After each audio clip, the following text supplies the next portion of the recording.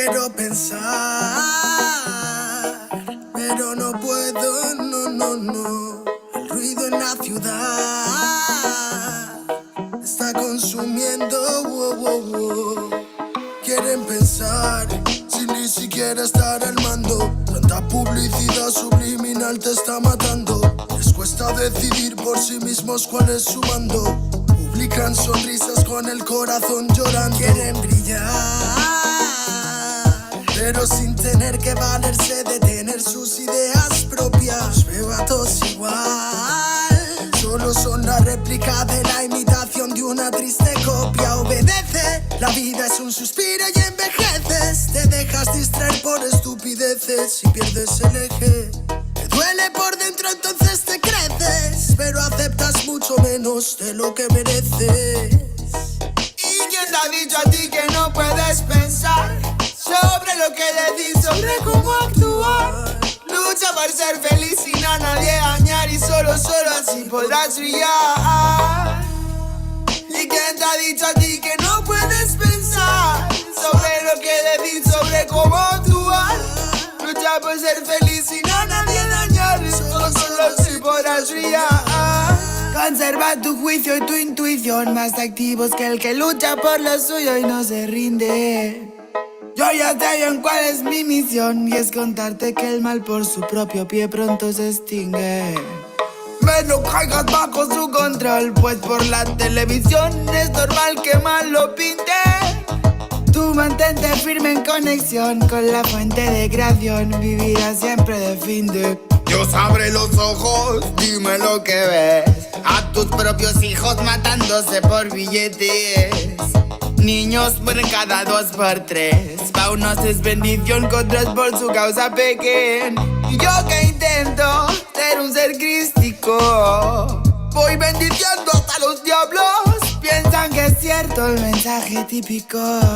Dicen que invento lo del engaño, y mientras lucho contra mis errores, demonios escucho, me ofrecen soluciones. Pero sé que hay un ángel que quiere que mejore. Me dice haz un trabajo interno antes de que lo ignores, antes que otra vez llores y se llenen los mares de pena y de dolores, ya que en mi mente no caben. La paz no va en un sobre, somos algo importante. Nunca te revelaste y por eso no lo sabes.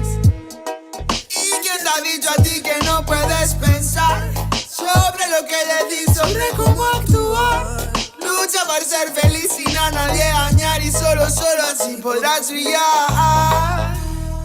¿Y quién te ha dicho a ti que no puedes pensar sobre lo que le di, sobre cómo actuar? Lucha por ser feliz sin a nadie dañar y solo así podrás brillar. Me desperté tan cansado, me sentía mal herido de todo lo que he pasado. No me quita lo aprendido, por dentro me he perdonado, pero casi no me olvido. Me desperté tan cansado, me sentía mal herido de todo lo que he pasado. No me quita lo aprendido, por dentro me he perdonado, pero casi no me olvido, no. Todos repiten lo que dice el referente. Discursos vacíos lejos de ser coherentes. De lo que no sabes será mejor que no inventes. Investigues y no te dejes lavar la mente. ¿Y quién te ha dicho a ti que no puedes pensar sobre lo que le di, sobre cómo actuar? Lucha por ser feliz sin a nadie dañar y solo así podrás brillar. ¿Y quién te ha dicho a ti que no puedes pensar sobre lo que le di, sobre cómo actuar? Lucha por ser feliz sin a nadie dañar y solo así podrás brillar. Quiero pensar, pero no puedo, no. El ruido en la ciudad está consumiendo, wow.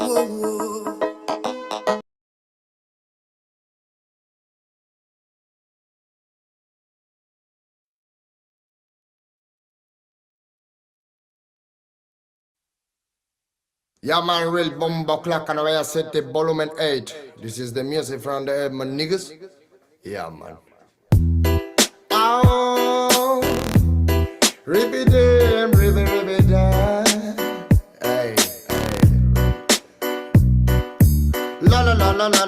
Lord. Human attribute from Black Uhuru Ray. Hey, hey, hey. Broken microphone, mystic lover sound, a dream of soul. Will my head alone, living in Zion, but Babylon. Broken microphone, mystic lover sound, a dream of soul. Will my head alone, living in Zion, but Babylon. Por soñar soñé que todo cambiaría, por pensar pensé. Luchar a sangre fría sin perder la fe. Viviendo el día a día, más con sentimiento que marcó mi sinfonía. Darle pan al que no puede comer, darle bendición al que sepa renacer. 3000 errores solemos cometer, pero solo un gran hombre lo sabrá reconocer.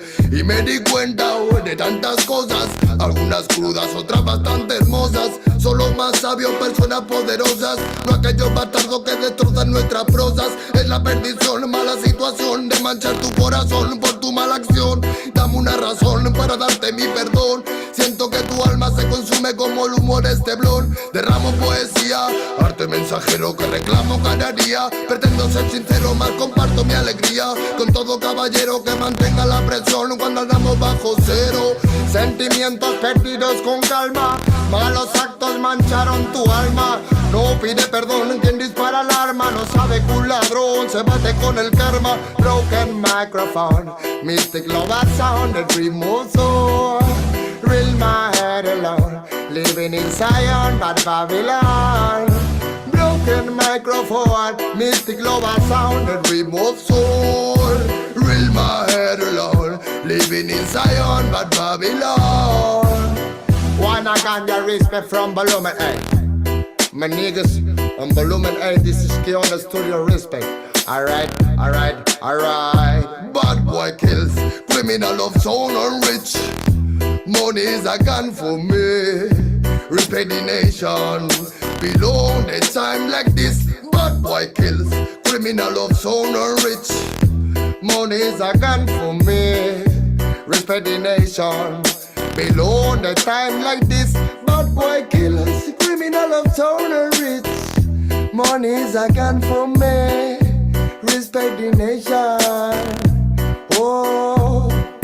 La la la la la la la la la la la la la. When I can just smoking from the studio of the on. And when I can just your nigga on the floor. When I live a sound. Oh them, ah. Bye bye rhythm, bye bye sound in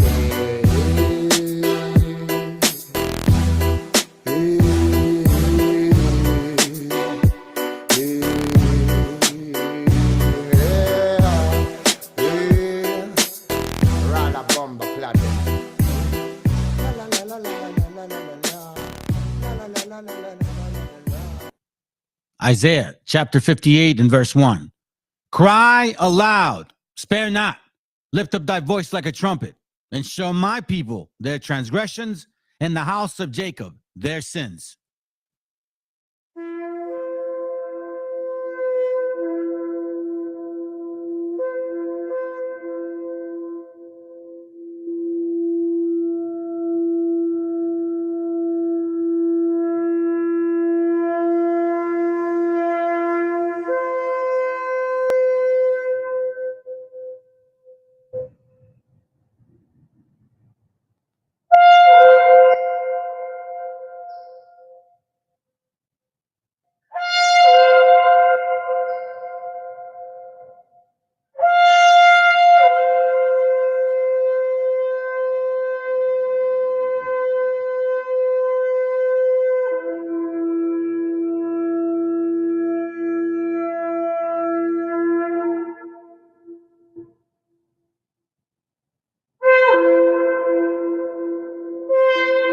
Copyright disclaimer.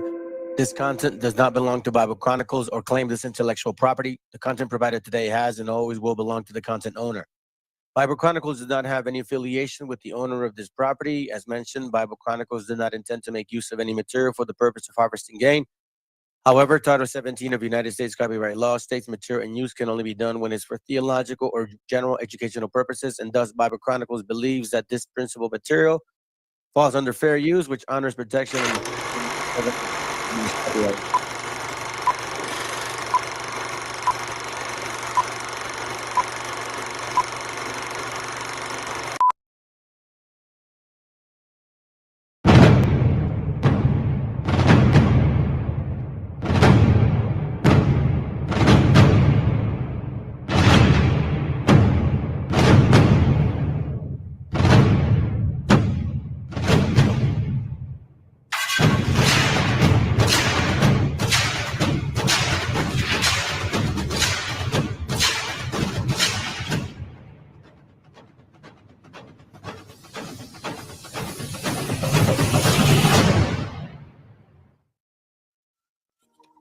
All right, here we go. Here we go. All right, family.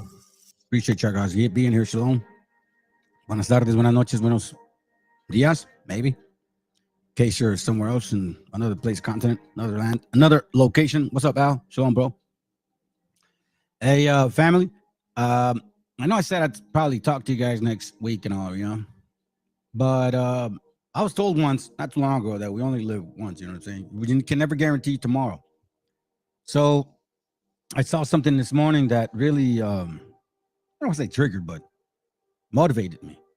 I'll just say this.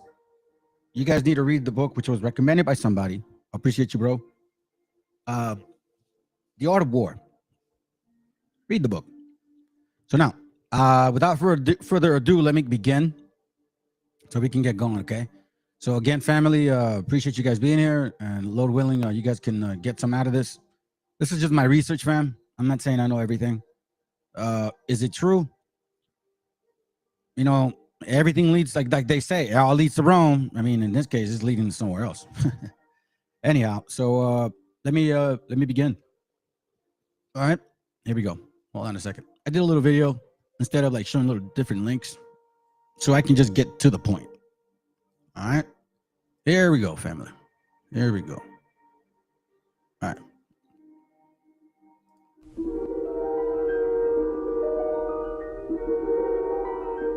There is a fifth dimension, beyond that which is known to man.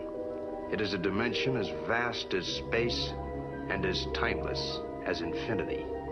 It is the middle ground between light and shadow, between science and superstition, and it lies between the pit of man's fears and the summit of his knowledge. This is the dimension of imagination. It is an area which we call the Twilight Zone. It seems as if they play chess, while humanity is playing checkers. But in some cases, the white father actually did remain in their child's life, but used their whiteness to accelerate the social status of their mixed children. One such example of this was Blanche Bruce, the son of a Virginia planter who became the first so-called African American to be elected and serve a full term as U.S. Senator. To let Bruce tell it, he escaped slavery and attended Oberlin College, a school intended for well-connected blacks, and became his own man, a real bootstrap story, rather than the truth of him being stewarded by his Caucasian father. A common practice of Virginia slave owners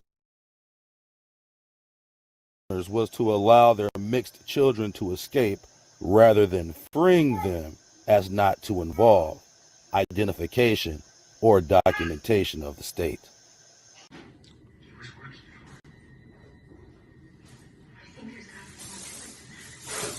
I'm no expert in agriculture, but that land out there does not look very productive.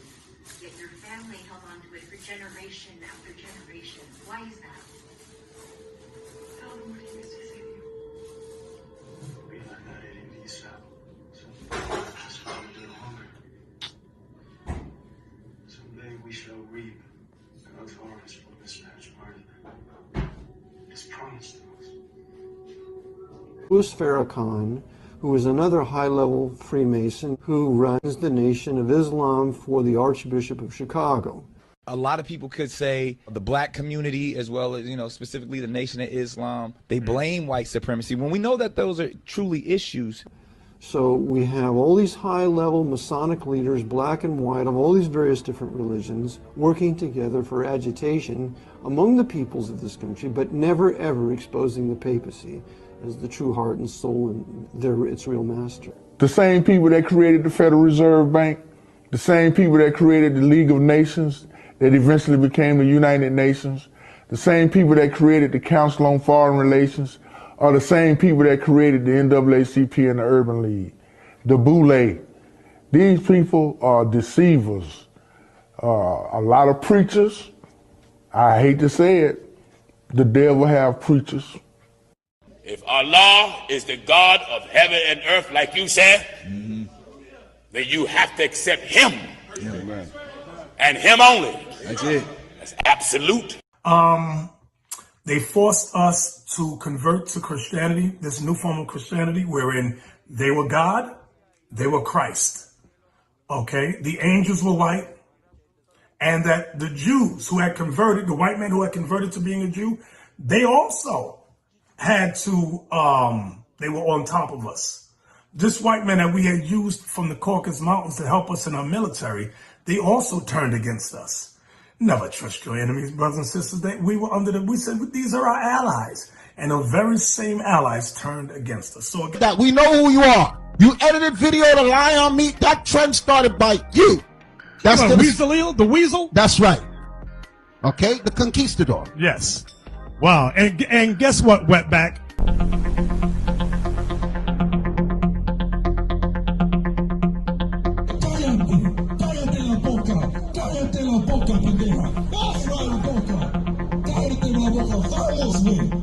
Vamos, güey, pendeja. Vamos, güey, puta. Vamos, güey, puta. Now it's chapter 15, right? It's a free country. This was our country. Now it's the white man's country. Don't sound free to me. Pinche idiota. Vamos, güey. Vamos. Hey, any of you on my time, I rooted for that punk white one. What the you thought was gonna happen? There are people that pack into churches every Sunday to worship this white boy. We know that they're not true believers in the Most High. Freedom. Right, hey, men and women and child are a bunch of devils. That's right. The white woman and that white god child is the devil. You're a god devil, that's what. You god.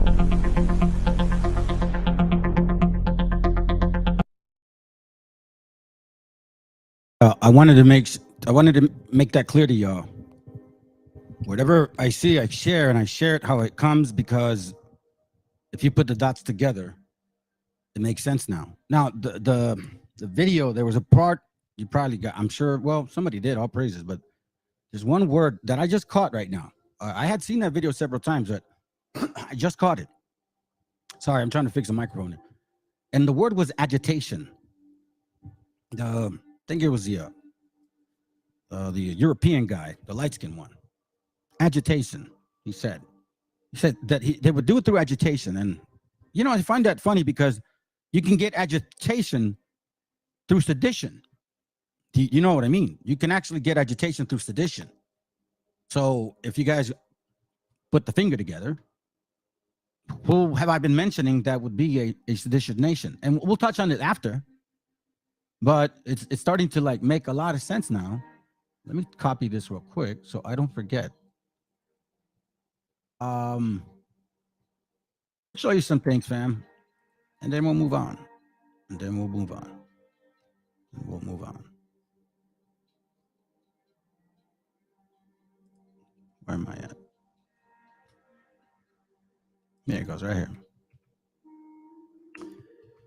I'll see if I have enough space or time, and I'll add it in there. Okay, so let me begin, or at least continue. Let's go to Job real quick. If you guys have any scriptures that you know the Most High seems to reveal, make sure you post them, but make sure that they actually are related to the topic, family. Okay. I understand sometimes we kind of what I may say triggers certain thoughts, but stick to the notes, and let's not mislead the family or the flock. That's our job. We're initiating this walk. It reads here: there is no darkness, no shadow of death, where the workers of iniquity may hide themselves. So we read that yesterday, but it makes it clear here that, whichever religion they might be trying to preach, whatever so-called family attempt, whatever misleading info or mimicking or memes, Wabboisms, HBI-isms, Hebrew-isms, there is no darkness, nor shadow of death where the workers, you guys, Deuteronomy 18:22, just in case you forget, may hide themselves, because everything will come to light. Nothing is ever in secret. Even, look, listen, fam, by the way, like today, I was talking to a brother, man, and I caught myself boasting. And literally, man, I'm like, whoa. So I'll tell you, be very mindful that at any moment, this landlord can twist on you. That's why the only way to defeat this is through self-examination. The moment it shows up, you better shut up and apologize if you can. If not, it'll stay with you. Those are secret sins. That's why it says, don't leave anything in darkness. The Most High is going to see it. You can't hide anything. We can't hide anything. I'm not sure why, but apparently some of y'all believe that you can. Let's check this out and see. That's the thing about the Most High, and is the ways that he works things, because apparently now there are people that seem to agree to a certain extent. But I'm gonna tell you guys something, brothers and sisters. You know this. All of us that have walked into these One West camps, right, and all of us that have walked out safely. It took a long process while you're in there, and then a long process to get it all out. We're still dealing with it in some ways. So these brothers, F1 West, we're going to do it our way. No. It's not that easy. You see, those are people that are in the flesh. They've never experienced what we've experienced. So it relates to somewhat of your cup, maybe. It's too late. You guys knew this information. The problem is that you weren't listening to the Moors, your people. The black Moors or the Moors of New York, wherever they knew these things. You guys didn't want to listen to them. But now that the so-called Hispanics, now that we finally have woken up, now all of a sudden you got this black Edomites now. So now they're denouncing One West, but it takes more than denouncing, young men. I'm gonna call you guys young men. I don't care how much gray hairs you got, because it tells me that you're back to step one. You are no longer an elder. Okay, I want you guys to understand what I mean by this. You see, an elder is somebody that really understands doctrine, that you can rely on, that you can trust on. Now, you come from One West. You came out of that tree, just like we did, and it took a long process to wash that shit out because it's still working. You think who created it is going to be separate from himself? Everything about you guys has been this Pan-Africanism, and you still don't see it. But apparently, we got one of the first groups.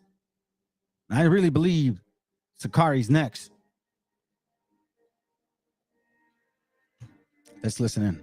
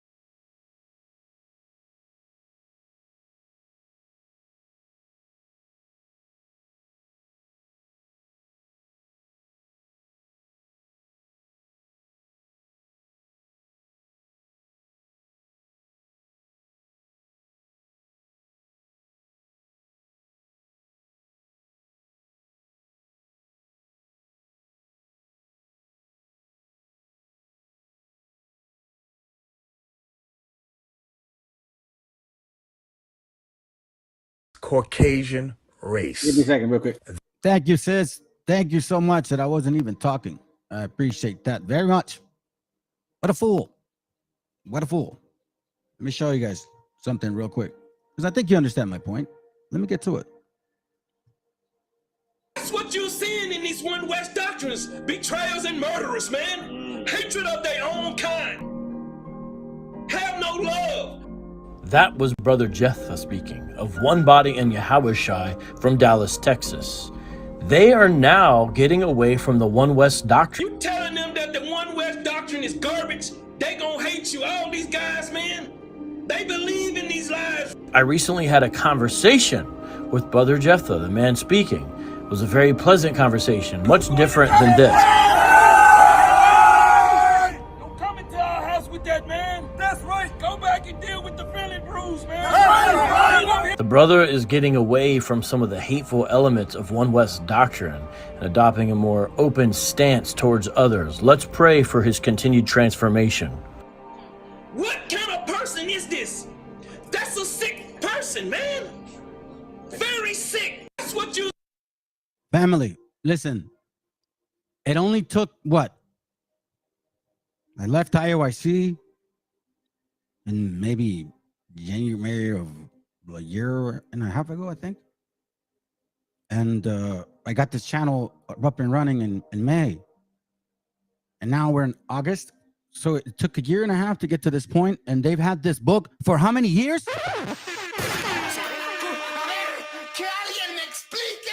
Don't let the spirit fool you. Discernment now is the most important thing, because this is their origin. Remember, O Lord, the children of Edom. Edom means red. Edomite means red people. Now you may ask, well, who is Edom? Who is the red people? That's today's Caucasian race. That is today's Caucasians. Why do you say that they're red? Why does the Bible say that they're red? Because the blood shows through their skin. And that's why I always say, nationality goes by who your father is, not by who your mother is or where you even live. Your nationality is based upon your father's ancestry. Your father and his father and his father and his father. That's how it goes down. Remember, oh, that's their origin. You know, last time I recall, Abraham came out of the Ur of the Chaldees, not of Africa.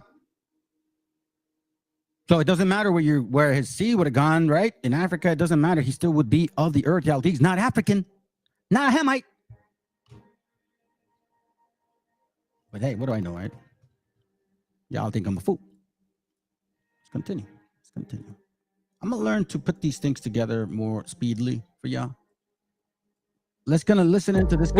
This gentleman right here. I'm gonna call him a gentleman because he understands who he is. This is not about me. How can I say it? Hey, you want to know something, family? I'll bet you the majority of the people. Let me read that real quick, bro. It says here, Psalms 55:21. The word of his mouth were smoother than butter. Yeah, it sounds cool. Sounds good. Yeah, you know what I mean? With power, passion, so-called. But war was in his heart because he came to destroy. If you get, he said it himself. If you get in our way, we'll destroy you. With war in his heart, in his mind. His sword were softer than oil, meaning his words. These are words. Yet were they drawn swords. I'm sorry, words. But they were drawn swords, meaning to destroy you. To destroy you. To keep you in an idle state. So then you can be the Mimi of them. But yet they are the Mimi of the Mimi because the Mimi copy us. I know y'all didn't get it, but I'm some of you will. We're going to speed this up a little bit.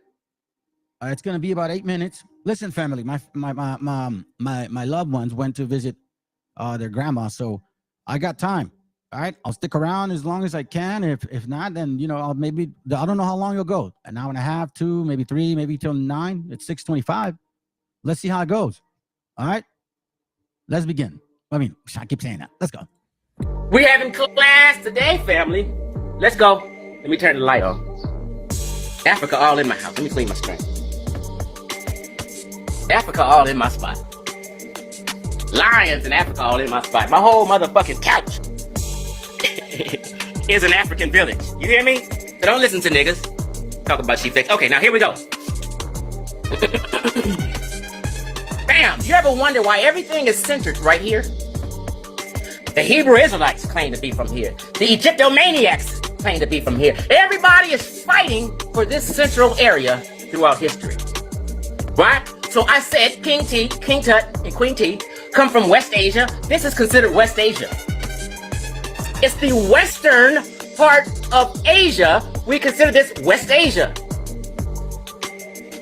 15,000 years ago was a fucking ice age called the Laurentine Ice Sheet.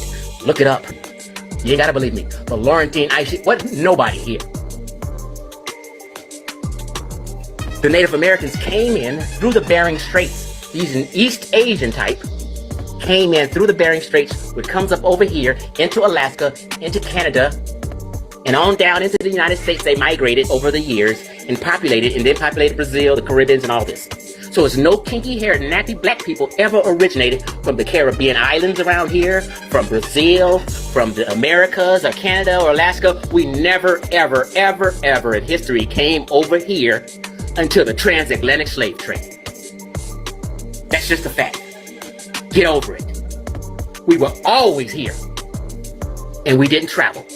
We were like landlocked. Do you see anything around here? And we had canoes. We didn't have ships like that.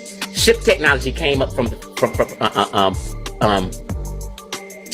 Portuguese. Advanced shipbuilding technology in the late 1300s. And then, and only then, did human trafficking began to cross large body oceans, because they developed ships that can cross large body oceans. Prior to that, you would have sunk or drowned and died. So when you talk about migration and people populating, technically they're not talking about you sub-Saharan Africans. People migrated up out of here. Because North Africa has never been black Africa. Ever. Ever. I'm from here, tropical Africa. My DNA says mainly Ghana and Nigeria. This is called tropical Africa. Even the Congo is tropical Africa. I'm a tropical African. These are desert Africans. I'm not a desert African. You're not a desert African, and you never have been.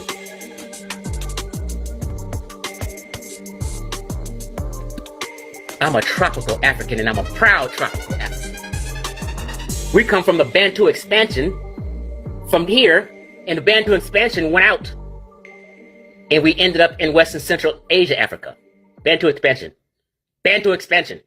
I mean, like, you can like look up all this I'm talking. I'm just shitting this off the motherfucking head. And this is where we were. These people are not part of the Bantu expansion.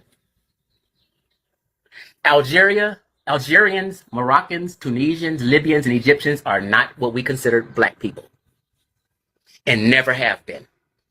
The only reason these Nubians that came from down here, they were lucky because they lived close by the Nile, so they were able to sail up here to a certain point, which is the first cataract right here. They can't sail no further from here.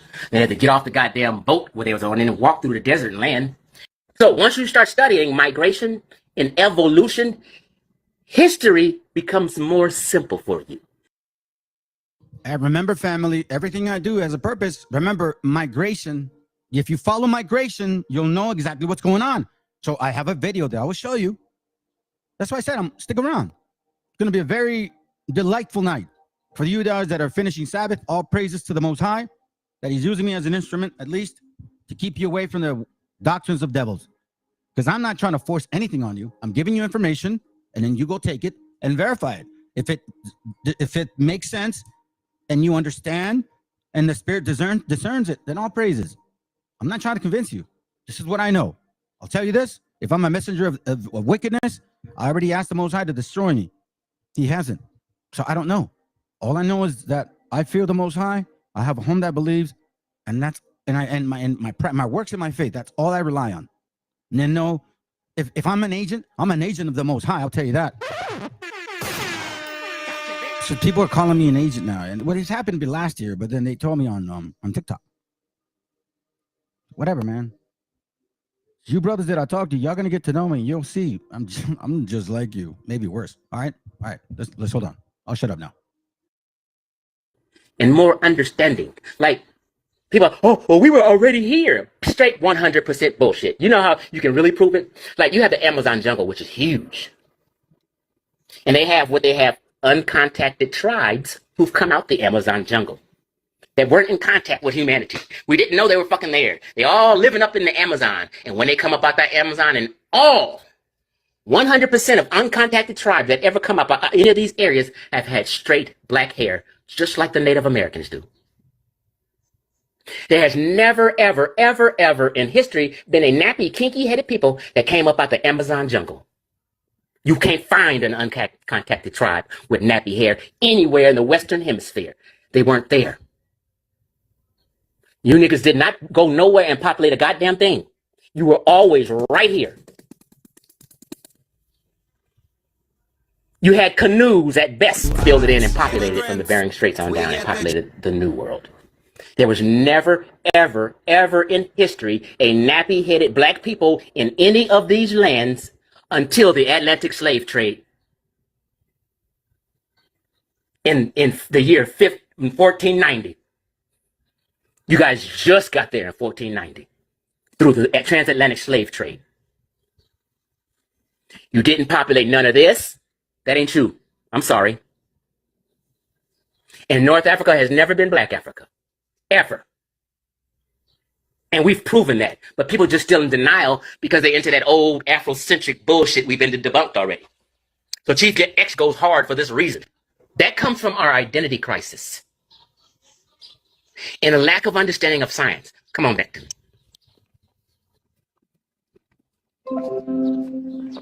Talk black to me. So I've been having these heated discussions is because people are hard-headed and they don't want to change. See, you're supposed to change with truth. I'm a sincere, I'm what you call a sincere truth seeker. So I roll with science, I roll with the truth. Most people are belief seekers. They're not truth seekers. They roll with a belief. Or they thought this, or somebody told them something, this is what they believe. See, I may believe something today and find out something different tomorrow. I'm throwing that belief in the motherfucking trash. I don't have what you call, and what I call a lot of people, is foolish pride. And what is the first thing that it destroys? Find that scripture for me, Al, if you can, brother, whoever can. Regarding about pride destroys before anything, something like that. I'm telling you, family, it's becoming very, very, very interesting because, again, we're going to get, remember, we also got to be mindful that those that appear to be, look, even then, okay, they still don't get it, family. These guys still don't get it. You see, they still think that it was just black on black crime. No. Bruh. It's not about that. It's not about that. You guys are forgetting who the first enslaved, perpetual enslaved were until between 1760-ish to 1865. You guys had it probably bad about maybe good and bad miscegenation. So it's difficult to kind of determine. But you didn't have it as bad as you said. So be mindful, family. Be mindful where this root comes from. Short thoughts. To the Gilbert Archives like you suggested. And I found out a lot of interesting things, especially about your family. William Ellison was sent by his master to apprentice a cotton gin and grist mill maker in Winnsboro, South Carolina, 1802. Ellison spent 14 years learning to be a skilled gin maker. On June 8, 1816, Ellison was granted his freedom. With this freedom, Ellison went into business for himself as a master cotton gin builder and repairer. This would lead to owning his first 2 slaves according to an 1820 federal census. See how they put black people, and if you find out about this guy, you'll find out more. Let me continue. Ellison's slave count increased to 12 working in his shop by 1840. As Ellison's success grew, his slave count would continue growing, shown in the 1860 census. Only 5% of the people owned as much land as Ellison, having not only his gin shop, but also a 900-acre cotton plantation. Short thoughts. 900-acre plantation, you would need a lot of people. You think they were all black now? Come on, man. Or West Africans? You think they were all West Africans now? Hell no. Shalom, bro. Thanks, bro. Proverbs 16:18. Pride go before destruction, and a haughty spirit before a fall. Because I'll tell you this, when I found out about all these things, man, I wasn't just like, oh, no, I was like, bro, I don't know. Let me check this out first. And if I find out that I'm not, then I'm not. It's that simple. But like he said, some people are not like that. You guys got listen to him again. Because this guy still, he has information, but he's still blaming you know who. He's not blaming himself or themselves. So listen, the reason why I say West Africans are Canaanites, and I say Canaanite slasher or slayer, is because I'm trying to help you bring you off this pedestal that you put yourself in, because there is a tribe out there that is making decisions for y'all, and they're making you guys look really dumb, and they're force feeding this shit in your face, and you guys are not seeing it. I'm trying to be a friend, I guess. He's trying to be a sincere brother. Look, man, if I was a so-called real forever Mexican and I had nothing to do with the Bible, our history wasn't in there, and it didn't match, like Deuteronomy 28, it matches to the T, vocab, shut up, you're welcome to come here, call my phone number, you told me not to, but it's okay. Anybody can come in here and try to rap with me, and it's not rap, but try to, spit game and say, hey, yeah, I got this, I got that, what's going on, show me this. Let's see, we hit all the scriptures on verse from 28 1 through 68. We hit every single one without a doubt. You guys better start realizing that we are on the winning team. I know a lot of us been losing team. Whatever parents, background, whatnot, y'all need to start dancing for joy. This is starting to, hey, Alicia, remember you put that message, like the crumbling picture, right? That was crazy on Facebook. It's perfectly said, better than words. Let's go.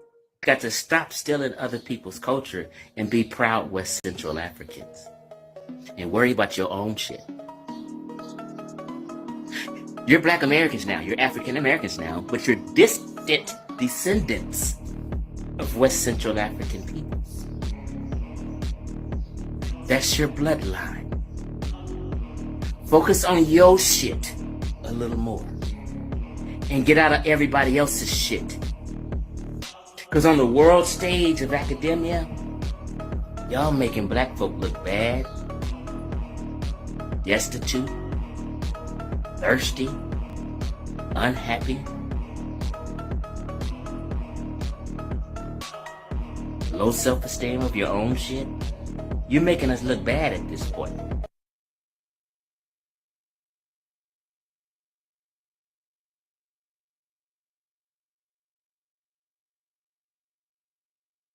I had to debunk that the ancient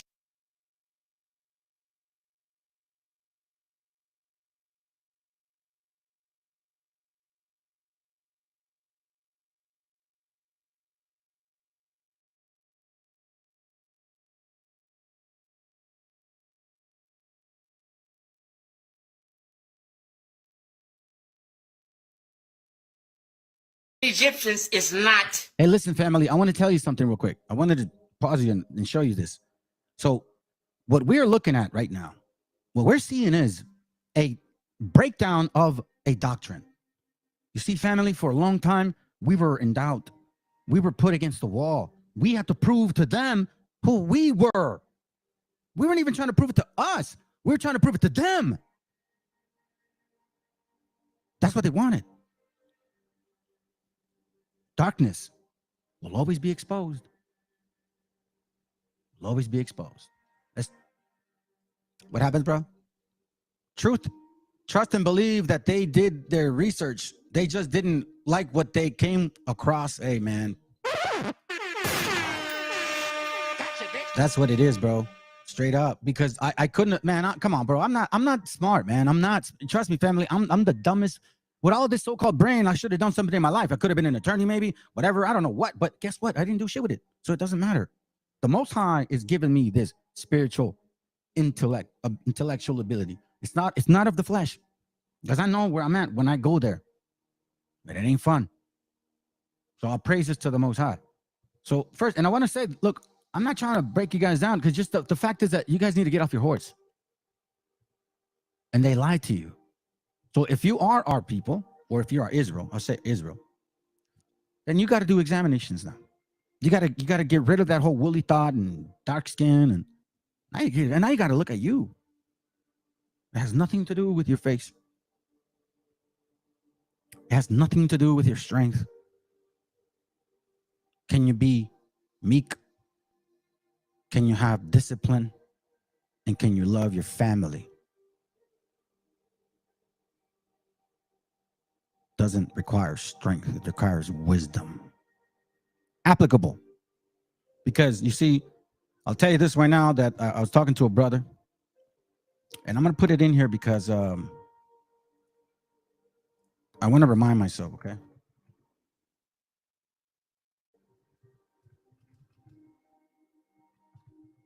There you go. All right, let's just go. I had to debunk that the ancient Egyptians is not black people. The ancient Egyptians were not black people. And what happened was, for years and decades, thought that Nubians and Egyptians were the same people. They were dead wrong. They are totally different people. They speak a whole different language family. Nubians are what we would consider black people. Egyptians were not black people. So what had happened was that Nubians conquered Egypt for 100 years almost out of 3,000-year history of Egypt. 3,000 year of history of Egypt, Nubians who came up from the south after Egypt was in its decline and falling off and doing bad, then the Nubians were able to conquer Egyptians and took over politically, right? And what happened was they have Nubian statues in Egypt. So people were confusing Nubian statues and Nubian artwork with Egyptians. They had it all confused. I had to iron it out. Nubians and Egyptians are not the same people. They're totally different. One kinky hair, one straight hair. The ancient Egyptians are Caucasians.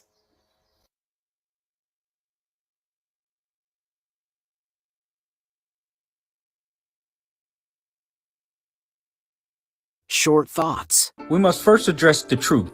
Yes, free blacks did own other blacks as slaves. Primary sources such as census records, manumission records, and diaries prove the numbers of free black slave owners and the number of black slaves owned by them. Still, there are those who simply didn't know this historical fact. For instance, the great intellectual Booker T. Washington said, quote, "My own personal recollections bring no case in mind of free black men owning spaces, nor am I able to refer you to any books making reference to this phase of slavery in case it did exist." All right, so what does that sound like now? That's what BHI did. I don't know what this book is like. I don't wait. No me lo enseñes, cabrón. Esto dice la verdad, güey. That's what you guys did, man. Stop lying. You see what I'm saying, fam? This is trust and believe that this guy is not sincere. I even posted on his channel and said some real shit. I haven't had a response. I'd love to talk to him, man. If he's a sincere brother, I don't care. But this is not looking sincere. End quote. Yet, free blacks owned slaves in each of the 13 original states and later in every state that had slavery. Blacks became slave owners early in American history. In 1654, Anthony Johnson and his wife Mary won a court case in which they gained the services of their black servant, John Kaser, for life. Short thoughts. And remember, Spain was allowing West Africans to come down to the Spanish area from the 13 colonies because we weren't enslaving people, but they would go to our locations and enslave us and enslave our women as soon as they were bleeding, like that dumbass. Oh, it was you, white man. You, as soon as our daughter started bleeding, I'll bet you that you've seen this information and it probably burns you because somebody in your family is African from that area. I'll bet you anything. That's why you do that. Don't trust these people, family. Do not trust these people. Not yet. At least it's Black Americans. It's like this, fam. Scriptures say, prove a friend, even me. Prove me all the time. Even me. Let's go. Black Americans, with their low self-esteem and their identity, have been culture vultures. And we need to admit this and move forward. We claim to be the Moors, the Native Americans, the original Chinese, whatever the fuck that's supposed to mean. We've claimed everybody's culture except our own.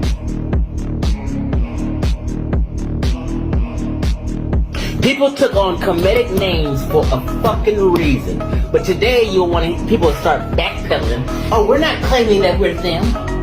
Bullshit. I've already showed what you guys consider master teachers, claiming that we are the Egyptians.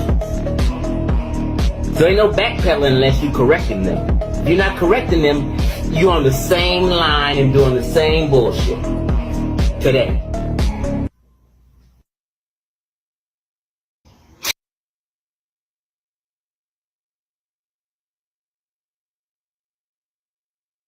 People on the continent of Asia, they don't all claim each other as one people. It's not all Asia love. It's not like that with continental Africans. This is just a thing specifically for Black Americans. Because we have the identity crisis. We have the confusion. Ethiopians on the continent know goddamn well they have nothing to do with Nigerians, Angolans, or South Africans, or Nambians, or Kenyans. They know that they are different people. They know they have a different biological makeup. They know they have a different genetic structure. They know because they have a country. And this is they are countrymen. They know their culture is different from a neighboring country. We just the ones confused.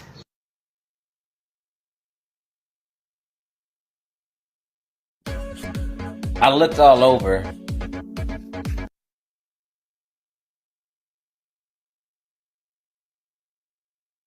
For several months now, for some Black Coptic speaking people.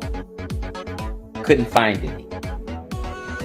When I looked at the Coptic Christian church, all in Egypt, there was no Black people there. When I heard some people speaking Coptic, none were black. Now this is one dude on YouTube speaking Coptic, and he looks biracial, right? He's the only one. But outside of that, no Black Coptic speakers.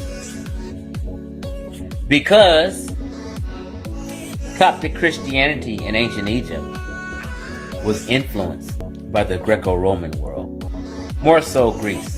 The Greeks. Right? So when the Greco-Roman world came into Egypt, aka North Africa, those people who speak Coptic were influenced by the Greeks. Loan words and all. Hey, family, this also would challenge what Paul looked like, right? Wait, hold on a second. Let's continue. And all that. Coptic script writing looks like Greek writing. So, when the Greco-Roman world came into North Africa, they were dealing with not Black people. You guys are way down south. When the Greco-Roman world came to North Africa, they was dealing with them people who you see in Egypt right now today. That's another way you know the Egyptians wasn't black. Because there's no black Coptic speakers. How you guys gonna get around that one? Right? So, Greco-Roman world, more so Greece, came into North Africa, aka Egypt, influenced them with religion and a belief system. When the Arabs came in, they influenced them with Islam. The Greco-Roman world influenced them with Coptic Christianity. And Greek looked like Coptic.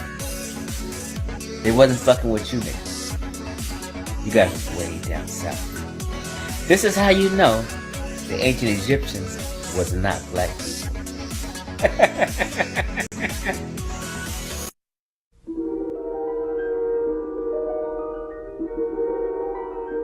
There is a fifth dimension, beyond that which is known to man. It is a dimension as vast as space and as timeless as infinity. It is the middle ground between light and shadow, between science and superstition, and it lies between the pit of man's fears and the summit of his knowledge. This is the dimension of imagination. It is an area which we call the Twilight Zone. It seems as if they play chess, while humanity is playing checkers.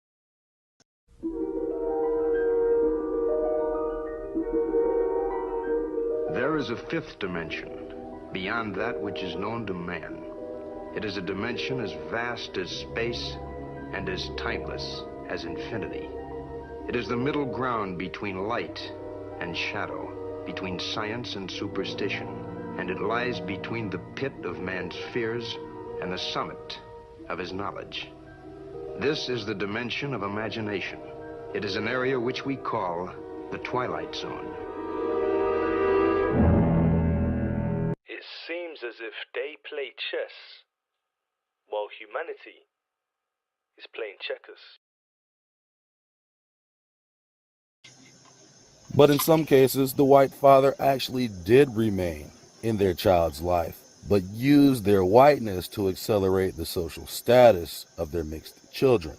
One such example of this was Blanche Bruce, the son of a Virginia planter who became the first so-called African American to be elected and serve a full term as U.S. Senator. To let Bruce tell it, he escaped slavery and attended Oberlin College, a school intended for well-connected blacks, and became his own man, a real bootstrap story, rather than the truth of him being stewarded by his Caucasian father. A common practice of Virginia slave owners was to allow their mixed children to escape rather than freeing them as not to involve identification or documentation of the state.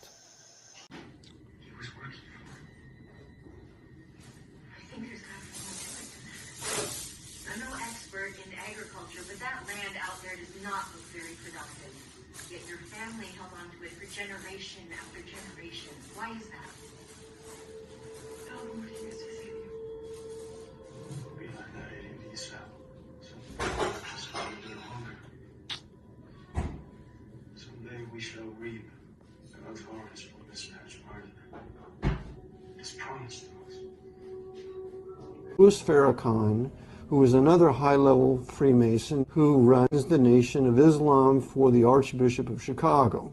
A lot of people could say the black community, as well as, specifically the Nation of Islam, they blame white supremacy when we know that those are truly issues.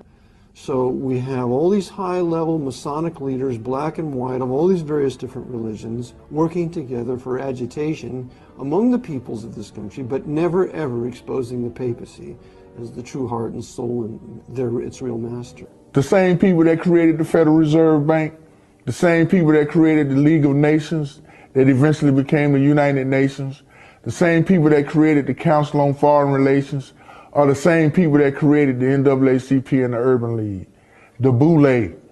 These people are deceivers. A lot of preachers, I hate to say it, the devil have preachers. If Allah is the God of heaven and earth, like you said, then you have to accept Him. Amen. And Him only. That's it. That's absolute. They forced us to convert to Christianity, this new form of Christianity, wherein they were God, they were Christ. Okay? The angels were white, and that the Jews who had converted, the white men who had converted to being a Jew, they also had to, they were on top of us. This white man that we had used from the Caucasus Mountains to help us in our military, they also turned against us. Never trust your enemies, brothers and sisters. We said these are our allies. And the very same allies turned against us. So that we know who you are. You edited video to lie on me. That trend started by you. That's the Weasel, the weasel? That's right. Okay, the conquistador. Yes. Wow. And guess what, Wetback?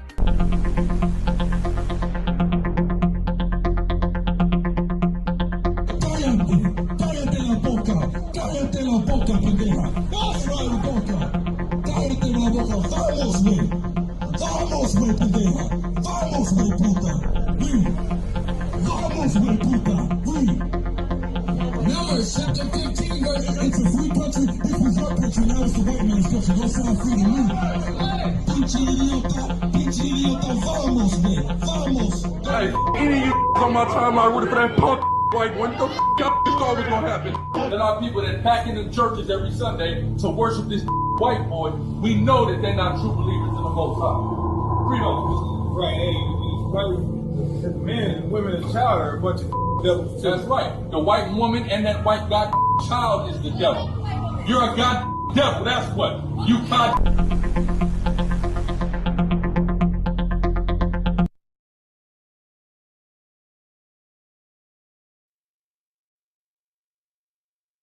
Let me show you this now. It's called The New Voyage of Italy. Let's go to page 139 and 140. So in this book,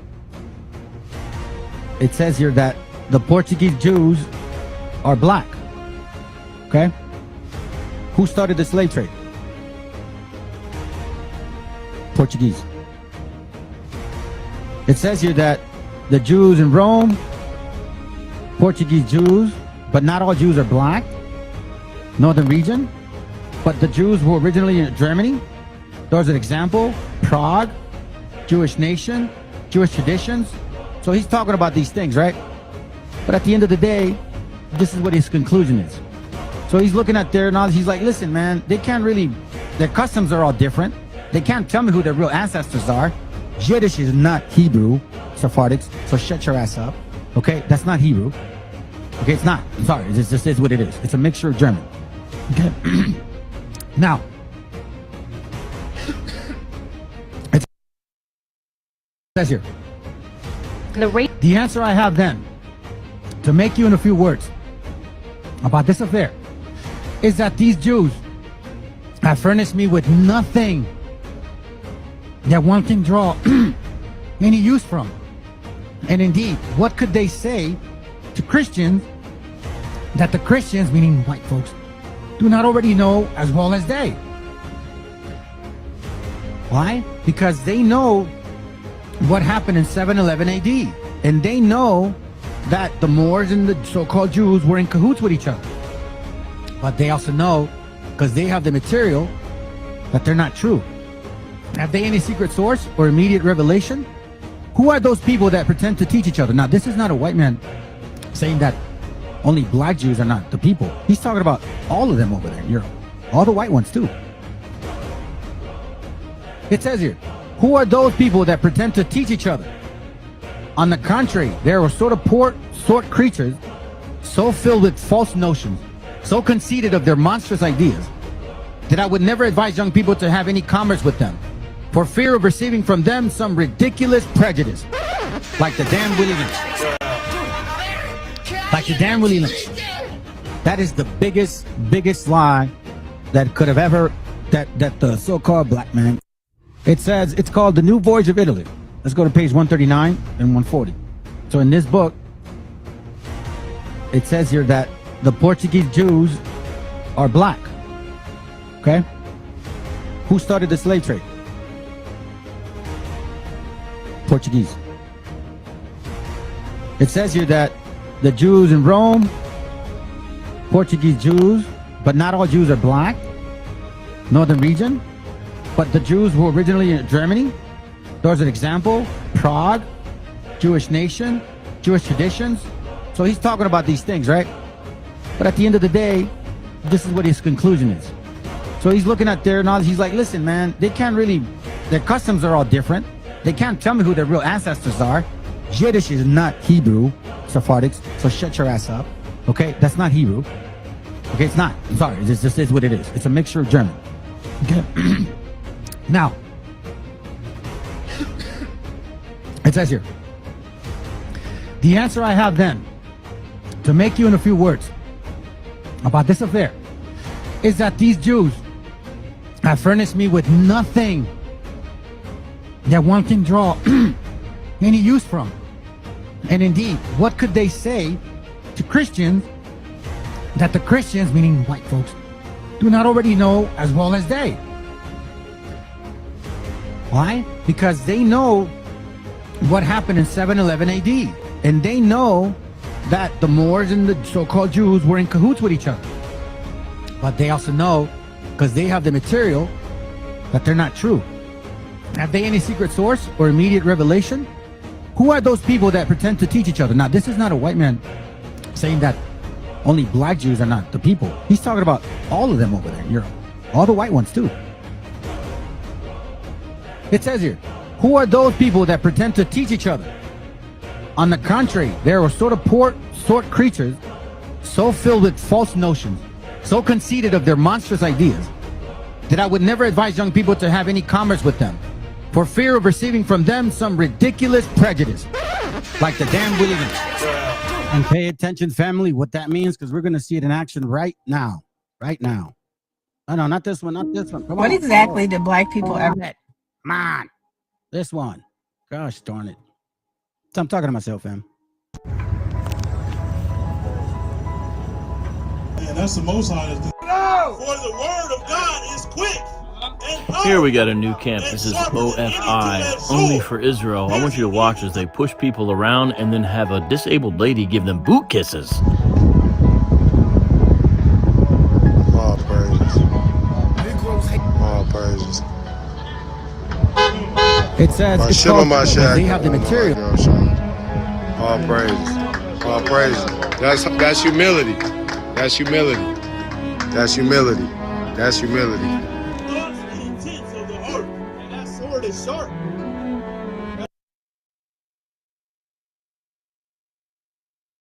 Family, I wonder if they're going to be also saying the same thing. Listen, that's what this book says. Any notion of this silliness, man, get away from them. Never advise young people to have any commerce with them, for fear of receiving from them, saying that only black Jews are not the people. He's talking about all of them over there in Europe. All the white ones, too. It says here, who are those people that pretend to teach each other? On the contrary, they are sort of poor sort creatures, so filled with false notions, so conceited of their monstrous ideas, that I would never advise young people to have any commerce with them, for fear of receiving from them some ridiculous prejudice, like the damn Willie Lynch. Like the damn Willie Lynch. So let's now I think with all of that said, let's see if now we can have some clarity with this book here. Joel 3:1, because before there was hiccups. Now we're seeing it. For behold, in the future, in that time, when I shall bring again the captivity of Judah and Jerusalem, again, right? I will also gather all nations and will bring them into the valley of Jehoshaphat, and will plead with them there for my people. Now, he's going to bring all nations. He's not going to plead like, oh, let's sit and talk. Nah, he's not going to do that.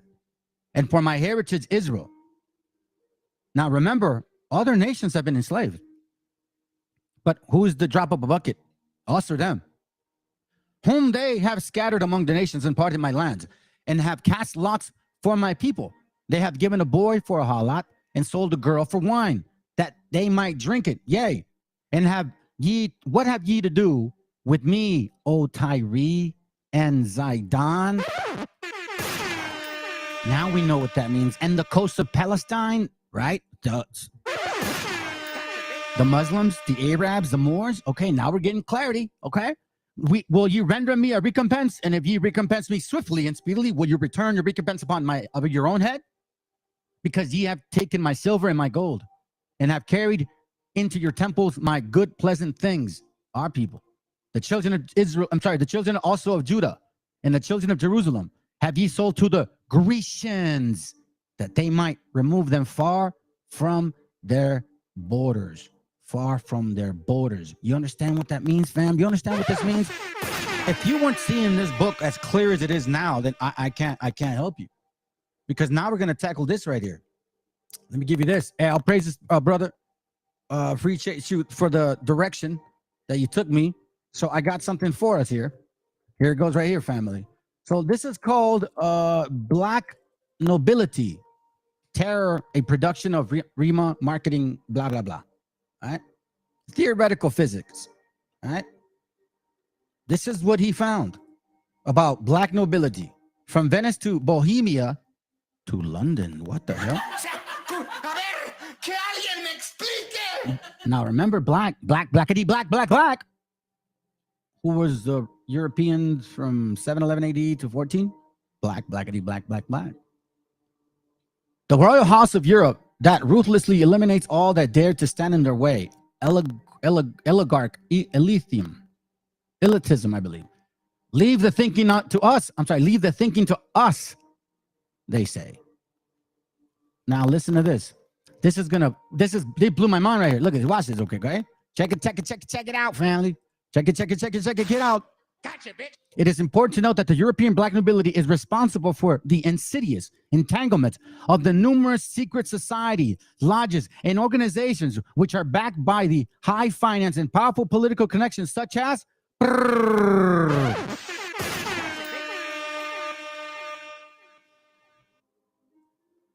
see a bunch of these things for the sake of allegedly, right? They say allegedly, and many others. So let's focus on this page here. Shouldn't be too long.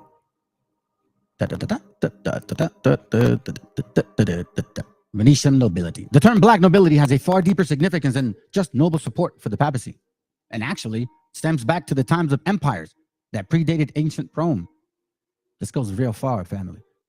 Before the rise of the Roman Empire, world dominant power in the Mediterranean, there existed a very specific cartel. Holy shit. Oh my God. Now, Meshi, in case you catch this, you remember you told me that they have to do something with it, of oligarchical families, mainly centered on Babylon, Persia, Greece, Tyre, and Phoenicia. Sorry, I'm getting happy with it. These oligarchical families were powerful families who had significant influence in the great regards to commerce and trade. Listen to this. Powerful families who had significant influence in regards to commerce and trade, and that resided in, right? They were what? Merchants of the sea. The black nobility. Merchants of the sea. For a period of time, Persian Mede, blah, blah, blah. Anyways, here we see Phoenicia. The first three crusades, middle of the East, in this time, 10 to 6 to 11, 2000. Remember, they were already conquering Europe. Okay? Middle of the time, law of commerce. Listen, that's under the UCC code. Man, I got deep into that. I used to do what's called securitization audits. That's what the whole the fall of 2008. I can go deep in that, bro. Like the whole where the loans went, how they were stacked, the security that was backing it. I'll do a class on that, man, just for the sake of it. Very interesting. They're always involved. Let me get that for you, bro. Psalm 17:10. They are enclosed in their own fat. Oh, praises. With their mouth, they speak proudly. Yeah, but they're letting themselves know they're letting themselves know who they are to us. Very clear. But all that fat, all that slaughtering on their mouth. I don't give a shit. Yeah, we ruled Europe. Okay, thank you. Hint, hint. So as you can see that these guys, check this out. This was a strategic, powerful family. The wealth of this brought to Venus was such that Venetians were able to develop and provide military and naval support for the Crusaders and ventures into the Middle East, and thus Venice, became not only economic power but a strategic power for Eastern Byzantines of the Roman Empire. 1082. See that? And we see here just distinguishing individuals. Up until 1172, control and rule of the republic was through the appointment of a chief magistrate. This would have similar today to what we would call a mayor. Remember that, family. We didn't have this structure. We didn't work in this way. It was different. It was through council. It was through bloodline. It was through tribe. Let me get to the point. The central basis of this family, a right to rule, is what is commonly called oligarchy. Don't we see that now? The idea that certain families are born to rule as an arbitrary elite. Boule, they think that way. While the vast majority of any given given population, and we also know who the Ashkenazis are, is condemned to oppressions. And by the way, I want to say this, that I read a book that you guys are converts. Your own book says that. So I'm not being anti, whatever you guys call it, because technically I am Shemitic, and in my DNA shows it. So can't say that about me. But you're not Shemitic. So you're a convert. So it seems like these two people, two heads, two thoughts, are trying to gain oppression and slavery back. While the vast majority of any given population is condemned to oppression, serfdom, and slavery. During most of the 2,500 years, oligarchs have been identified by their support of the philosophical writings of Aristotle. Aristotle asserted that slavery is a necessary institution because some are born to rule and others to be ruled. He also reduced the question of the human knowledge to the crudest sense and certainty and perception of facts. The Venetian oligarchs identify wealth purely in money terms. Now, who the hell? Who does that? You know who does that? And practice usury. We know who does that also. There's two people here to identify them. Monetism and looting at the expense of technological advancement and physical production. What the? So they're finding a power through money, to money, practice of usury, financing, right? And guess what? All of that's called power in any way possible. And then in case it doesn't work out, what is this word? It says if this doesn't work out, then we're going to do this. I tell you, family, seditious nation. What was that? Agitation through sedition. Because this agitates people. You're damn well right it agitates people, man. There's absolutely no way that this wouldn't agitate people. Check this out. News out of Canoga Park tonight after a flash mob of thieves smashed display cases. And developing news out of Canoga Park tonight after a flash mob of thieves smashed display cases and stole thousands of dollars in merchandise from Nordstrom's. And of course, all of it was caught on camera. KTLA's Jennifer McGraw live at the Westfield Mall in Canoga Park with the details on that. Jen? Sandy and Rick, this was a Saturday afternoon. The mall was packed. Tons of employees, obviously, and shoppers in the store. And that's when I'm told by police that more than 30 people rushed into the store and started ripping apart displays. And of course, it was caught on camera. Another flash mob robbery, this one erupting at the Nordstrom department store as more than a dozen people, masked and hooded, were seen stealing high-end handbags. Some even dragging purses chained to the display case nearly out the door. Shoppers stood stunned as each and every one of these thieves got away, and with thousands of dollars in merchandise. Police say the security was overwhelmed after being hit with a chemical spray. People equally as shocked by the video. Oh my God. This is just ludicrous. I'm disgusted. I can't believe we're allowing this day in, day out. I like to come here, and seeing this, it makes me not want to come here. And it's happened before. Back in 2021, 5 or so people robbed the same Nordstrom, a smash and grab, using a spray as well, which caused the area to be evacuated. Police made several arrests, then busting an organized crime spree involved with that robbery and several others across the Southland. While many got away with thousands of loot this weekend, the investigation continues. But either way, shoppers say they're frustrated and more should be done to crack down on these crimes. But it's happening everywhere. It's just really, really shameful that we're allowing this as a society and as a country and our state. We need to do something. Mayor. Let me read that real quick, bro. Proverbs 15, Proverbs 1:15. That's actually perfect, man. That's a perfect one that I'm looking for. All praises. Proverbs 1:15, it reads, it says, my son, walk not thou in the way of them. Refrain thy foot from their path, for their feet run to evil and make haste to shed blood. You understand what that means?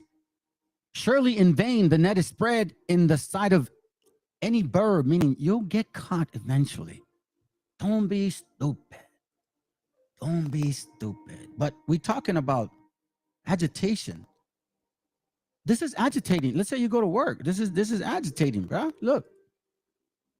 You gotta back up, man.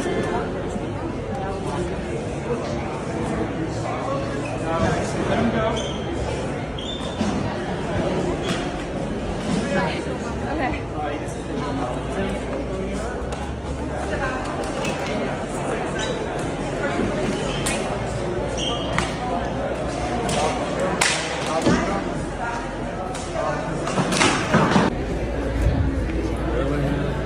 Yo, you gotta back up, man. Yo, should we stop him or what? No. Let him go.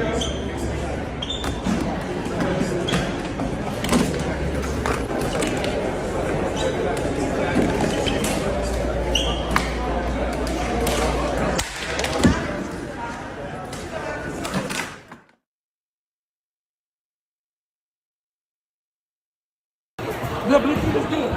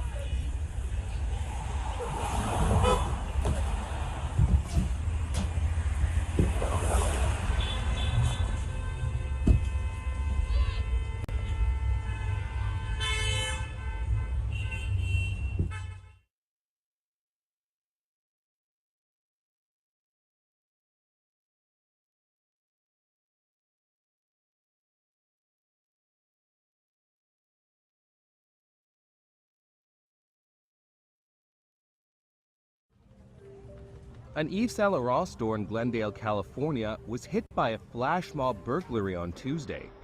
According to Glendale police, at least 30 suspects stole clothing and other merchandise with an estimated value of about $300,000. Flash mob burglaries are described by police as a coordinated group of individuals simultaneously rushing into the store, overwhelming staff, and taking it over. There's a reward of up to $50,000 for any information leading to the arrest and conviction of those who committed the crime.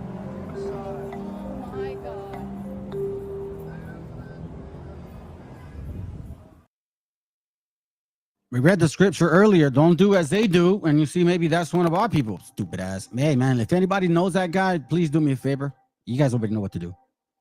We got to check our own people, man, because they're not going to do it. And we're not going to be an example. Isaiah 59:6, their webs shall not become garments, neither shall they cover themselves with their works.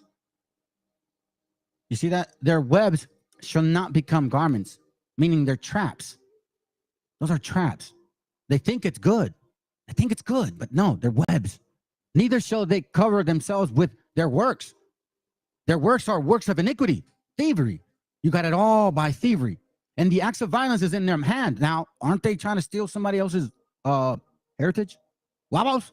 Their feet run to evil, and they make haste to shed innocent blood. Man, there's kids there, bro. You don't care? Do you guys not care? Their thoughts are thoughts of iniquity, wasting, and destruction are in their path. Now, I'm going to say this to you guys before I move on to this. Give me a second. Yeah, you're right. Yeah, on our gente. Let me read that. Proverbs 6:18. The heart that deviseth wickedness, and heart that deviseth wicked imagination, feet that be swift in running to mischief. No freaking integrity, bro. And that goes for our gente too. Y'all know what to do. I don't have to tell you. The soul, Proverbs 13:4, the soul of a sluggard desireth and hath nothing. That's right. Because if you think reparations, well, it ain't here. Get a job. Mom, we're getting reparations, ma. Go get a job. We're getting reparations, Mom. The soul of a sluggard desireth and hath nothing, but the soul of the diligent shall be made fat. It's the little things that we do, fam. Just get your ass to work. Even if you don't make as much, you'll progress. They don't want to put the work in, bro. Yeah, you're right. They rather steal from a hardworking paletero. And you want to know something, bro? It's because of this. Listen, I'm sorry to tell you, Black Americans, specifically West Africans, specifically you guys that are confused, your own people are using you guys, okay? I'm trying to warn you. They're using you. The Venetian oligarch identifies wealth purely in money terms, right? The Divine Nine, practice usury, monetarism. What is that? I think I know what it means, but let's look for it. The school, okay, is a school of thought in monetary economics that emphasizes the role of government. You see that? Power, money, power, usury, interest, and looting through what we did. At the expense of what? Technological advances and physical production. In modern internal affairs, oligarchs recommend such methods as geopolitics, understood the method as a divine method of divide and conquer. Which at least one power prevailed. And it sounds like the so-called Wedo, right? But it's not him. This is not him. This is not him, my friend. Let me look for something real quick. Give me a second. What was it that I wanted to chop down real quick? Yeah, that's it. I got it. The essence of oligarchism. Okay, here it goes. The essence of oligarchism is summed up in the idea of the empire, in which an elite identifying itself as the master race ruler over a degraded mass of slaves and oppressed victims. Black and brown act, black and brown act. We're the slaves, and they're supposedly the oppressed. No, I'm sorry. They're supposedly the slave, and maybe we're the oppressed now. And if an oligarchical method are allowed to dominate human affair, they will always create a breakdown crisis of civilization with economic depression. This is black nobility, family. War. And I'm going to tell you something. I got a book that actually was, that I'm not kidding, let the Most High strike me if I'm lying, but I found it last year, and it was regarding Canaanites and how they're like operatives, almost like the CIA. And now I'm seeing it in their ways. With economic depression, war, famine, plagues, and pestilence at the expense of you, Black Americans. Your people are in cahoots with the other elites. And you, white Americans, y'all are done too. But you see, the problem is that it's too late now. You had the chance to resort back. You had the chance to see what was going on, but you didn't. You ran with it. You both did. And now the water's up to your neck. Examples of this are the 14th century Black Plague of the 30-Year War. Wow. Both of which have links to the Venetian intelligence. Leave the thinking unto us. Family, I'll tell you right now, something happens to me, you guys already know. I'm not kidding. Because I'm getting into something real heavy here. Let me see if I look for something. There you go, right here. Look at that. How beautiful. You see the red, the white, and the blue. Who votes? This is so-called black and white country now. Around AD 400, European power center concentrated in two camps. The Ghibellines, who supported the Hohenstaufen family, and the Gulf of the West, of the wealth and German Price, who competed for Frederick for the control of Holy Roman Empire. So who had it before? See, these guys here, black Gulf, you see that? Ooh. However, it is a marrying into Gulf, which is interesting because the Pope had allied himself with the Gulf. The Gulf also are called the Neri, meaning black Gulf. Or black nobility. This is getting heavy. This is getting heavy, family. Let's see what else I got. The descendants of the black nobility. And then I'm going to show you something else. The Venetian nobility are called the black nobility because they earned their life through dirty tricks. Is this not one of them? Listen, white man, shut your ass up. You're going to represent us. Well, we stay in secret. You telling me the way that you see situations, you think that they're ruling? Don't be silly, man. So when the population revolted against the monopolies in government, as everywhere else, the leaders of the uprising were quickly seized and brutally hanged. They used secret assassination. So who are they blaming? Blame the white man. Blame the white man right now. They use secret assassinations, murder, and bankrupting opposing citizens and companies. You know, now they're trying to impose a no speak on AMLO through government. That's world news, but I'm just telling you. It says here, banking of opposition citizens or companies, kidnapping and rape. This is how they grab power. They're in black nobility because they earned it through dirty tricks, rape, kidnapping. So now we see the movie, and we see some people that are really caring about it. Why? Who is stopping them? Who runs the media? Which nations? Which two nations of people are always somehow we're watching movies of them every single time? Slavery, Holocaust. Slavery, Holocaust. Hey, they gave us prey. They gave us prey. You know, all praise to the sister. Although originally stating in Venice, the power of the black nobility extended far beyond its borders, morphing into the European black nobility, and today it is felt in every corner of the globe. It is important to note that European black nobility is responsible for the insidious entanglements of numerous secret lodges, organizations, which are backed with high finance and powerful political connections. There's nothing you can do, fam. There's no army. There's no, I'm sorry, you white folks that are, having your, see, look at this right here.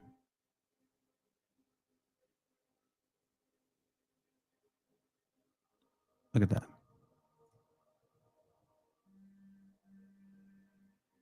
I can go on and on and on. Black nobility. So you know what they did, fam. I don't have to get into it. You know what they did. How funny that they stopped here. But they didn't go back. We know Queen Elizabeth is always in Africa because she knows her lineage. Don't be fooled, fam. Like Tate, the guys, those kids, they're like supposedly white looking, but their dad's black. See, in 1492, it's not as clear as you think it is. Just imagine a bunch of dust and you don't know shit. As long as you can maintain with that mentality, you should be fine. You should be fine. So as you can see, we talk about sedition. They're talking about sedition, agitation through sedition. Jubilees 9:10, it says, and Ham and his sons went into the land which he was to occupy, which he acquired as his portion in the land of the south. And Canaan saw the land of Lebanon to the river of Egypt, that it was very good. And he went not into the land of his inheritance to the west, that is the sea, West Africa. And he dwelt in the land of Lebanon, eastward and westward from the border of Jordan and from the borders of the sea. And Ham, your papa, and Cush and Mizraim, your brothers, said to you, thou hast settled in the land which is not thine, and which did not fall to us by lot. Do not do so, for if thou do so, thou and thy sons will fall in the land and be accursed through sedition. For by sedition ye have settled, and by sedition will thy children fall and shall be rooted out forever. What does sedition mean? Simple.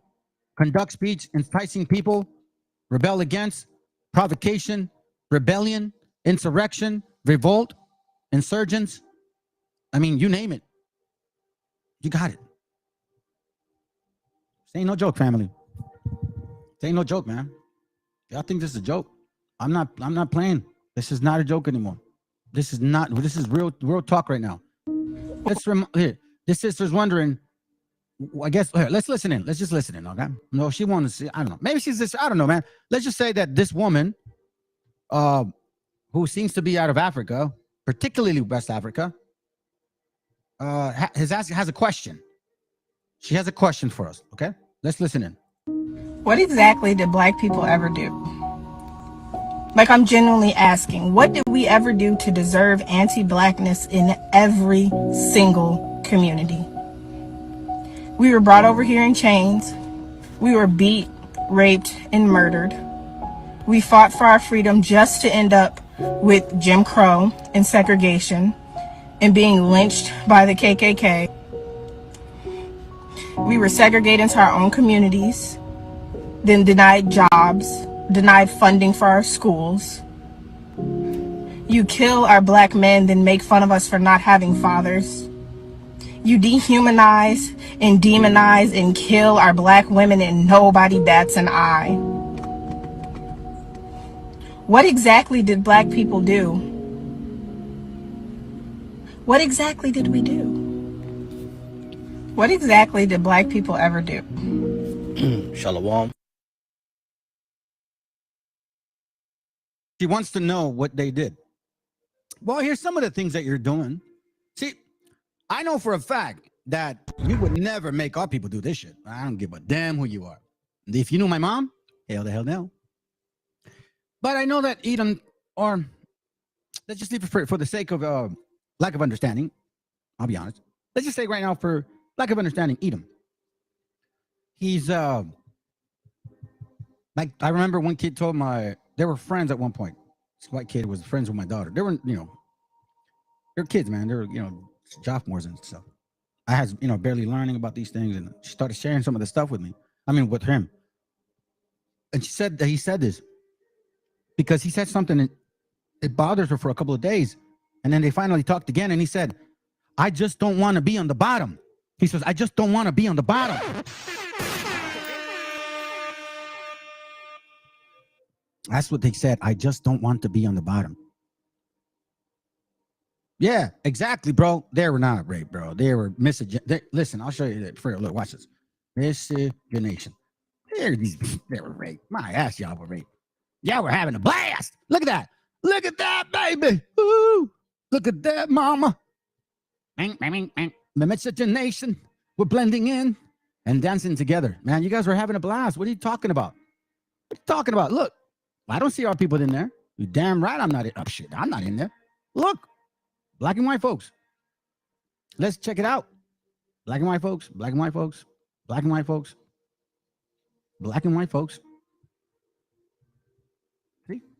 Black and white folks. Watch this. More black and white folks. Where are they? There's like a miscegenation picture. I mean, listen, just look at antebellum. Just look at the antebellum period. Antebellum period.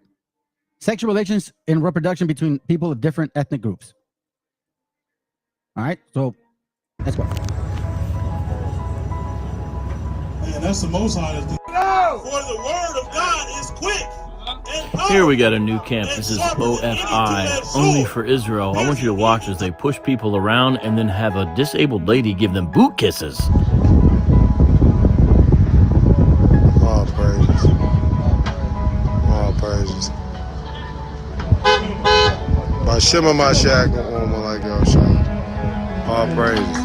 All praise. That's humility. That's humility. That's humility. That's humility. God's the intents of the heart, and that sword is sharp. That sword can just cut. Boy, I bet you don't know anything about humility, bro. You have no idea what humility means whatsoever. So let's begin. This is a video that for some reason a lot of people don't like. Intermixture with the. Let me start right. Where's it at? Right. Trying to get to a point, fam. You see, is it here? Let me see if it's this one, okay? Give me a second.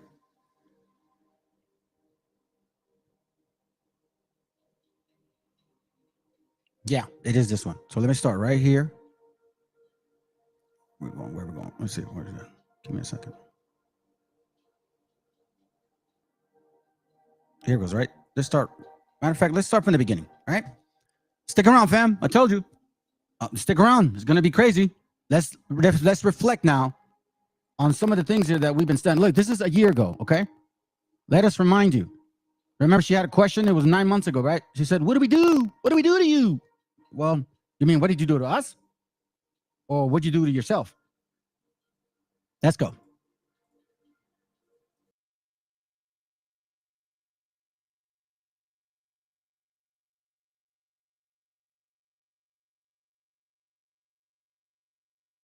Bueno, el autor viene a decirnos con mucha firmeza y gran convencimiento lo mismo que nos decía en el siglo XVIII el barón de Holbach, ¿no? Un filósofo francés de origen alemán. Si nos remontamos al comienzo, entonces hallaremos que la ignorancia y el temor crearon a los dioses. La fantasía, el entusiasmo o el engaño los adornaron o desfiguraron. La debilidad les rinde culto, la credulidad los conserva, la costumbre los respeta y la tiranía los apoya para que la ceguera de los hombres sirva a sus propios intereses.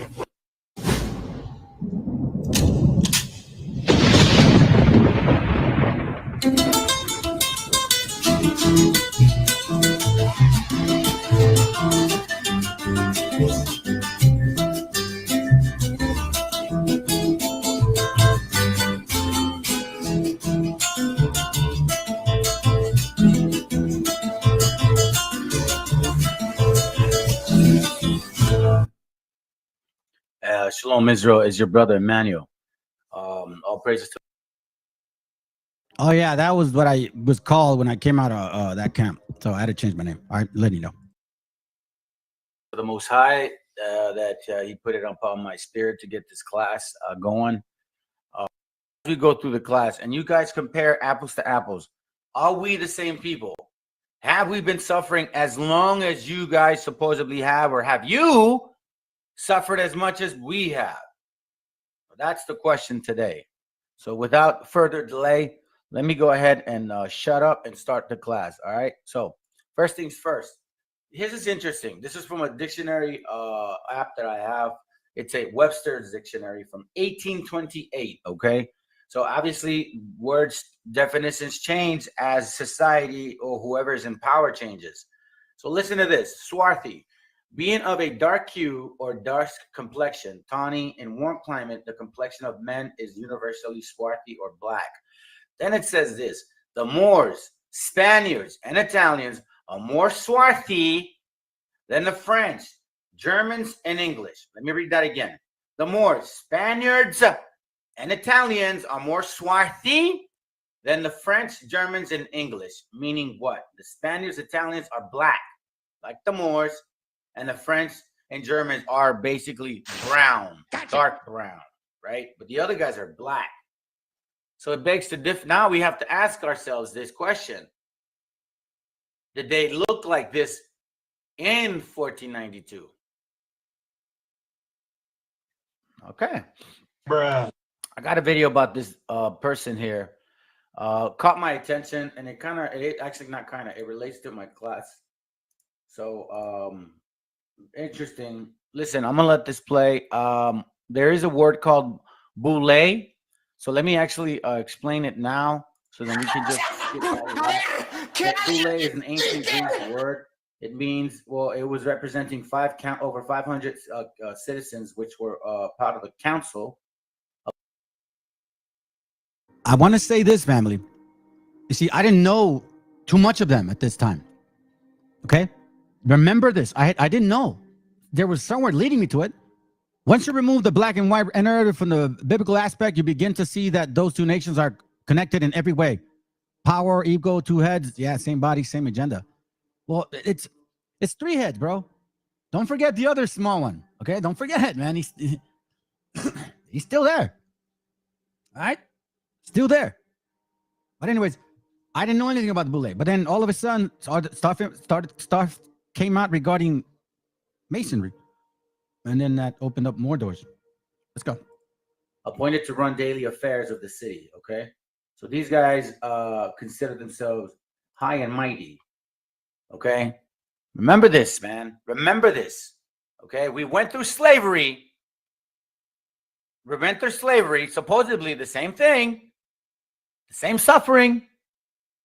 And we progress about the same. That's what we're being told. Well, let's find out. All right, let's begin. It's gonna be 1, 2, 1, 2. I'm gonna skip a couple, and then I'll start basically, continuing to show my things. All right, here we go.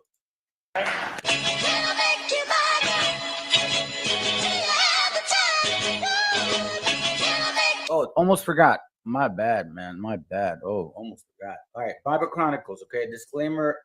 Content copyright disclaimer. This content does not belong. Excuse me. Let me move that up. No. It's not what I want. Copyright all. Okay, here we go.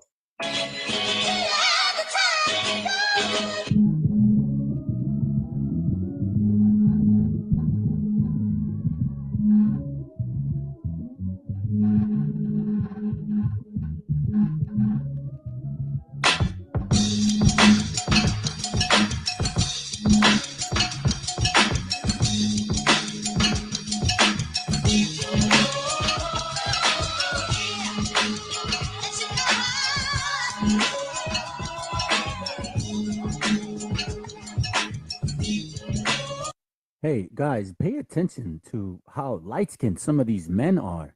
And they're considered black, right? They fall under that category. When we see them today, they are looking white, man. And they're considered black. So every single person you see in these pictures, they're considered black. Their fathers, supposedly, are black. Okay? I want y'all to pay attention. Because remember how the black-only Hebrew Israelites tell us, well, you guys mix with the other nations. Huh. Well, how funny. A lot of you guys were looking white. So I beg to one question. Do a lot of black people are white and a lot of white people are black? It gets deep.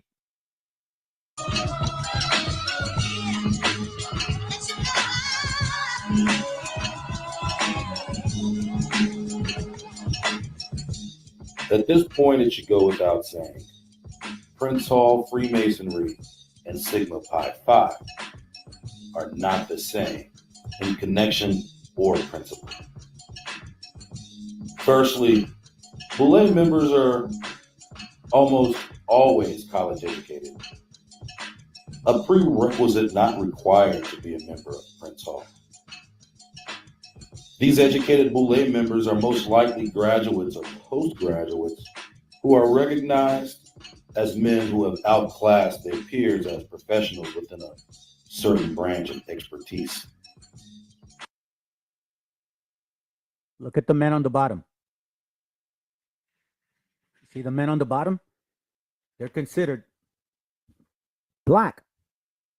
We see them today, and they would be considered white. A lot of these light skin. Look. Let's look. So now we need to really know who we're dealing with. Look at this man. He looks Hispanic, just very tanned. Now we're getting real scary here. So you so-called Hebrews of so-called Latino descent and so-called Hispanic descent and so-called black descent, y'all need to start wondering who you really are. This is not just about fringes, guys. It ain't just about being Percepticons. Anybody can memorize scripture if you study it so much. But the actual work is looking at you and yourself, and none of y'all are doing that. That's what I can tell. Because you're still doing Passovers. You're going to clubs. You're admitting it. Strip clubs, regular clubs, because you're heterosexuals. You have multiple wives. That's what you guys teach. Yet the Messiah said, it wasn't like that before. Originally, it was Adam and Eve. Adam didn't have Eves. What exactly is it that you're trying to teach? Are you trying to teach for sincere building or lucre and sexual desires and lust? Let's keep it real, man. Let's go. College education is not a requirement for membership into Prince Hall or any other branches of Freemasonry for that matter, whose tenets are most essentially being male, having belief in a supreme being, as well as the ability to handle financial obligations of the society. And that's what I mean, okay? So pay attention to that too. Excuse me, sorry. I had ice in my mouth. Pay attention to that. The statements that are being made. Okay. Remember, we're doing a comparable. We're gonna go back to 1490.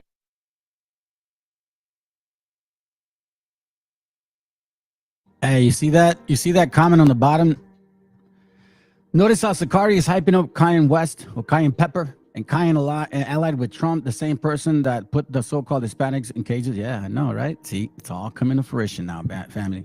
This started in May last year. These are not 9-month-old videos. They're longer. It's just my computer. Well, I'm not gonna explain it, man. It was a lot of issues. I had to take them away and then I had to upload them again. But anyways, it doesn't matter. Good news is people are seeing it now. 92.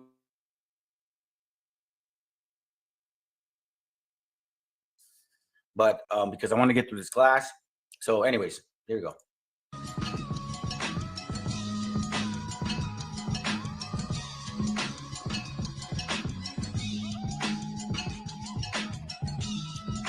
Although Boule members. Let me just say this, family. Let me just say this real quick, in case you guys don't know. There was, I think I might have had there was probably about a good 60 to 30 subscribers at this time, maybe 29. They didn't start growing until the beginning of I think this year, maybe. It was literally like 20, 30 for several months. It took a while. That's crazy, huh? And now look at this. Nobody was listening to me. They're telling I'm a racist. I don't know what I'm talking about. I fell off. I don't know the Bible. You're dealing with sin. You hate black people. I was alone, fam. I'm not lying. I was alone as soon as I came out. I had no friends. I was out. Everybody ex me. Even my so-called friends were like, now you're getting real racist. Like, damn. But look, I'm here. And now I have a home that actually has more faith now than they did then. All praises to the Most High for that one. All praises to the Most High for that one. Isaiah. Sorry, I wish I could have recorded the other one. Let's go. Can be Prince Hall members and vice versa. They play different roles within the structure of Black society. All right, so let me go ahead and fast forward this real quick so you guys have an idea of what they're saying so far. Here's a little more of who these people are. And again, I'm saying this and I'm sharing this because, again, these guys are apparently representing the so-called Black people. Okay, you'll see. You'll see. All right. I know that the Boule is typically a closed social group that I would characterize maybe somewhat secretive. How did they react to you exposing them, discussing their being and their principles in your book? Okay, Sigma Pi Phi Boule, which was founded at the turn of the century, was founded as a secret organization. It actually actually Turn of the centuries at the end of 1800 into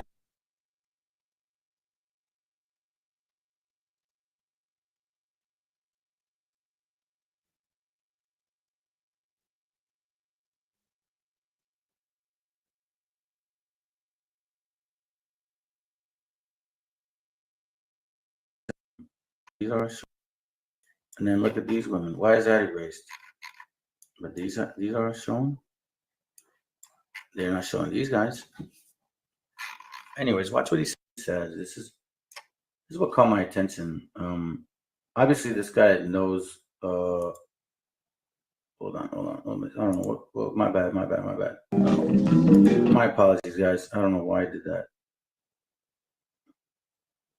Go back. Born partus sequitur ventrum.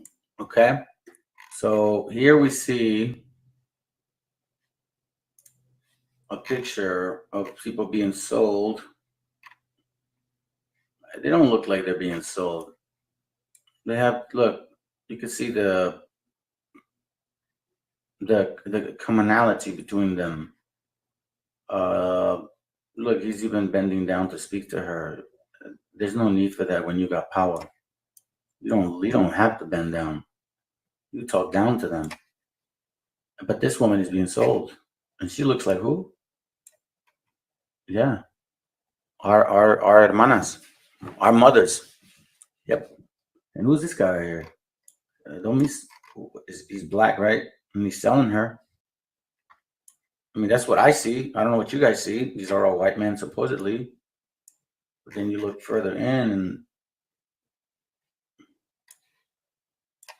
and they're not bright white, you know? Look at her skin and look at their skin. That has to trigger you guys with the thought, man. Why is their skin almost the same as theirs? And then look at these women. Why is that erased? But these are shown. They're not showing these guys. Anyways, watch what he says. That which is brought forth follows the womb, meaning the legal status of a child born of an enslaved Indian woman will always remain enslaved. This law gave planters and free white men in general carte blanche authority to impregnate captured women without having to so much as even claim responsibility for their mixed race children. Just as common, these children were sold on the mulatto maid market as house niggas for an added sticker price as compared to their darker skinned counterparts. So just to let y'all know that term was first placed upon our people, okay? And that's confirmed. So it's an unfortunate term, you know what I'm saying? But it unfortunately belonged to us. Okay. So anyways, let's continue. It unfortunately belonged to us first. In this aspect, Virginia colonial law was totally contradictory to English common law, which states that a child's status follows the father. Of course, this law extending from the earlier Virginia codes was designed this way to assure. Yeah, that's actually really funny. Planters. He calls them planters, right? He calls them. Yeah, I caught that. All praises, man. You caught that. All praises. There you go. Let's continue. Legalized rape of indigenous women without consequence, and naturally the perpetuation of slavery through a duplicitous modification of English common law. If you listen to him, what he's standing on a ground that it was the white man that did it. Okay, we'll see. It was only the white man, and then there's these black children. They were not our people, but then he mentions that the only people that were being sold as slaves, in a sense, where you can actually rape them, and then to the slave owner's children, it's not hers necessarily. If you believe in the Bible, then they go into slavery. So they were enslaving their own children. Children born of a white mother and black father were considered free. Remember that. Children born of a white mother and a white father were considered free in this particular year of 1600, remember? He's mentioning the topic of partis sequitur ventrum, okay? Just remember that. So in this time, if you're black and you had a child with a white woman, that black child was not a slave. We were told the other way. This is coming from a so-called educated black man who is, I'm assuming he's part of this masonry. I'm assuming, I don't know, man. But, you know, again, this is his material. I don't claim it. YouTube, that's him. I don't profit from this, so please don't block me. But anyways, I appreciate the information, though. I really do. It helps us out to know who you guys are. And we're counted among free people of color. So then at that point, it says we're counted upon free people of color, meaning that this was happening often, right? In order for them free people of color to be freed, they would have to have been through a mother that was white, correct? That's my understanding. White men were freely allowed to abandon or kill their children without recourse. Again, that's an opinion because there's no facts to say that. But if you look at a nation historically, the spirit doesn't change. Which nation of people are actually doing that? You got to ask yourself, you know what I'm saying? We can't be naive and we cannot be emotional, sensitive, or even so-called empathetic. I'm tired of that because all I ever see is our gente being stepped on. That's like that song from Kid Frost. It says, "Hey, I'm getting tired of these vatos getting over la raza." You know, that's deep in my spirit, man. Because as I've mentioned before, at least I know, since the so-called white man and the so-called black man have been in this continent, nothing has been the same for our people, especially our lovely, beautiful women, our mothers. And I mean that like in a mother sense. I don't mean that in a sexual sense, because I have respect for our sisters. That's a Hebrew thing, by the way, in case somebody don't understand that. Solidifying their position as the first deadbeat dads in American history. Who's actually manifesting that? I'm just asking, you know what I'm saying? Because we went through slavery, and it's not something that we typically practice as so-called Hispanics for the most part. I know we have a few deadbeat losers, you know, good portion, but for the most part, that's not who we are, then or now. To the point that many of the most notable so-called black men in history, like Frederick Douglass and Booker T. Washington, never even knew who their white fathers were. But in some cases, the white father actually did remain in their child's life, but used their whiteness to accelerate the social status of their mixed children. So, see, he says that in some cases, and then they would use their status to elevate their children. And we continue to see that. But why isn't he saying anything about them? They were black men having children with white women, and those children were free. Remember that, okay? One such example of... Let's skip this. I'm gonna go to let me see here, because I just want to get through this. Oh, here it goes right here. Give me a second. I think it's right here. And Prince all Freemason made it in instance. All of us Negroes were the privileged children of white slave masters. So they say, okay. All of a sudden turned champion for black rights. The air of insincerity permeated this bunch. With all this being said, there were some who made it into politics without completely alienating themselves from the average person, seen as privileged or elite. They weren't seen as privileged or elite. Mother Bethel AME Church, founded on ground purchased by Richard Allen in 1791. This congregation is the mother church of the African Methodist Episcopal denomination.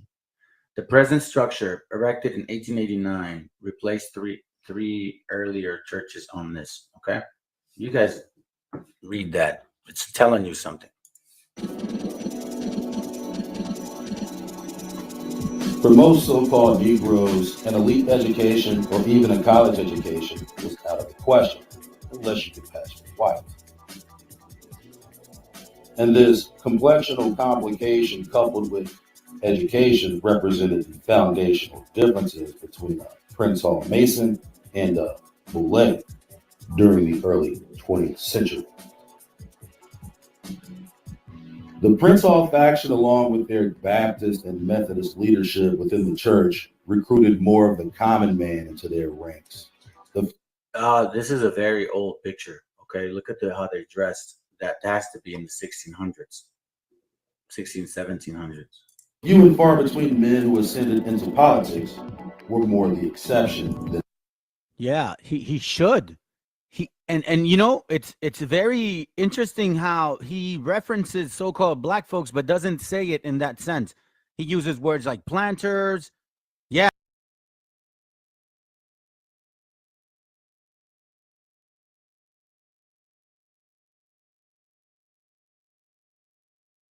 Family, you got to think about this. He keeps talking about the people, right, that educated him. The same people that gave him the education, now he's talking about them, saying, oh, they're so wrong. So the way I see it is like, it's almost like that they give him a script to read and just read it and shut your black ass up. Just read it. We need division. We need like chaos. You know what I'm saying? Kind of like Pepsi and Cola is the same company, but they need competition, or at least for your mind to be convinced that somebody's saying that, and someone's saying that on your left side, and someone's saying it on the right side, and someone's behind you arguing to them too. But in the end of the day, they're all agreeing to one thing: to keep you stupid. Don't be stupid no more, family. They're stupid. They want to make you feel like they feel, because they know deep down inside that negros and güeros have always been stupid. Think about it. They created holidays to please their vanity. How fucking stupid can you be? You know the tree don't move. There's no such thing as Christmas. Our Meshiacha wasn't born that time. You don't even call him that by that name. You don't even know the name of the Most High, but yet you think that you're Christians and you believe in the Most High. You don't even know his name, let alone even understand the concept of keeping the law, statutes, and commandments of our Creator.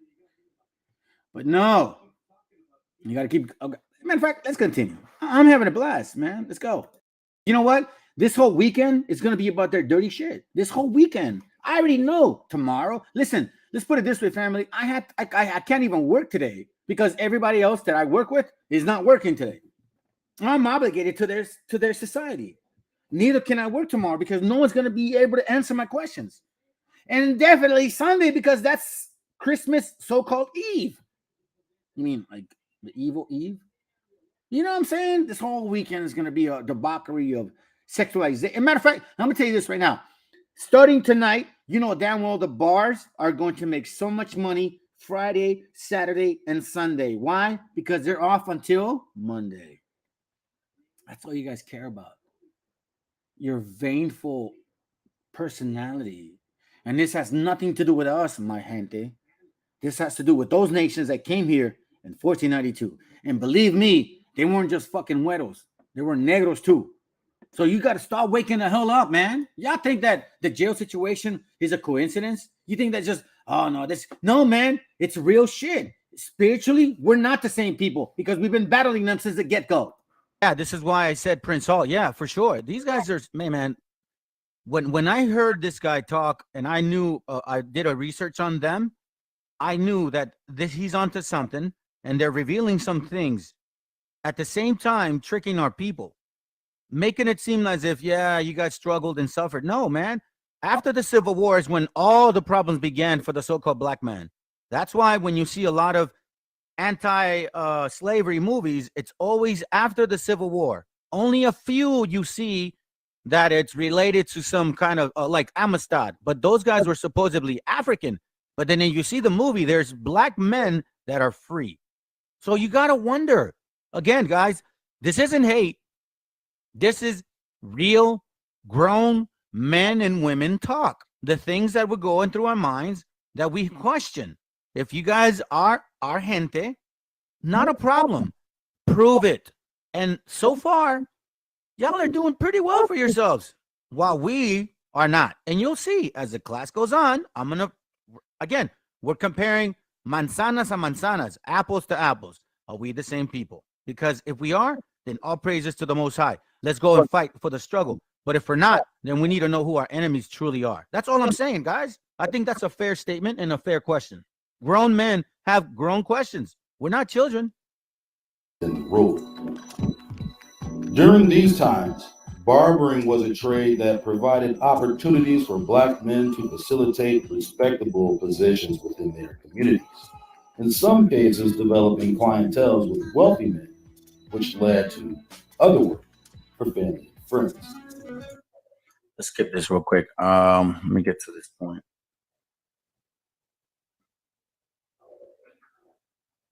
Uh, 18.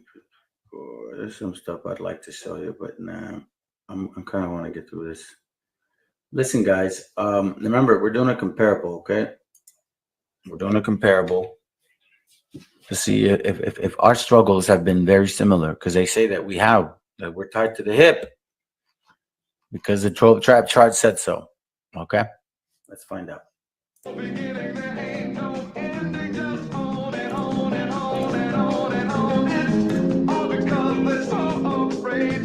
Pay attention to these pictures. They're trying to tell us something. Until I hear her riding on his saxophone. Or could you call on Lady Day? Could you call on John Coltrane? Now, 'cause they'll wash your troubles away. Remember this picture. Look at the fur. That's buffalo fur. These guys are buffalo. They were buffalo soldiers between 1870 and 1876. And that's around the time where the Buffalo Massacre happened. Those are facts. I'm not saying anything. I'm just comparing the timeline.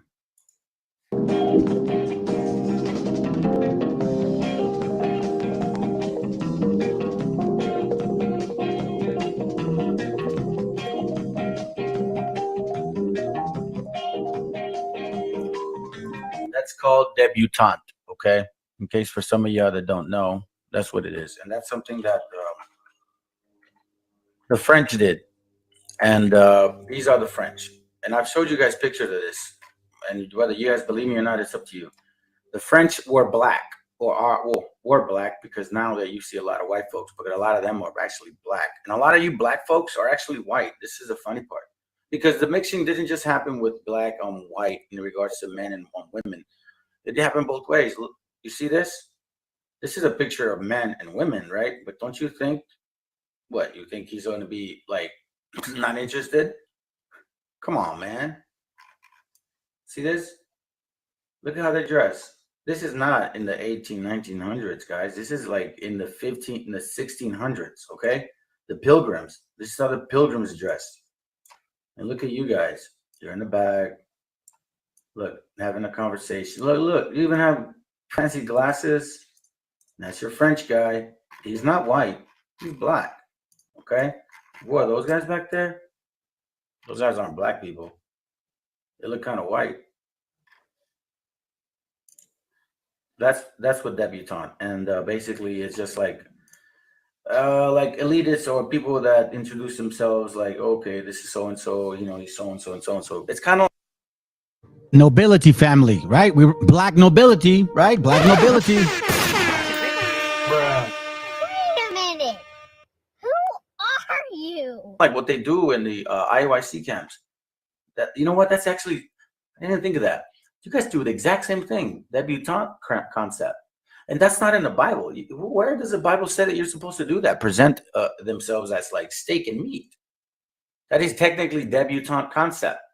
And then you tell the so-called Hispanics not to burst a piñata on just because they want to celebrate it, because it's a heathen custom. And you guys are doing a heathen custom too, if you're not them. Hey, you know, I forgot. And I was going to do a class on this too. What about quinceañeras? Quinceañeras is basically the same thing. You present the daughter as a young woman ready for, that's actually a French thing.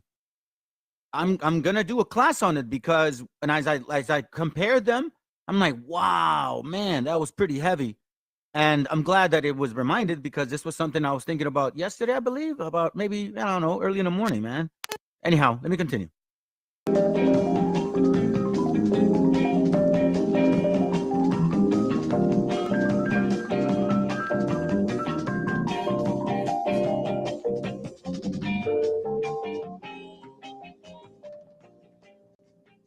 As mentioned earlier, the forced migration of slaves in the Upper South is a tale untold. Now, this is what they say, okay? But if you look at timeline, it begs to differ. He says that slavery and forced I'm trying to migration. fast forward it. So he says these people were pushed forward in slavery and this and that, right? Why are these guys painted white anyways? I'm just curious. Remember they said First Maccabees 3:48. The heathen changed the image. Why are you guys taking off this color? Why not leave it? I don't know how this picture is, to be quite frank. I just find it awkward. Okay. So, anyways, this guy's saying that this was slavery and forced migration in the antebellum South. Antebellum. Here, let me do this just so you guys can find out. Antebellum period. So antebellum basically means, like it says, before the war, okay? Refers to the years of the war, development, blah, blah, blah, blah. There was a lot of this going on, supposedly with blacks, right, being enslaved, but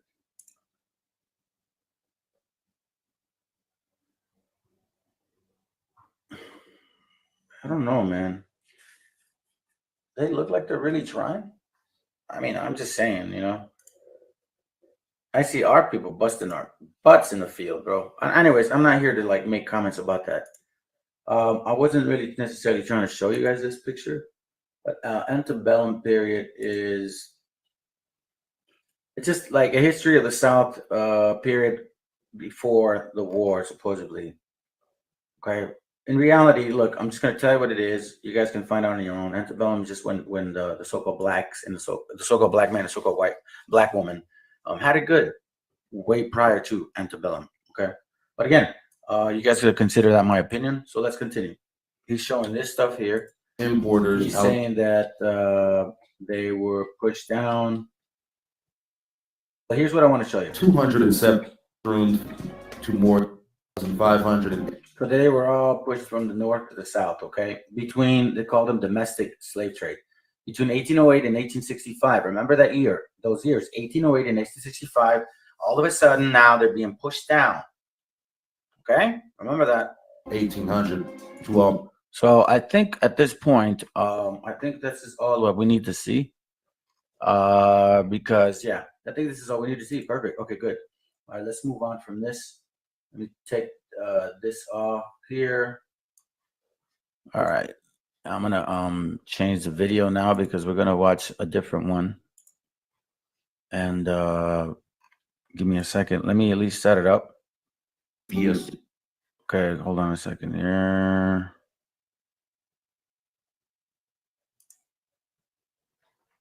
Give me a second, guys.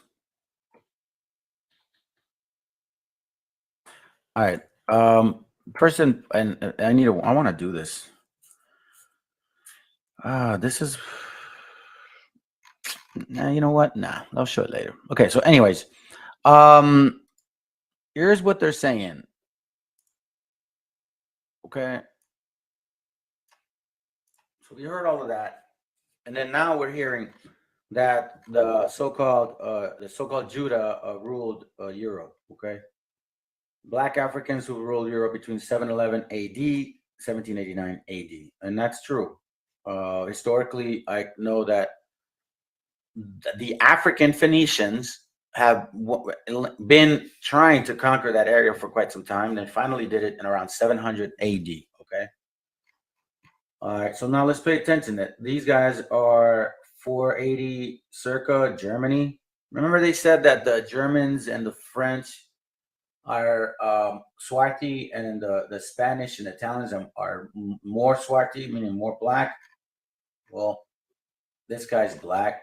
This guy, literally 1740 circa, 1520 circa. Look at this guy, right? 1599. So it means it was painted around that time. 1524, 1589, 1500. Look, check this out. This guy. This is why I was curious about that law. Remember that law that talked about partus, what is it called? Partus sequetum ventrum. It was in 1662, colonial, right? British owned these lands, and they passed that law. Well, look at this. This guy is an actual king of England. He was a prince of England, son of King James. He was a king of England, English, Scottish, and Irish. So his father, who was alive at that time in the 1600s, was the one that had to pass that law. These guys are not kings because they applied to, because they applied for a job. It's passed down from parents. So since you guys are saying that this black man passed that law, I mean, that's what I'm finding. It says, upon the death of the father, 1701, he was recognized as king. Succeeded the son Charles. All right, so obviously lineage passes through. All right, so he passed that law in 1662 to rape our sisters. Based on what I'm finding, that law that didn't bother to pass the law against black people. No, the law that said if you have a child with that native woman, right, that what they call nigger, okay, then that child could be a slave, whether that child would be from a black father or a white father. Those are facts. You guys are saying you rule Russia. You guys are saying you rule Europe. I'm only showing what you guys showed us. You know what I mean? I'm not putting words in anybody's mouth. That's more of a newer picture, I think, which is actually a nice picture, to be quite frank with you, man. I like the color scheme. Anyways, and listen, guys, I make comments like that because I appreciate history, man. I can sit back and actually look at it. I know exactly what happened to our people, but I have undeniable faith in the Most High that he will, like Wisdom of Solomon 18, vengeance upon the enemy. So no sweat. As long as we keep teaching our brothers and sisters who we are according to the Bible, man, that's what's being commanded of us. All right, we just got to stick to the script, guys. Remember, man, just stick to the script, dude. Focus on the end. The end is what matters. All right, not now. We'll get our chance. Anyways, so that's who that guy is. And then I find this interesting. This is from, matter of fact, here, I'll just put it here because it keeps popping on this note. This is from a book called Africa's Gift to America. Okay. And watch what these guys say. So I just wanted to let you know, I don't have my setup here at the house, and I'm waiting for my wife to get home so I can start setting up my deal, because I'm going to do a class live today. I do have one in mind, which is going to tackle these Egyptians and shit. So stick around. This is more of a recording, but listen, man, these are the videos that you guys never touched on. Look, there's about 350 or 60. I don't even realize how. Let's put it this way. I don't know how the hell I was able to do so many videos. If you leave it up to me, there's no way that I would do it. So I know it's of the Most High, our Creator, Yahoo. You know what I'm saying? So you guys need to really pay attention to the classes that I'm bringing up again, because the reason also why I share them, to conclude what I'm saying, is because we've been engraved with so much stupid doctrine that it takes a lot to get through that brain. You know what I'm saying? So it's like, you have to be repetitive sometimes, like just remind you, like, and eventually, like, wait a minute, it does make sense. Now, some of us woke up real quick. Some of us like, boom, oh damn, that makes sense. But some of us take a little time, fam. And that's the patience we need to have. You know what I'm saying? That's love for our gente. That's love for our gente. So I'm not saying, oh, no, they're all wicked. That's why I welcome people as they come in. But then I start paying attention and I really discern them and say, nah, you ain't our people, bro. You're just an enemy. So, you know, let me do my work. Enjoy the class, man. We're not done today. What is it? Almost 5 o'clock here my time. I'm in Cali. You know what I'm saying? So I'm going to go for the rest of the night because all this weekend, I'm going to try to make classes available the whole weekend. And then Lord willing, on Sunday Eve or Sunday afternoon, like after 2 o'clock, I'm going to go on live for real. And hopefully you guys are around and you can, you know, link in and we can chop it up, man. You know what I'm saying? Make the live, you know, from your house, my house, and we just chill. Not enjoying that stupid holiday, but we're against it. That's the point. When you feed that capitalism, spiritual capital, because that's what it is, fam. Nimrod created capitalism. He wanted religion and government. So that's what they talk about here in America, religion and government. That's what they do. That's exactly what they do. Let's continue. I'm not saying it. They're saying it. This is written in 1880. Oh, yeah. The page is at. Yeah, you know what? Yeah, you're right, bro. And thank you. You know what? You know, that's my brother right here, bro. You don't know him by his real name, so I'm going to keep it secret. AWBR. Meshiacha, remind people here to comment after the video is uploaded after the stream. That helps with the algorithm. Could be a thumbs up, comment. Look, even that's good, family. Listen, I don't know that stuff. He knows this stuff. You know what I'm saying? And by the way, he does have an actual Accord link that you guys can link in and start hearing and sharing. Look, the more people are there, the more interested I will be into gathering there. But it's not a lot of you brothers and sisters even concerned or even interested, man.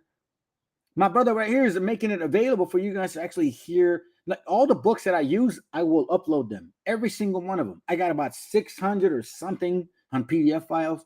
And I have about another 200 and change, like in actual physical books. I take pictures all the time, man. You guys can ask me, hey, man, what was that book you bring? I'll look for it, my brothers.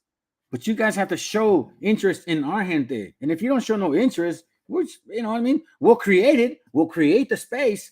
But you guys have to fucking ask for it, man. Because it's time to ask for it. There's no time to feed you in your mind now. It's either you understand or you are not his child. 58.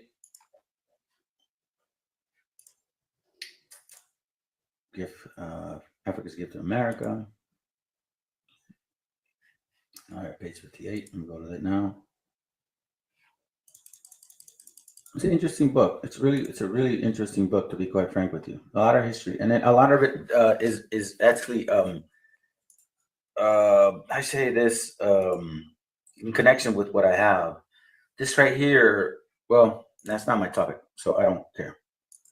But if you can see, I mean, these are slaves basically. They're selling slave women, white women. They were selling white women.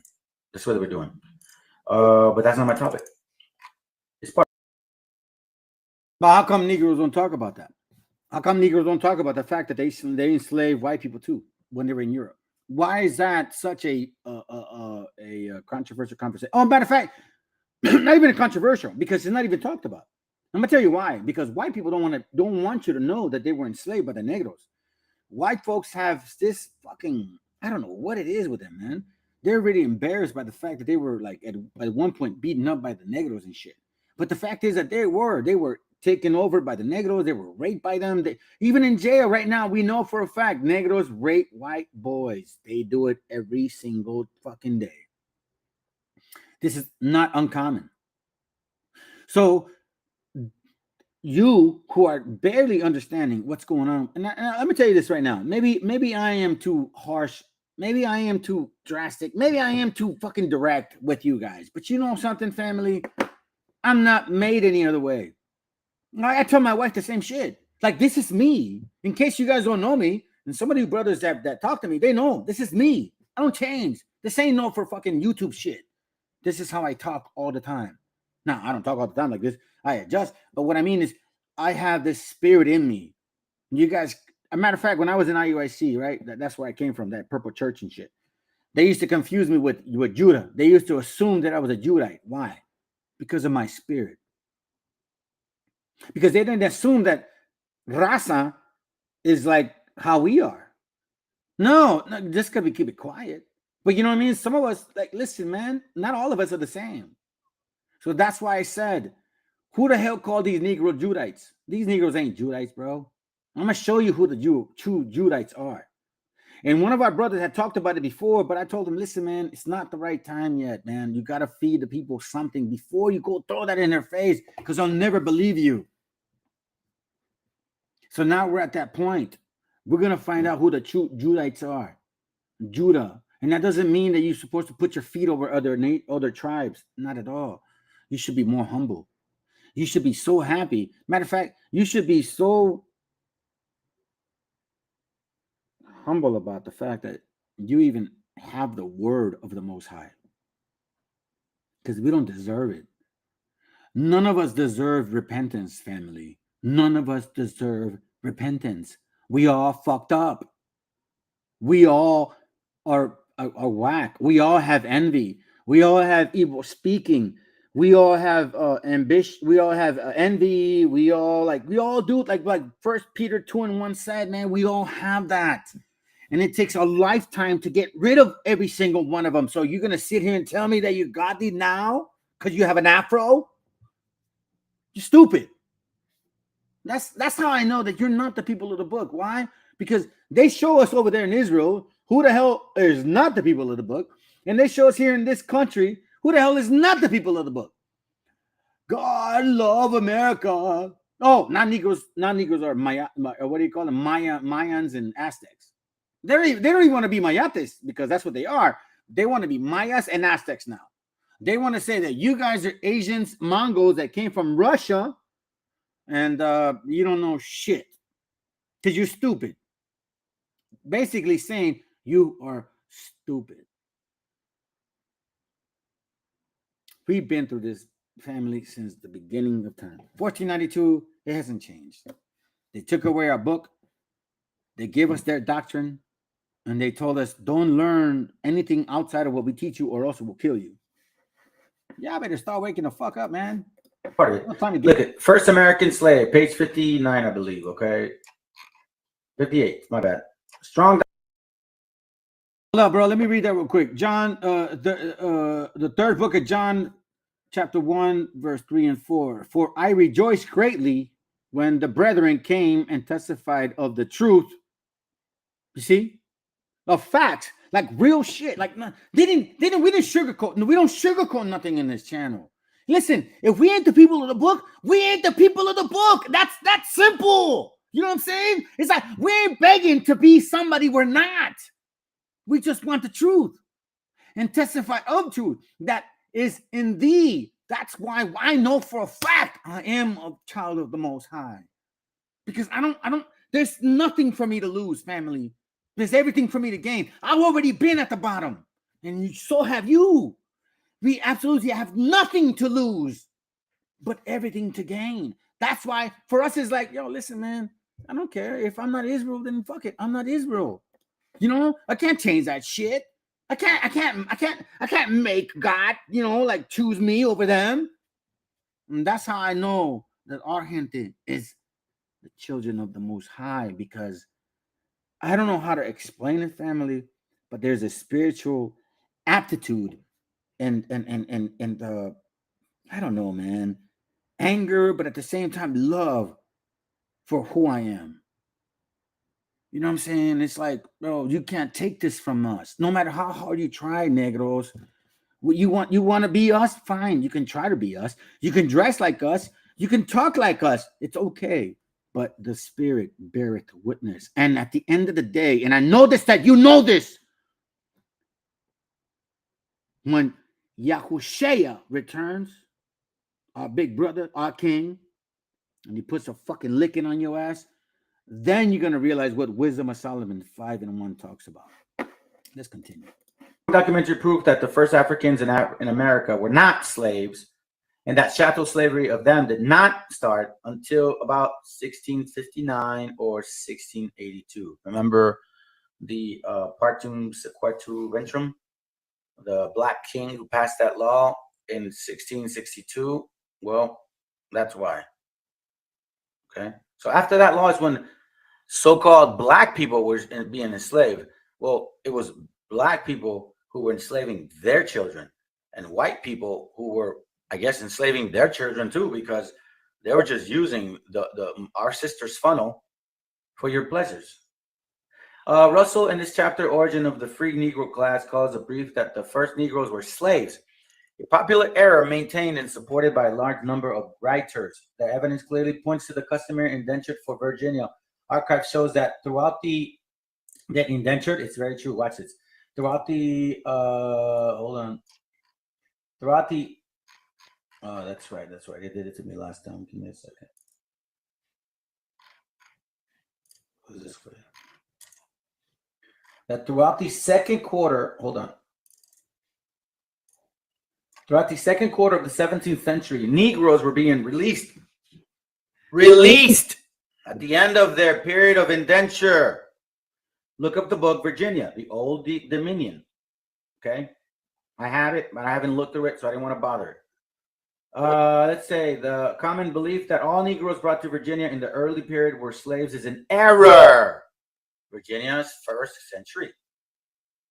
It says judicial cases concerning American slavery and the Negro. They're talking about one particular person that I guess she was a slave, Lady Yardy. They didn't want to pay a slave, and they were forced to pay the slave. In 1661 occurs the first reference of the state in Virginia to Negroes and the inequality of slaves.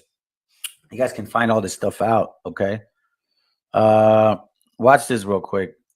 I wasn't able to download it on my page for whatever reason. It was giving me a hard time, but I have it on my Facebook account, and I'm gonna show you guys what I have. Okay, let's see. I think this is it. No, that's not it.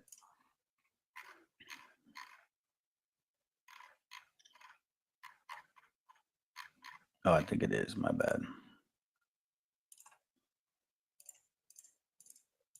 This is from a book called This is from a book called "Let the Blood That the Blood Stay Pure."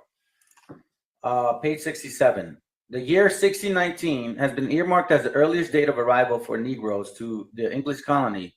Yet they accompanied Spanish North American expeditions almost as a century before the English arrived in Virginia. That means that in 1492 there were black folks coming with the so-called white people too, right, to destroy our people and take our lands. There's also evidence that they cohabited with the Aborigines in the early 17th century. So here's exactly where the hijacking begins. So let me just share something with you, so-called Aboriginals, okay? What this guy is actually saying is that you African people came here first when they came here, okay? Both of y'all, basically. It took both of you guys to take us down, okay? And then after that happened, a lot of you Africans stayed here. And you were mixing with our sisters, which then became the concept of Aborigines. Exactly that, all right? So, but anyways, you're not going to believe me, so it doesn't matter. Let me continue. In 1603, 7 Negroes escaped St. Augustine, with some maintaining their freedom and marrying Indian women. Franciscans found Negroes. Now, these Franciscans, what? They weren't white, because watch what he says. Franciscans found Negroes, meaning the Africans, and Indians, our sisters, or maybe some of our men, cohabiting together in Florida, and repeatedly admonished the Aborigines that it was an unclean thing to keep Negro mistresses, meaning what? That the Africans shouldn't be mixing with the natives because it was unclean. They looked at us like pigs, like swine. That's exactly what the statement is. I don't know what other interpretation you want me to give you. This is from a book that they, meaning the other camps, actually no, the one camp, which is IOIC, loves to bring this book out, man. And you know, I find it so interesting because they love to bring this book out, but they don't show you guys everything of this book. Watch. They only read this part. This is from the a treatise on physical geography. They love to hide it. This is the funny part. They like to hide books, but you know what, guys? Whether you show it or not, the price goes up or down. And you want to know why I know this? Because I buy books. I collect books. I buy them, okay? I buy them. And I've been lucky and fortunate to buy some books at like $100 that they're cost like $1,000 now. All right? So don't tell me that, oh, all of a sudden you shared it. And no, nobody ever shared the book I got. And that thing's costing expensive. So don't believe the hype, man. All they want to do is make it seem like, oh, they're so secretive. Watch this. The Jews are people who ever, according to, they read this and like, look, they're black, brother. They're black, brother. But yeah, the page before, watch what the page before says. The rapidity with which the color changes is seen in the English colonies of North America. It is not 250 years since the very first colonists arrived in Britain, and much shorter time since the ancestors of most of the present New Englanders across the ocean. And yet they have lost the clear complexion of their kindred beyond the waters and acquired much of the hue of the southern French and northern Spaniards. Remember this.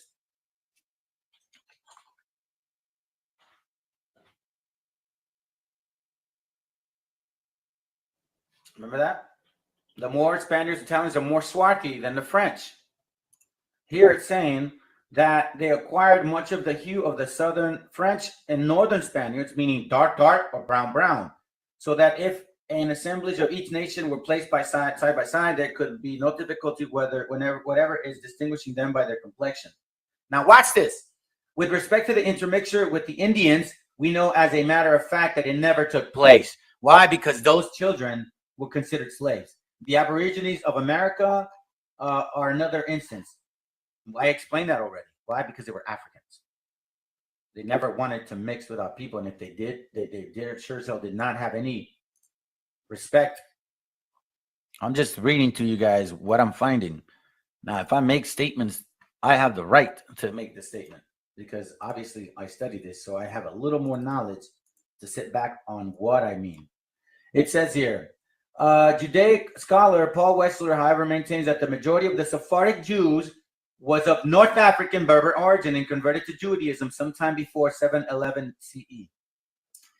I don't know about that. Anyways, for normal, they actually, I'm sorry, explained as a form of North African Gothic. That was you guys. That's why when you see Gothic and it's black, that's the whole point. That's the whole point. You guys need to know your history, man. Why you guys have a Latino telling y'all, or so-called Latino, telling you guys your history? I mean, quite frankly, look, man. It's I don't know. Anyways, watch this. Puerto Rico located Caribbeans. You guys can read this too. Taínos established themselves in Puerto Rico, blah, blah, blah. Natives were forced into servitude and hunted down and killed, resulting in the devastating collapse of the local population. It's basically saying that a lot of the so-called Caribbeans, Puerto Ricans, Islanders, you guys have a lot of African blood in you. A lot of it. And that's why you have a lot of surnames like this, because they were converso moriscos. They were Sephardic or Moorish Jews, a lot of them. So a lot of people in Puerto Rico are Phoenician Canaanites. Wow. That's a heavy thing. But you know what, guys? We know already in Mexico that in South America and Central that there's a lot of Edomites. They look just like us. Put your emotions aside, whoever is listening to this, okay? See, that's the best part about living in that where I come from. We already know that people that look like us were the ones taking advantage of us, just like the white man. And you'll see it in the video I'm going to show you. Anyways, let me go ahead and show you guys one more thing here. Watch this. This is interesting. Where are you? Let me see.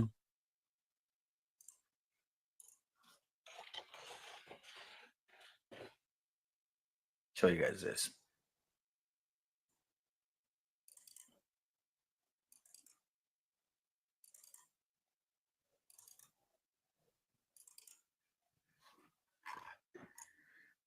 So they say, right?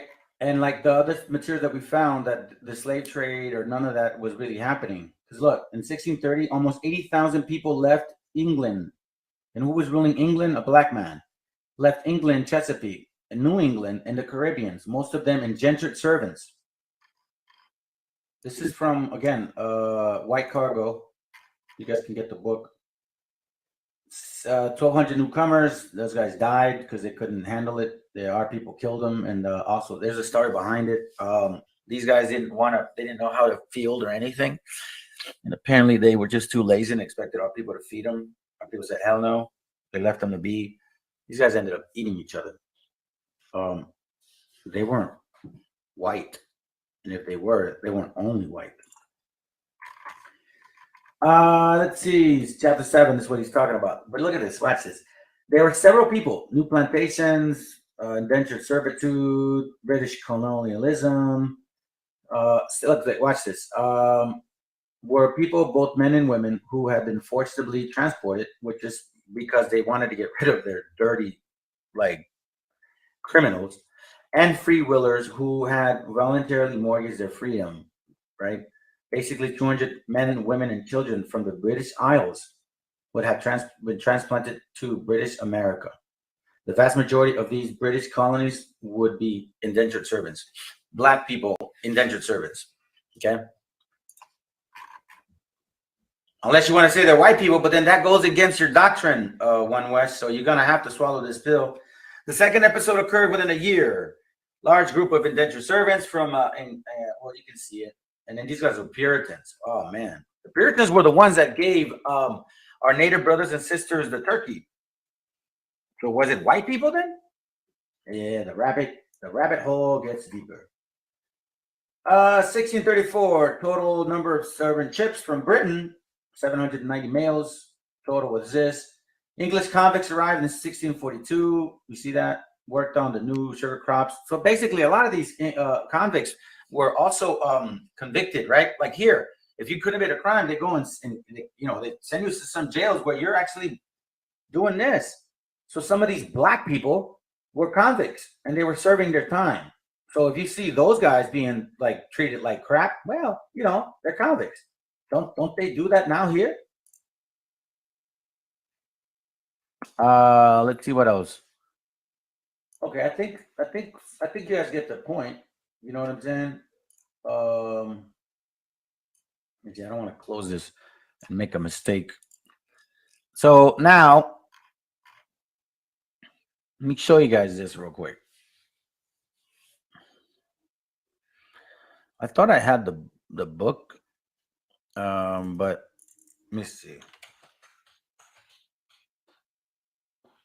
Let me see the. Hey, I gotta laugh at that, man. That was funny, bro. That's really funny, man. Let's go. Sorry. I think this is it. So in this book, watch what it's called.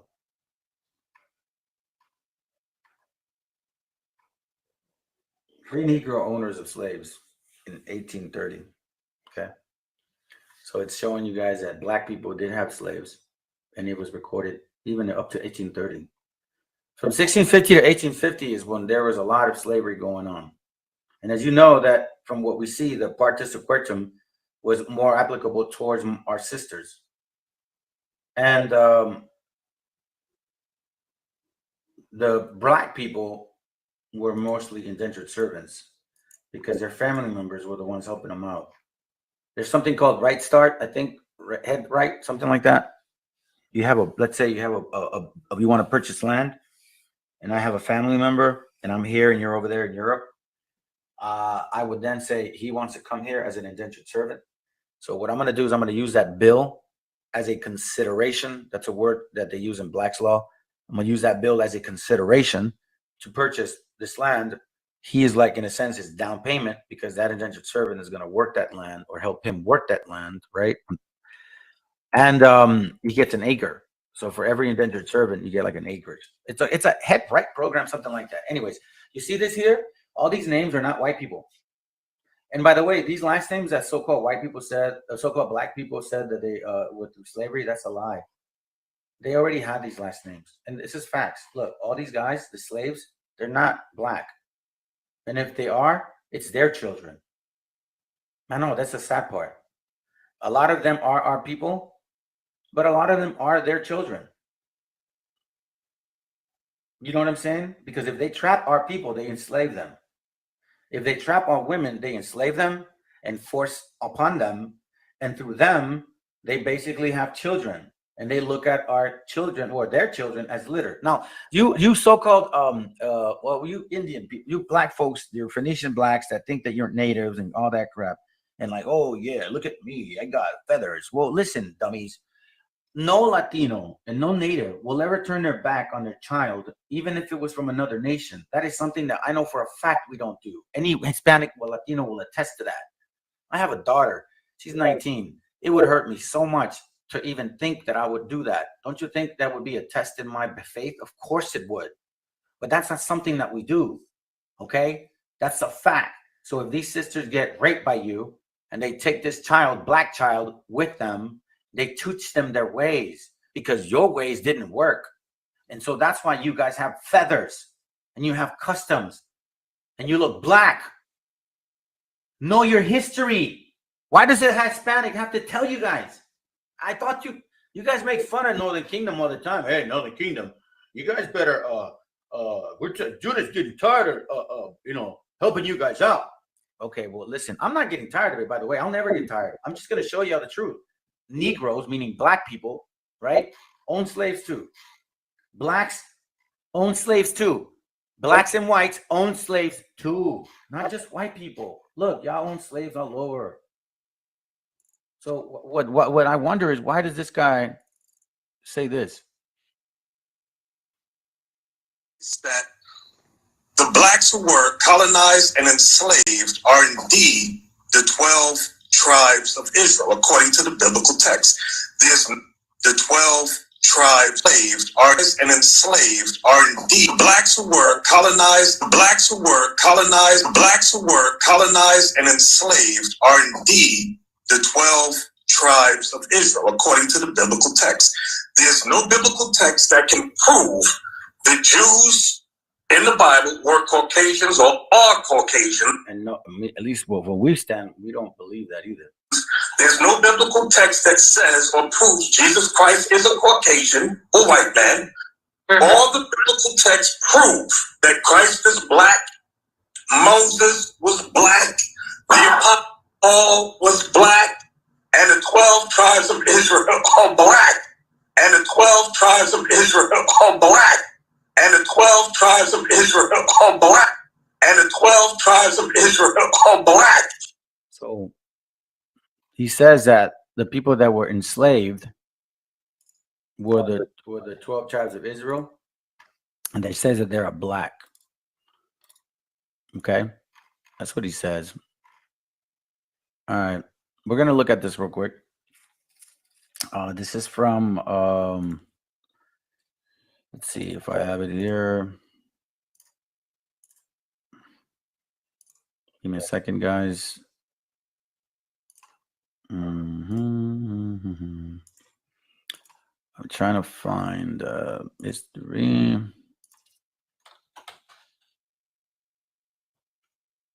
Here it goes, right here. This is a book called Golden Age. Okay, by Ivan Sertima. Ivan Sertima is a so-called African. Okay. Listen to what he says himself.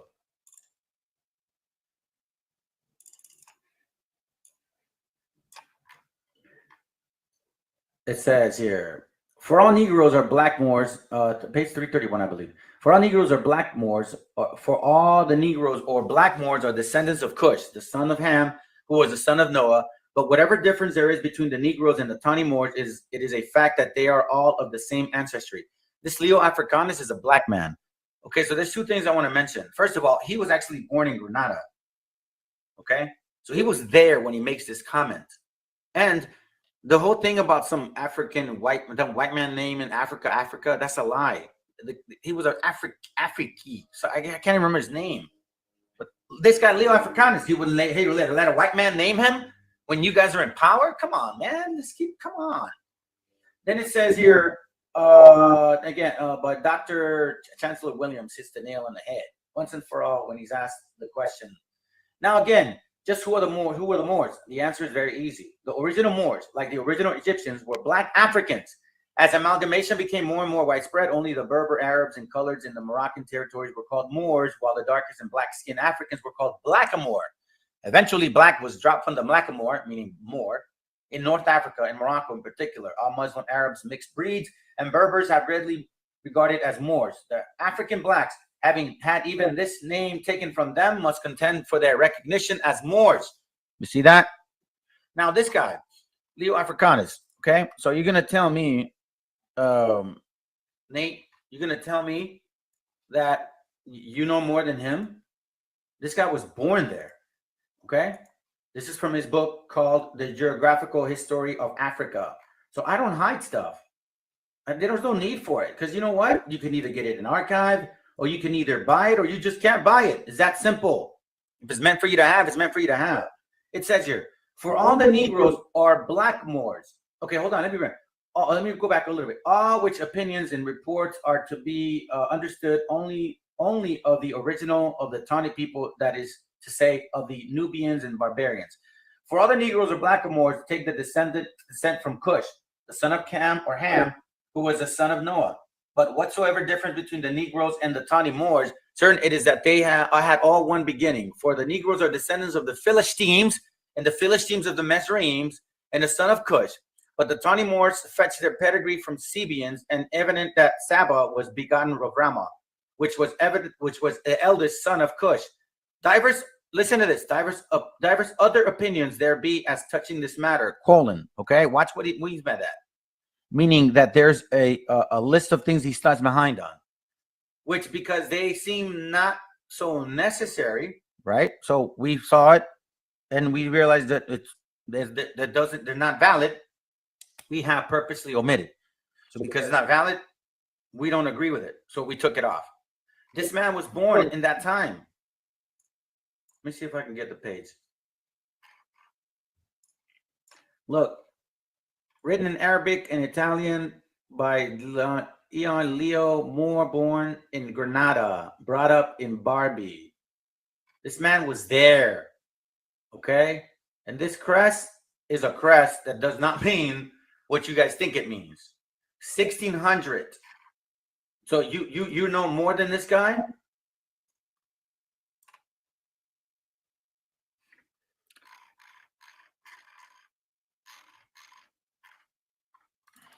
Watch this here real quick.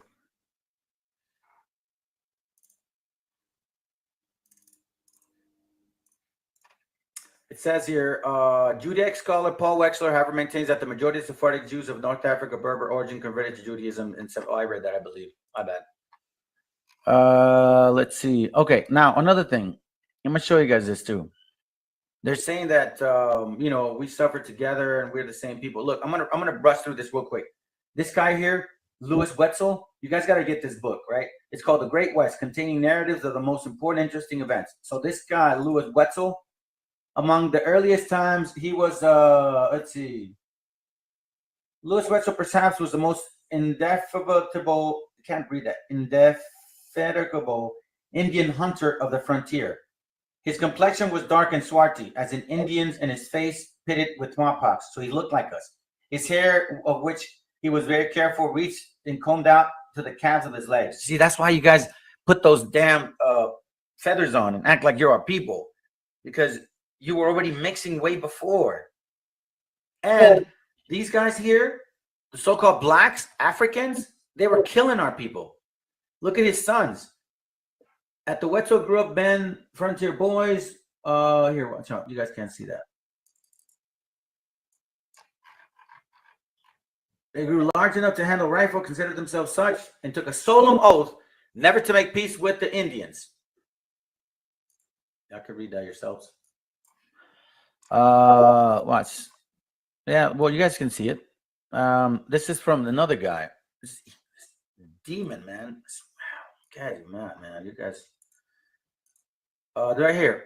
James Beckwood also married Indian women, sometimes in dazzling rapid succession.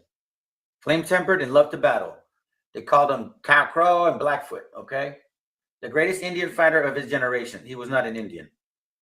He was a black trapper, he was a black trapper or a trapper as a black man. Black slave with Native American heritage. And his wife, this is funny. Beckwood was born in 1788 to a black slave with Native American lineage and her white master. So we see this. The only way this would happen is if a black person had children with that native woman, had then this Barkworth, and he was a what? Servant to this woman, this master, right? That's what it seems like. Or else, how else would he know about native? So this sister of ours didn't want to put her back against him. Of course, I mean, turn her back on him. Especially at that time, they were going through destruction. She didn't understand. The Bible wasn't with us. Oh, by the way, we haven't had the Bible since 1492 at this point too. Then it says here, look at this demon. Indian wives, it says here, on trails he fought or made friends with Native American Blackfeet, Sacs, snakes, and crows. His Indian wives inevitably were loyalty wives. Chief sounds like one West, multiple wives. Once again, he said Beckford did some good. You guys can read this book. I guess he's like, look, when he had asked this woman to dance, and he refused on the wedding night. So then he clobbers her with an axe. Then he turns and tells the father they must maintain discipline. And then so they give her a new wife, and then that other one he whips on, comes back, and then I guess he has sex with both of them and he leaves. You guys might think it's funny, you so-called black men that might be laughing, man, but you gotta pay for all this, you know what I'm saying? So it's all good, man. Enjoy your time now. You can see this, man, and this guy's he's just a plain traitor. Because what ends up happening here is this guy, Shevington, right, tells him, hey, come with me. I need to destroy these Indians. But he doesn't want to go at first. He threatened him, so he saddles up. Then when you see he saw people shot dead as they held up their hands. Read the page. It explains it himself. So what do our people do? They feed his ass, excuse my language, and then poison him. That's what he deserves. And you guys probably don't know what that means, but that's basically you can even see it with the narcos, man. You don't do that. You're a traitor. I mean, come on, bro. Seriously. And this guy's glorified.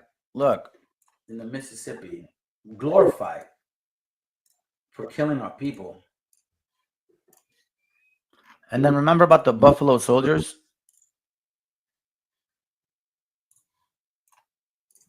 What a coincidence. Between 1870 and 1876, they were here.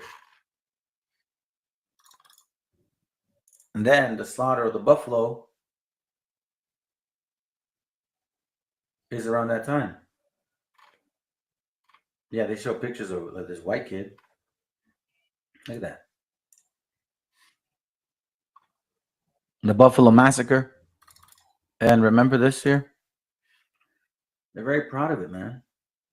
Proud legacy of the Buffalo Soldiers. Why they call them Buffalo Soldiers? There's no need to call somebody a Buffalo Soldier. Why? Wouldn't you be calling them a Indian soldier or Indian fighter? Buffalo Soldiers regiment were commanded by whites, and African American troops often faced extremely residual. Yeah, right. Whatever. Let me see, man. Maybe it's time to bring some scriptures. Yeah, let me read something. By the way, I have this Bible called Scriptures. The Institute for Scripture Search is who's publishing it, and I want to read it this time or today. So if you guys don't mind, I'm not going to be really showing them. I'll only show the ones that are in the Apocrypha on the computer, okay? So follow me, guys. Deuteronomy chapter 28, verse 43, okay? And it reads, the sojourner who is among you rises higher and higher above you, but you come down lower and lower, okay? Verse 44, he lends to you, but you do not lend to him. He is the head, you are the tail. You hear that? He is the head, you are the tail. Let me read you guys something in Malachi, which I found rather interesting. Give me a second, because this Bible is kind of upside down in a sense, and I don't mean that in a disrespectful manner, because it's just put together different. So it says again, he is the head and you are the tail. Malachi 2:3, and it reads, therefore thus say Yahweh, see against this clan I am planning evil, from which you do not remove your necks nor walk proudly, for this is a time of evil. Okay, this is the time of evil. All right, remember that, guys.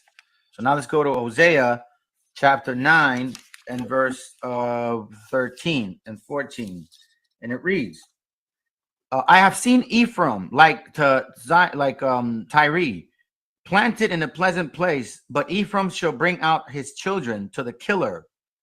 Listen, verse 14. Give them, O Yahweh, give what? Give them a miscarrying womb and dry breasts. Verse 15. All their evil is in Gilgal, for there I have hated them because of the evil of their deeds. I drive them from my house. No more do I love them, for other rulers are rebels. Ephraim has been stricken. Their root has dried up. They yield no fruit. Even if they bear children, I shall put to death the precious ones of their womb. Okay? So this happened to obviously our children and as well as their children. All right? Let me show you guys this real quick. I think I have that. I think I have it. And actually, you know what? I wasn't able to load it up. Let me see if I could read it from here real quick. Give me a second, guys. This is from the blood stay pure, okay? Page 70, it reads, many American Indians imported to or exported from the colonies were listed as Negroes. Let me read it again. Many American Indians imported to or exported from colonies were listed as Negroes. Approximately 69 Indians were included among a list of Negroes brought to Virginia from North Carolina from 1710 to 1718, okay? Then it says, the number of the studies have shown that many slaves of probable or stated American Indian ancestry imported into this colony from Campeche, Jamaica, Honduras, the Carolinas, and Virginia were listed as Negroes. People of Indian or part Indian ancestry were listed as Negroes well into the colonial and antebellum period. As 1786 runaway slaves advertisement for an East Indian Negro man called Jean, a slave born, demonstrates the broad use term Negro in Virginia. The Negro was not synonymous with African. Okay, that's why you have this term. And you silly Negro doves, yes, I'm calling you that. You African silly Negro doves, and as a matter of fact, all of you guys, because quite frankly, you're missing the point. You're completely missing the point. Look what this means. Look what I'm going to show y'all something. Watch.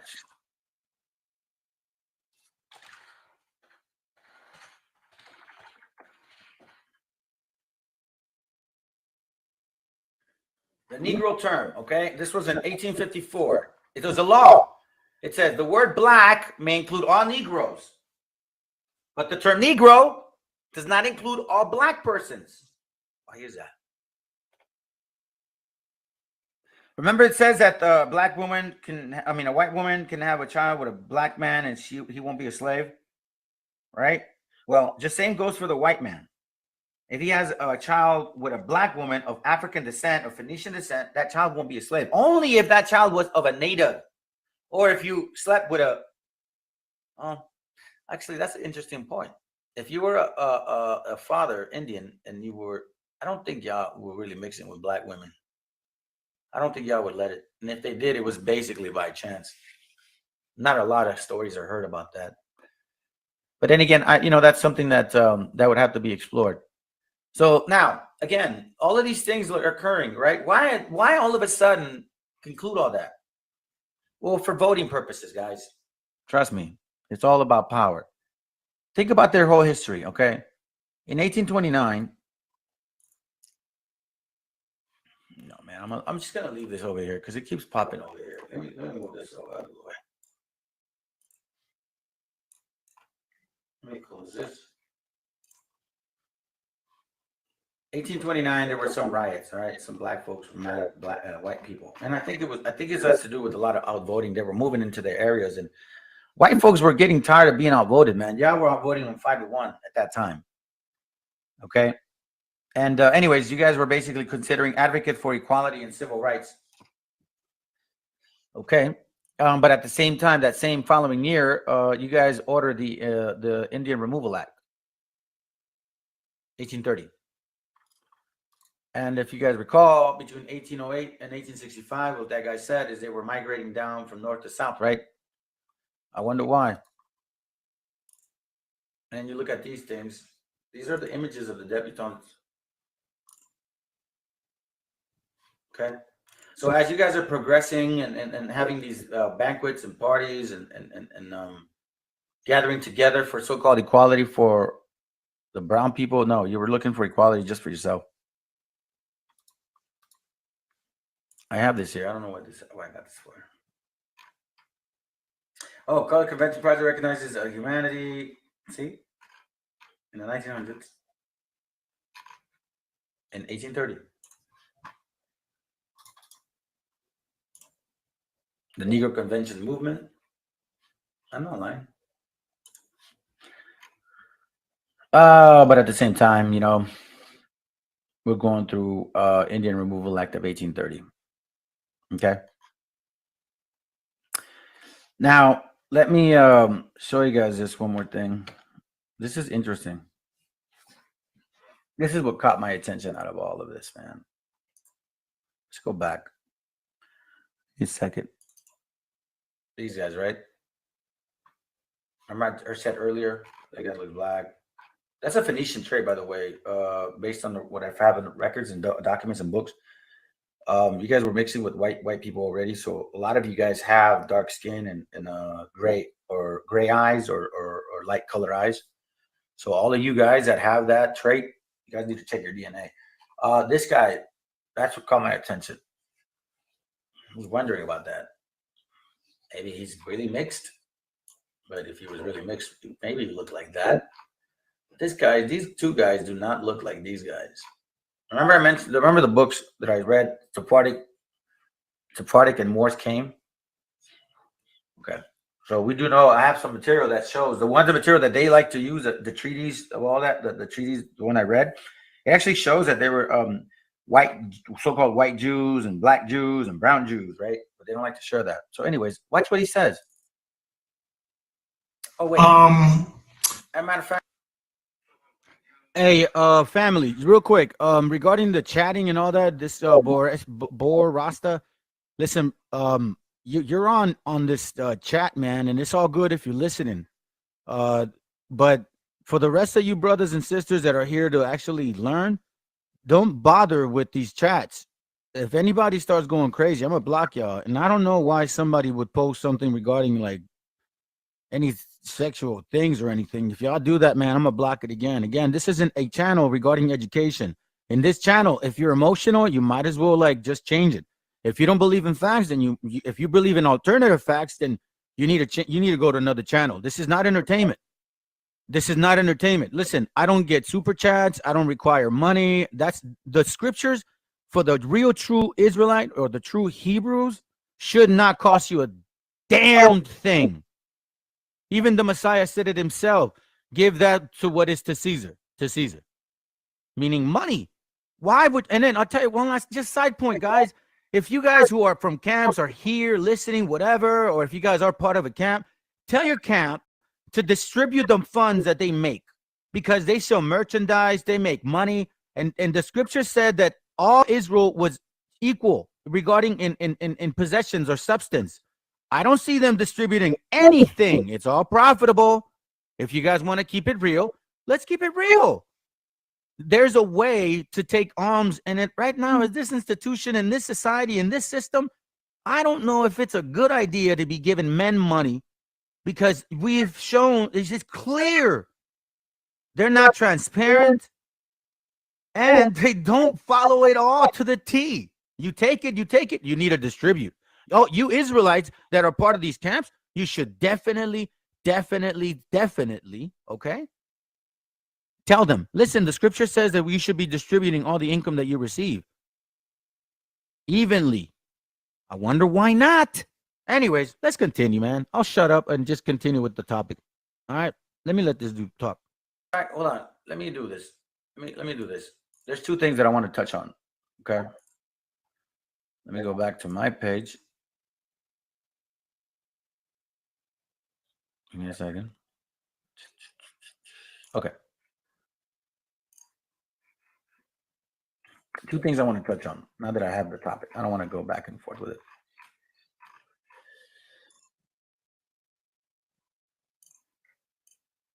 Okay. Watch. First, I'm going to have this there.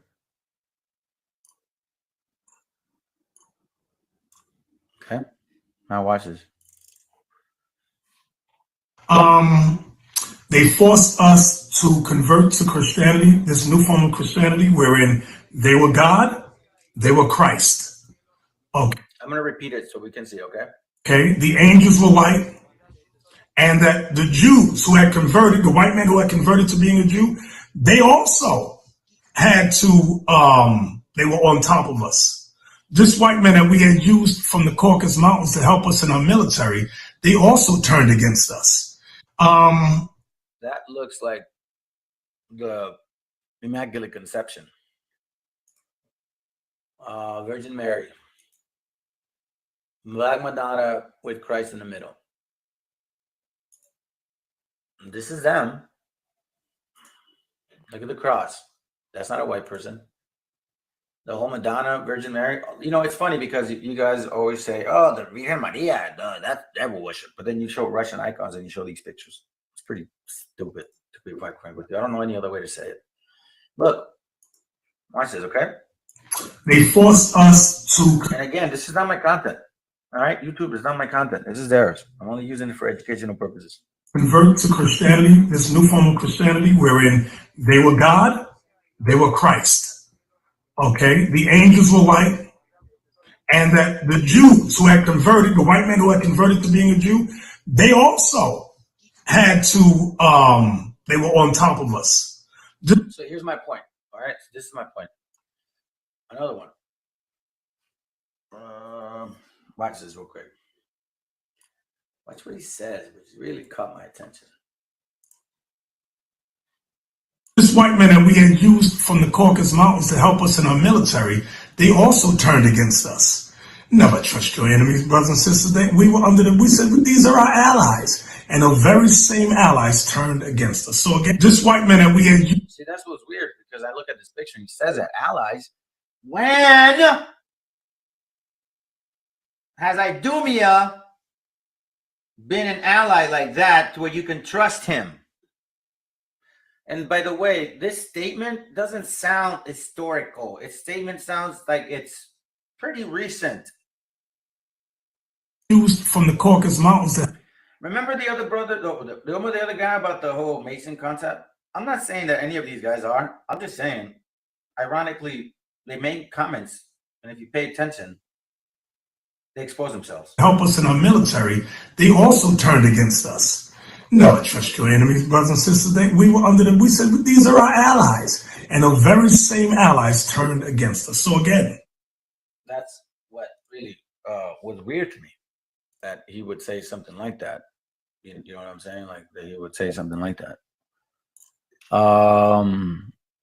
You know, because based on the, colors and all that, I mean, the pictures, it basically speaks 1,000 words. You know what I'm saying? So I don't know. Let's go back to the Bible. All right, I'm gonna go to Psalms. Let's go to Psalms real quick. Psalms 49. Give me a second. We're gonna go back to this Bible. I'm gonna read all this one, and then I'll read the King James as well. Psalms 49, verse 4, and it reads, I inclined my ear to a parable. I expounded my riddle on the lyre. Okay. Verse 11. The inner thoughts are their houses.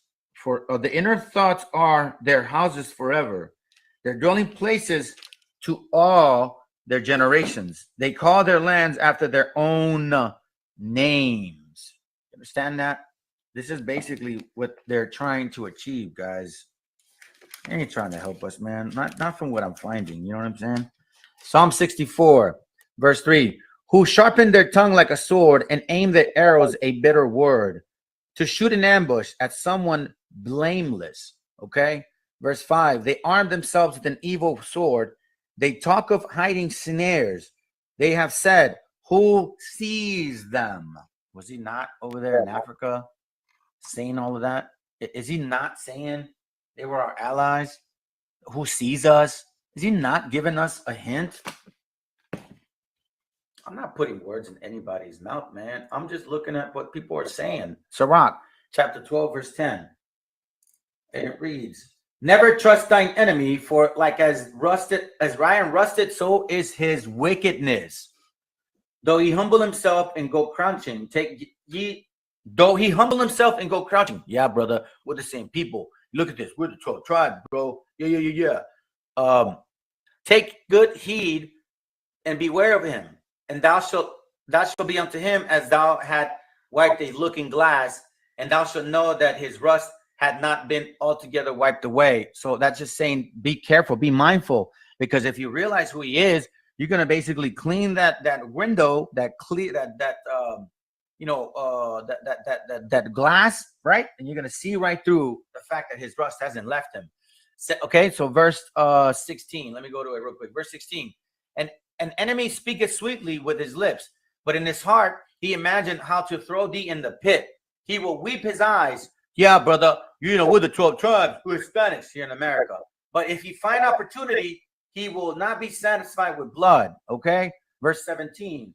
If adversity come upon thee, thou shalt find him there, and though he'll pretend to help thee, shall he undermine thee. Here's the point. He shall make his head and clap his hands and whisper much and change his countenance. Which one is it?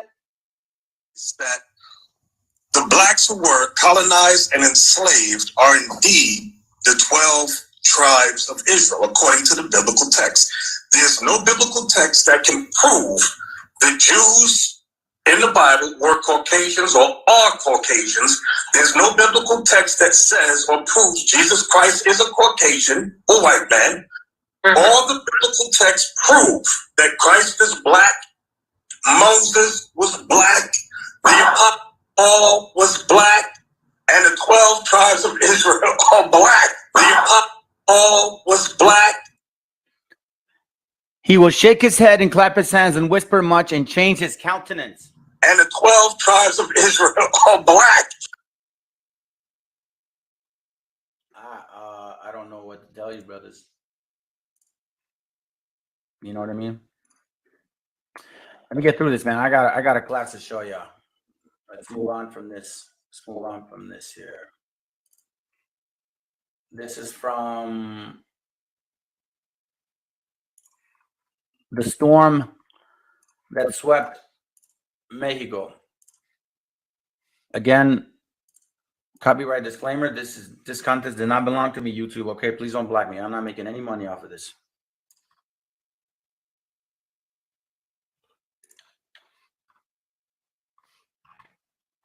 By the way, just in case, if they do start giving me a warning, I'm gonna move the video over, so then they don't block me. Because, man, YouTube, I don't know, man. I'm a little. This is like a little smart channel, man, and YouTube's messing with me so much that I can't even believe they even got their time to waste on me. But anyway, just giving y'all a heads up. All right, let it play. In 1876. My apologies.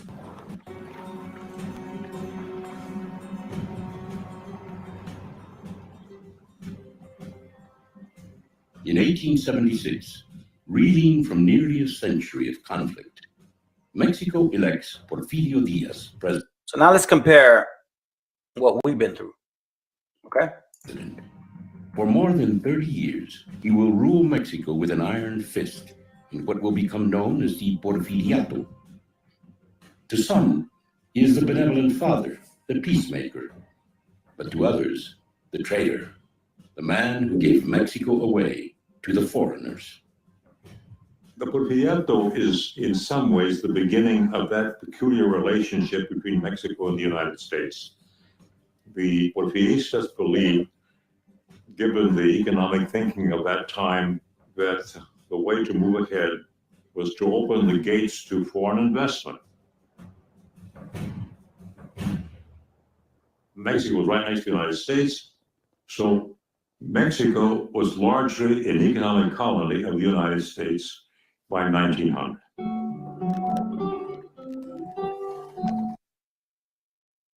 Did you guys hear that?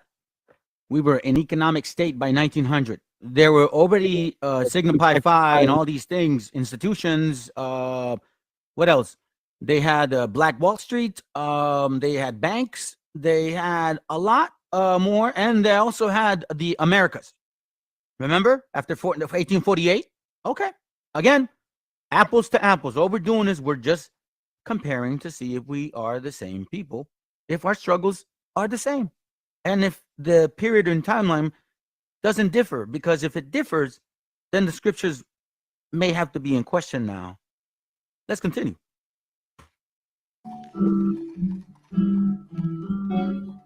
The center of power during the Porfiriato is Mexico City.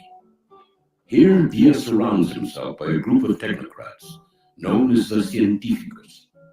This circle of power controls much of the nation's wealth, with little regard for anyone outside their circle. The Científicos were the people who implemented his economic policies. These were the people who wrote the legislation for the passage of laws. These were the people who put together the contracts between the Mexican government and foreign companies and so on. They were elitist. Some of them were racist. That is, they believed in the notion that the biggest problem that Mexico faced was its backward Indian population. Backward Indian population. Here, I just thought of a scripture. My bad. It wasn't part of it. Deuteronomy chapter 28, verse, I believe it's 36. Watch this. Yahweh, it says, Yahweh brings you and the sovereign whom you set over you to a nation which neither you nor your fathers have known, and there you shall serve other mighty ones, wood and stone. I read this because as we see these científicos didn't give a damn about our people. So were they our people? The Spirit bear witness. Let me move forward to right here.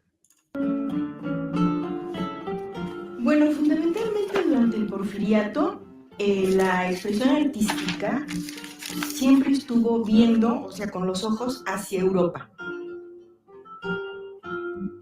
Esto nos hace ver que siempre México, no obstante ser un país que se ha independizado, que está buscando su identidad, sigue con los ojos puestos siempre en Europa. Deuteronomy chapter 28, verse 28. It reads, Yahweh shall strike you with madness and blindness and bewilderment of the heart or mind. Madness. The madness of you guys. You want to be like the other nations, the other heathens that enslaved our people, right? Blind to the fact that you don't know who you are because you're listening to this garbage of the past and even now. And it says here, and you shall be groping at noon as a blind man gropeth in darkness.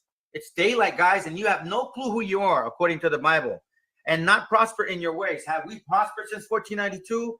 And you shall be only oppressed, plundered all days with no one to save you. You know damn well that's been happening to us since 1492 and even till this day. Our children are separated at the border. You don't think I have the same fear? Oh, yeah, I got family members that go through the same thing. Same damn thing. Isaiah chapter 1, verse 3. An ox knoweth his owner, and a donkey his master's crib. Israel does not know, my people have not understood. Why? Because you're looking upon the eyes of Europe. Really? The same people that enslaved us? Modernidad de las urbes. Por otra parte, tenemos a todo este pueblo. Listen, I didn't bring any bridles up for those guys because honestly, I was just showing who they are. But you guys are our people, our gente. I know what struggle we've been through. So you damn right I'm going to bring scriptures out because that Bible belongs to us. 500 years since we haven't had it. And they were introduced to white man as God. Now all of a sudden, in the last 20 years, supposedly we are Hebrews, and another nation tells us, and they bring another image.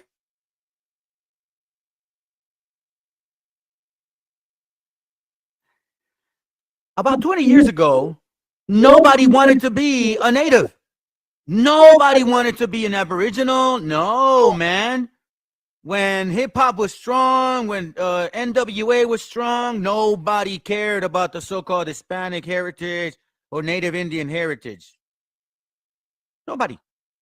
We were spics, beaners, wetbags, and then, dumb Indians that are in reservations, that are a bunch of alcoholics, and you guys, whatever, you get free money. How is it fair? That's what we hear. Okay, so all of a sudden now, they care for this heritage. Like now we have all of this agenda. Y'all gotta pay attention, man. I've read to y'all, brothers and sisters, a book on propaganda. I'll read it again today once I'm kind of done with my majority of my notes. I'm almost done. Remember, I was doing a comparable. And for the brother that says, oh, knowledge, every information, everything, and that's in Romans, by the way, okay? What was written aforetime was written for our learning. Through patience of the scripture, we might have hope. Okay? So, obviously, you cannot learn the Bible, nor can you study the Bible, nor can you understand the Bible without historical facts. If you believe only by DNA or Bible, and then you don't actually look at the historical facts, then I don't know I can't help you. You got to look at everything. Historical facts. If you care for DNA, sure, why not? Do it. But at the end of the day, the Bible holds precedent to everything. And we have proven it that we fit all the scriptures, we fit all the curses, our food matches, our clothing matches, our culture matches, our ways match. And I mean, literally, we are still being told nothing about who we are. But yet you have the so-called white man, the so-called black man, propagandizing yay or ye or whatever his name is, and then some basketball player, y'all have it so good.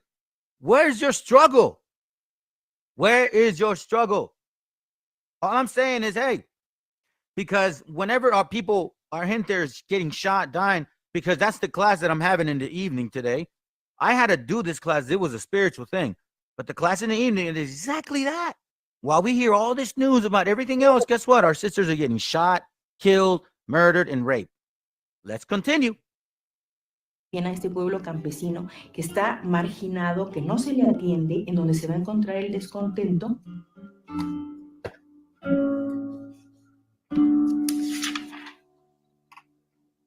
Porfirio Diaz was a strong ruler, and he held Mexico. Look at that picture right there, right? They're all drinking and having a blast at the expenses of our people. Isaiah 56, verse 9. Again, I don't know if they are people or not, but I'm gonna read it anyways, because if they are, man, may the Lord have mercy on you. Verse 9, Isaiah 56, verse 9. All you beasts of the field come to devour, and you beasts in the forest. Verse 10. It reads, his watchmen are blind. All of them have not known, just like Deuteronomy 28:28. All of them are dumb dogs, unable to bark, dreaming, lying down, loving to slumber. Are these guys not slumbering? Right? And the dogs have a strong appetite. They never have enough. They are shepherds. They have not known understanding. And they are shepherds, meaning these guys are supposed to be our leaders. And look what they're doing. They have not known understanding. We haven't had the Bible in 500. I mean, even in this time, the Bible was prohibited.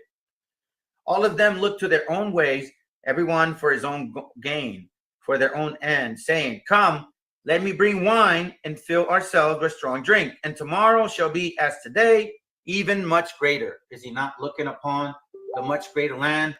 You see this field? And now they're expanding that way. Drinking, saying, let's go ahead and expand the land. The pleasures of what? A prophet, right? Mexico together with the help of the military of Hacendados and with American backing. An American backing. Who was in power at this time? Yeah, I think I've been proving it. So let's continue. It wasn't just a white man, guys. The unrest was there because of the nature of that economy and the society of that time. Rural Mexico was poor. The hacienda system was a tragedy for Mexico. It was. It was a heavy tragedy for our people. It was the worst thing that could have happened, because they made it seem as if it was very attractive and, just the way to go. And quite frankly, it was not. Okay, let me start it here.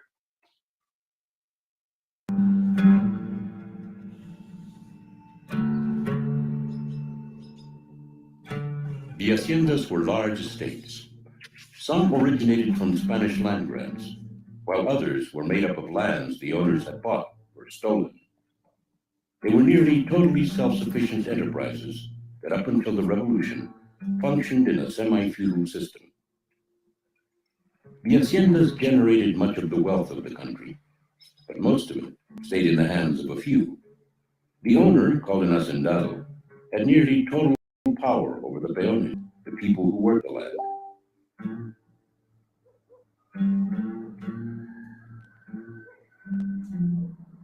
The southern state of Morelos was home to some of the richest haciendas in all of Mexico. Many of them were sugar plantations, long known for horrendous conditions. After centuries of abuse, Morelos was ripe for a rebellion. Un día en Cocoyoc, ahí en esa calle donde vivo, cuando anda un español, niño, ¿qué hace? Y como así con ese parar orgulloso, ¿qué hace, niño? El niño se agarra y, lo ve, señor, porque ya sabía que la opresión era grande. Por eso, los que nos lanzamos a la revolución en defensa de la patria, no fue una valentía, un orgullo, una necesidad. Oppression makes a wise man mad. Que querían que trabajáramos a punta de ciudadanos por 25 centavos, de la amaneciendo hasta el tesoro. Andaban los alcapataces en las pies. Sacapataces, they call them formants, right? But it's not technically formants. Exodus 1, verse 11. So they set slave masters over them to afflict them with their burdens, and they built for Pharaoh supply cities, pythons, and Ramesses. Let me read King James, Exodus 1:11. Therefore, they did set over them taskmasters to afflict them with their burdens, and they built for Pharaoh treasure cities, Python and Ramesses. That's what zapatas means. This guy right here. Andaban los alcapataces en las Alcapataces, the taskmasters. calles, que no hubiera ninguno en su casa sentado ni acostado, menos, y lo veían, vamos para afuera, ni permiso pedían los alcapataces. A punta de chiconazo, vamos a cargarse de la calle a correr por 25 centavitos, no pesos como ahora. ¿Y quién iba a aguantar eso? Dígame, ¿quién va a aguantar eso? Ecclesiastes chapter 7, verse 7. I have to read it, guys. For oppression makes a wise one mad, and a bribe destroys the heart. 25 centavos was nothing, guys. If you guys lived in over there, they terminated that. But there was a time where I remember where we had, pesos and then centavos, the lowest of the lowest. Not even 1 peso a day. He needed 100 centavos to make 1 peso. That's like negative. It literally, if you look at mathematics, it's literally like -1 or -100, man. It's just so sad, bro. Luego resultó esa la revolución. And that's exactly what happened. Let me go back to the Bible, man. You guys need to start reading, guys. We have all the answers in our book, not some Phoenician, our book. And we're taking it back. Thus saith the Lord. Psalms 38, verse 11, and it reads, my loved ones and my friends stand back from my plague, and my neighbors stand far away. And those seeking my life lay a snare, and those seeking my evil have spoken of destruction and utter deceit all day long. Why am I reading this? Why am I reading this? Remember, guys, keep in mind, this guy ruled from 1876 to 1811, okay? Now, I find this very ironic. Remember the whole 1808 to 1865 movement from the so-called Phoenicians? Or not so-called, the Phoenicians, right? That they were in slavery. You guys realize in 1869 was when it was actually, they started drilling oil in Mexico for petroleum. And it was this guy that did it. Right? But check this out. Between 1521 and 1821, ranchers were telling these people, hey, man, we're running into tar and our animals are dying. Okay. In 1846, they were already looking to mine in Russia. This guy here, he opens up a lot of them all over the continent of Mexico, right? But I find it so funny. This colonial period of between reports, ranchers having cattle lost. And then in 1821, right, between 1521 and 1821, then all of a sudden in 1823, James Monroe articulated the Monroe Doctrine, which was a very shady way of saying, hey, this law will protect us all, so foreign invaders don't come in. But then that law also stipulated in the small print, if you owe them money and you bring issues to our continent, then we would have to overrule you. That's exactly what it actually did. Because in 1850 is when it was actually officially coined, I guess, in a sense, right? And then if you look at the Mexican secession, it was in when? In 1848. The war started in 1846 through 1848. You know, there were white and black people fighting us. So as you can see, the expansion has a purpose. The Mexican War began in what? Oh, and by the way, we had independence. It became independent in 1821. And 2 years later, the Monroe Doctrine. And they had already been told that there was tar pits. I mean, look, man, if you look at this, okay, look what we've been through. And it hasn't stopped. All right, when the Spaniards came, and they were black and white. Oh, what a coincidence! They put a black guy there. See, man, I swear. Independence, right? 1835, 1836, 1839, 1848, 1860, 1867, the French War, 1820, 1829. This was actually the period where we were starting to tell the so-called white people right here. See, it's funny because in 1917, they implement these fumigation like gas baths, right, to our people. But at the same time, there was already a president, I can't remember his name. He was already trying to implement law which would stop the white man from taking massive gains of the petroleum, which they were not investing in Mexico. I wonder why. So they take it out on the people. Right? Is that what y'all did? And guess who's in power at that time? Who's in power? Who has politicians? The black man and the white man. French colonization. You see this here? You Creoles, so-called Creoles, right? You people that are very proud of your Creolish, y'all are French. Means you're Phoenicians. So you can look as white as you want or look like we are people, but a lot of you guys are not our people. You're Phoenicians. This goes out to you, Chris. You know who I'm talking about. You're so proud of your what do you call it? Creole blood, right? Yeah, man. You're taking that person down with you. She may be our people. Andrew Jackson, removal of the Indians, 1830. And you guys were expanding. Black people are expanding from the East Coast. All of a sudden, oh, supposedly they're being enslaved. Really? What a coincidence. Why don't you keep them up north? First meeting, we saw that already. If you look at all the stuff that we've been through, right? And the secession and all of these things, literally, I don't see the similarity. I really don't. If you look at gas baths from 1917 to 1964, the fumigation, all of those things were practiced up until 1963, 1964. Matter of fact, the Nazis even praised America, the so-called white man and the black man, because it was you guys that both did this work, for what you did. And you know, about 90% of our people, right, in between 1900, like early 1900, 10 or 15% maybe, were literate. And 90 to 85% couldn't read or write. And we didn't have the Bible. And just this out, only on 1950, we actually started seeing a lot of increase in literacy. About 40% of the people were actually being able to read at that time now. Yeah. Okay. A lot of these things were going on. In 1929, 1936, you guys forget about this here in America? These guys have politicians in their table. Black people have politicians, but instead what? They decide to get us out of there. And then you see more black people coming into California.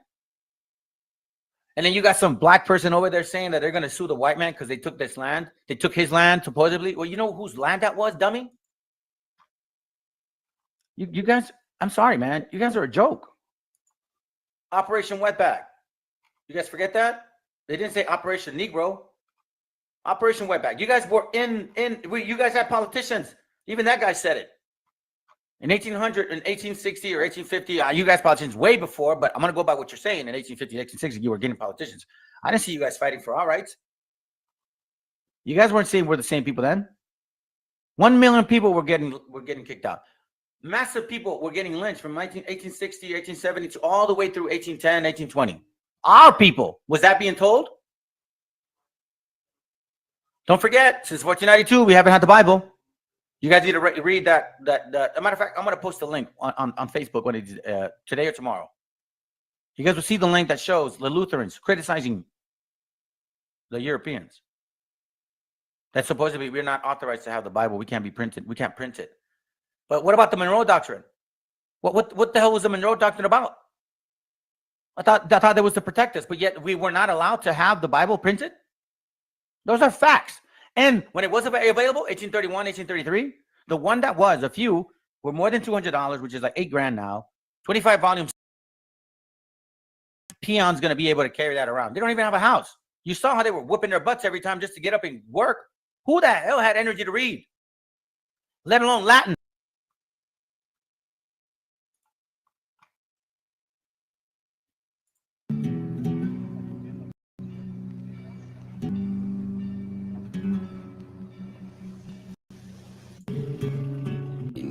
Being left behind.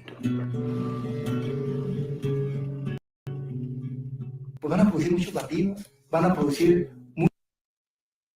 Yeah, you know what, Salome? Yeah, my grandfather on my mom's side, because I didn't meet my father on my dad's side. He got shot when my dad was 1 year old at a cantina or in front. Her dad, my grandpa, he used to travel like maybe 2 hours every morning, get up early like 3, and then go up to the city close to Guadalajara, because that's where I was born. And they were picking corn and all kinds of fruits. So this is recent. You know what I'm saying? Like in 1920, 1910, 1930, this is like recent. Not too far fetched. Like you would think, oh, okay, these are like from 1700. Nah, man, our struggle has not stopped. That's what I'm saying. Let me continue. Muchos hombres libres que no están dispuestos a ser peones de Hacienda. Y al momento que se ve la revolución, muchos de los que se integran a los grupos revolucionarios son esos. Yeah, hey, listen, bro. I have family members that are not, like legal, and at any moment they, you know what I mean. They're petitioning, they're asking for permission for residency, but they're fearful, man, because they've had neighbors where ICE came in and took the parents and left the children alone in the house. Man, come on, bro. Don't try to say we're the same people at the same time. When we know how media works, we know how the enemy functions. We know these psychological attacks that principalities and powers is what we're dealing with. Let's not fall for this again. We already went through it once. Let's be now prudent people. All I'm saying is, brothers and sisters, you need to study the scriptures and study your history, and don't let foreigners tell us who we are according to the Bible. We are the Hebrews. Now you just got to study and pick up the book. Que fueron despojados, o los hijos de esos que fueron despojados.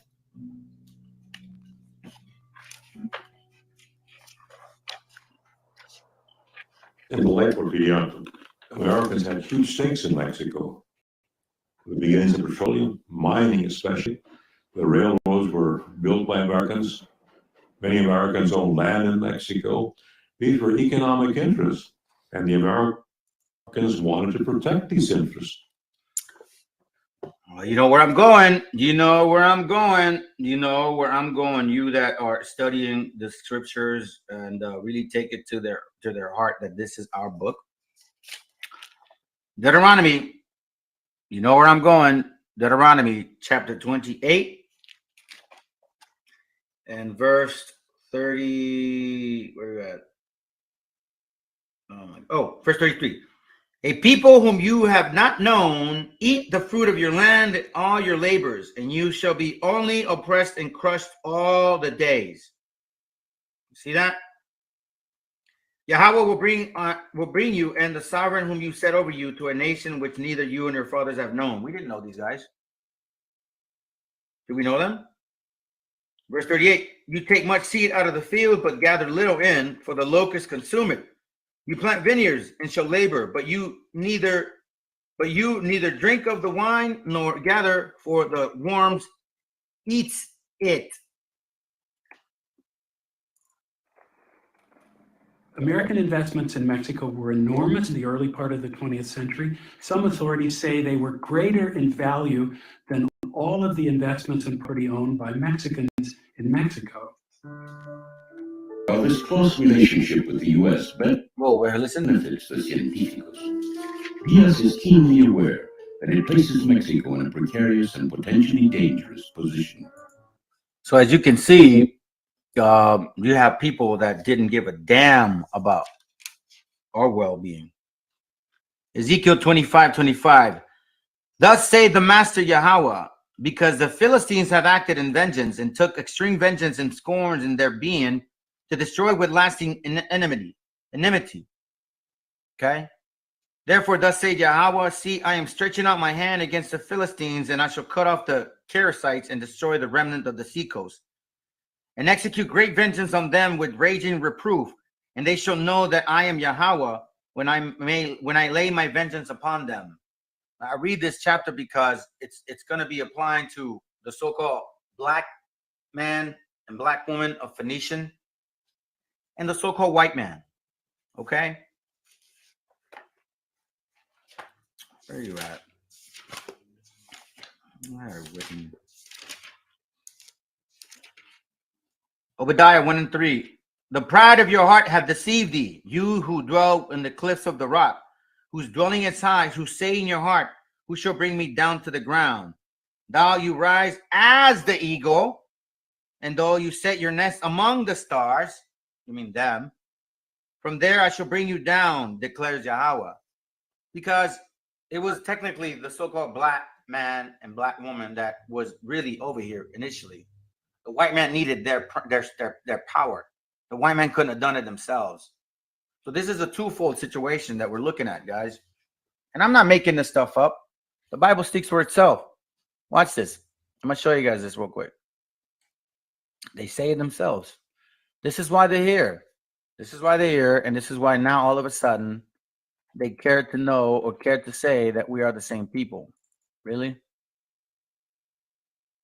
Watch what he says. This is from a analytical and chronological table of the history of Ireland. The Phoenicians ran that place, and they were because of this. Watch what it says.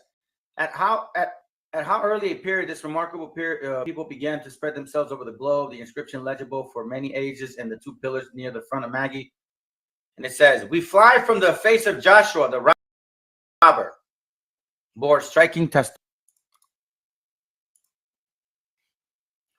This is from Phoenician Ireland. Watch what he reads.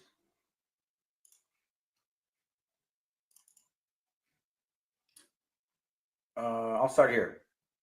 Let's see. But the name of the city with Militum itself would appear to have been given by its Phoenicians from Milit to escape or to be liberated, which accords with the history of the Canaanites who fled before the face of Joshua, the Israelite.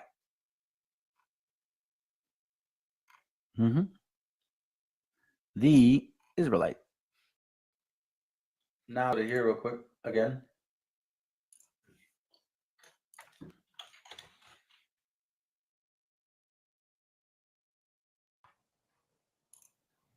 All right. Watch what it says in this page here. I think it's this page.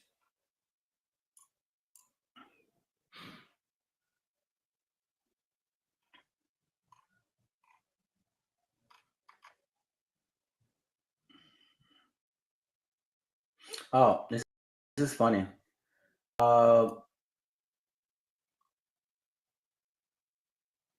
Well, look what it says here. The proximity of the borders of Europe and Africa and the evidence of the African phenotype among Southern Europeans led Napoleon to remark that Africa begins at Pyrenees. He said it. Okay, I'm going to show you something real quick because I'm about to finish up. Let me see if I can find it. goes to show, man, when you look at doctrine for what it is, if it's solid, it stands ground, and it doesn't depend on one scripture or color scriptures. It really is the Bible itself. You cannot knock the Bible if it's a solid and true doctrine. Watch this, guys. Remember that whole thing that he says, "Oh yeah, we were enslaved and we ruled Europe, and we ruled Europe, and then they were scattered in Africa." Okay, watch what it says here. This is what they ruled Europe, and then they went to Africa, right? And you go into verse 49 and say, "Yahweh shall bring a nation against you from far, from the end of the earth, as swift as the eagle flieth, a nation whose language you shall not understand." Look what this guy said, an African person. The fact that the Africans from the north have been intruding into southern Europe from the very early times should not come as a great surprise, for the straits that separate the two continents can be crossed by the simplest boats in the matter of hours. It's a skip and a hop, man. Europe is literally like skipping a hop to Africa. How in the hell are you using verse 49? Yahweh shall bring a nation against you from far, from the end of the earth. From far. It's not on a boat ride. Oh, simple boats. Meaning I could even get an inflatable boat and probably make it across. As swift to go fly, that nation whose language I shall not understand. You guys spoke English, Spanish, Dutch, German, French, Russian, Prussian, what else? This Czechoslovakian. Come on, guys. Really? Let me share you guys some prophecy real quick. You guys think I'm full of it? Share this to your people, because what's coming to you, I pray the Lord that what's coming to you is done to you 3 times, 4 times, 15 times worse than what y'all did to our people. And I mean that with every sense of the word. It's called righteous hate. Y'all say that to the white man. I already know what the white man did. And you know what? At least they don't hide from it. You know what I'm saying? Like Trump, at least he's admitting it. Like you guys, hey, at least he's admitting it. Yeah. And you guys never admitted any of this. You guys own slaves too. Habakkuk chapter 1, verse 5. Watch what it says. Look among the nations and see, he's telling us, and be amazed. Be amazed. He says it with an exclamation point. For a work is being wrought in your days. For a work is being wrought in your days. You hear that?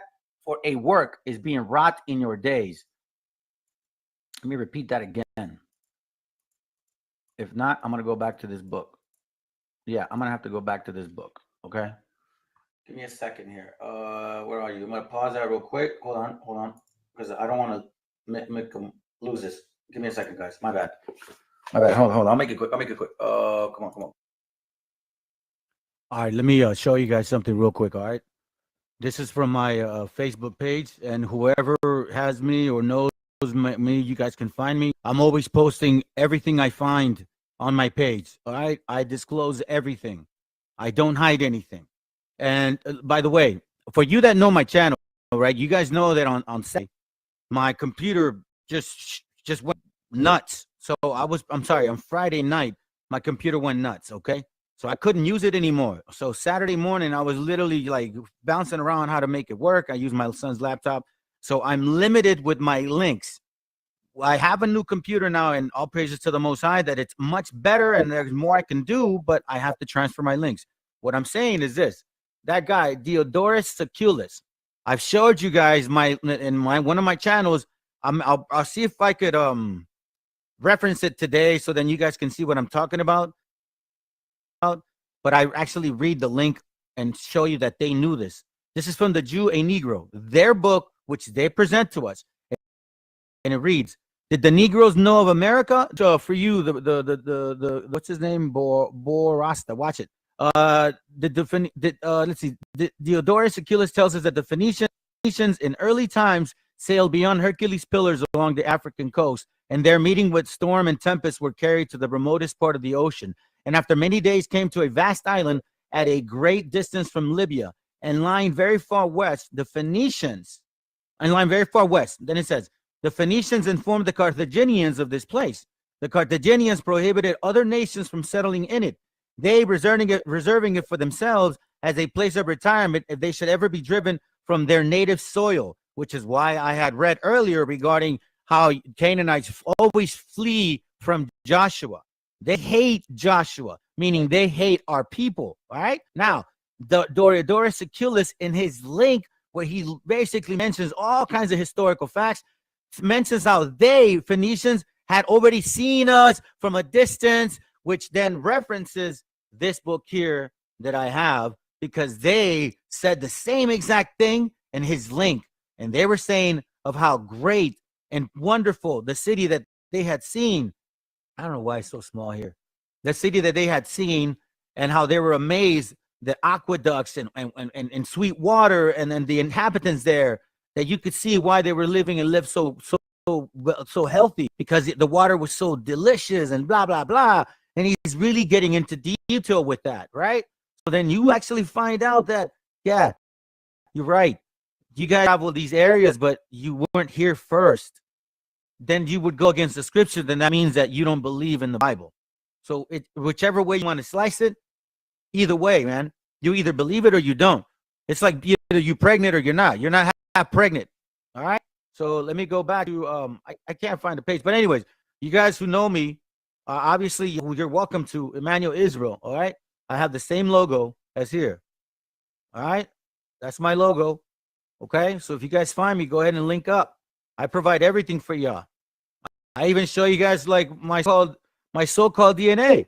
If everybody's so hyped up about it, okay, fine. Just so you can see that I'm not, the Bible speaks who I am, and even the so-called white man says who I am. All right, but all praises to the Most High, that at least he's given me the honor of even having an opportunity to forgive me for all the crap I did, man, because at the end of the day, that's what it's about. It's nothing less than just that.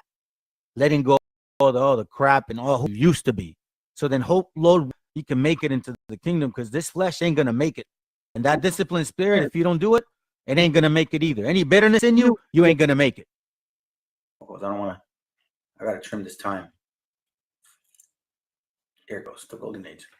All right, so watch this. Habakkuk 1:5. Look among the nations and see, and be amazed. Be amazed, for a work is being wrought in your days. Okay, what's he talking about? A work is being wrought in your days. This is what he's talking about right here. Okay, see, this was actually prophesied in about 600 BC, right? About 600 BC. This statement was made by another man in 700 AD. And now we see it again 1,300 years exactly later. 1,300 years from 600 BC to 700 AD is 1,300 years. 700 AD to 2020, right? Or 2022 is basically 1,300 years. Watch what it says. Look among the nations and see, be amazed, be amazed. For a work is being wrought in your day, which you would not believe if it were told. Meaning he told us that, right? That this was going to happen. Verse 8, their horses shall be swifter than leopards and more fierce than an evening wolf.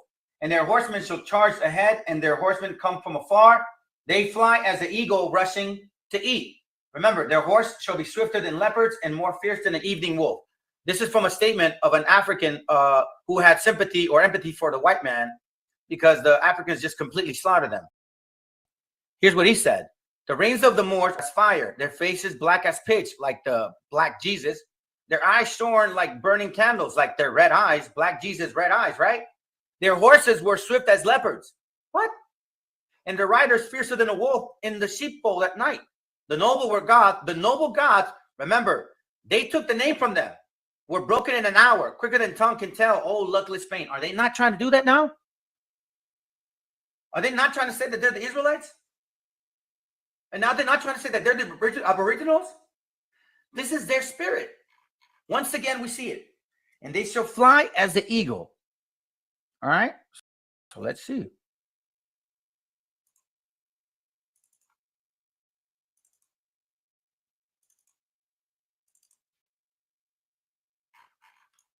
What is that? And they shall fly as the eagle. This guy felt bad for the white man because these guys just slaughtered them. I wonder what they did. Yahweh, verse 40, Deuteronomy 28:49. Yahweh shall bring a nation against you from far, from the end of the earth, as swift as the eagle flieth. Is this not the eagle? Is this not the eagle? Is that not the eagle? Is that not the eagle? Is this wicked ass man not the eagle?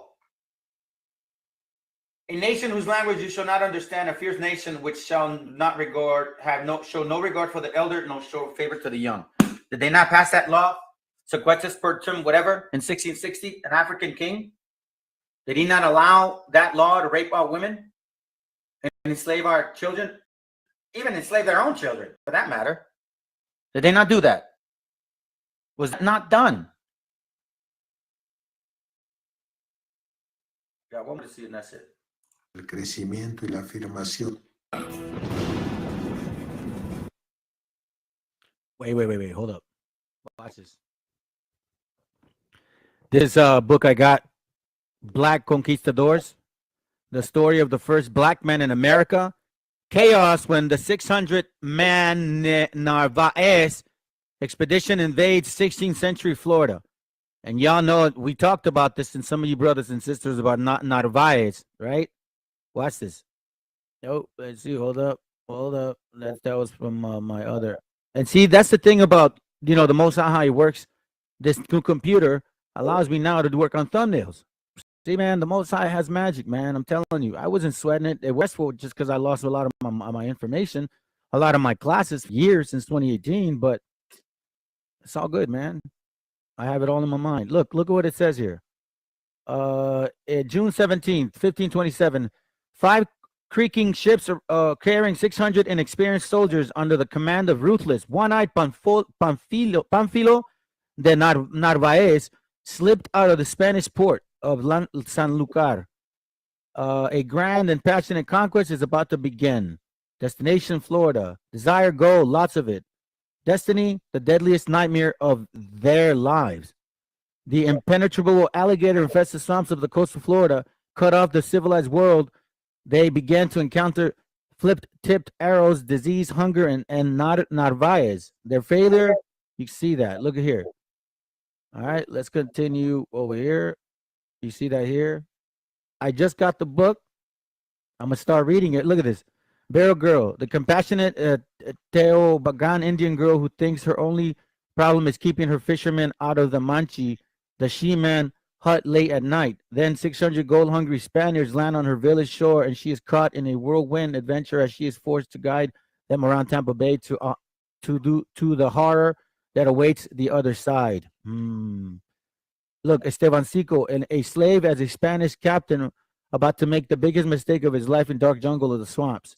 The first black man in America will stop at nothing until he becomes el conquistador negro, the black conquistador. Listen, guys, these things here are no joke. They're no joke. Let's continue. Let's go.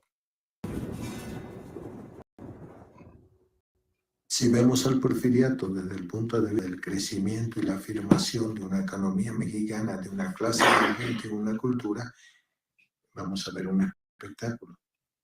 Si lo veo desde el punto de vista de la opresión de los indígenas, de los campesinos mexicanos, los trabajadores urbanos, en que esto se basaba, vamos a ver otra visión. Si combinamos las dos visiones, lo que nos va a aparecer en el medio es una gran injusticia. Esto es el porfiriato.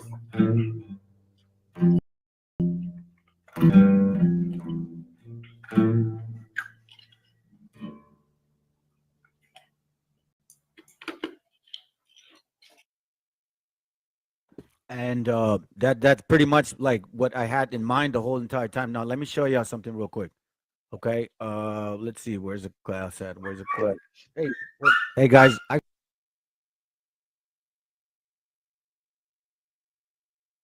okay, fam. All right, so I am gonna go ahead and clear this up real quick. I want to show you something before I move forward. Scriptures talk about something very important, okay? And we need to be mindful. See, you understand who we are if you really pay attention as to who we are. Just logic, common sense, looking at our families, the way we handle ourselves, the way we are towards our mothers, fathers, or our kids are towards us, cousins, whatever. You understand that we are based off family. That in our nature is to build a family. There's absolutely no other way to explain it. It is statistically studied. You know, like they actually studied us, I guess, in a way. I'll show you something. This is from, I don't know, InsideParamount.com. Family togetherness is the core value of Hispanics. Okay? That is the core value of Hispanics. We explored the meaning of Hispanic 4 key cultural values: family, faith, excuse me, family, faith, food, and music. Let me say that again: family, faith, food, and music. And it kind of goes that way. Because I'm sure, remember, you walk into a house and when you feel your family, hear people talking and they're having fun, mom's cooking, tortillas are, you know, flipping over. Let me see that real quick. So yeah, I didn't get that, bro. You know what I'm saying? So we you have, you know, you come in and you have a family and, you know, you share good times and you hear that noise and it's like, that's first, family, man. And you know, hey, this is gonna bring us together. And next thing you know, it's food and then music. That's common.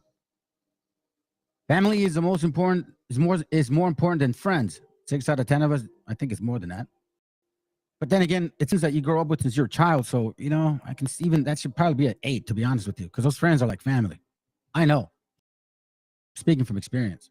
As you say that they would choose to have a big family over a large group of friends, this preference is as strong among teens as it is for adults 35 to 49. Wow, isn't that okay? Spanish is the language at home. Blah, blah, blah. They want to pass along family traditions to their kids while putting their own spin on things. Most Hispanics, 83%, want children to continue family tradition. 71% want to raise their kids the way they were raised. At the same time, they'd like to leave behind dated that didn't work for them when they were growing up. Basically, what it means is like we would like to give our children the right tool. Like, don't raise me to be a plumber and I end up becoming a electrician, so to speak. Or you're prepping me to be an electrician, but you give me all the plumbing tools. Take care under any circumstance. I'm going to tell you this right now. Nearly all Hispanics surveyed, 86% believe that family takes care of each other no matter what. You hear that? No matter what. Similar percentage expects to support their parents, which is true, at 86%. And it feels it's important to give money to family members at 87%. Their support is loyal, with 86% agreeing that they may not always like their family, but they will never turn their family on them. That doesn't require a horn, family. That requires like a hug. You should go there. Yeah, I see you, bro. Don't trip. You should go there and hug your kids, man. Because look, the next video I'm going to continue with, because technically I said my wife is with her grandma, her brother's at the hospital. I don't want to get too much info, but I guess he wasn't doing well. So I don't know. Lord willing, he's doing well. So the reason I'm sharing this with you guys is because sometimes you guys forget what you have in you. You forget what's important. Today, you forget that there are priorities. I get it. I get it. You know, we don't have the spirit of hate, the spirit of bitterness. Any brother or sister that's bitter, any brother or sister that's bitter towards these nations, you guys, you need to check yourself, man, because you're not bitter about them. You're bitter about yourself. Get rid of any bitterness. Learn to not forget, but forgive. Put this on the Most High. You cannot wish upon, man, I'm not wishing evilness on them. That was when I was a little bit more, you know, younger in this whole thing last year. Because I've grown a lot. And one thing I've learned is bitterness, man. Because as I was exploring these things, I was raised, there was a bitterness coming in me. And I didn't like that. So now, remember what family is, all right? Let's stick to the point. Remember family and remember migration. So remember earlier, it says, how do you determine where you're from? You follow the migration. So let's transition to family migration first. Let's go. Because that's what the Most High is requiring of us. The Most High is not requiring anything else but a family coming together. That's what it's requiring. The scriptures even say it. I'll show you real quick and then we'll move on. What is it? Jeremiah 26, I think? Jeremiah 26? So 5 is it 24, 22, something like that. Let me see. It says thou shalt plant vineyards and all that stuff. It talks about that, us being in actual slavery. Either way, it doesn't matter. Plant vineyards, raise a family. Okay. Oh, I got it. Is that it? Yeah, I got it. Sorry, my bad, man. My bad. Jeremiah 29. Watch this real quick. It says here, let's see, Jeremiah 29, build ye houses and dwell in them and plant gardens and eat the fruit of them. Take wives and beget sons and daughters. Take wives for your sons and give your daughters to husbands, that they may bear sons and daughters, that they may be increased there, that and not diminish. And seek peace, and seek the peace of thy city, whither I have caused you to be carried away as captives. And pray unto the Lord for it, for it is in the peace thereof shall ye have peace. It's not their fault, fam. It's our fault. It's our fault. There's no need to point the finger. Ain't nobody else's fault but ours. Let's go. Today is a good day. Today is a great day. I hope everyone have a blessed day. I just came to realize, I see all these videos saying browns and blacks need to come together. Browns and blacks need to come together. And it's a lot of my people that keep saying, let's come together with the blacks. But before you even say that, why we can't just come together? Us browns with browns. Why we can't come together first? How you gonna say let's come together with these people and you guys don't even want to come together? Make it make sense. Make it make sense. I always push for my browns with browns. It's always Mexicans united together. But we can never even do that. So, before you try to keep saying browns and blacks come together, unite, you need to make the browns and browns come together first. And then we could talk about that. Until then, y'all need to start spreading that brown and black bullshit, okay? ¿Qué es el peor enemigo de uno? Otro mexicano. Y madres, ¿qué es el peor enemigo de un mexicano? Otro mexicano. Y madres, hay que cambiar esa actitud. ¿Te va bien? Es narco. ¿Te va bien? Lava dinero. Señores latinos, los invito a ser más unidos. Hay que llevárnosla bien, hay que echarnos la mano, romper esa tradición del cangrejo. Generalmente los latinos nos tenemos catalogados como cangrejos. El que sube lo jalamos para abajo para poder subir. Y Jorge está haciendo alguna cosa diferente. Jorge abraza, te envuelve, te mete y ahora crecemos todos juntos. Hay que ayudarnos unos con otros. Esta fiesta es para eso. Invitar a latinos, empresarios chingones que vinieron a Estados Unidos sin nada y se la están partiendo y miren lo que logramos. De eso se trata. Mis amistades son de buen corazón. Si estás en esta fiesta es porque te considero una persona de bien, una persona de familia. Jorge está acostumbrando, educando a la gente a decir, así se hace.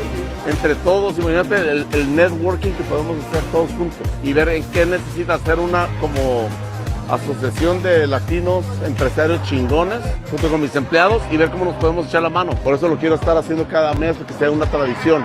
Primer miércoles de cada mes sea una tradición Fuerza Latina. Por latinos chingones. ¡Vámonos! Una vez al mes. Imagínense lo que podemos hacer como latinos. 67 millones de latinos en este país. Hay que unirnos. Déjense de envidias, puñaladas por la espalda.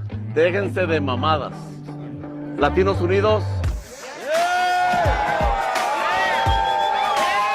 A las 3, ya todos saben, más chingón, a las 3. 1, 2, 3. ¡Más chingón! He got that opportunity, that means that I'm never going to get it, and I think that's something that impacts the community in the larger scale when we're trying to compete with one another. another rather than come in solidarity and help each other, especially when starting businesses. Entrepreneurship is very important, but people gatekeep certain information because they're like, oh no, like he's gonna then become my competition. But it's like, nah, like you need community, bro, to build each other. You get me? So I think having that individualistic mindset is almost like a cognitive dissonance for me, because like growing up Mexican, my parents, how they raised us, they were collectivistic, but that doesn't mean that like the individualistic mindset doesn't exist in my own community, you know. But then when it's in the US, it's like hyper fixated. It's all about the individual. Oh, it's all merit based. You just didn't work hard enough. Pull yourself up by the bootstraps. And some of those elements exist within our own culture that just get thrown into the forefront. Oh, you just didn't work hard enough, bro. Stop complaining. You're assimilating into what you can't do to exploit other people as long as it's not you. And I think that's what it boils down to. And I'm like, nah, like you're just upset you don't have the whip right now.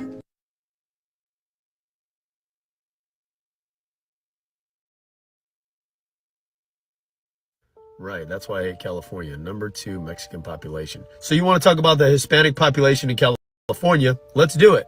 Latinos are actually the majority in California and make up 39% of the population. But Barry, why should I care? I'm glad you asked. Latino men are more likely than anybody else to participate in the labor force and make up over 77% of it. And Latinas are second at 59%. I can say growing up here, I love all Hispanics and I've had amazing experiences with them. And here's a bunch of other reasons to like them. Half of all fruits and vegetables are grown in California. 99% of almonds come from California. 46% of fruit and nuts, and 62% of the national value of fruit and nut crops in our country. Why is that important, Barry? Because Hispanics make up 96% of everybody doing that work. So the next time you eat any fruits, nuts, vegetables, anything that has anything to do with agriculture, I want you to think about those Hispanics that you're speaking bad on. You know, stuff like this right here.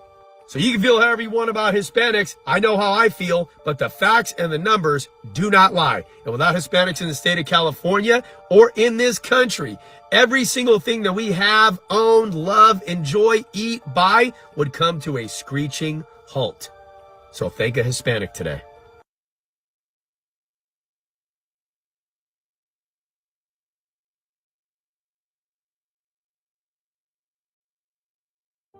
And I want to say this too, okay? In case any of you guys misunderstand me. We come in all colors. This younger brother of ours, he has a great point. So whatever mentality you think you have, you are the same, we're people, and then you want to go and judge one of us because we're a little darker or lighter, but we show the spirit, then you need to question yourself. Because this is beautiful, bro. I appreciate you, man. Listen. Se cree mexicano el guatemalteco. Carnal, 100% mexicano, directamente del estado de Guerrero para toda la raza. Soy de la Costa Chica, un pueblo que se llama Coajinicuilapa. Si no lo conoces, ve. Para que conozcas mi pueblo y toda la raza de allá. Carnal, yo estoy orgulloso de ser mexicano, carnal. Tal vez por mi piel dicen que no soy mexicano. A mí no me importa con que yo sepa allá, carnal. Si me entiendes, y me siento orgulloso de representar a mi tierra en cada canción que saco, para que sepa que somos la mera vena, representar mi patria, el color de mi bandera, verde, blanco y rojo. Pero si yo fuera de Guatemala, también me sentiría orgulloso, carnal. Y respeto para toda la gente de Guatemala, mucho amor, mucho cariño. Gente de Guatemala son trabajadoras, bien humildes y bien respetuosas. Pero este tipo de personas son las que valen verga. Así de simple. Este tipo de personas son los que valen pa' pura verga, la neta. Y ahí discúlpenme por la grosería, pero es que así somos los mexicanos, qué tranza. Bueno, no todo va, pero pues, allá donde soy yo dicen careverga, así mero, pero no te quiero decir así, carnal, porque tú no entiendes. Tú eres un vato, pues, que no tiene mente, no tiene cerebro, carnal. Pero yo te mando un abrazo, carnalito, muchas bendiciones, mucho respeto para ti. Y bendiciones para tu familia, que yo creo que se han de sentir mal contigo. Es lo que pienso yo, no sé. Porque si yo tuviera un familiar, un amigo, que comentara este tipo de cosas, carnal, lo agarra cachetadas y le digo, hey, compa, esa mamada no se hace. Y respeto para toda la gente de Honduras, la mera pija. El Salvador, la mera verga, como dicen ellos. Para la gente de Puerto Rico, República Dominicana, Nicaragua, de todos lados, todos somos iguales. El que me conoce sabe que yo soy bien respetuoso. Aquí hay amor, aquí hay paz, aquí no es para andar peleando ni nada, pero este tipo de personas viene a cagar el palo, wiri wiri, guaraguari, no sabe ni qué trance con la balanza, digo doña Panza, y qué rollo con el pollo, dijo el mollo. ¿Sí me entienden? Entonces, bueno, mi raza, yo nada más le vine a contestar a este compa aquí, y pues soy siempre 100% mexicano, nacido y criado en el estado de Guerrero. Mi papá es el prieto, pues de ahí salí yo. Mi mamá no está tan morena, pero pues no está tan así como yo, pues, si me entienden. De parte de mi jefe, que es mexicano, es de mi color. Mi mamá no es tan morena, pero pues aquí andamos rifando y me siento orgulloso de ser prieto y mexicano, carnal, para que vean qué trance con la raza. En México hay de todos los colores y de todos los sabores. Como dicen por ahí, un mexicano nace donde se le dé su chingada gana, compa. Ahí estamos, mucho amor, raza. Respeto para todos y pues aquí andamos. Escuchen mi música en todas las plataformas, El Moreno Mexicano, que en mi canal de YouTube, El Moreno Mexicano. Suscríbanse y apóyenme macizo, mi raza. Ahí estamos, cuídense mucho.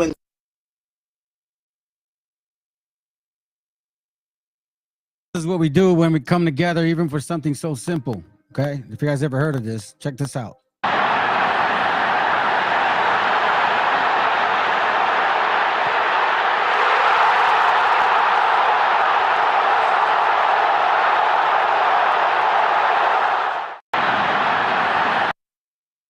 Apparently, the earth shook when that happened.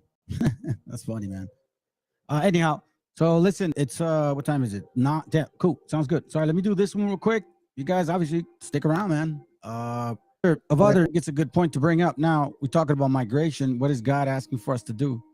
So the migration is taking place. That's what's going on. If you guys never seen this class, it'll be the last one. Let's see how long it is. Let me see if I can get you a shorter one. Hold on a second. This is a prolonged one. Let me see if I can get the first one. I did on that. And again, that's the purpose of the migration. Give me a second. This one should be good. This is an hour. This is Arthur. Oh no, this is in Spanish. My bad. No wonder. Hold on. Let me go back. All right. So as you can see, we have it in Spanish. So by all means, check it out. Let me pull it up real quick. Hold on. Kind of want to stay in the same vein. Let's see, the Great Migration. Yeah, this will work. Perfect. In case you guys don't know, people were pretty much not sure about whether to touch this topic. I don't know why. But finally we did. And I'm glad that there's more brothers watching it. All right. So it's not that long. It's gonna be about an hour. All right. Let's just stick around at that point. And if I won't say much, I'll just close it out and shalom and all that stuff. All right, fam. So just keep that in mind. All right, let's continue.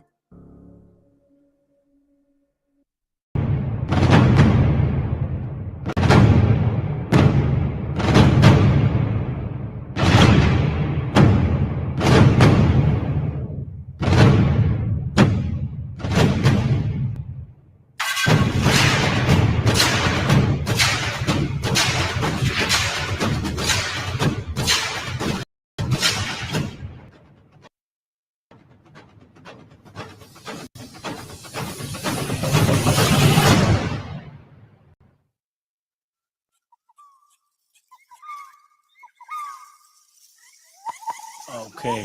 All right. Let's get started, fam. Let's get started. You brothers and sisters know. I don't know if you're watching live or not. I can't tell with the system, honestly. I can tell. Sometimes it tells me 0, sometimes it tells me 1, sometimes it tells me 5, then it says none. Who knows? So if you're watching, just keep in mind that I don't watch chatter. I made it an effort not to, especially on certain classes. So let me remind you guys what I'm going to do, okay? Monday through Friday, I'm going to do classes on milk. Every now and then, I'll throw something different, okay? Depending on how the Spirit is moving me. But on the weekends, whether it be yesterday, more likely it'll be Saturdays, right? I'll be doing these classes regarding history. So we're not going to touch on part 2 again of part 4, which I had talked about. I did part 2, and it wasn't to my liking, family. I was very sloppy compared to the type of work that I typically put for the Most High. I try to become a specialist in whatever I do. That's just the way I roll. So anyhow, shalom to everybody or anybody or nobody. All right. If I'm preaching to the wind, well, even better. At least I can concentrate. Anyhow, today's topic is called the Great Migration. Now, I've done classes regarding Arshurith, and one of the important things that I want to tell y'all is I'm not trying to debunk anybody's quote theory. No, all I'm doing right now, fam, is I'm basically showing the path that has led me to believe that what I'm finding is as strong and legitimate as anything other than what we've been taught. Because as you know, looking at the world, we were told that we came from Israel, then we got to captivity in Syria. They took us over there by Mesopotamia. And we decided to go all the way around the Euphrates River, back to Africa, all around Africa, right? And give me a second.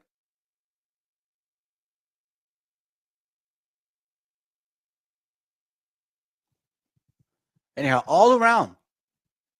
So now let's just say that that is true, but you can't confirm that. There's absolutely no way to track anybody passing through the ocean. I mean, you tell me who can track that. Man, that'd be amazing. Then we're told that we went all the way here. And we cannot confirm that sincerely. We can only go by the Spirit, huh? I don't know what to tell you guys. Put some background music. I know you guys want to hear my breathing. Really gentle. Huh. Can't even hear it. Oh, there it goes. Anyhow, all right, that'll help me out at least with my ears, so I don't have to hear myself too much. Anyhow, all right, so again, I'm just going to show y'all what I found. And you guys decide. You know what I mean? Everything needs to be confirmed, obviously, man. Nobody has 100% of truth, family. Nobody does. Everything's in part. Obviously, we have a solid foundation. Well, let me rephrase that. I came out of, I could say, regardless of what I could say, regardless of what experiences I've had with particular camps, I can say that I had a freaking solid foundation, fam. That I was rigorously studying the foundation, the basic milk of the scriptures. That is important. I forgot about that. I totally just ignored all of those minutes. I mean, I'm talking about nonstop, 24/7 at work, and then internal for that matter too. Double whammy. I'm telling you, family, this Bible, and I'm going to say this. You know, I always wonder why people say this, man. And then this just goes out to you old folks that are not of my tribe. I mean, maybe you are, but again, I don't believe in that unless you prove me otherwise. You guys have not, okay? You come and say and make videos on, and I know you guys are watching me. I know now for a fact. Supposedly, I can go deep, or some of us go deep into some things. Listen, I don't choose to go deep. I don't like, oh, let me sound deep. No, I ask questions. So I search for the answers. That's why the Bible says search diligently. It didn't say, oh, you know, hey, when you feel like it. Matter of fact, watch this. Not even part of my class thing. It says here, Nehemiah 9:3, and they stood up in their place and read in the book of the law of the Lord, their God, 1/4 part of the day. In another 4th part, they confessed and worshiped their God. So look at how it's broken down in regards to how you're supposed to treat this Bible. You're supposed to treat this Bible as if it's the apple of thine eye. And because the brain is such a deep, deep ocean, you need the Bible to really give understanding. Not no simple ass, just wear fringes out and don't sin. That is a simpleton. People have issues in their mind, family. We have issues in our mind. Okay? There is a legitimate schizophrenia, a legitimate suicidal mentality, a legitimate addicted personality mentality, because all of those thoughts are spirits. There's autism that destroys the child. I know, I live with my son. So and they stood up in their place and read in the book of the law of the Lord their God 1/4 part of the day. Okay, Mr. Deacons. Okay, guys, show me the process of elimination. You have no idea what that means. Show me what Paul meant when he was in Romans 7. You guys can't figure it out. Your students can't figure out Hebrews 10:4. And they come out of your camp. You got them confused. You don't, nobody, well, listen, for you guys that, I don't even know how you can wrap your mind around choosing to be deep. How do you even do that? It's like I'm choosing to be a man. For God's sakes, I was born a man. I'm not choosing to be anything. It's the way my mind works.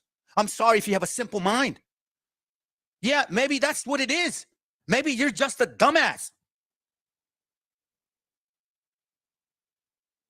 This isn't my class, by the way, but it reminded me of it. You know, and I keep noticing, and I keep hinting, and I keep getting this hint, this nuance, this connotation of anybody that speaks of the Bible that is outside a particular nationality. Y'all are stupid. You're reaching too far. Oh, you're going too deep. What's that scripture in Sirach? Don't search the things that are too hard for you, something like that.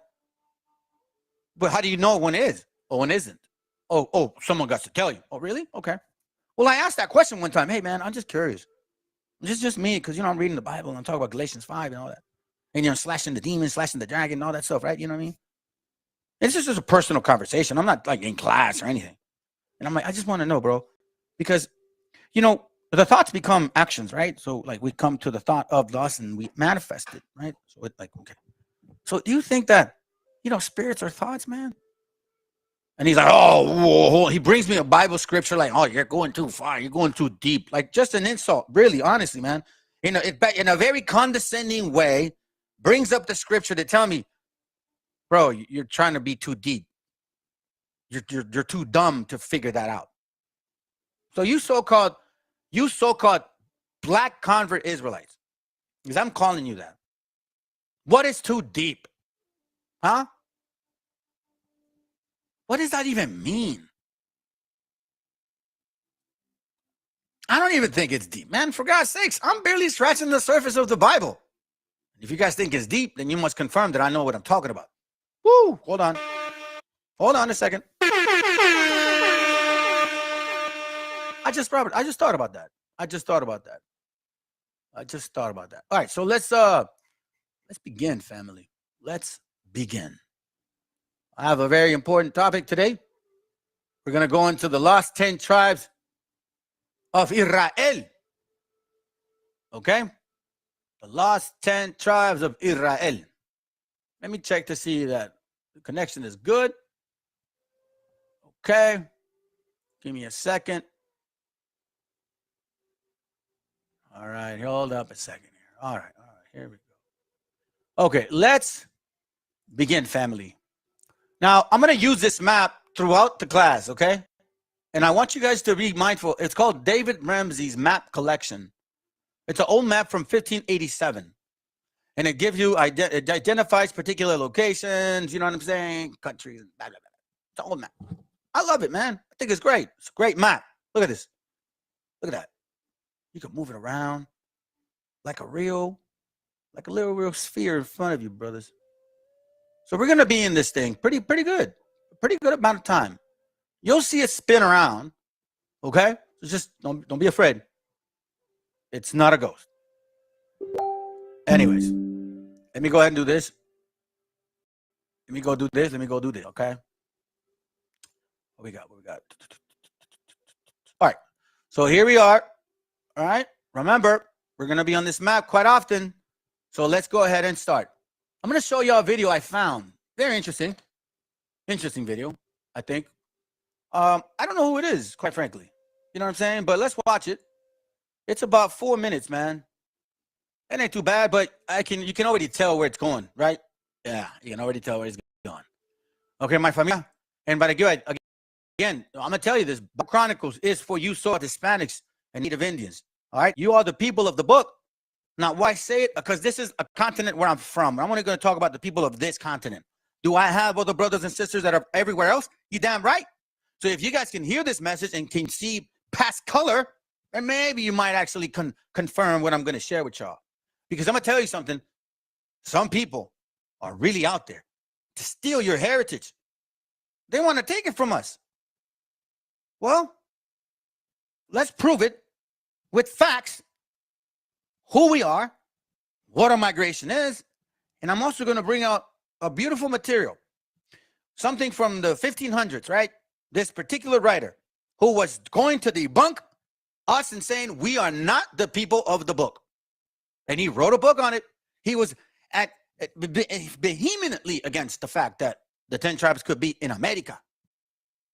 Yeah. So we're going to show you.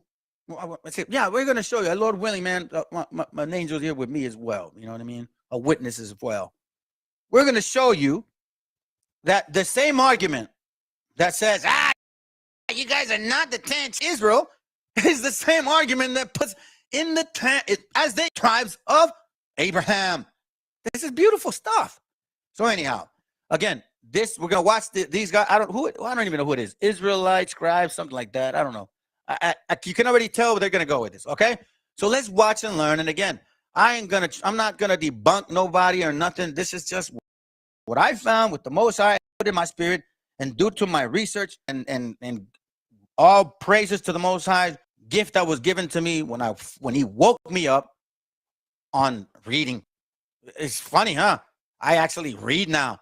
I never did it before. And I can't stop reading now. It's a beautiful thing, fam. All right, let's go. Begin to 4 minutes. It's short. It's just 4. I don't even think they sound anything. All right, so let's go explain. Let's understand their explanation. Here we go.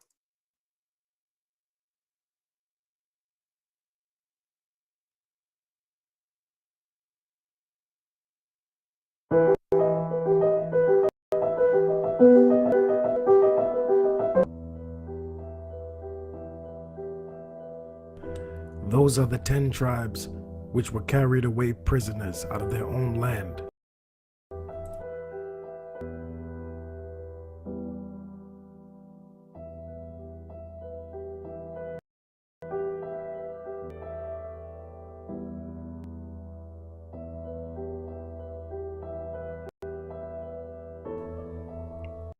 In the time of O king, whom Shalmaneser the king of Assyria led away captive, and he carried them over the waters.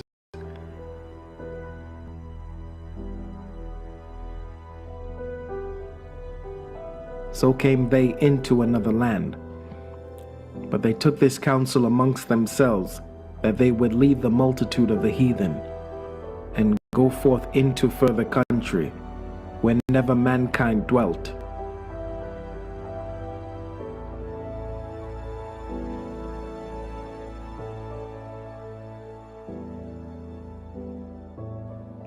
And they entered into Euphrates by the narrow places of the river.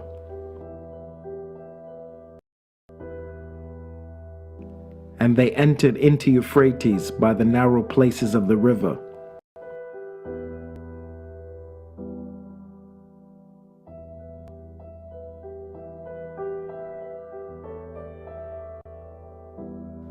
For the Most High then showed signs for them, and held still the flood, till they were passed over.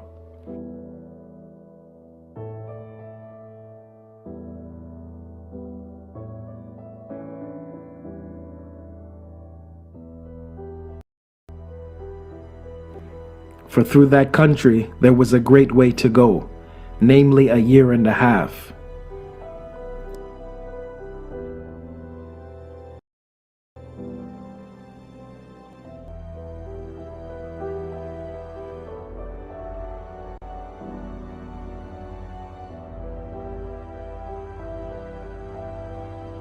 And the same region is called Asaroth.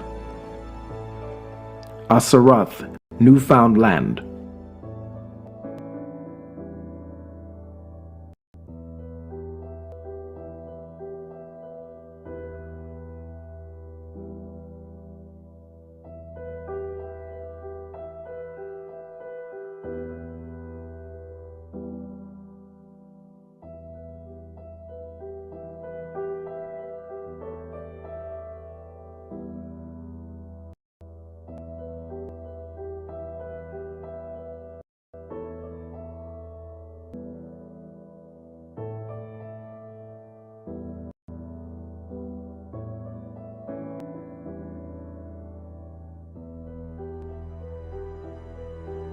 Negras.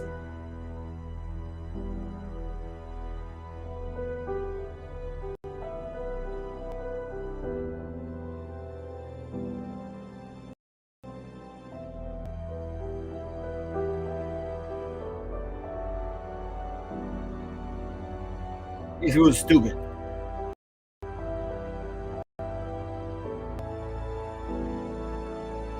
Black people were dwindling around.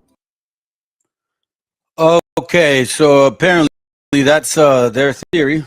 And you see, family, again, I'm not here to, this is not my topic of today. I have classes to show you that these are debunked pictures, all right? These are so-called pictures, right? I'm going to tell you something, man. This is trickery, all right?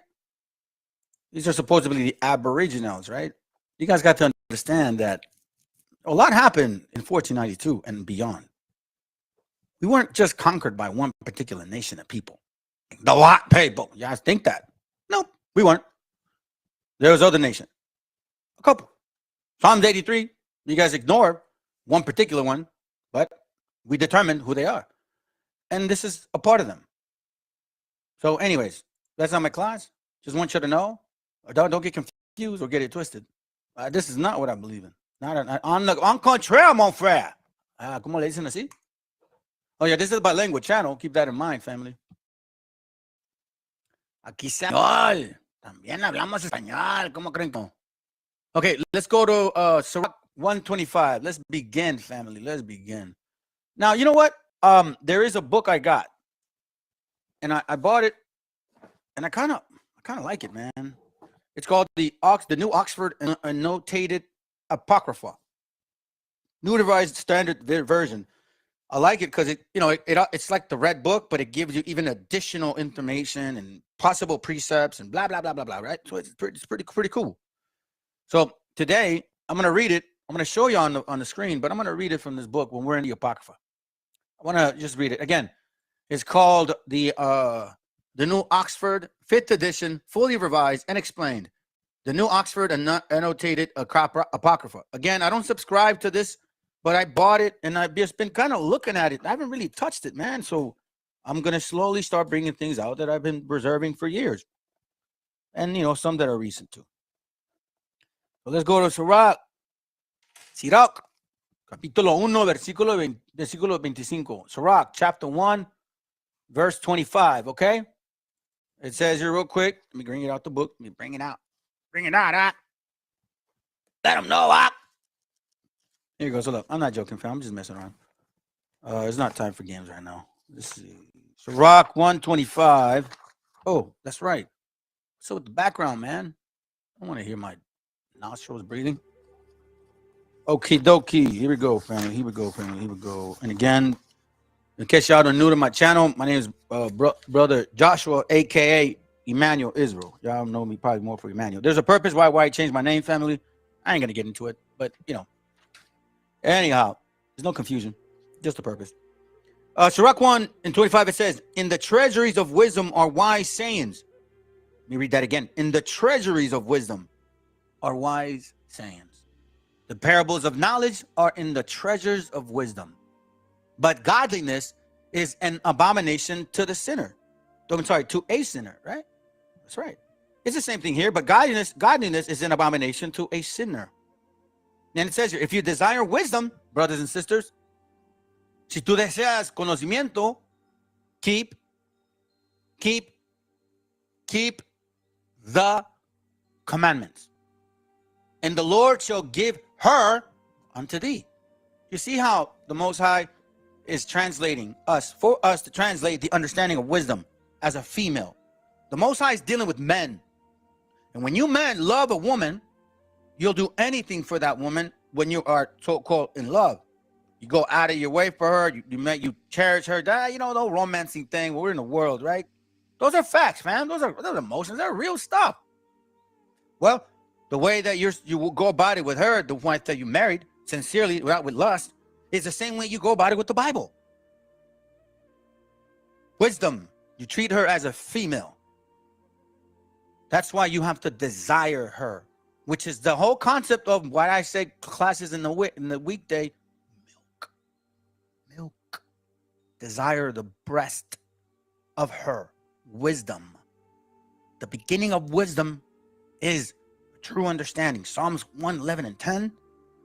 I hope I don't lose y'all. Oh, I'm sorry. They think I'm going deep.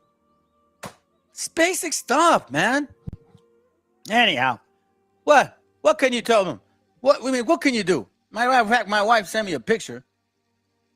It was interesting. Wow, she didn't. I thought she sent it to me. Anyhow, this interesting picture.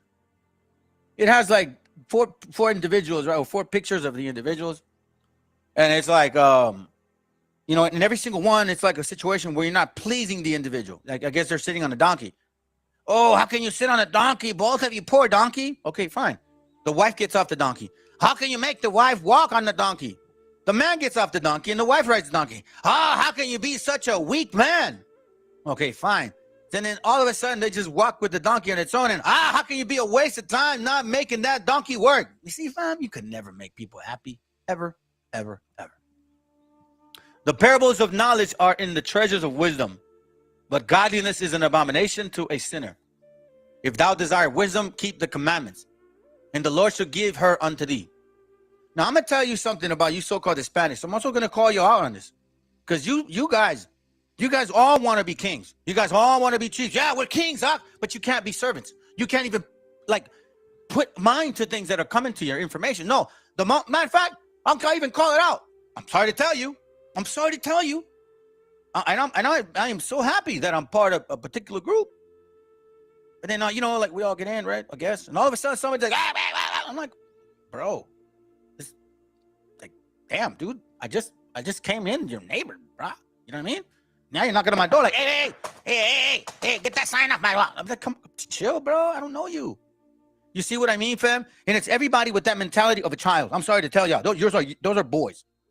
What you need to do is shut up. Everybody, for God's sakes, you Hispanics, you natives, you hard-headed dumbasses, shut up. You don't know everything. None of us do. We all want to be kings, and none of us want to be servants. We all want to teach, and none of us want to learn. Oh, I know the Bible. What's your foundation? What you mean? What you mean, foundation? I pray to the Most High.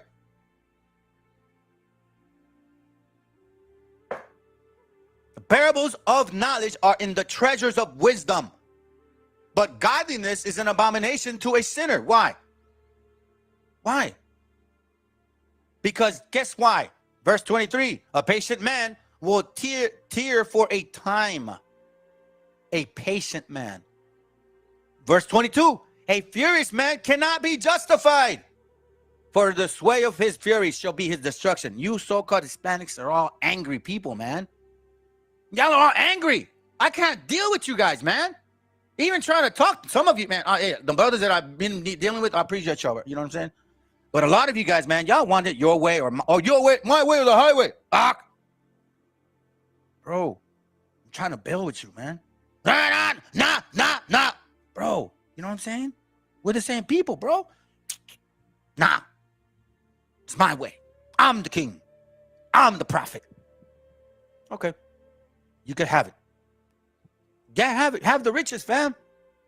I'll stick with the faith, man. I walk with the Most High, and I walk with my father Abraham. That's who I walk with. Because through him came Isaac and Jacob. If thou desire wisdom, keep the commandments, meaning study the book, and the Lord shall give thee unto her. Watch this. For the fear of the Lord is wisdom and instruction. Faith and meekness are his delight. Okay? See that, fam? The fear of the Lord. The fear of the Lord is wisdom and instructions. I'm going to show you something that you guys don't do. Something that you Hispanics have such a hard time doing. I don't know why. I really don't understand y'all. Sometimes I wonder if you guys are even Israel, to be honest with you. Malachi 3:16 says, then they that fear the Lord spake often one to another. Not because you want to, hey, man, I don't like that guy, so I don't want to talk to. No, dummies, man. They that fear the Lord spake often one to another. And the Lord hearkened and heard it. So basically, the Lord is driving. Wait a minute. Y'all talking about me? Oh, damn. So what happens? And a book of remembrance was written before him. For them that fear the Lord. So what did they do that fear the Lord? They spake often one to another. This is not deep stuff, man. This is basic. But apparently some people think it's deep. You know why it's so deep? Because y'all suckers can't do it. Oh, I'm repenting. You guys can't even like get. And let me tell you something. I'm gonna tell you something. What North? Okay, I'll put it like this. Because I came out of IUIC. I was there for 4 years, fam. All right. Even with my struggles in that body, man, I still did what I could to fight through it. I appreciate brothers in there. Not all of them. Because some of you guys are fake as hell. Act like you're my brother, but yet we like that line in Tijuana, and you know who I'm talking about. You look at my gente, my little brother, El Mexicanito or Oaxacanito, right? You look at him with disgust, you so-called Benjamite. I saw your face. That's not brotherhood. Here I am seeing him with inner tears. You are like, ugh, can't stand looking at this rat. Yeah, man, I saw you. So not everybody is of Israel family. But again, they that fear the Lord spake often one to another. There is absolutely not one camp that is so-called Northern Kingdom. Not one. Not one time have I been to a Passover. Not one time has it even been possible. You know why? Because you dumbasses are so hard-headed, you don't want to be a brother. No, you want to be a ruler. And by the way, this is not the class. Because y'all, maybe the Most High is just telling me, you know what, man, forget it, bro. They don't deserve to know. Y'all don't deserve to know what, man, you know what? I just thought about it. You guys don't deserve to know these things. Why? You can't even do the basic ones. Here, I'll give you one. I'll give you one, man. I'll give you one right now, just to show you how simple y'all are, okay? And I'm also Rasa too, so don't get me wrong. I know some of y'all call me a poor. Hey, family, I'm paying attention, and this is actually pretty funny. I titled it The Great Migration. And apparently I must have gotten pissed about something, man. I'm not sure something was going on at that time. That's funny, man. And that's old school, man, stuff. I ain't here to yell at y'all. I'm sure you don't want to sit here and listen to that either. This is all educational. So let me get you that class. If not, I mean, I'll just show you where is it, man? Come on. It's one of my first ones. I mean, not first ones, but here it goes right here. Yeah, I know. Hey, I'm listening to it and I go, wait a minute, man, where am I going with this? I hear you, Rick. I'm like, where am I going with this? And then I'm thinking, okay, are you going to eventually start, excuse my language, fucking class, or what's the deal, bro? And then I realized, it was that one where I just kind of took a left turn, man. So yeah, we get all those moments, all right? So this one's still short. And again, I appreciate you guys being here, man. I got a text, and my family will be back in about an hour and a half. So perfect, all right? We'll be ending together. All right, man.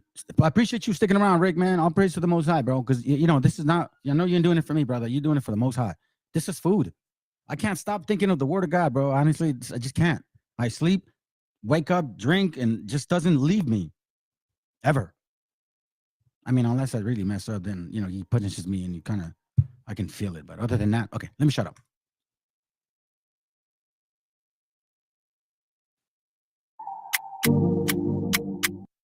Tell me to preach, discern, spirit. If you are the thing that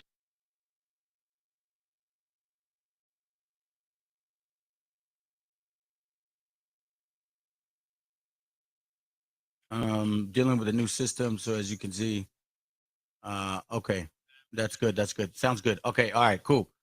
Bad. All right, perfect. All right, shalom, fam. All right, let's see. Hey, shalom, estudiante. All praises, brother. Good to have you here, man. Good to have you here. Let's kind of wait around a little bit, see if somebody else shows up. You know, I'm not one to really wait on people, man. There's a couple people, man. It's all good for me.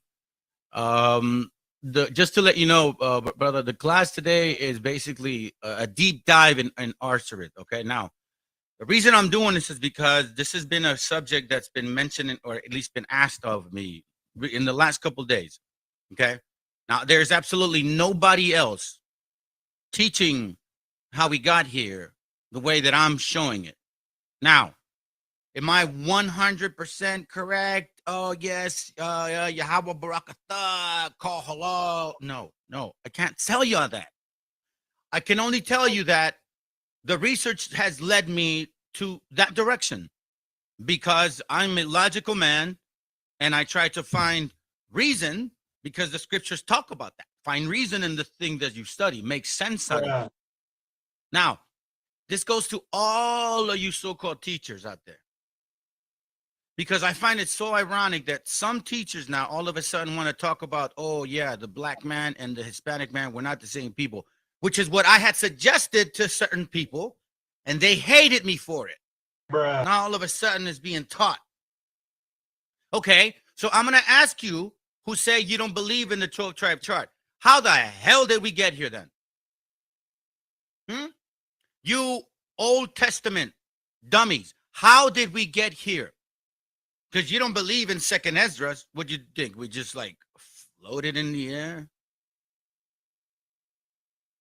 I'm asking, how did we get here? Because all of you guys that are against the so-called One West doctrine still believe we got on ships. Every single one of you who is teaching this crap, who is saying, oh, well, you know, we're not the same people. We have Jews, Jewish in Europe. You believe the first doctrine that comes to mind.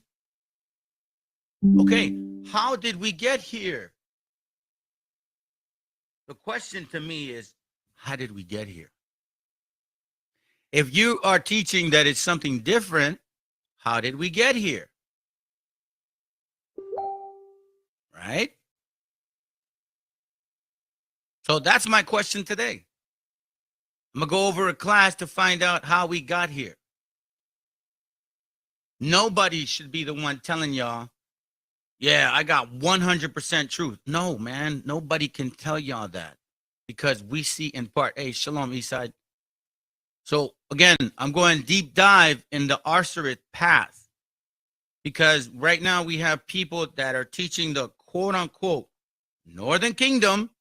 And see, this is so funny, man. I'm stressing the fact that nobody really knows what tribe you are from if you're a Hebrew. First of all, none of y'all can really guarantee that you are Hebrews. None of us can. It's been so long because the real Israelites would keep records of the birth in order to keep the birth right. That's why scriptures talk about have everything in writing.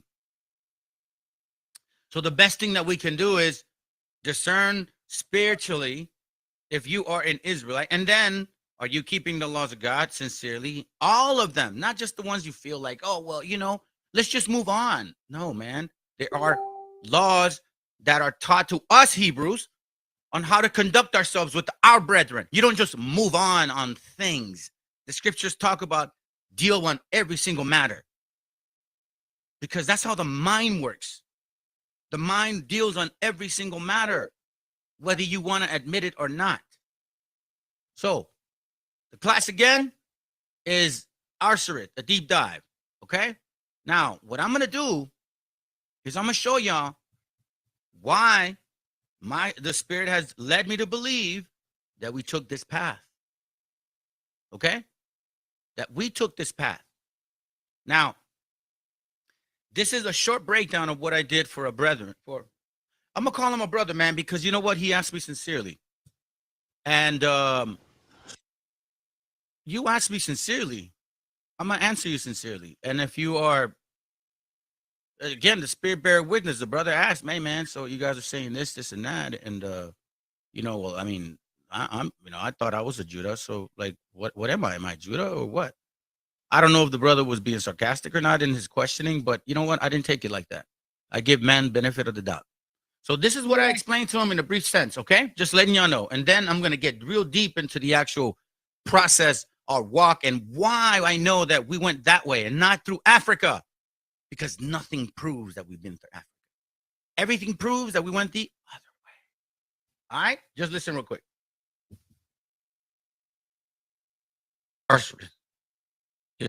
All right, brother. All right, shalom, fam. Hey, listen, I'm going to answer this way because I know that, you know, the rest of the brothers and sisters are going to probably watch it and listen.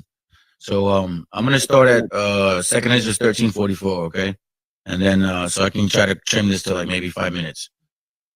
Okay, so it says, I'm going to show you maps too, all right? So it says, I'm going to start at verse 44. For the Most High then showed signs for them and held still the flood till they were passed over. For through that country there was a great way to go, namely a year and a half, and the same region was called Arsarit. Now we typically stop there, right? But you continue, then says, then dwelt they there until the latter times, and now when they shall begin to come, the highest shall stay the springs of the stream again, that they may go through. All right. So now it says it's going to happen twice. That's what I'm reading, and that's what makes sense. Now, if you look at and consider this map here, which is from a website I have, which I believe here. Let me show you real quick. Let me show you guys. This is from Lawrence, Barry Lawrence Ruderman. They collect old maps. This is the one black and white. It shows Cuatro Esdras, capítulo 13. Means 2nd Ezra chapter 13 at the tip of Russia, right? In the Stretto di Anain. So what that basically means in the Straits of Anain, all right? This is a colorful one, so you guys can see more clearly. And it's the same thing, Arsarit. Capítulo 13, capítulo 4, versículo 13. And it talks about the 10 tribes. Okay? Now, that's in Russia. So let me continue here. It says, for the Most High then showed signs for them. So now, why do I say that we went that way? Because if you look at the actual Persian Empire, when they were free to go from King Cyrus, the Persian Empire was basically across the east, towards the east. It wasn't towards Africa. Now, it makes perfect sense to stay within the Persian Empire because then they wouldn't have to be subject to some other nation trying to oppress them. Okay? So now, when you look at all the similarities in the customs that we could have picked up, it makes perfect sense going this way. I'm in California. I got family in New York. I got family in Florida. I got family in Colorado. I got family in Mexico. I got family further down south. You understand what I'm saying? Migrations is very common for our gente. For us, we are, right? And it's very common. It's repetitive. As you can see, us right now, we're migrating from the south up to here. It happens all the time. All right? Past, present, future. Joktan, as you know, is a relative or a grandson, I think, of Eber. If I'm not mistaken, I'm going kind of fast right now. And by the way, fam, for some reason, I didn't follow through with that. So let me just show y'all this real quick, why I mentioned it. Joktan is I believe, a grandson of Eber. Joktan is very similar to Yucatan. Yucatan. Joktan. Juktan. Jukatan. Okay? So that's why I brought up Joktan. I'm going to bring it up again. I'm saying the customs that we have now are customs that were here in this region. So let's continue. And by the way, you that claim you don't believe in one West doctrine, but you still believe that we came on boats here, show me how we got here then. Because you don't believe in the Old Testament anymore, brothers. There's people teaching this stuff that don't believe in, in the New Testament. Matter of fact, can two and two walk together? Can a lion walk with a sheep? If you don't agree? How can you say you believe in the Messiah, deal with a man that don't believe in the New Testament, deal with a man that don't believe in Second Ezra, but yet you say that we got here somehow? Make it make sense, man. This is why it's confusing, family. Y'all need to watch out who your leaders are, especially now. Want to take time? So it says here, for the Most High then showed signs for them, right? So more likely showed signs for them going this way, right? And then it says, showed signs for them and held still the flood. So that to me tells me, if you go back to this right here, it would hold still the floods there. Let me show y'all something. I think this is the link. Oh, no. Hold it. Where is it at? I have it on these notes right here. Give me a second. This is the globe. 1596 map, if I'm not mistaken. And 1587. Now, I'm sure you guys have seen it, right? Here's Israel. 10 tribes. Why would we go this way? We're not men we're not seamen. We're men of the tent. We're cattle. We herd sheep, cattle.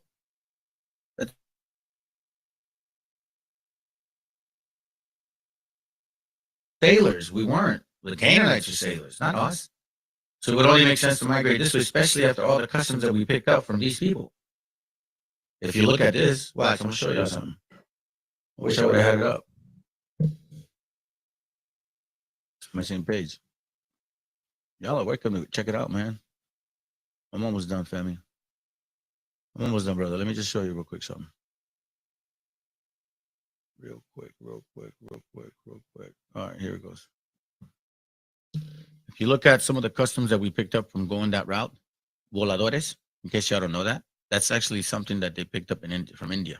See, that's in India. Voladores in India. This is something that they said from the same Mexican government. General outline of the history of Mexico. I could put the link of the book there if you want to know for real. What is called the discovery of America is the meeting of two great current races of people who, after separation extending over many centuries, were again joined going right around the earth. You see a lot of Raramuri of Chihuahua. There's a god called Raramuri of Shivava. You can look it up, man. Look. Raramuri of Shivava. Very similar. You see that? Are we saying we're Hindu? No, I'm not saying that. What I'm saying is that we migrated and we picked up customs as the way to go. Mayas and Nahuas of Yucatan and Mexico were immigrants of Maga and Nashu tribes. You can read it there. It says supposedly they were related to the Phoenicians. We all know that we were in the Canaanite area, right? But there's a lot of similarities in India and Mexico. And if you look at this picture here, hey man, and listen, man, it's almost 2 years now. Like, come on, man. You guys want to go talk shit to other people? You want to go to this what is that? ISUPK, WAC 100, that Negro motherfucker that doesn't want to sign our gente and shit, and says like, nah, fuck those motherfuckers, right? But yet ISUPK loves them. Where you at? Where the fuck are you at, Negro 100? Man, see, all they do is talk gangster shit. But when it comes to the real shit, family, I'm gonna tell you one thing. They're not real like that. Because I'm gonna tell you something. If they're talking about God, they ain't talking no gangster shit no more. They're submissive to the real shit. Because now it's about, okay, you real? Whack 100, you fucking Negro. Okay, bring that shit to me. How hard are you? How much do you know about what you think you know? Because you hang out with fucking Taserface? That's Taserface from ISUPK. Tell that motherfucker that's what I said. ISUPK. DMX. Sakari. IUIC. Every single one of you. I will ask you respectfully, debate. Come talk to me. How come you guys don't fuck with me, man? Why don't you come to this channel and say, you're wrong, you're a heathen, I'm gonna prove you that you are who you are? But no, family, they don't come here. They don't come and even fuck with this shit at all. Hey, by the way, let me see what you're saying, bro. I've been blessed to never been under the BHI spell. Thank you, bro. Least of all Christianity. I could imagine how hard it must be a child detox. Yeah, it is. It is man. You know what, bro? That's beautiful. It is a process. That shit is like detox. You know what I'm saying? Like you have to fucking wash that shit away. Because you want to know something, man? It's so funny. Like I watch this all the time. Like I hit them up all the time. But you know what they know? They know that I came out of their school. They don't fuck with this channel because they know who I am.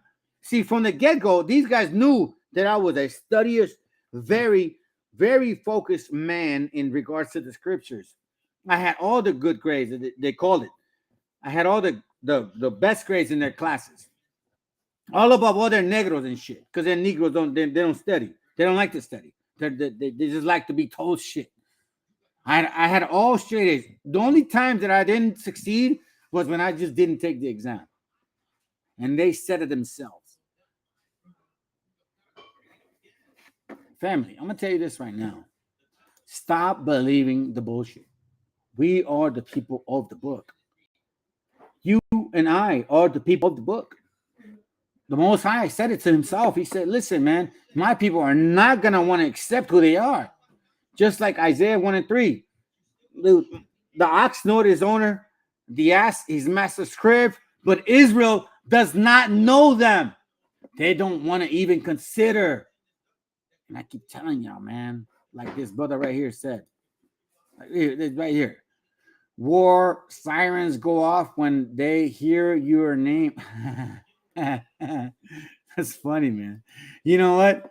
Hold on, let me do this. Oh, hey, saying I just like they talk shit to white man, and it was yeah. You know what? They do that to the white man. How come you don't come over here and tell me that? Come over here. Come over here, Negroes. Show me who the fuck you are. You say you're the people of the book. Okay, fine. I'm a so-called Hispanic, and I'm telling you, and I'm fucking questioning you. Prove to me that you're the people of the Bible. Because I know for a fact you can't prove me wrong. Now, you can fuck around with vocab Malone because they don't know Abraham. But I'm going to tell you something. I will even take you to Abraham. And I'll show you how it is our father. And I will take you to the heritage of Abraham, our father. That's why you Negroes, you so-called fucking Hebrew Israelites can't touch Abraham. Because the moment you talk about Judith 5 and 6, you stop right there. You know why? Because it doesn't relate to your Negro fucking African history. Voladores again. Man, you're fake. Voladores again. Voladores again in India. Right? Watch this. Voladores again. Fake. You see this here? This is one of the mysteries of the Mexican pyramids. I'm going to prove it all Look at day. that guy sitting up with his legs crossed. Look at the snake. Look at the arms. That's Hindu. Meaning what? We migrated that way. And if you look at the maps, if you look at this here, Ayaman is right there in this section. Okay? Look at that, where Ayaman is, Arabia. Ayaman is an actual tribe in Venezuela. So now, when you look at this actual scripture, it says, then they dwelt there until the latter time. But hold up, Negroes want to come to the channel and tell us that we're not the people of the Bible. They're saying that we're mango, that we're fucking dumb, that we're stupid. And that's why they say the same shit they say. You, my gente, need to stop waking the fuck up, man. You need to stop accepting these conversations, these subtle comments, then saying, oh, well, you know, you guys weren't that smart. Man, if it doesn't sound good, then it's not good. Wake the fuck up. And now when they shall begin to come again, well, then shall begin to come. That's one thing. Verse 45 gives it away. It says, for through that country was a great way to go, namely 1.5 years. So this means that they were already in that country after they passed the flood. Because in verse 44 it says, for the Most High then showed signs for them and held still the flood. So they were passed over. For through that country, a great way to go, namely a year and a half in the same region. It's not Arsarit. It's a region of Arsarit, meaning the entrance of Arsarit is in the streets of Anaim, and the same region is called Arsarit, meaning in the Americas. Because later that says, then dwelt they there until the latter time. And now when they shall begin to come. Now, am I saying, do I know the prophecy if we're going to come again this way? I don't know. I mean, scriptures say that the Messiah is going to make the return, but do we know what's going to happen after? Hey, all I say is this, bro. All I say is this, bro. All I say is this. Hit the fucking link. If you're ready for me, listen, I'm not even in my office. I don't even have all my documentation, all my resources on my books and shit. You know what I'm saying? Hit the link. If you think you're ballsy, if you think you know what you're talking about. Negroes, you guys are not the people of the book. And I'm gonna fucking do it every single day to remind you. I'm gonna destroy you. You wanna know something? You wanna know why? Because when the scriptures say destroy Canaan, that's my job. I don't want to do it, but I have to do it. I don't want to have to feel this way. I don't want to have anger towards y'all. But you want to know something? My job is to destroy you. That's why I'm here. That's why I'm back. So hang in with me, my brothers, because guess what? I'm going to tear these people apart. We know about the wilderness. The high shall stay the springs of streams again that they may go through. So if you look at all historically, where the Arsarit entrance is, the region, same region, Arsarit is not America. Arsarit, America is a region of Arsarit. You understand what I'm saying? So anyway, hopefully that was clear.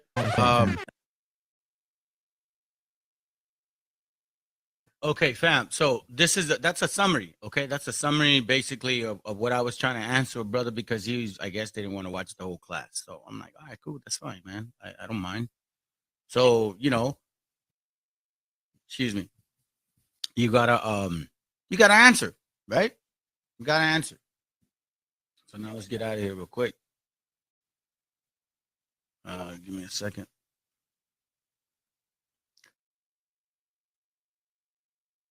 And the Nubians established a unified kingdom with Napata as That stuff. Again, I'm not arguing when, who. No, man. You have no idea that I plant these, that I dig through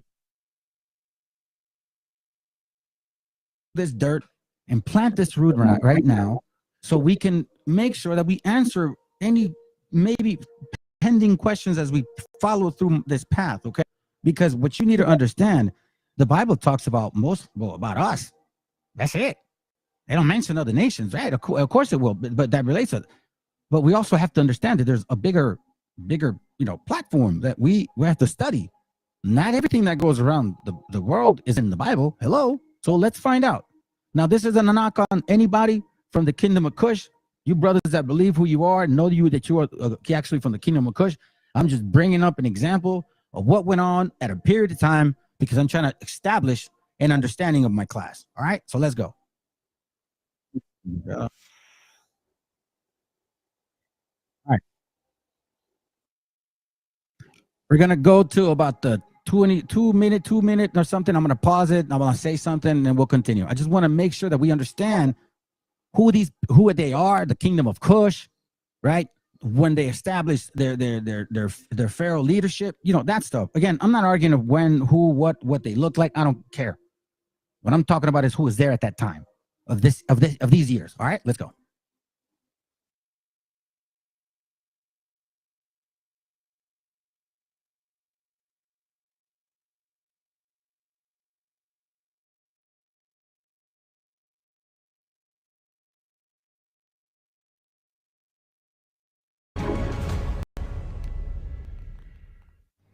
The ancient Egyptians built one of the greatest empires in history, and despite facing many difficulties, managed to maintain their sovereignty over almost the entire Nile River Valley.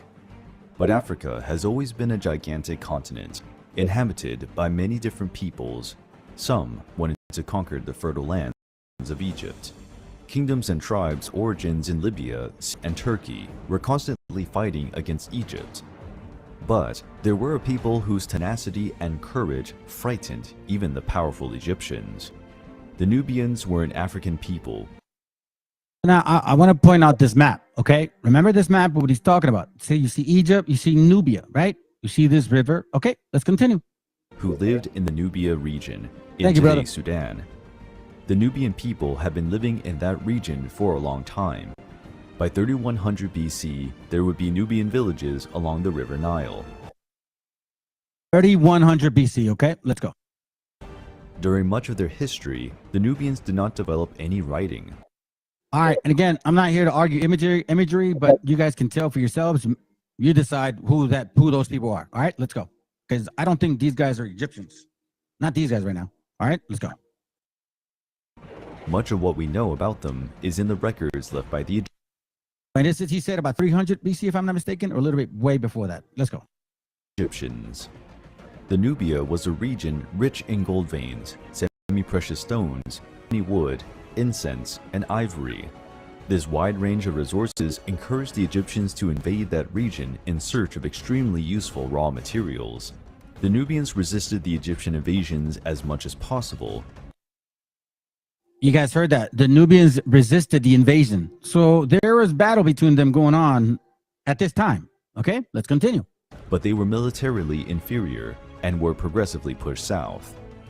Due to the various periods of instability in Egypt, the Nubians were able to organize more effective defenses. In periods of peace, Nubians and Egyptians traded and shared different forms of knowledge. During the reign of Pharaoh Thutmose I, the Nubians were part of the Egyptian Empire, but that the Nubians were part of the Egyptian Empire. So remember how it says that Egypt was north, Nubia was south, right? Okay, so it was a pretty vast, expansive space, or expansive land, yeah, I know what I mean. Let's go. Dominion quickly collapsed, and the Nubians established a unified kingdom, with Napata as its capital. The Nubians thus founded the Kingdom of Kush.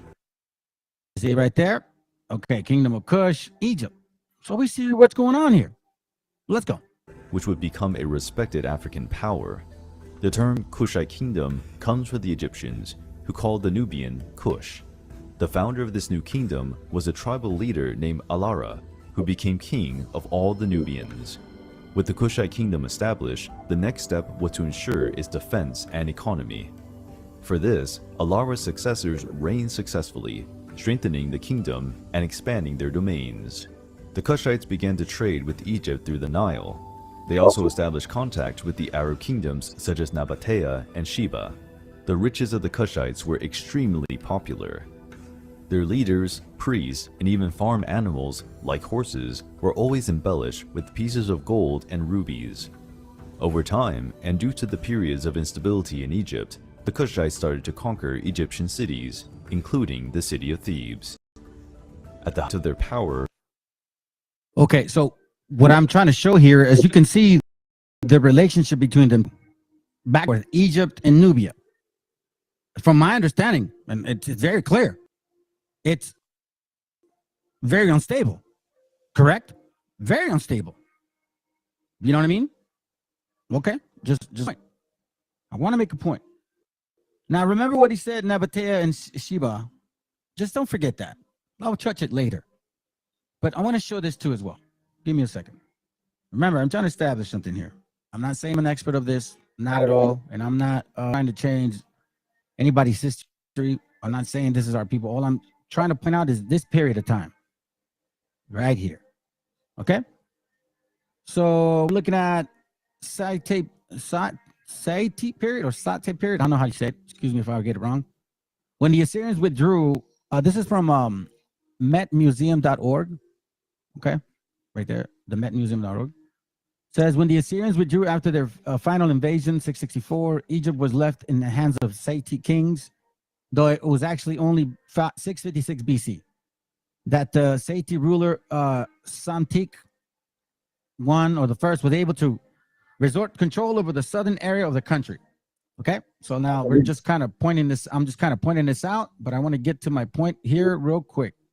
Here goes. Egypt's new Persian overlords adopted the traditional title of pharaoh, But unlike the Libyans and Nubians before them, they ruled as foreigners rather than Egyptians. For the first time in 2,500 years, a nation, Egypt, was no longer independent.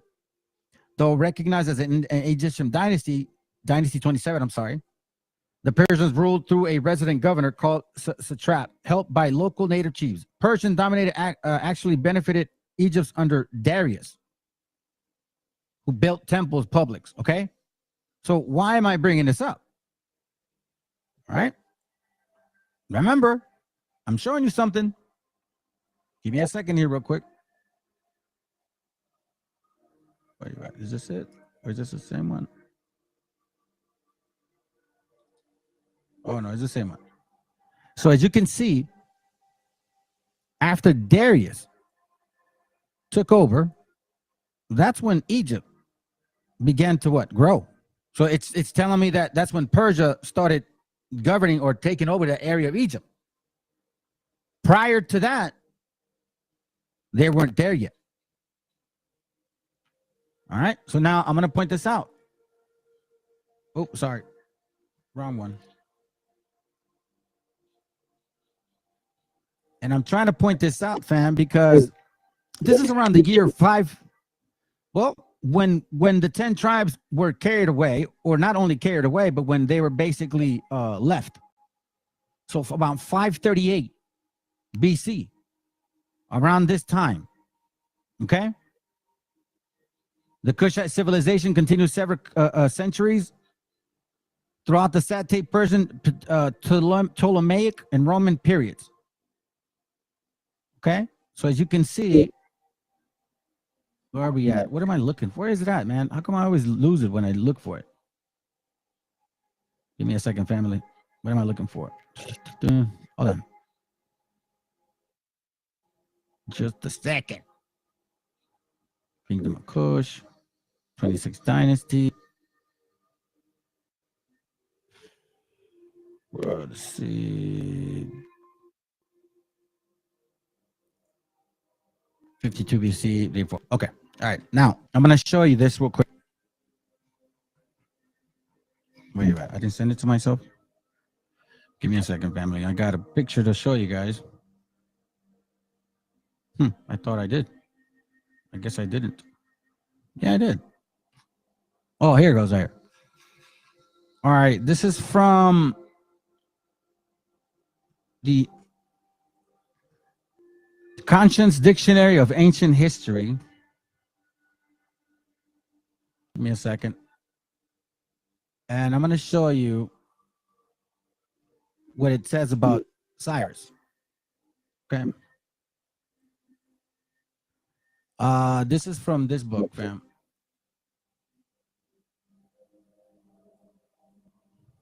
Conscious Dictionary of Ancient History, all right? This is regarding the definition of Cyrus, or who he is. It says here, and I hope you guys can see it. Let me make that bigger. It reads, the elder surnamed the great king of Persia, the founder of Persian Empire. According to his own statement in an inscription on the discovered in the ruins of Babylon, he was the son of Cambyses, the son of Cyrus, the son of Taipis, the son of Achaemenes, I guess. Cyrus overthrew Astyages in 549 BC, okay? United Media and Persia. Remember that. Transferring the capital from Ecbatana to Susa. Afraid of his growing power, Clovis of Lydia and Nabonidus of Babylon and Amasis of Egypt combined against him. Cyrus overthrew Croesus in 546 BC, making himself master of the coast of Asia Minor. Babylon fell to him in 539 BC without a blow. He was killed in 529 BC while fighting nomads. Then it says the younger second son Darius, king of Persia, plotted against his brother, the reigning monarch Artaxerxes Menemon, who forgave him, restoring as a trap the coast of Asia Minor. But in the spring of 401 BC, he raised an army against Artaxerxes and was killed in the battle of Kunasha. The point is, between this time and this time, 546 to 529, to see King Cyrus right? We're starting to kind of get a picture here, right? In about 539 BC, Babylon falls to Media-Persia Empire. 529 BC, Egypt falls to the Media-Persian Empire. So technically, the Persian Empire was only in Egypt after we left those lands. Okay? I want you to keep mindful of that. Now, this is important to understand, because in case you guys don't really know history or the way that, wars, are I guess, how people deal with each other with war. It's clear to me that if there's some kind of friction still going on, well, I'd be cautious, especially if I'm not from that region. So now, this region here, this map, all right? Let me see if I can magnify it. You don't need to magnify it. So this is Cyrus Empire, Persia Mede, okay? From all the way up here, India, all across. Now, if you read Josephus, is it Josephus? No. Yeah, I think so. I can't remember which one. But it talks about how much he conquered. Okay, but as you can see, he's still here. All right, keep that in mind. He's still there. I have the map. Why am I looking at it like that? Let's see. Hold on.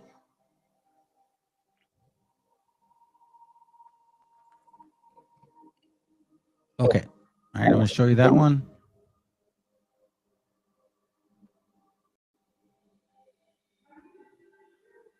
And you guys see the other one. So you see the one before, that used to be when Cyrus was ruling. This is when Darius was ruling. Okay? So when Cyrus was ruling is when we became free. All right? Keep that in mind. Let me close this real quick. I want you guys to keep that in mind. Don't forget the point that I'm bringing. The nations that were ruling or the nations that were against each other at that time. Let me see if this is another picture. Okay, so this was the kingdom of Persia and Persian Medes, the Persian Medes, King Cyrus. Remember, Egypt and the Nubians. At this time, they were still going back and forth with each other. If I'm not mistaken, Nubia was around 600. I think we read it 600 BC, somewhere around that time. Then we went into Egypt. Not that many years from the point that I'm trying to make, because you guys know where I'm going. But before we move forward, I just want to show you some verses, okay? Because I think you guys are starting to see the picture. Hopefully you're following me, because remember, we need to use maps, we need to use history, and especially the Bible, because without it, there's no truth.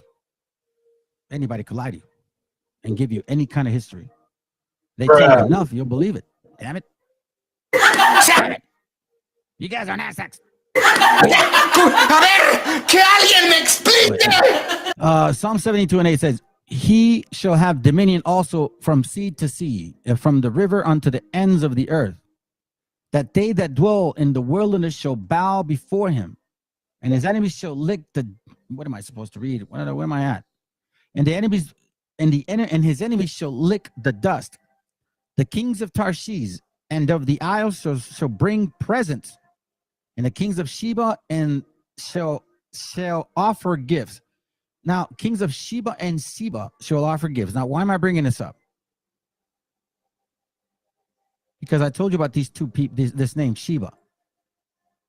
And you see, a lot of times people try to say, oh, because of Sheba or Ethiopia. So which one is this one? Is it Sheba Ethiopia or Sheba Africa? Who's going to bring gifts?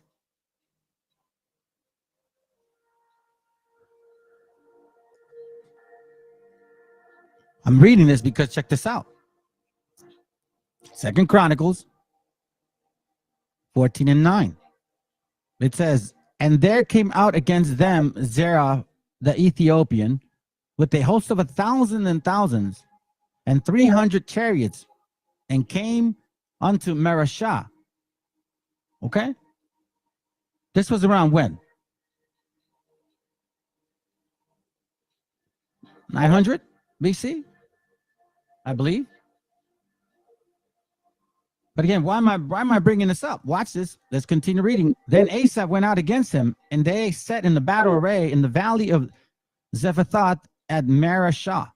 And Asaph cried unto the Lord his God, and said, Lord, it is nothing with thee to help, whether with many or with them that have no power. Help us, O Lord our God, for we rest on thee. In thy name we go against this multitude, O Lord. Thou art our God. Let no man prevail against thee. Okay? You guys follow? Let's go to read 13. So Lord smote the Ethiopians before Asaph and before Judah. And the Ethiopians fled. And Asa and the people that were there, that were with him, pursued them unto Gerar. And the Ethiopians were overthrown, and they that could not recover themselves, for they were destroyed before the Lord and before his host, and they carried away very much spoils. So we see here that at one point we were also against them too, and they came against us. We're starting to see some clarity here. So much of goodly neighbors, right? They don't seem friendly to me. Verse 14, and they smote all the cities around Gerar, for the fear of the Lord came upon them, and they spoiled all the cities, for there were exceeding much spoils in them. As you can see, they spoiled all the cattle and all that. But they were against us. And you'd have Egypt, Ethiopia, or Nubia, or Africa. But they were against you want to, or Northeast Africa. But we see now that Persia wasn't necessarily friends with them. Now, this is from Geography Rectified, or a description of the world in all its kingdoms, provinces, and countries. As it's a very long name, fam. And I'm only going to bring this up for the purpose of again, I'm trying to here. And it's basically order, right? We do things in decently and in order. It says here on page 5. According to the greater integrating parts thereof, the ancients divided the whole earth into 3: Europe, Asia, and Africa. So now this brings me to the other point that I'm basically trying to make. Why do we have people that want to use the book of our Father only for a narrative? You see, there's certain people that claim to believe in Jubilees, and they ignore what Jubilees actually says, that they were divided in 3s. Okay? But yet now they want to twist the scriptures. So let's continue reading. It says, Asian divided the whole earth into 3 parts: Europe, Asia, and Africa, to which is now added a 4th. America, there are again divided in provinces. So as you can see, America is the 4th part. The 4th part. Okay? So then now, again, Revelation. This is easy, family. You should know this, I think. Revelation 6 and 8. It says, and I looked, and behold, the pale horse, and his name that sat on him was Death, and hell followed with him, and power was given unto them over the 4th part of the earth, to kill with a sword, and with hunger, and with death, and with the beasts of the earth. So we know now that these people, this death, was going to be in this land. You see, it's all prophetic, family. So let's continue. Okay? Now that I have a better idea, now that you guys understand what I'm talking about, hopefully. So let me make it clear one last time. Let me just make it clear one last time, because I don't want nobody to get confused here. Let's be frank, man. There was a time where you guys all knew that this was the way it was. right? Shem, Japhet, Europe. Hey, I want to say something. I don't think we really paid attention to that. This real quick.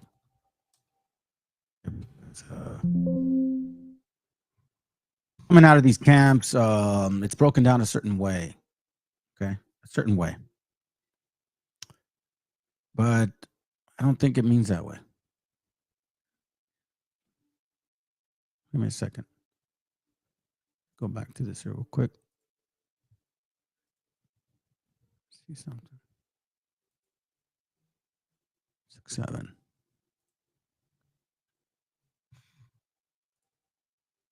Six, 7.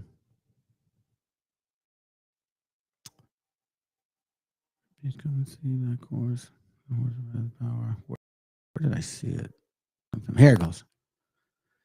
Revelation 6-7. Okay. Let's pay attention to this. It says, and when he had opened the fourth seal, I heard a voice of the fourth beast say, come and see. And I looked, and behold, a pale horse. And his name that sat on him was Death. So this is a pair of people. And hell followed with him with power. A pair of nations.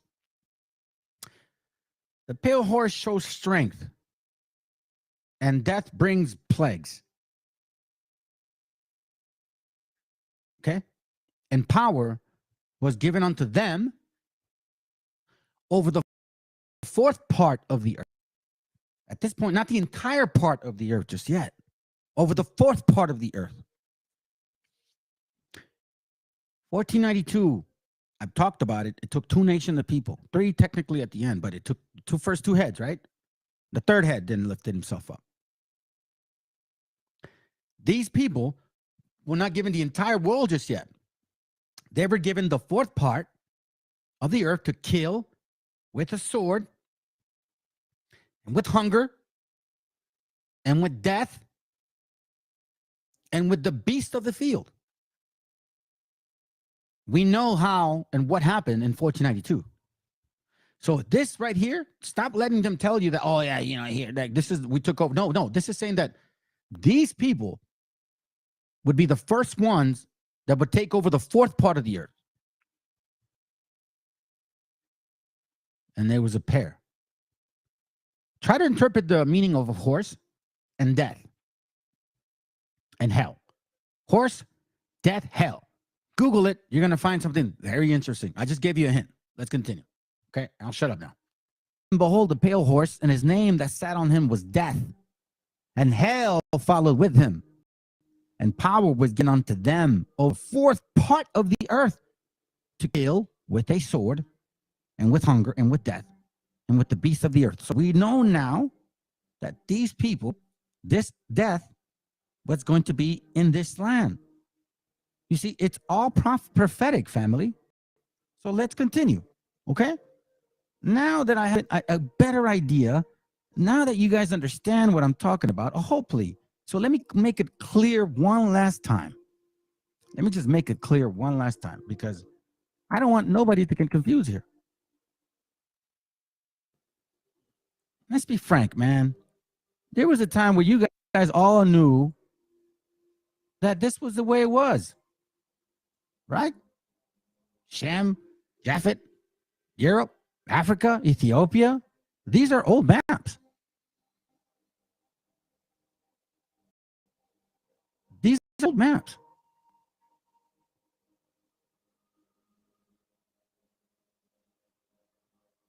Look, this is, they even want to use this one. I'll show it. I'm not afraid. Right? Japhet, Shem, Africa, Edom, but yet Edom is with Ham. You read Jubilees, but that you ignore that Canaan wasn't supposed to be in Jerusalem. So how do you argue that? His ass should have been over here. So you can't pick and choose scriptures at all. Just like you can't say. You see how sneaky this is, family? It says, put Libya and Mizraim, okay? Let me show you something real quick. Let's see. And I think it's in chapter 9 in Jubilees. Yes, it is. Oh, praises. Thank you, Father. Thank you very much. It's not on my own doing. Chapter 9, it says, and Ham divided among his sons, and his first portion came for Cush towards the east. Kind of like Mizraim type. And to the west of him was Mizraim. And to the west of him was Put. And to the west of him was to the west thereof, right? And to the west of him and to the west thereof on sea for Canaan. Meaning Put to the west of him. Where's Canaan? You guys don't notice that, right? What the hell is Canaan? They sure just don't name Ham. West Africa. Ham? And then 2 sons? Ham didn't have 2 sons, did he? Let's continue. Deuteronomy 28 applies to you when you can only apply 50%. These Negroes hate who they are. Because as far as I know, well, I don't want to get to that point because that's not our topic. But look, why are we ignoring this? Bruh. Third parts. This is Asia, India. This is Africa. Maybe this is Europe. All of a sudden, they want to twist it around and say, "Here, this is over here, and we're over there." Or now America is Egypt. Come on, man. Are we going to be silly now? All of a sudden, we have big books in history that tell us. So the reason I'm bringing Cyrus and all these maps here to show y'all something, okay? Look at Shem, Ham, and all that. Because this wasn't belonging to Canaan. You shouldn't have never been there, okay? That's clear. That's why did the Most High only move your ass? The reason I'm not trying to get off topic. I'm showing these maps, fam. It's because I want you to know where you're at. Come on, man. Give it to me. No, not this one. I'll give you this one. I'm going to use this as we go further. Hold on.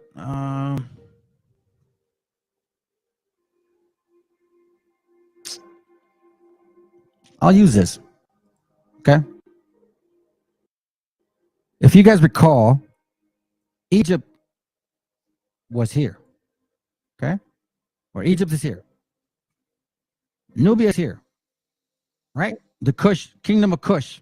All of this territory. When King Cyrus was king, he was king of not this territory, but this territory. Okay? Remember that. Now we're going to get into, of course, Second Esdras. And I'm going to pretty much, this is the way that many people do, but it up a little more. Give you guys some scripture to write it down. But let's watch this real quick. I like this video, man. It never gets old. I like it. It never gets old for me. I think it's interesting. Let's go.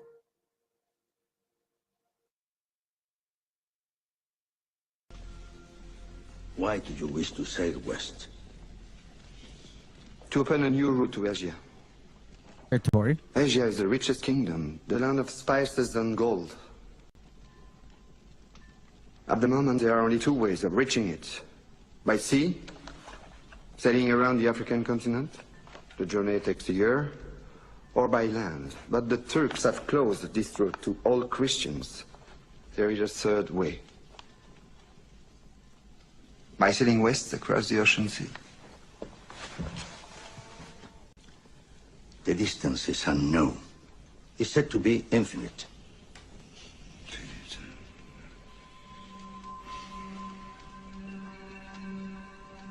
Superstition. I believe the Indies are no more than 750 leagues west of the Canary Islands. How can you be so certain? The calculations of Toscanelli, Marin de Tir, Esdras. Esdras is a Jew. So what's worse? 2 minutes, and already you're a dead man. For telling the truth? Yes. We are burning people for less. The men you're about to confront. Well, we know that part. That's like, yeah. We are first like somebody telling us, "Oh my God, I didn't know that. Man, that's so cool." Yeah. That's cool. You know, it's a good. You see, for a long time, we've been told that it was just white people. But no, Negros were involved. Negros, these black Americans, so-called, were involved in the enslaving of our people. Yes, you Negroes were. You Africans. Stop talking shit. Stop trying to ask for reparations. You don't deserve it. You enslaved people like the white man. I don't understand why you want to ask for reparations. You don't fucking deserve it. You nasty body count. Matter of fact, you know what?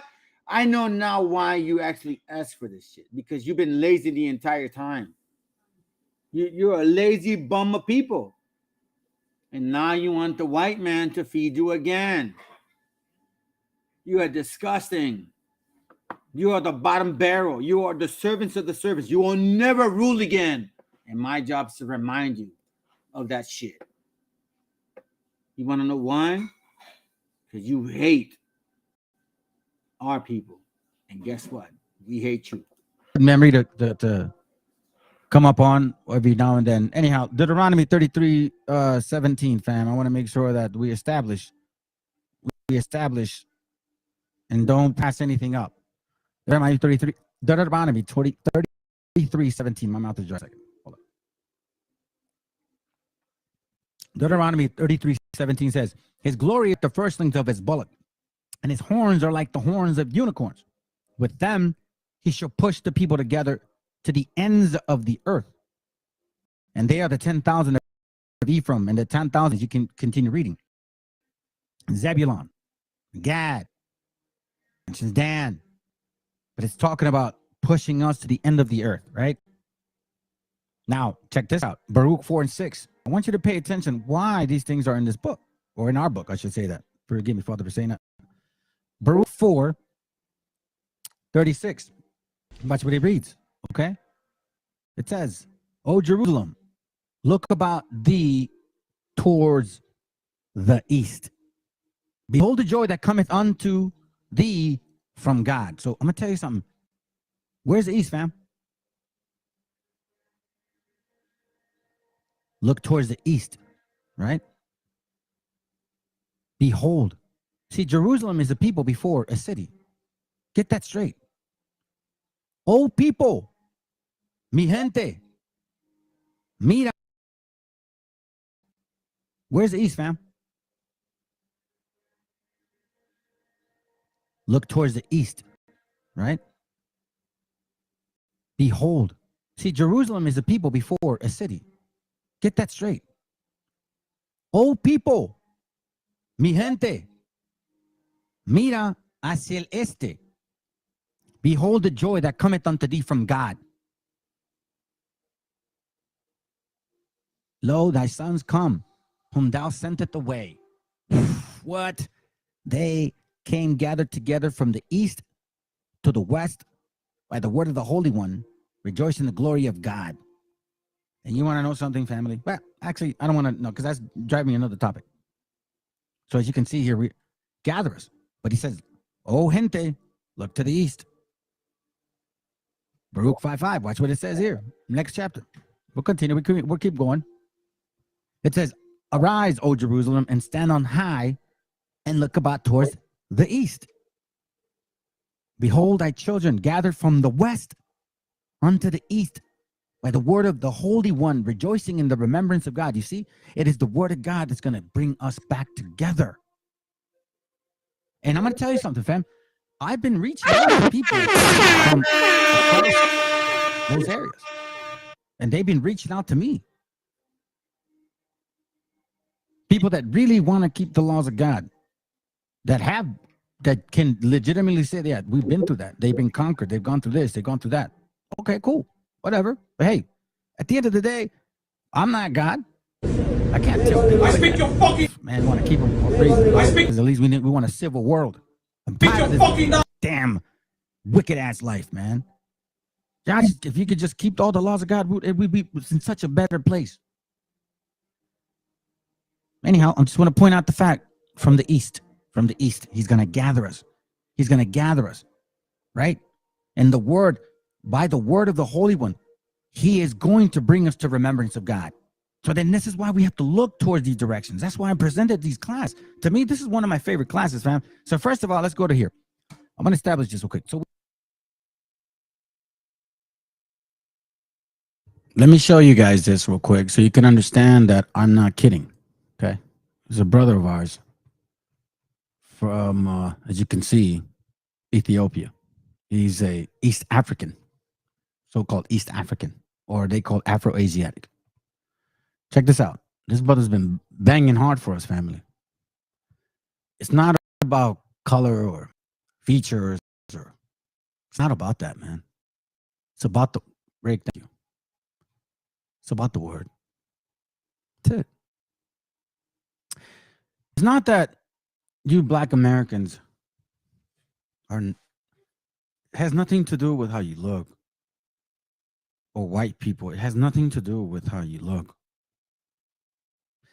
It's the dominating spirit that we notice right off the bat. You see, the reason I showed a family gathering and family migration is because if there's any nation of people, if some shit went down and we had to take care of ourselves, let's say there was no fighting, right? And we all had to like fend for ourselves, I will guarantee you that based on example, that the Hispanic nation will be much, much equipped to make it than any other nation in the entire world. Because like it said, 86%, 89%, 85%. And at the end of the day, 86% said, I may not get along with my family, but at the end of the day, they're my family. I'll never turn my back on them. And I'm going to tell you something, fam. That's one thing that we have that no one can take from you.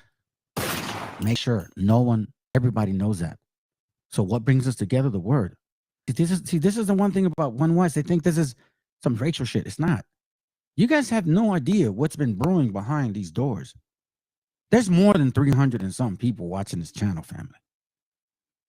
I'll tell you that right now. Listen in. I just cannot go away. That East African OG, I just cannot go away. What I am showing you here, I am showing you the true, original Native American Indians of the U.S. These people are not only indigenous to the U.S., but they are indigenous to the entire North, Central, and South Americas. You see, there's absolutely nothing Black American about them. There's absolutely nothing West African about them. And there's absolutely nothing you will do about it. These are beautiful people, male and female. Even at an old age, these are beautiful. Look at this guy. You know, if this guy had that type of mindset, this guy would have beaches everywhere. This man have your life. You see, look at them. They are rich in culture. They are their own people. Wow, this one even looks Ethiopian, this one here. She looks like a Habesha. But imagine if we Ethiopians were that dumb and ignorant and self-hating to sit there and try to claim a people, culture, and history, knowing these people have already had everything pretty much taken from them. How dare you? So you know, I had a Black American tell me that these people are not the true American Indians because they are from Asia, Serbia. My friend, you know, when these Black Americans learn something, you can tell when they just now learned something because it spreads amongst their community like a wildfire. You know, in Ethiopia, in the 90s, we learned that the Native American Indian, they are Mongoloid by race. So if you are Mongoloid by race, it means Asia is your origin. However, it does not change the fact that these people that you're looking at now were in the Americas before your sold and stolen West Africa. Keep in mind, he's mentioning Asiatic, okay? We're all limited in some form. Just consider Asiatic. Because remember, we don't all look like that. But he knows what he means. Let's continue. African ass. Can I get an amen in here today? You see, family, you see what I'm saying? Like this right here. You see, this that subtle, stupid bullshit. Oh, please show native connection to Israel. This motherfucker came in here saying, like, oh, who are we? What are you talking about? Bro, listen, your passive aggressive Negro shit ain't gonna work. Stop it. Stop playing fucking games with us. You think we're fucking stupid, man? Listen, it's time for you people, my gente, to understand this is what these Negros do. They come in subtle. Oh, what are you talking about? And then all of a sudden, oh, you're not our people. Because guess what? You're offended. So shut your ass up, man. We don't believe you, passive aggressive motherfucker, bro. Indigenous Azareth Israelite. Listen, man. I don't know if you're a gente, but I would tell you right now, because of the way that you're speaking, you ain't our people. You're a Negro. Prove me wrong. Prove me wrong.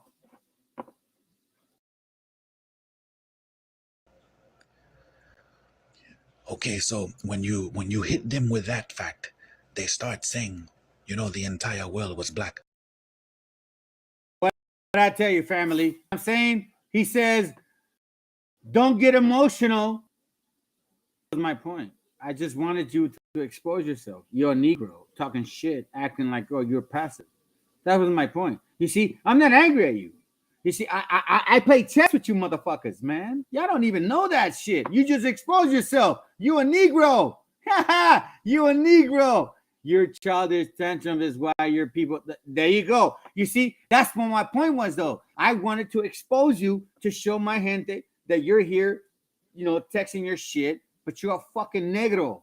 You're a fucking Negro. You're a black conquistador trying to convince our people that we are somehow either Mongolians or we're not the people of this land. You can laugh all you want. Either you're the bitch that wants to shows up in this channel, like Yehudi, what her name is, or you're just another stupid Negro that wants to fucking fit in this concept. I'll tell you what, if you're not a girl, then I know for a fact that you like me. Why are you here? Why do you like me? You like my sexy ways? Is that what it is? Oh, here it goes. You see what I'm saying, family? My issue is that you don't know Native history. There you go, family. You stuck on black man. You see what I mean? Like I said it before, and I'll say it again, man. I always let the cockroaches express themselves. It's called discernment, my love. It's called discernment, my beloved. This is why these fucking yantas don't understand who we are. Okay, I can stomach that, but let's switch to the different page. Okay, yes, I agree to a certain degree that there was a point in time in this world that everyone was dark. You see, but that shit does not make everyone a black American. You silly. It does not make everyone black American. So you're telling me that the Aboriginals of Australia are black Americans too? You see? So if the first people in the Americas were black and Aboriginal, they were of this group. They were like these people here. You see? You see, there are people in Australia, the Aboriginals, that look just like the natives I just showed you. You see, with a culture similar to theirs, you see. I even saw this documentary about Hawaii, before it was taken. They had people look just like these people here, you see. And these people are not black Americans, you see. They have blonde hair even. These people can even develop blue eyes. I have seen it. You black Americans can't do that. To prove my point, black Americans are so West African that when they meet someone who has features in their community, they glorify them. You know why they glorify them? Because these type of features are not common amongst them. That's why black Americans love light skin. That's why they love good hair, because that is not common amongst them. You see? I think people go out of their way to buy straight hair. They go out of their way to buy straight hair, fam. You see, this is a brother out here that he's from the other side of the continent. He's doing more work than some of you so-called Hispanics. That's sad, man. I actually talked to him on the phone. I got his phone and everything. This brother's putting more work in than some of you Hispanics, bro. Like, damn, it's embarrassing. And he does it out of the spirit of the Most High, because there's no such thing as, look, Israel's going to look like Afro-Asiatic. They're going to look like that, family. You need to understand it and wrap that around your mind. And we're going to have Arabic in them and some so-called Asian-looking two people. That's going to happen. Y'all need to get that out of your heads. Get it out of your heads. Start washing that. Hey, hold up a second. You just said, I won't curse your walk. Just keep it real. Well, I tell you what, man. I appreciate that. I think we all do, because you know what? We ask for the same thing from you guys. Don't fake the funk. You know what I'm saying? Like, we are all mixed. So see, if you believe in the scriptures, that you will know that black people were not the original people of the whole world. You would know based on scripture where it comes from the division, Pele. But see, you guys don't. Let me rephrase that. From my understanding, is black Hebrew Israelites, they don't accept that. They never explain where Abraham came from. They just say the Chaldees, and that's it. But see, I know deep history of the fact that Abraham came out of the Chaldees. And I have history to show why he came out of there and who he was and how that relates to us. But you want to know something? In my whole historical diagnosis, Negroes were never involved with Abraham, ever at all. Negroes were never involved with Abraham. Abraham had nothing to do with Africans. So this is why I'm not trying to hate on you, bro.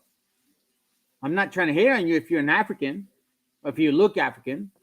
But I want you to understand that just because black people look like you, they don't mean they're your same tribe, man. There's a bunch of Negro tribes that are not your people. And you need to understand that shit. Okay, hold on. Let me hear this. Just focus on our native people. Never will it get... Do you understand why this whole concept is, man? Do you realize that for, I don't know, 15 years, our people have been told that they're part of the 12-tribe chart? So this stupid comment that you're saying right now, that's no, it's not going to work. We are talking about separation. We're not talking about whether Africans are Africans. We are talking about separation. Separation. You know what I'm saying? You need to start separating yourself from these camps. If you're doing it, my brother, then all praises to the most glory to our Father Yahweh. But if you ain't doing it and our people don't know about that, then guess what? Like it just makes no sense. Yeah, you know it. Yeah, stay out of those rooms. So then what? So then what? Yeah, African's not Israel. Shake it off. The BHI spell. Okay, fine. But we still have brothers and sisters in those rooms. What I think is you black and you are in those camps and you just want us to be subtle. You want us to be like, nah, don't trip, man. Don't get so mad. You know what I'm saying? Like, it's okay. We're the same people. We're not the same people, Negro. If you black, bro, we ain't the same people, man. Get it to your head. If you ain't, like I'm going to show you. Look, listen, this is the last post that I will share with you. You sound just like Al-Azhar Zakari. You see what I'm saying? So, hey, you black. You're a black American that wants for us to sympathize with you. That's what you're doing. That's exactly what you're saying.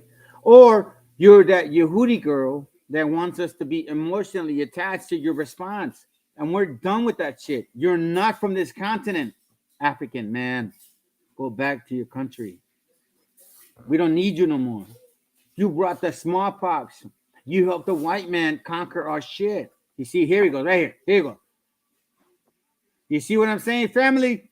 They expose themselves. It's just funny, man. You just gotta be patient, and they show who they are. That 12 tribe bullshit out of your head or It's out of your so funny, spirit. man. I Because love it. that's not that's what's actually stopping you from getting rooted.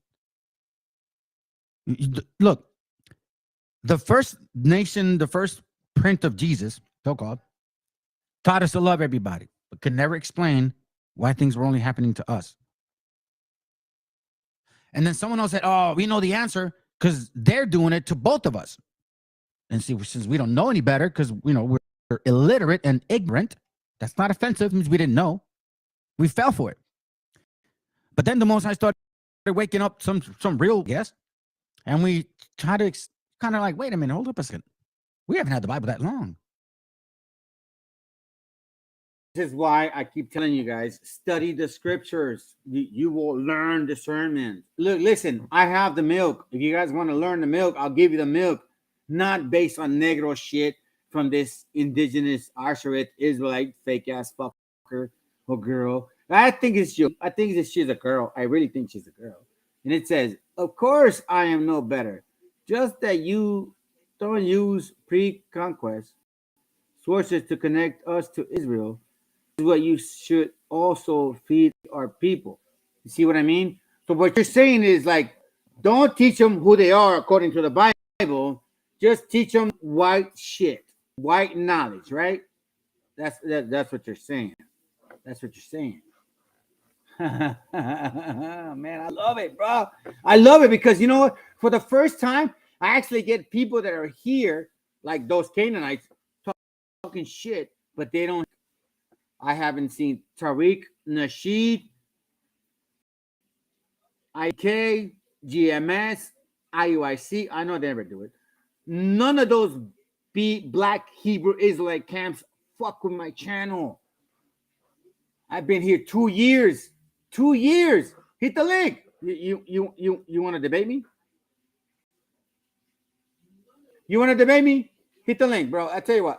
I'll give you. I'll give you a favor, man. I'm not even in the mood right now, but I'll tell you what. Hit the link. Let's see how proud you are. Let's see how much you think you know about your people. You see how they're emotionally offended.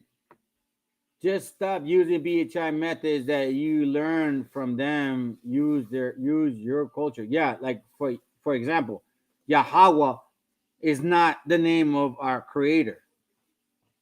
So we stop that right there. We don't believe in the 12-tribe chart.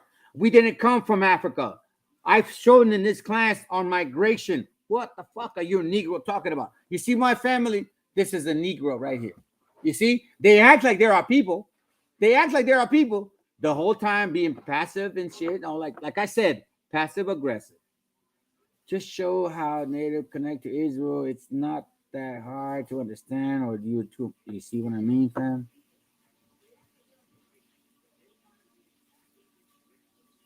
You guys are silly dogs, man. Y'all are worse. Hey, by the way, I'm gonna tell you something. You know who Judah is? You know who the real Judahites are? Meshiachas. That's right. The real Judahs are from Mexico. Live with it. I still remember the last mass in Latin. I was born in around the 70s. I still remember the last mass in Latin because I asked my mom, what is he saying? I was little. I have a good memory since I was 2 years old. I remember a lot of shit. I think I was like 3 or 4 years old, and I asked my mom, what's he saying? I'm a little, they call me chicharo and shit, like, ¿qué dijo mamá? What, ¿qué dijo mamá? Oh, está hablando. That's all she could say. Step it up, brothers. Come on, man. East African OG bringing you hidden truth, because LeBron James and Jesse Jackson will not give it to you like this, you see.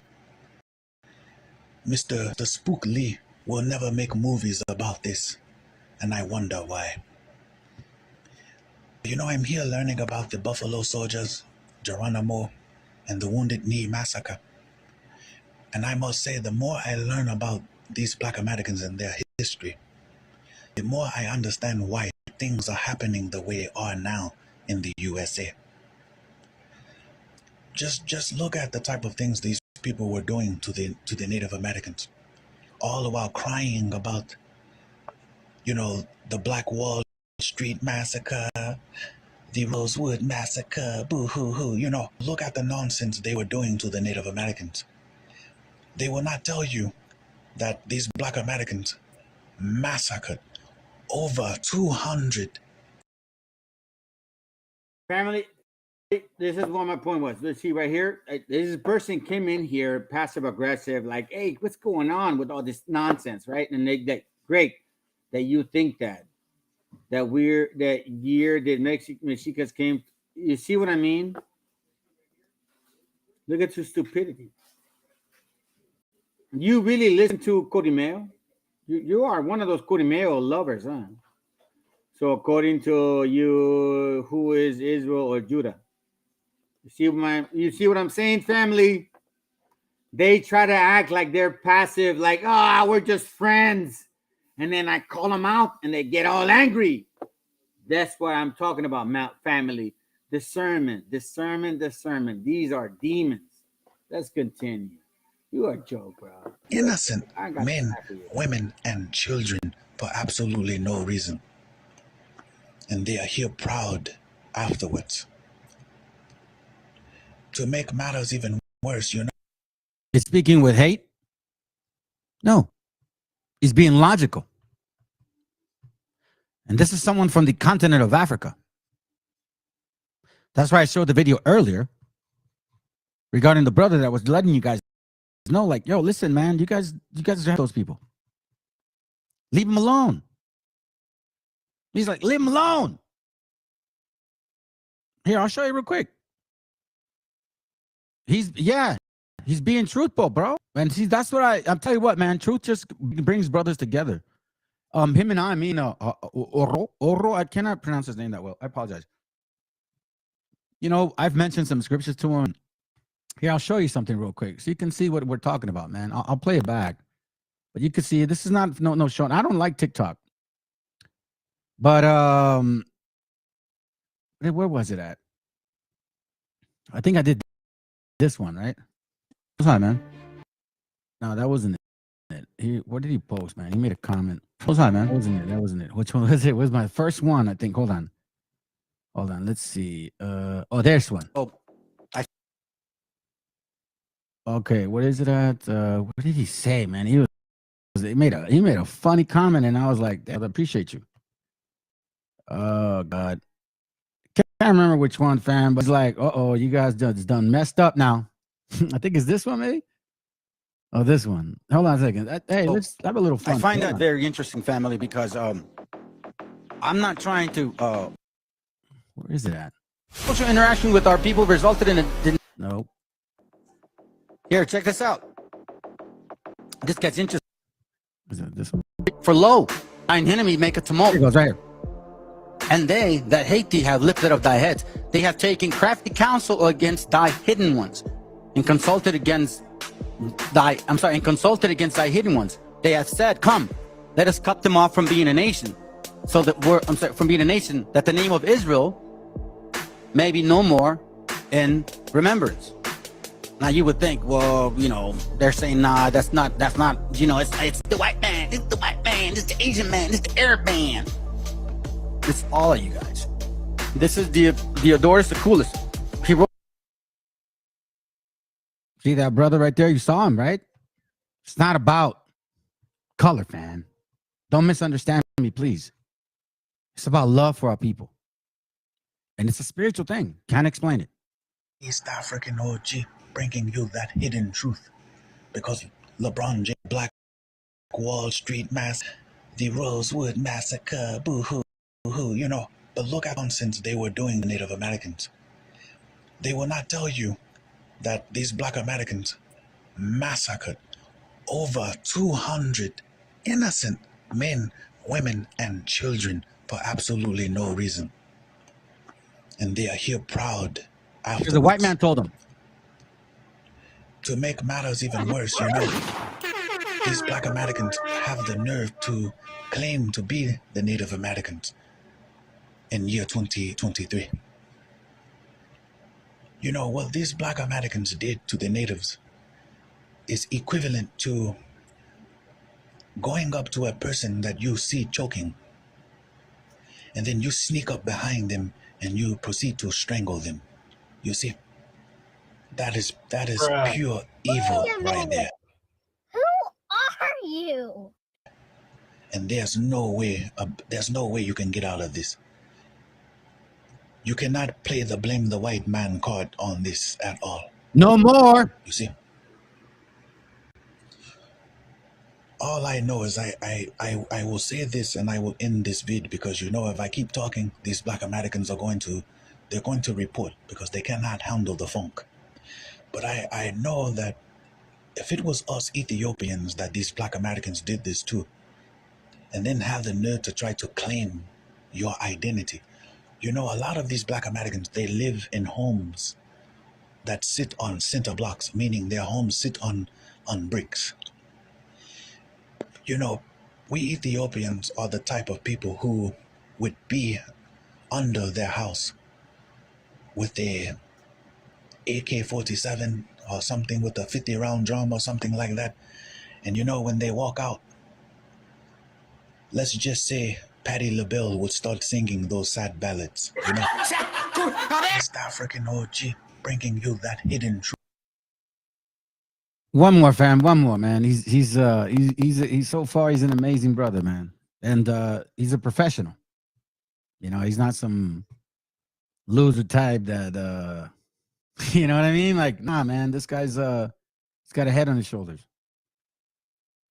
All praise to the Most High. Obviously, we have to still prove people, but it's a good feeling, man, because now we're starting to see the connection between, you know, certain. Oh, that's right. I was going to show you this. Okay, so let me not forget. It's right here. This one. This is a little shorter one. Here's another brother right here. You guys got to stop stealing other people's culture and be proud West Central Africans. And worry about. You see what I'm saying, family? Look what this last statement was made. Focus on your people. That's all. All the videos is they repeat and return over BHI. You see what I'm saying? This guy is not indigenous to our Earth at all. He's a fucking Negro. He's a Negro, an African that claims to be us.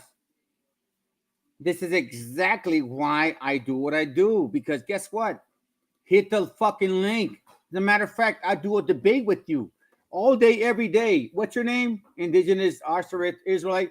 I will prove to you that you're a fucking African, and you prove to me that I'm not of my continent. You want to debate? You're so ballsy. I'm trying to figure this out, man, because you guys always show up and talk all this shit. Come on. You want to debate? Yes or no? We'll make it a date. Tomorrow, Sunday, Monday, what you want, bro? You want to debate with me or not? Prove to me that you are the people, and I'll show you how you are a fucking trash. Answer me now. Answer me now if you think you're ballsy.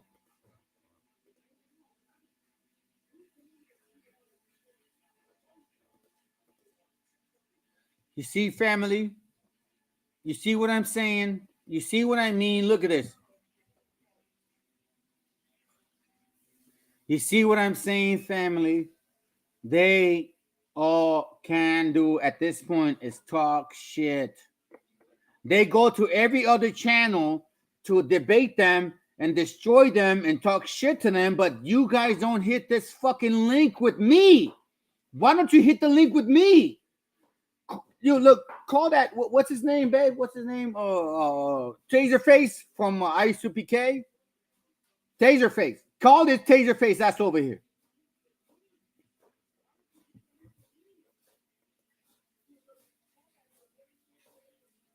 You see, family?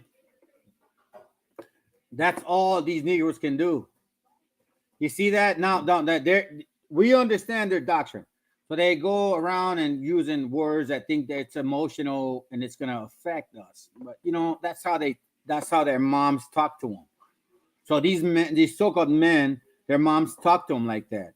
You know what I'm saying? So every time they like kind of fight back at their mom, and then they talk shit, and their mom says all the shit that they say right now. You ain't the people. You're horrible. Oh, you. Here we go right here. That spirit is evil. Here we go right here. You're so easily aroused. Hit the link, motherfucker. Hit the link. If I'm so easily aroused, hit the link. Here you go, right here. Here you go, right here. Look, listen, man. I've been waiting for you Negroes to fucking hit the link. Hit the fucking link. Stop talking shit. I don't care about your female tantrums or you don't sound spiritual. I don't care. Listen, you know what's so funny? You're here and you tell me I don't sound spiritual. You see, family, these Negroes are scared. They ain't Judah. We are Judah. We the real Judahs, motherfuckers. And that's what you guys don't accept because we smash you all day, every day. Every single day with knowledge, understanding, in the way we raise our children. We don't bring up hoes. We don't bring up fucking tramps and shit. We don't bring up body counts. We don't bring up abortion. No, we bring up righteous children. You have nothing. Cero, cabrones. You are zero of a Negro. Okay, hit the link. Hit the link then. If it's easy work, hit the link. I'm easy work, then fuck it. Then hit the link. If I'm easy work, hit the fucking link. I will call you out. You, ISUPK, GMS, IUIC, all of those West Camp Converse motherfuckers. Tell them to come over here and see if they hit the fucking link. I've been here 2 years and none of y'all have hit the link. None of y'all. You're no different. You're no different. You see, you're just like a voice for them to make them feel good. But you motherfuckers never hit the link. I went to their fucking channel, and guess what they did to me? They blocked me. So shut your ass up. Oh, why do you care for them? Guess why? Because you guys are teaching the 12-tribe chart is a legitimate chart. And you know what? Our gente are not fucking negros. We did not fucking rape our people. We did not bring smallpox. Negros brought smallpox to our gente. Negros were conquistadors just like the white man. That's exactly why. Are you going to figure it out or not, indigenous so-called Negro? Oh, I see. Let me show you something, bro. I bet you don't even fucking have a diet of this continent. You eat chitlins. Tell me that you are our people. Just show me that you are people. How the fuck are you going to prove that you're a people? You don't even have a diet. You don't even know what masa is. You have no concept of like this continent. But you Negroes want to be us? Shut your ass up. That's why I play this character right here. Because he's gonna remind you, no matter how much you don't like it, that you are dirty fucking Africans. Live with it. And I'm not mad at you, man. I'm not mad at you, bro. Because you know what? I'm not an African. I'm just reminding you. I'm just reminding my gente, stay away from you dirty bastards. But your own shit. You're Black Americans now. You're African Americans now. But you're distant descendants of West Central African peoples. That's your bloodline. For your shit a little more. And get everybody else's shit. Because on the world stage of academia, y'all making black folk. Yes, sir. Destitute. Yes, sir, they are. Thirsty. Unhappy. You know what's funny? You're here. You are here. You're thirsty for our heritage. You love everything about us. You love everything about our culture, our food, you know, our delicious aguacates, you know what I'm saying? Caldo, and how do you say? We have some food called in Guadalajara, carne en su jugo. Says you don't know about that, but we have something in Oaxaca called, you know, like sopes and shit. You know what I'm saying? That we can make quesadillas, and we have something in Querétaro that you have no idea about, which is called quesadillas, cabrones. But no, you Negros think that you are our people. You motherfuckers ain't our people. You are Africans. Live with it. It's sad that you are that distasteful. But you know what? You had your chance. You ruled the world when it was in 700 AD to 1492. And that's it. That's it. Your Negroes are done. Accept it. Live with it. And that's it. You're not going to rule in America ever again. You can say all you want about Mexicans. I don't give a fuck about that shit. But you Negroes will never rule again. I'm going to tell you right now. You'll never rule again. You are done. You are fucking servants of the servants. And this is why I'm showing this to this brother right here. Because he accepts the fact that you guys will never rule again. Shut your ass up, fucking Canaanites. It's very sad. Low self-esteem of your own shit. You may. Hey, check it. I will even show you this, and that's it. They even told him, they called him a monkey. Okay, so watch this. Is this one? I see. African OG. You know, I didn't call myself the OG for no reason. Okay, let's deal with it. This Black American responded with a video in response to this comment, saying that Black Americans are not Israelite because they have no DNA or scripture proof. And that is true, they have neither. So let's hope that this Black American is about to debunk my comment as well as every video that I have on here with this one vid. And before we click, I just want to make a bet. I bet this guy is using Wikipedia, the same Wikipedia that they tell me not to use. You see? Oh, check it, Rick. You know what's so funny? You say that, man. Is it's not about. Listen, I think people need to really understand that it's really time now to really start dissecting each other as into like tribes, because not all so-called Hispanics are Hispanics. And see, the thing about us being Hispanic, that we understand that, but you, I guess, so-called Africans or African Americans. I'll say that because I'm not just talking about West Africans. I'm talking about everybody that's considered a African American. You think that you guys are all one nation, and I'm sorry to tell you, you're not. You're not all one nation. You're a variety of tribes, a good portion of your tribe, and then you have an elite tribe, and then you have a crazy tribe. But you're not all this. I mean, you're of the continent, but you're not all the same. What I mean is, there are black folks that are white bloodline, and there are white folks that are so-called black or African American or whatever you want to call it, bloodline. But see, us so-called Hispanics, we understood that a long time ago. You guys are barely coming into that understanding. Unfortunately, it may just be too late. Because this was centuries of us having the understanding that, why do you look like me? And you see, family, this right here, you are Yehudi. You are the same girl that you just changed your name. So as you can see how it's constant conversation from them. You admit you don't know your native culture, pre-conquest, just learn not to hard.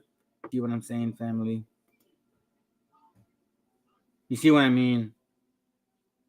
I'm not asking you to come over here and tell us who we are. You are coming over to this channel and trying to tell us who we are. And I'm telling you who the fuck you are. But no, you won't accept it because you still think you're Judah. You are not Judah, Negroes. You are a fucking slithering snake of a Judah.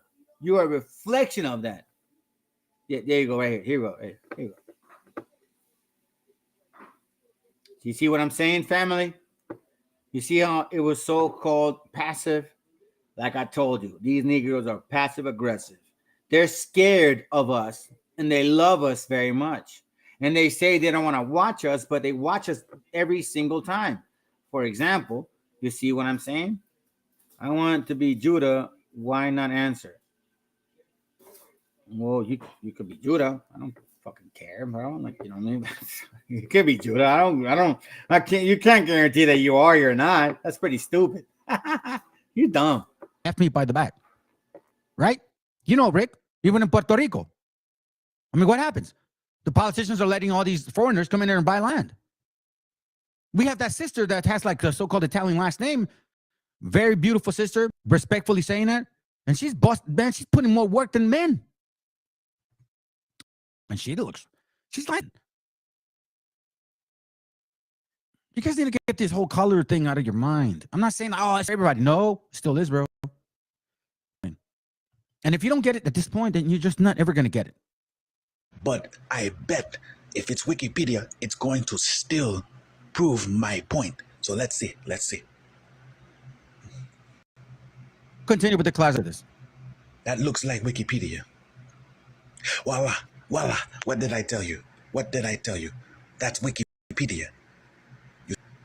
This is Wikipedia, and it still proves my point. You see? So, in 60%, that is over 50%. You see? That means that the majority of Black Americans, as I've been saying all along, are E1B1A. You see? Again, Wikipedia. What does this say? E1B1A. Places of possible origin, West or Central Africa, nowhere near East Africa. You see? So far, I like this guy. You see? So far, I like this guy. I cannot get mad at someone who's That's how you got what we got from the whole world and nations, man. This guy is Wake the also an hell up. OG for beating himself. It's almost as if I don't even know if this guy was trying to debate me or help me prove my point. He took the knee, bro. Now, this guy's entire argument in his defense is that Black Americans. And by the way, this is a brother that I actually stay in communication with, okay? Like, don't think that I don't talk to him. I do talk to him. This is why these negros want to say, oh, the Egyptians. They're like, you're not even our people. You're in West Africa. You didn't have nothing to do with us. Shut your ass up. Let's continue. Are Israelites because they are also from haplogroup E. You see, this guy does not understand what he just read. By the way, he's a medical professional.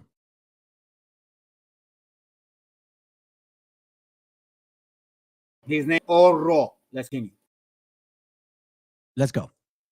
Israelites are E1B1B. Black Americans are E1B1A. E1B1A developed, as you just read, in West or Central Africa, not East Africa, not North Africa, not South Africa. You see?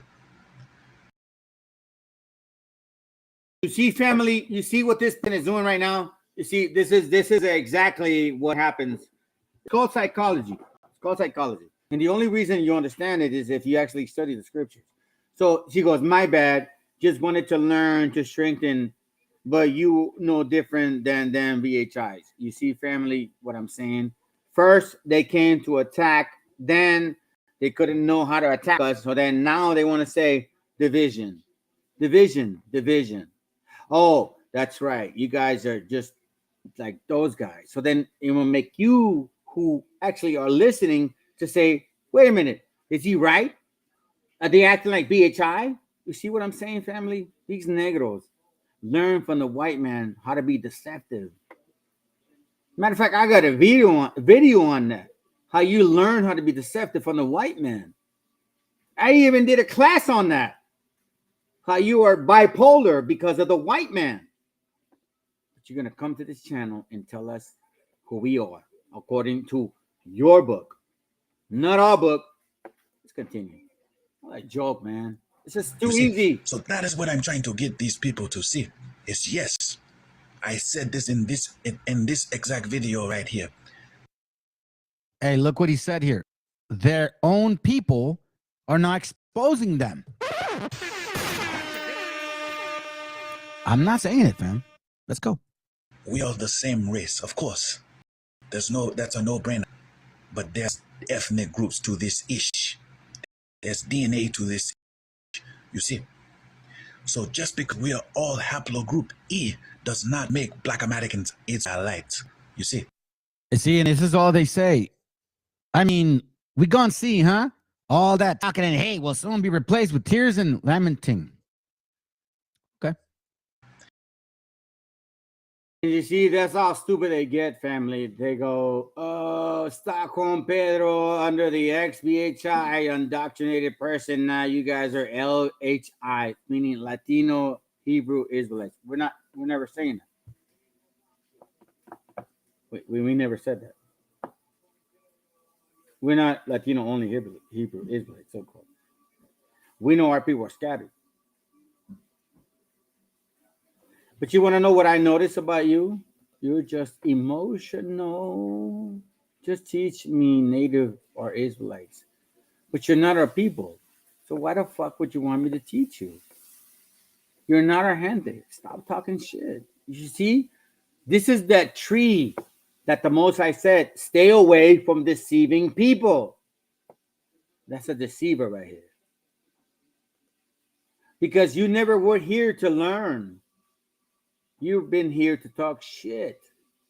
You never proved that you were actually sincere about wanting to understand.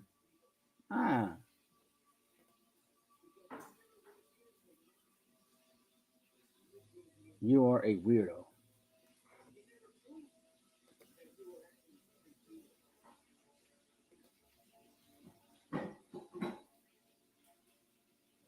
Let's continue, family. Let her talk, because I mean, you know what I mean? It's Yehudi. It's the same girl. It's the same girl.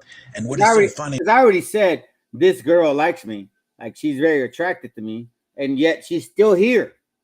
I'm like, bro, if you're a dude, why are you still here? I just called you a fucking gay dude, but you're still here. So I'm saying you're a girl and you like being here because you like looking at me.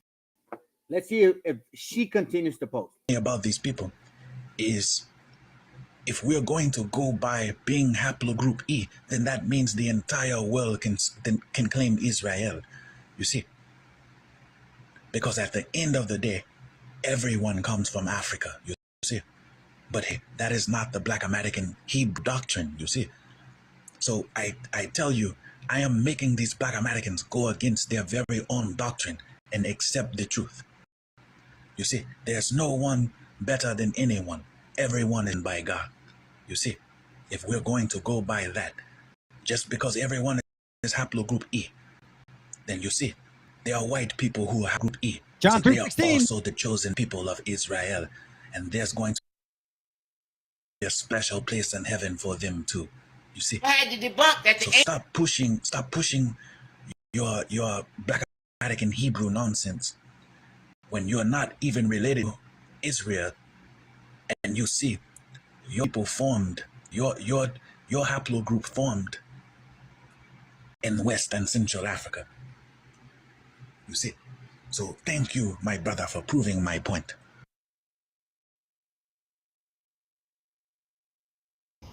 People on the continent of Asia, they don't all claim each other as one people. It's not all Asia. It's not like that in Africa with continental Africans. This is just a thing specifically for Black Americans. Because we have the... What's so funny, family? Like idiots like this guy. He's like, the black spell, right? Why are you here? I mean, if it's a black spell, why are you here? Why don't you watch your black channels? Oh, that's right, because you love this shit. You love truth, but you just can't handle it. I love it, man. And guess what, man? You and I are going to meet each other one day, and I'm going to crush you in pieces. The identity crisis. We have the confusion. Ethiopians on the continent know goddamn well they have nothing to do with Nigerians, Angolans, South Africans, Zambians, or Kenyans. They know that they are different people. They know they have a different biological makeup. They know they have a different genetic structure.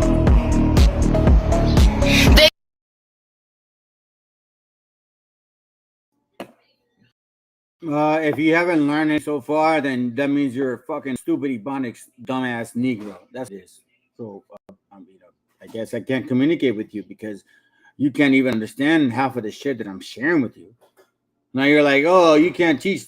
Why are you here if you say you're black and you don't believe that we're the people of the Bible, but yet you say, but you can't teach? So what are you saying? Are you expecting me to teach you?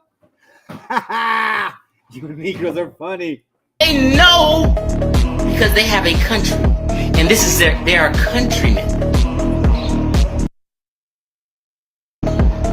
They know their culture is different from a neighboring country. We just the ones confused.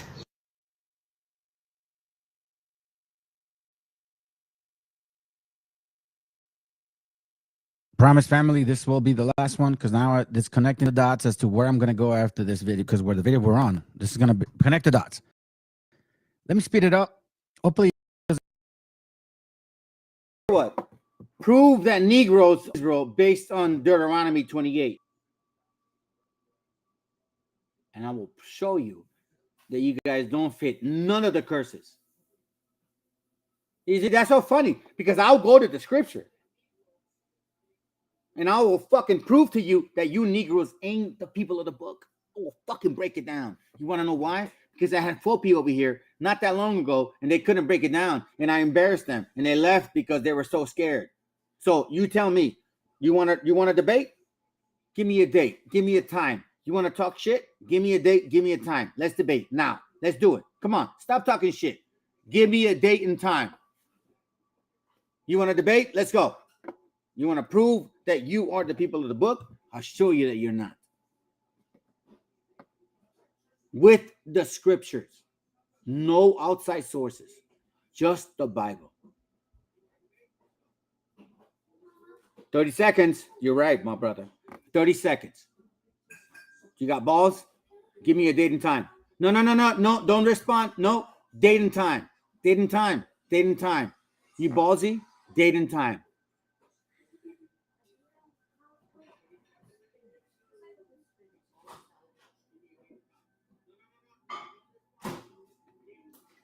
You see, family, they all run.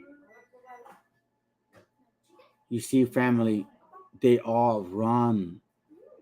They don't want none of this. Every single time they come to this channel and they talk shit and they say this and they say that. Sakari called me out and said, I'm going to debate you. But 30 minutes before I was supposed to debate them, they canceled the debate.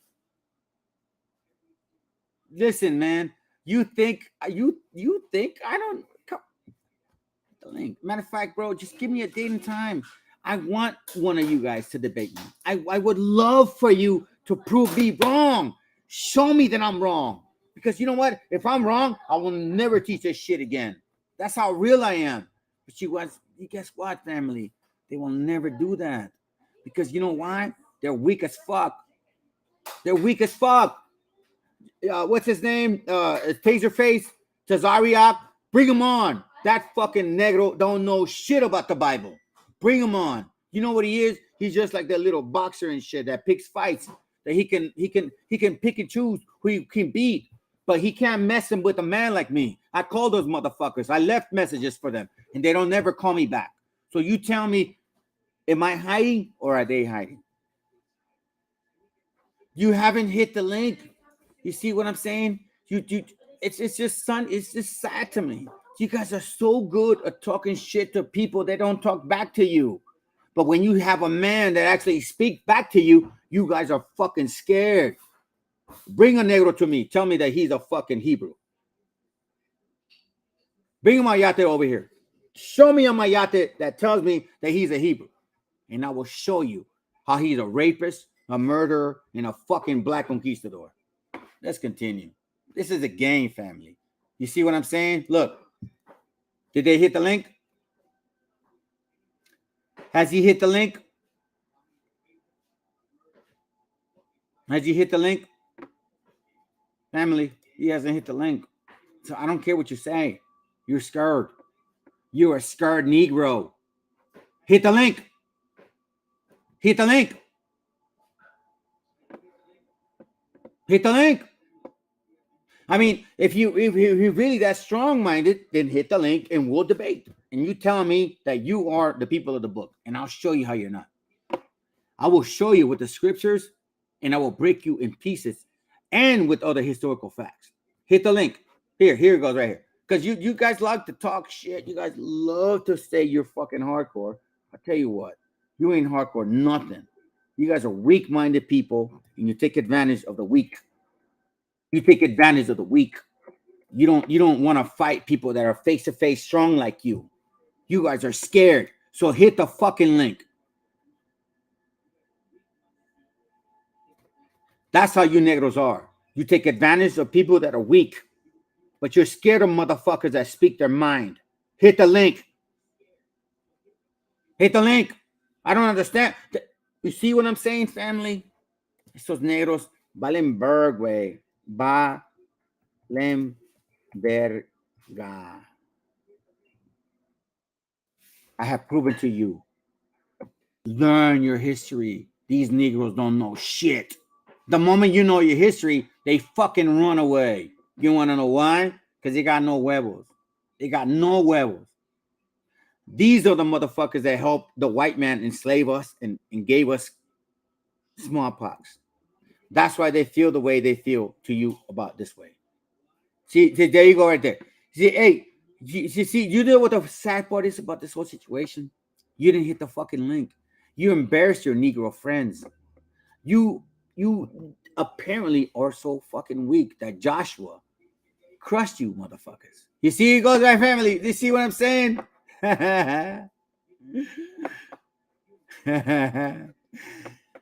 That's all they can do. That's it. Hit the link. 2 years, and none of you guys have hit the link. IUIC, ISUPK, GMS, all of you Black Hebrew Israelites have never hit the fucking link. Hit the link. I'm waiting. Don't talk too fast. Having class today, family. Let's go. Let me turn the light on. Africa all in my house. Let me clean my screen. Africa all in my spot. Lions in Africa all in my spot. My whole motherfucking couch is an African village. You hear me? Don't listen to niggas. Talk about chief. Okay, now here we go. Bam! You ever wonder why everything is centered right here? Israelites claim to be from here. The Egyptomaniacs claim to be from here. Everybody is fighting for this central area throughout history. He said Egyptomaniacs. I said King Tut, and Queen T come from West Asia. This is considered West Asia. It's the western part of Asia. We consider this West Asia. 15,000 years ago was a fucking ice age called the Laurentine Ice Sheet. Look it up. You ain't gotta believe me. The Laurentine Ice Sheet. What? Nobody here. The Native Americans came in through the Bering Straits. He's an East Asian type. Came in through the Bering Straits, which comes up over here into Alaska, into Canada, and on down into the United States. They migrated over the years and they populated Brazil, the Caribbeans, and all this.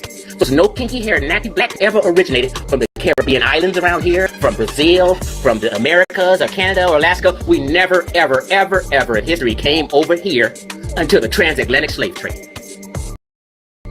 That's just a fact. Get it. We were here. And we didn't travel. We were like landlocked. You see anything around here? And we had canoes. We didn't have ships like that. Ship technology came up from the Portuguese. Advanced shipbuilding technology in the late 1300s. And then, and only then, did human trafficking began to cross large body oceans. Because they developed ships that can cross large body oceans. Prior to that, you were sunk or drowned and died. So when you talk about migration and people populating, technically they're not talking about you sub-Saharan Africans. People migrated up out of here. Because North Africa has never been Black Africa. Ever. Ever. I'm from here. Let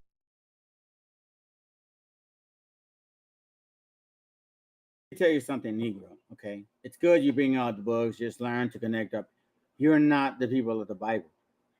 Adamah is red. Adamah is not black. That's Genesis 2:7. That's how stupid you guys are. But you know, you let Nate the Snake teach you that stupid shit, and that's why his gay ass will always manufacture stupidity. Yeah, he's gay. Yeah, he's gay. We got videos in his ass. In case you don't know. But it's okay, man. You know what? You guys love negro gay shit. That's why they call you miates. you are the mayates. Mayates is not black. Mayates faggots, meaning that gay men in jail, they like to rape other men. So men in jail, black men, love to rape white men. That's why our raza used to tell them, stay away from those mayates, man, because you know they gusta el nalga. We used to say that shit. Hey, guacha con los mayates, güey, porque son jotos. But I know you Negroes don't want to accept that. You see what I'm saying? This is a girl family. I think this is a girl. Not really. Knowing what I look like shows how stupid you sound, but you're still here listening to us.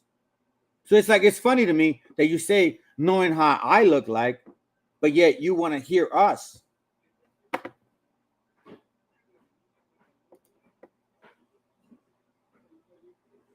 You see, family, this is one thing that they like to use. I'm infatuated. No, what I'm trying to show is division. I want my gente to separate from you fucking dirty Africans. That's what I want my gente to do. Separate from you dirty Africans. But I'm not trying to be you guys. And I want my gente to understand we're not them. Y'all are dirty. Y'all are filthy. You guys are fucking body counts. Since historically it's been proven that you guys have no concept of courting. You just like to have sex. You like to fuck around. You like to have babies. And you don't like to take care of them. Anything else I should learn about you guys? Tropical Africa. My DNA says mainly Ghana and Nigeria. This is called tropical Africa. Even the Congo's tropical Africa. I'm a tropical African. These are desert Africans. I'm not a desert African. You're not a desert African, and you never have been. I'm a tropical African, and I'm a proud tropical African. We come from the... I mean, you actually listen to this guy. He's a proud African. You're not a proud African. You're trying to be somebody you're fucking not. You're a dirty African. You are West African. You're a Canaanite. You will never be of the Most High. You want to know why? Because everything about you people is all about sexuality. Don't take care of your kids. Go against every single thing that's even legitimately righteous. So I don't understand what you think that you guys are the people of the Bible. You guys are horrible. You're worse than the fucking Khazarians. You see what I'm saying? Like that. You're worse than the Khazarians. I mean, they're not that hoish. You know what I'm saying? At least they're not that hoes and tramps and shit, body count left and right. They're not robbing in stores. They're not breaking in stores. You know what I'm saying? I could at least say that about them. But you Negros do that all day, every day. You rob stores. You rob people. You rob our gente. The matter of fact, in Memphis, Tennessee, right? The majority of the crimes are committed by Negros. And you know who they're committed against? Our gente. Hit the link, man. I mean, shit, you talking all this shit. Hit the fucking link. You see, family, this is what I'm saying. They don't hit the link. They're scared. They're scared of you. All you got to do is speak your mind. These Negros have no fucking huevos. They're weak as fuck. They're weak as hell. These Negros have no fucking huevos. We showed it in jail, and we're showing it in the streets right now with knowledge and understanding. These Negros have no fucking knowledge. It's time that you slap these fools in the face. Fuck White 100. Fuck GMS. Fuck IUCPK. All of you motherfuckers. Bring them on. Let's see what you're about. You're saying I'm emotional. Fine. Maybe I am for a moment. But you haven't hit the link. And that's the funniest part. Because you haven't hit the fucking link. Just like the rest of those trampy ass, fucking ghetto ass Africans. Bantu expansion from here, and the Bantu expansion went out. And we ended up in Western Central Asia, Africa. Bantu expansion. Bantu expansion. I mean, like you can like look up all this I'm talking. I'm just shitting this off the mother head. And this is what we were. These people are not part of the Bantu expansion. Bruh. Algerians, Moroccans, Tunisians, Libyans, and Egyptians are not what we consider black people. And never. The only reason these Nubians that came from down here, they were lucky because they lived close by the Nile, so they were able to sail up here to a certain point, which is the first cataract right here. They come no further from here. They had to get off the goddamn boat where they was on and walk through the desert and land. So once you start studying migration and evolution, history becomes more simple for you. See what I mean? Let's continue. And more understanding. Like, people, oh, we were already here. Straight 100% bullshit. You know how you can really prove it? Like, you have the Amazon jungle, which is huge. And they have what they have unconscious.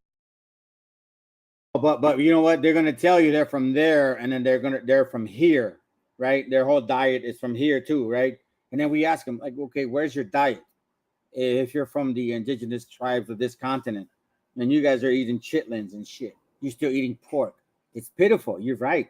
It's so sad that you guys are actually trying to be people that you're not. Indigenous Asherit Israelite. That's how fucking black you are. That's how sad it is. You are a disgusting, despicable individual. You're trying to steal a heritage that doesn't belong to you. Matter of fact, you're better off stealing the white man's heritage because, you know, that's more relative to you. Because the white man and the black man came to this continent and brought our culture. You are more relative to them than us. Just sad because, you know what? In reality, you are pitiful. Contacted tribes who've come out the Amazon jungle. They weren't in contact with humanity. We didn't know they were fucking there. They all living up in the Amazon. And when they come up out that Amazon, all 100% of uncontacted tribes that ever come up out of these areas have had straight black hair, just like the Native Americans do. There has never, ever, ever, ever in history been a nappy, kinky-headed people that came up out the Amazon jungle. You can't find an uncontacted tribe with nappy hair. They're in the Western Hemisphere. They weren't there. You niggas did not go nowhere and populate a goddamn thing. You were always right here. You had canoes at best filled it in and populated it, Bering Straits on down and populated the New World. There was never, ever, ever in history a nappy-headed black people in any of these lands until the Atlantic slave trade.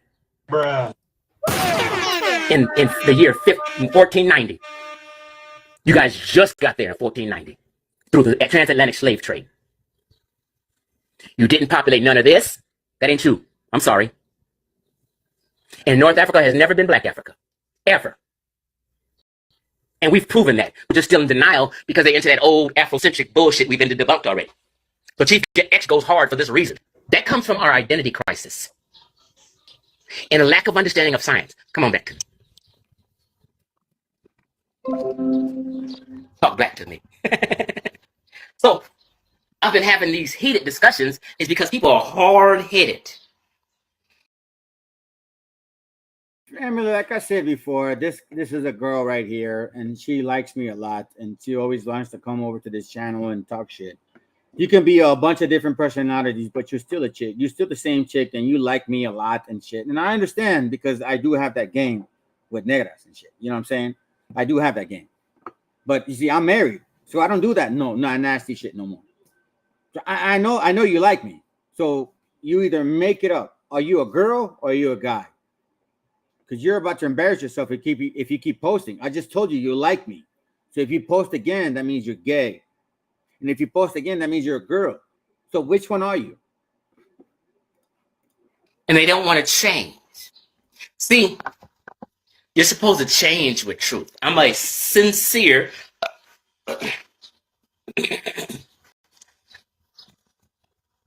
I'm what you call a sincere truth seeker.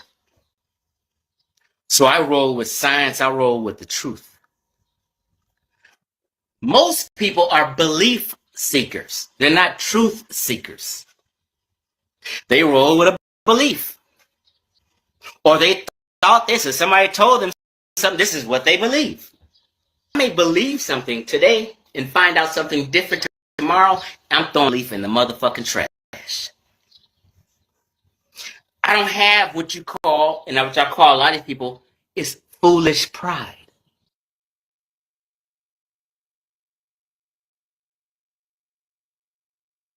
We talked about the years of Persia, Mede, Cushites, Egyptians, and all. Hit the link, indigenous so-called Asherit Israelite. If you want to prove your point, I'm here. Hit the link. Show me how you are of the people of the... Matter of fact, I have a question for you. Hit the link and then break down Abraham to me. How come he came out of the Ur of the Chaldees? Because I have a very deep history on that. So you show me how Abraham, he is related to you fucking dirty Africans. Hit the link. I will let you explain it. But you see, you Negroes can't explain it. Because you ain't know the people. All that stuff, right? So remember, in 538 BC is when 535, 538 BC is when the 10 tribes basically bounced. Right around that time. So now let's go to 2 Kings first, real quick. I don't really want to read it. I kind of just want to give you the scriptures. 2 Kings 17, 5 and 6. As you can see here, Hosea reigns in Israel, and then the fall of Israel. You can see that. So I'm going to summarize it because of time, and I want to make sure that you guys understand that. Remember this. I brought this up too regarding the Cushites and the Nubians because Assyria had actually conquered that part at that time. And then when Assyria fell, the Nubians gained power again, but not under Persia. Okay? So that's it. Verse 6 says, in the 9th year, Hosea, king of Assyria, took Samaria and carried away Israel unto Assyria, and placed them in Halah, and in a harbor by name of River of Gazan, and in the cities of the Medes. Okay? Now, let's go to 2 Chronicles 36. It's pretty simple. That's chapter. Verse 22 and 23. Proclamation of Cyrus. So here it says very clear. Now in the first year of Cyrus, king of Persia, the word of the Lord spoken by the mouth of Jeremiah might be accomplished. The Lord stirred up the spirit of Cyrus, king of Persia, that he made a proclamation throughout all his kingdom. Remember that? His kingdom, and put it also in writing, saying, thus saith King Cyrus of Persia, all the kingdom of the earth has the Lord God of heaven given me. No, we know that it's not true because Egypt and Nubia were their own kingdoms. But he obviously meant it like, kind of like the house here. Whosoever wants the little bit of that chicken, you can have it. But everybody ain't going to have it. So he's understanding the kingdom of the earth, his kingdom, all that region. He didn't care about Africa. The God of heaven had given to me. And he had charged me to build him a house in Jerusalem, which is in Judah, who is there among you of all his people. So here we see the proclamation of King Cyrus that throughout all this kingdom, y'all are free to roam. Yes, we see that here in Ezra's. Real quick. Chapter 1. Man, stop it, man. Ezra chapter 1, verse 2. Thus say Cyrus, king of Persia, the Lord had given heaven, the Lord of heaven had given me all the kingdom of the earth. And he had charged me to build him a house in Jerusalem, which is in Judah. Who is there among you of all this people? His God be with you. Let him go up with Jerusalem, which is in Judah, and build the house of the Lord God of Israel. He is God, which is in Jerusalem. And it says, and whosoever remaineth in any place where he sojourn, let the man of his place help him with silver, and with gold, and with goods, and with the beast, besides the free will offering for the house of God in Jerusalem. For the house of God is in Jerusalem. Okay? So now we're seeing this. Like, oh, okay, that makes a lot of sense. All right. So now let me give you an example of what we're talking about. You see, so Persia, we saw the map of Persia, right? Hold on. Persian Empire. I'll just show you this one before. This was after Cyrus died with Darius, after Darius' reign. But Cyrus was in charge of all this territory here. So when Cyrus says, you are free to roam in my kingdom and work in this kingdom, right? Let the people help you. Let them help you with gold and with silver and with food. So now paint the picture, fam. You got Egypt and you have the Nubians over here, still at war. There's nothing settled between them. If it frees us, gives us freedom, like for example here in America, and Trump decides to give citizenship to all also called illegal brothers and sisters of ours, right? Like, hey, those locals, whatever, you can roam wherever you want. You think that we're gonna stay in one place, bro? We're gonna be free to go. But the last thing we're gonna do is go where? To a kingdom that we don't belong in. Why would we go this way when these guys are not really settled in power? The Nubians and the Egyptians, we already went through slavery with them. And then think about it. Mothers, fathers, grandfathers, children, all of that stuff.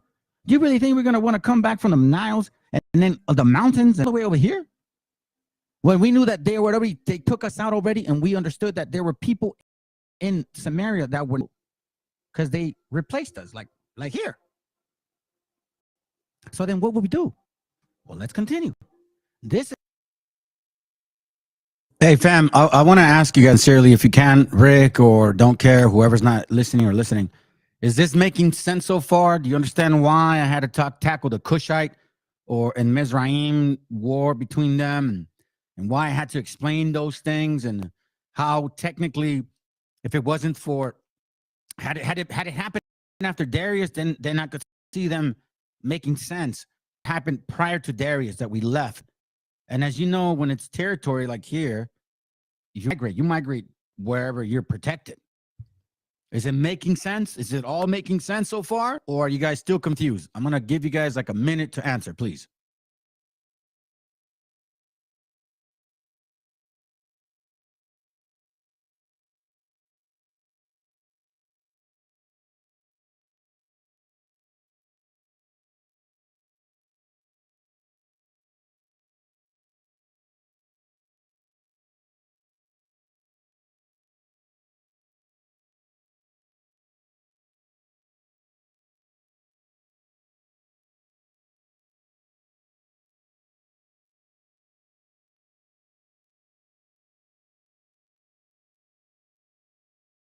Wow, man, I guess you guys are still lost. Well, if you get it, you get it. You don't, you don't. This is now we'll be getting to Second Ezra. Okay? So now I don't lose you guys. Remember, this is why I was trying to show you guys that there were kingdoms at that time. Kingdoms that were not, kingdoms that were at war. Kingdoms that if we went into their territory, they'll slave your ass. Don't be stupid, yo. Don't be stupid. Come on, man. Let's be real. So now let's understand. It says, those are the 10 tribes which are carried away prisoners out of their own land.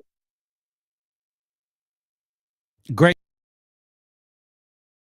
And you can't use that translation fucking Google shit, okay? We know you're not our people. Stop it. Stop trying to act like you are people. That's how we understand that. That's how deceptive you are. You actually have the nerve of translating your own English, you put it on translation to then sound like you are people. This whole entire time, you didn't say nothing in Spanish, and now you want to say it? Negroes, we understand your game. I don't know why you guys think it's like, oh, no, you can't use that on us no more. It's over. It's done with. You better come up with a new system because it ain't going to work on us no more. You are blackity black as hell, and you are a damn fucking black conquistador. Stop it. Deserve it. Enjoy. You had your chance. You had your rulership. You'll never rule again. Live with it, Negroes. Great question. And you want to know something? Does it really matter to us right now? To be quite frank with you, just does that concern us right now? I'll show you why. I'm gonna tell you this right now, bro. And I appreciate you, and that's why I ask these questions, bro. Because it's not just about me out here in the front, bro. I would love for you guys to do this. I'd rather sit back and watch you teach. Look, listen. When I came into this whole understanding, man, I wanted to be a reader. That's what my goal was. I wanted to be a reader. I didn't want to be anything else. That's what I wanted. But that, the Most High, I guess he had a different plan. So I just want to tell you this. I'll just say this, bro. And then this is with all due respect and mad love for you, bro. Because I think that we need to start correcting each other in that way, with love and compassion. You know what I'm saying? Like Galatians 6. Here, let me answer it. Galatians 6:1. Brethren, if a man be overtaken in a fault, not always, ye which are spiritual, that is important, restore such a man in the spirit of me, considering thyself, lest also be tempted. Nubians isn't from Hamsi. That's why I was wondering. Well, I don't know, bro. Honestly, because I don't know their story. So I can't answer it. But I will tell you this, just so you can maybe, it's like the way I walk, don't care. I have visors in my eyes. Like I'm a horse right now, bro. Like I have visors. I hear you guys, and I'm like, I'm looking at the end, bro. I'm looking at the end. But I'm thinking of this every single time. Rick, you know this, bro. So if you want to put your fingers up, this is what I mean. You know this, bro. We met last year, so you know this is what I'm always about. No one else until further notice. This is how I fall. Today is a good day. Today is a great day. I hope everyone have a blessed day. I just came to realize, I see all these videos saying browns and blacks need to come together. Browns and blacks need to come together. And it's a lot of my people that keep saying, let's come together with the blacks. But before you even say that, why we can't just come together? Us browns with browns. Why we can't come together first? How you gonna say let's come together with these people and you guys don't even want to come together? Bruh. Make it make sense. Make it make sense. I always push for my browns with browns. It's always Mexicans united together. But we can never even do that. Bruh. So, before you try to keep saying browns and blacks come together, unite, you need to make the browns and browns come together first. Bruh. And then we could talk about that. Until then, Man, my brother, that's a fire scripture, bro. I wish I had my button. Matthew 5:24. Leave there thy gift before the altar. Meaning when you try to go over there and say, oh, I'm gonna atone, Father. I'm gonna atone because you know what I'm saying, I'm repentful. No. He ain't even talking about that. That way. First reconcile to thy brother, and then come and offer thy gift. That's exactly what the scriptures are talking about. Don't be trying to be a fake funk, trying to be all like this person right here. Oh, we're brothers, but we're not. No, this guy's not a brother. This guy's very offensive. He's trying to make it seem like he's above you in your spiritual sense. And just the same concept with this, Matthew 5:24. Leave there thy gift before the altar, meaning what? Don't try to say we're family, but yet you hate me. Don't try to say we're family and that you have a problem with me. And go that way. No. It don't work like that. First reconcile to that brother. Get that fixed first. And then come and offer that gift. The Most High said it. Yahoo said it himself. Don't come over here trying to fucking act stupid and say, oh, yeah, you're right. I'm just going to, you know what I mean? Like, I'm mad at my brother, but, I love God. Yeah, our Father Yahoo says, nah, hell no, don't do that. That's why this brother's saying, like, before you go and try to say, like, let's come together, between blacks and Hispanics, how come we don't come together just between Hispanics? How come we don't just do that with ourselves? That's my point, fam. Let's go. Respect and love for you, bro. Because I think today's a good day. We need to start correcting each other in that way. With love and compassion, you know what I'm saying? Like Galatians 6 scripture, just so you know. Galatians 6:1, brethren, if a man be overtaken in a fault, not always, ye which are spiritual, that is important, restore man in the spirit of meekness, considering thyself, also be tempted. Nubians isn't from Hansi, that's why I was wondering. Well, I don't know, bro. Honestly, because I don't know their story. So I can't answer it. But I will tell you this, just so you can maybe, it's like the way I walk, don't care. I have visors in my eyes. Like I'm a horse right now, bro. Like I have visors. I hear you guys, but I'm like, I'm looking at the end, bro. I'm looking at the end. But I'm thinking of this every single time. Rick, you know this, bro. So if you want to put your fingers up, this is what I mean. You know this, bro. We met last year. So this is what I'm always about. No one else until further notice. This is how I fall. Today is a good day. Today is a great day. I hope everyone have a blessed day. I just came to realize, I see all these videos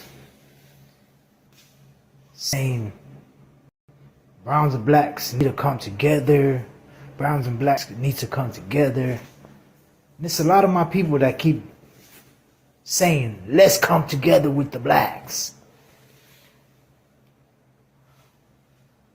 But before you even say that,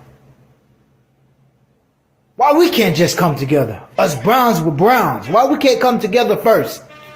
How you gonna say let's come together with these people and you guys don't even want to come together? Make it make sense. Make it make sense. I always push for my browns with browns. It's always Mexicans united together. But we can never even do that. So, before you try to keep saying browns and blacks come together, unite, you need to make the browns and browns come together first. And then we could talk about that. Until then, y'all need to stop spreading that brown and black bullshit, okay? With all due respect, that's what I meant, bro. Let's focus on us. And in the time I was a king of people, bro. Whom Solomon answered ye, all your studies, you got other thoughts? Write them down, man. Write them down and set them for later. Like I have a bunch of notes about stuff that I wanted to study, but I'm like, nah, I got to focus. At that time, it was just milk. And if you guys really want to know about what I'm talking about, if you guys really want to know what I mean by the milk, there's my email and there's a number. I'm not afraid to talk to anybody. Anybody. I don't care what camp you're from. I don't care if you don't believe in the Most High. I don't care if you want to call me about some addiction issues. I'm willing to talk to anybody. You know why? Because I've never been afraid of anybody. And I don't mean it like I'm some Mike Tyson. No, man. I'm not that big. I mean, I'm not that small either. You know what I mean? But I'm not concerned with that, man. I'm here to help. Because I had strangers help me. I had people that did this. Before we continue, I want to show this before, because we're about almost, well, I don't want to say we're almost done, but I'm sure some of you guys are going to go to sleep. I want to read this to you, okay? This is important. Here in this chapter, I'll read it quick and I'll just explain. Elijah is being, and he's being told by the Most High to go and hide to a brook, kind of like in a cave, right? It says here, verse 3, get thee hence and turn thee eastward, and hide thyself by the brook Cherith that is before Jordan. And it shall be that thou should drink of the brook, and I have commanded the ravens to feed thee there. So he went and did according unto the word of the Lord, for he went and dwelt by the brook Cherith that is before Jordan. And the ravens brought him bread and flesh in the morning, and bread and flesh in the evening, and he drank of the brook. And it came to pass after a while, the brook dried up, because there had been no more rain, or no rain in the land. I'm sorry. Right? And the word of the Lord came and the word of the Lord came on him, saying, arise, get thee to Zarephath, which belongeth to Zidon, and dwell there. Behold, I have commanded a widow woman there to sustain you. So first he sends you to the ravens. Then he sends you to a woman that hasn't had a man in a while. Think about that. So the ravens, animals that don't typically care about anyone else but themselves, thought about you for a while until the water ran out.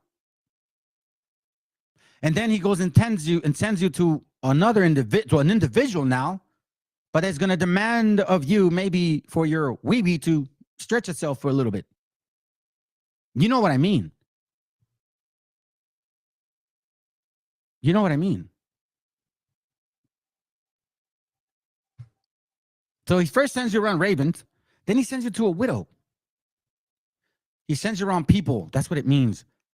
Listen, if I'm a Raven fan, then maybe the Most High is using me just to give you what you need right now. And that's why we came out of these camps, and they were the ravens. They gave us what we needed. And then now we moved on to maybe a widow, because it's all about purity and in regards to cleansing. Not purity of like, purity of like, no, I'm talking about cleansing, fam. This is not about the flesh. You've been lied to. You got more work to do. because none of this is going to go with us. So that means everything about you has to be internal. Self-examination 24/7. Every day you die, meaning you die daily, that everything that every layer that you're working on, it dies every day. Every day it dies. So while we're over here being entertained by ravens, because ravens they eat dead animals, they eat live animals, and widows, they're alone. And they may need a man. So now he's tempted again. Now the brook, that's the little water that someone else gave you while you were hanging around these ravens. It wasn't ravens giving you water. It was someone else giving you that. Hey, here's the Bible. Hey, don't smoke anymore. Hey, you shouldn't cheat on your wife. Hey, listen, come hang out with us, bro. I know you don't want to, you don't have family, and I know you're all by yourself. And even if it was Christmas, right? I know you're by yourself, bro, but come hang out with us, because you want to know depression can kill people. So the ravens will help you until then. And I kid you not, family. I don't know any of y'all, but I literally see you guys in my children and in my wife. I see you guys in all the things that I experience. So I'm asking you to walk with me so we could walk together. And I'm not saying I'm right, but what do we got to lose? We already know we've been lied to. And so far, what we're showing, or what the Most High has allowed us to show, you can compare it. And you could read it for yourself and say, you know what, he's right or he's wrong. Or I don't know just yet. But see, the I don't know just yet is better than I don't care at all. Let's continue. The king of Assyria led away captive and carried them over the waters, and so they came to another land. So let me show you. And I apologize for keep closing this one on you. I should just keep it open. So this is what he's talking about. Area, right here, into another land. Here's the Euphrates River, right? So obviously it's small to us, but it's huge. And it goes like this. So somewhere over here, right? Look at all these mountainous ranges. Okay, so let's continue. Let's continue. Because I think we're understanding. Then it says, here, I'm going to read it over here. You guys have a Bible? I'm going to read it, so I'm going to show you. It says, and carried them over the water, and so they came into another land. So as we know, another land is what? Another territory? An unfamiliar region? Okay. But they took counsel among themselves. So now what happens here? This is when King Cyrus freed all Israel. So let me show you. You see, when it says another region, as we can see a color line here, right? This is Assyria. Then now we passed through the Euphrates and they went to another region. Now this is color line or in yellow. Let's continue. So now after they freed us, right? Or let's just say they freed them. I'll separate myself. They freed them. They took counsel among themselves. This is where Ezra's 1, 2, and 4 come in. As after they were free, they're like, you know what? I don't know, man. They took counsel among themselves that the multitude of the heathen. Why? Because listen, brothers and sisters, we got raza that's in California, raza that's in Florida, New York. Hey, Salome, you know what's up? Raza that's in Chicago, up in Oregon, in Texas. We're everywhere. Kansas, Wisconsin, Oregon, we're everywhere. Okay? So I know, and migration is typical like that. So it says here, but they took counsel among themselves that they would leave the multitude of the heathen and go forth to a further country where never mankind dwelled. So now, if they know that mankind was dwelling here because the Cushites and the Egyptians were fighting amongst themselves, and obviously we understood of the Egyptian, world, right? So then where? A further country where? Where never mankind dwelt. That there they might keep their statutes. Because you know why? Because if you recall, in this era here, in this time, in this location, if you consider India and all that, they got a lot of different religions. So just because they said Assyria here, Assyria was everywhere. Assyria was all over here. So there, it could have been here. It could have been there. And then when they freed us, it didn't just go overnight. It takes time. It takes a couple of years to people to be like, you know what, let's get out of here. No, they didn't migrate this way or that way. Because there was a lot of religions in this land here. Of them. But at the same time, don't forget, family, that King Cyrus was king of all of this land. So Israel was free to roam. You wouldn't leave America if Trump said you could walk freely. Now you're not an illegal. Hello, come on, man. Come on, people, come on. Why are they saying that we would be dumb enough to say, oh, let me just go into the Egyptians and Nubians because they're at war? I mean, shoot, they're not really on land, but hey, might as well. Hey, you guys look friendly. Why not? Or, hey, let's just learn how to sail a boat around Africa. Now, the other excuse is that, oh, well, there's a lot of sections where Africa was not found, but there's several territories that shows. Anyhow, that's another topic. So as you can see, Second Ezra, wake up, Israel. Let's go. Let's continue. All right, hold on. I'm not done. Hold on. I'm not done. Okay, see, there it goes. I was showing you that there. That was perfect, but I closed it. Oh, well, too bad. So now let's go back to, I think we can follow now. It says there, so they took this counsel, verse 41. So they took this counsel among themselves that they would leave the multitude of the heathen forth into a further country where never mankind dwelt, that might there keep their statutes they kept in their own land. And they entered into the Euphrates by the narrow place of the river. So now they're entering somewhere in a narrow place. So they're traveling somehow. Now, does it say they jumped on a boat? No. It says they just entered into the Euphrates river, the Euphrates by the narrow place of the river. The narrow places of the river? You mean like by the side, by the bank? Riding down the river? Why didn't you just say, enter Euphrates on a boat down the river? No, it doesn't work that way. Things have to make sense. And I'm going to show you why. So when you cross here, let me give you the map real quick. Hold up.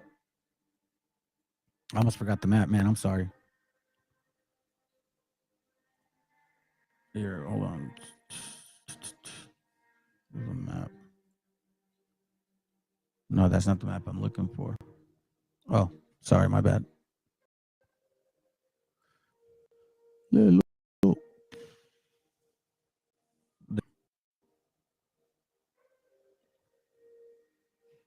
So we left in verse 44. To the Euphrates by the narrow places of the river. This is David Rumsey's map collection. As you can see, it's a pretty big river, It's right there. So then they entered the narrow passage of the river. Okay? It says, for the Most High then showed signs for them. Okay. So if we pass here, we're already over here. Okay. Kanye. Hold on. We're already over here. Coming across this way. They want to go toward the country where never mankind dwelt. Now we know that there was war, or at least some kind of rivalry going on here that would not make it easy for us to really feel comfortable crossing. So if never mankind dwelt meant this way, because it seems like history is showing us as we work further in, we see these maps, we see these locations, we see these names, and then we find stuff like this, Arceus. Then it says, so for the Most High then showed them signs, meaning directions. Do you remember that when, let me see, where was it at? Let me see if I can remember it.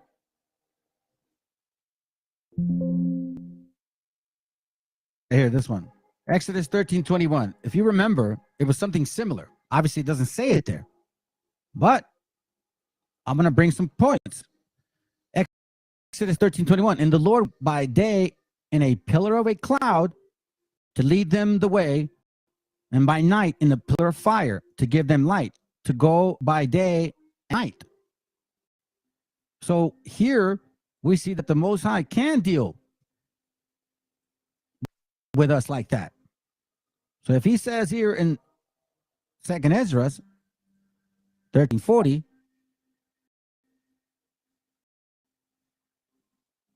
44. Hey, family, I'm going to share something with or have to anybody in the open line, and I'm sure that I don't know. Let me just share it.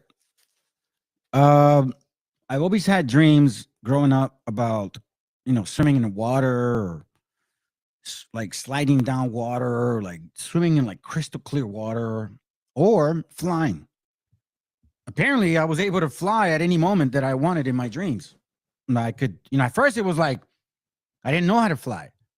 And then like every other dream, I can't remember how many, but I was like kind of like start running and then I would fly. You that have dreams, you may understand what I'm talking about. And then eventually it wasn't like so many steps. It was like, and then, and then all of a sudden, just boom. And I was starting to hover in my dreams and all these things, right? So I've in my dream, I've had that ability. So I'm sharing this because it's not like I just let my mind go anywhere. Like I've been capable of trying to fly in my dream. It's weird. Anyways, one time I had this dream and I was like maybe 10 years old.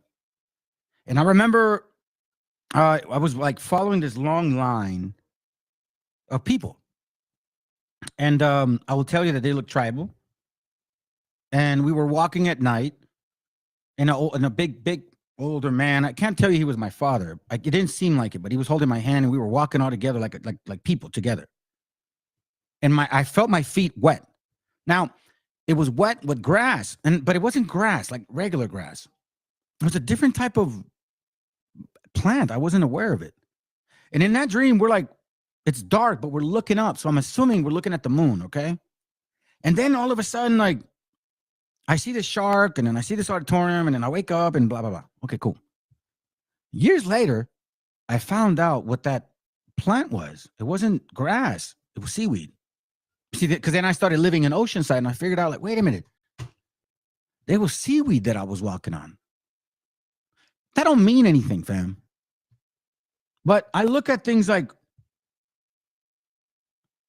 what was written for time was written for our learning, and I'm telling you, if the Most High said that he put, like he talks about it in scriptures, he'll strengthen your memory. He'll strengthen your memory. So I'm not saying that, oh yeah, that's why. No, of course not. But it's something to think about. It's something to think. Nothing's a coincidence in this world.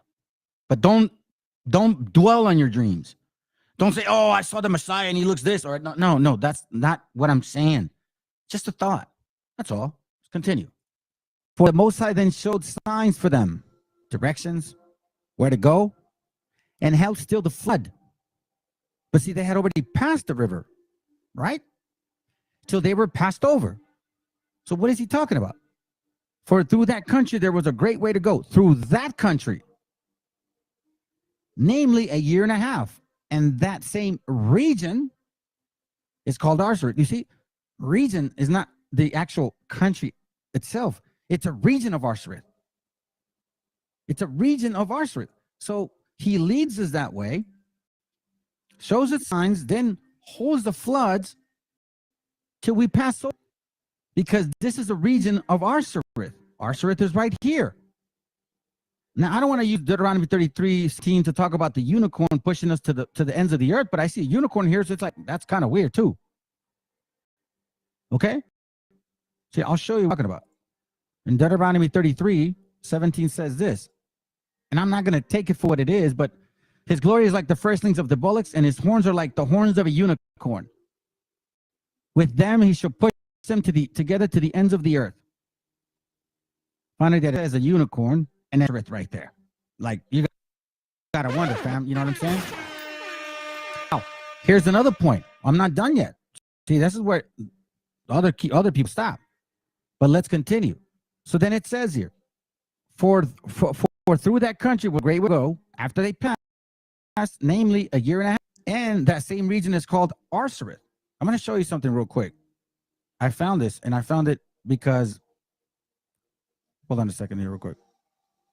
Give me a second.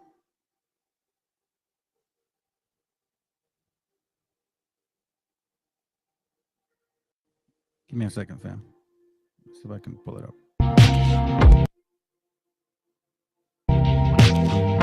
Took a picture. what he's talking about is like the migration. Here, let me see if I can send it. Hold on.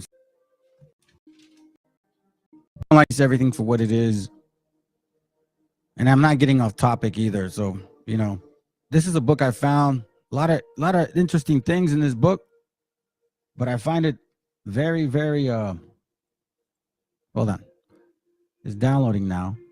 Okay, here it goes. Yeah, let me see if I can download it and flip it around. Can I flip it around now? Oh yeah, I can. Watch this.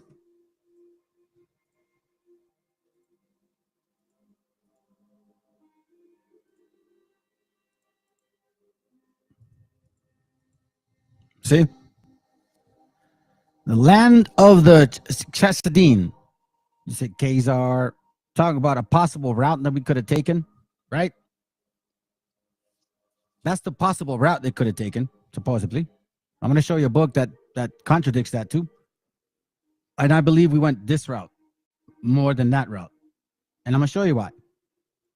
And as you can see, these guys know what's going on. They even call it the Mizraim, the bondage.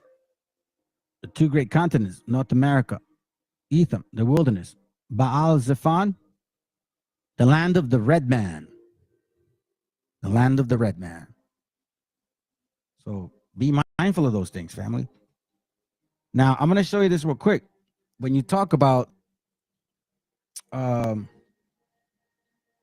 verse 46,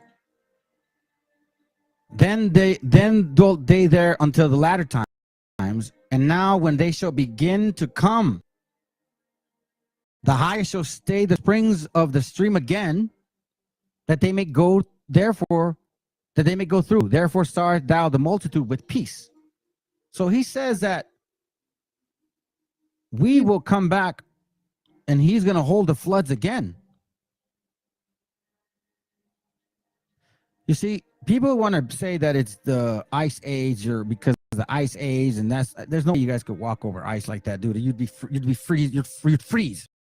If you're going to freeze the sea like that, like the entire sea, are you crazy? You'd freeze. It's like being up over there in Antarctica. Oh, you got no boats and you don't have those type of tools to travel. I mean, they could barely travel. So verse 46 is telling us what? That the way that we came is the way that we're going to come back. Now, am I saying that's, it says here in the Bible. And it says here, but those that be left behind of thy people are they that are found within thy borders.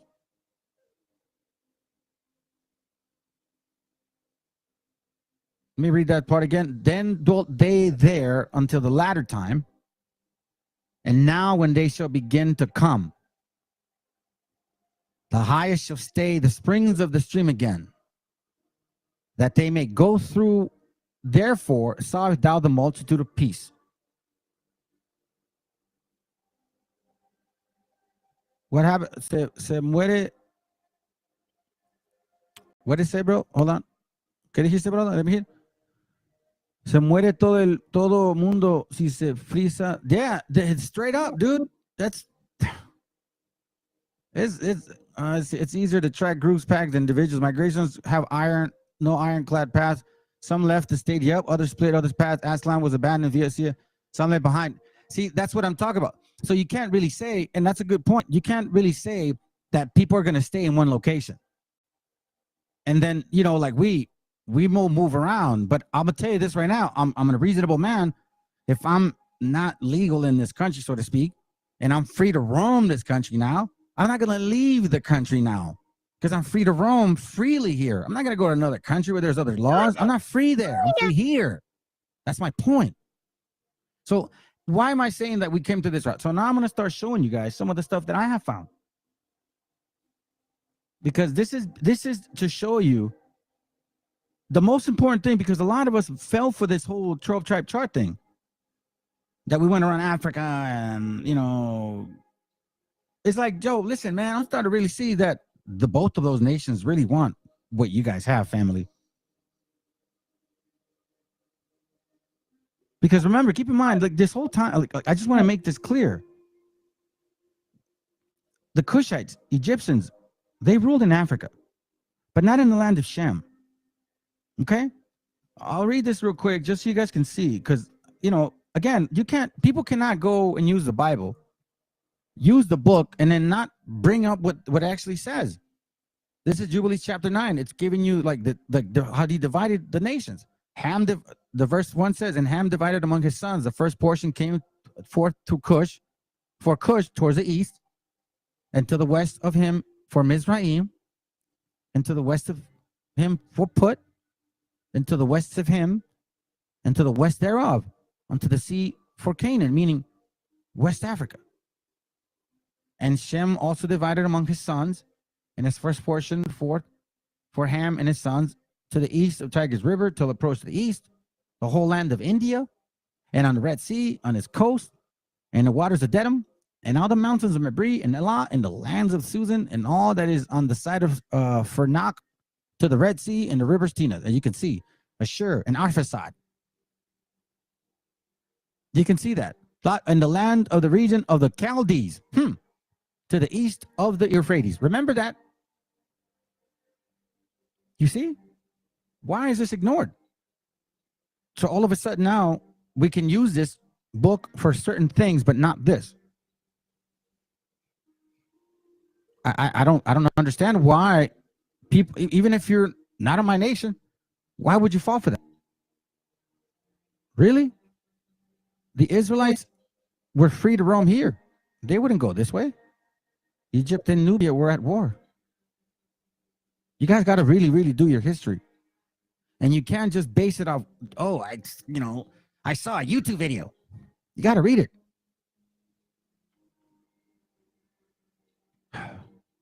Remember the video, right? With, Christopher Columbus, right? So remember, one thing I forgot, and I just saw the link now. I don't know why I forgot that. Keep in mind that he needed interpreters. And some of us know this already, right? 1492, this from random linguisticeducationonline.com. It's pretty random, pretty general information. You guys should know this by now. Several books say this. In 1492, Christopher Columbus landing in Bahamas changed the world forever. It helped establish routes trades between North America and Europe and ushered a new age of voyage and discovery. Columbus brought Luis de Torres, an interpreter, with him during his first voyage. De Torres spoke Hebrew, Aramaic, Spanish, Portuguese, French, Latin, and some Arabic, because he expected it to encounter Asians. So now I want to remember that too. Asians. You see people here like, oh, Asians. I feel like Asian people, like, just remember. Columbus felt de Torres' proficiency in Hebrew and Aramaic would be particularly useful. Why would Asians speak Aramaic? Don't be fooled, family. You see what I'm saying? So now I'm going to bring up several points to start connecting the dots, okay? For one, I want to bring this up. Because this is, I get tired of seeing this, man. And you guys are just walking over it. Look how many times Asia's mentioned. Acts 2:9 talks about when the tongues, right? When the brothers started speaking in tongues, like different languages. Acts 2 says, 2:9, Parthians and Medes and Elamites and dwellers in Mesopotamia and in Judea and Cappadocia and Pontus and Asia. Then there arose a certain of synagogue, which is called the synagogue of Libertines and Cyrenians and Alexandrians, and of them of the Cilicia and them of the Cilicia and of Asia. The 12-tribe chart doesn't have no Asians in there. Now, when they had gone through Phrygia and regions of Galatia and were forbidden of the Holy Ghost to preach the word of Asia, the word in Asia. You mean China? Japan? You see what I'm saying, fam? You need to know what encompassed Asia at that time. And that they were actual churches in Asia, meaning in India and all that region. I'll show you. Watch.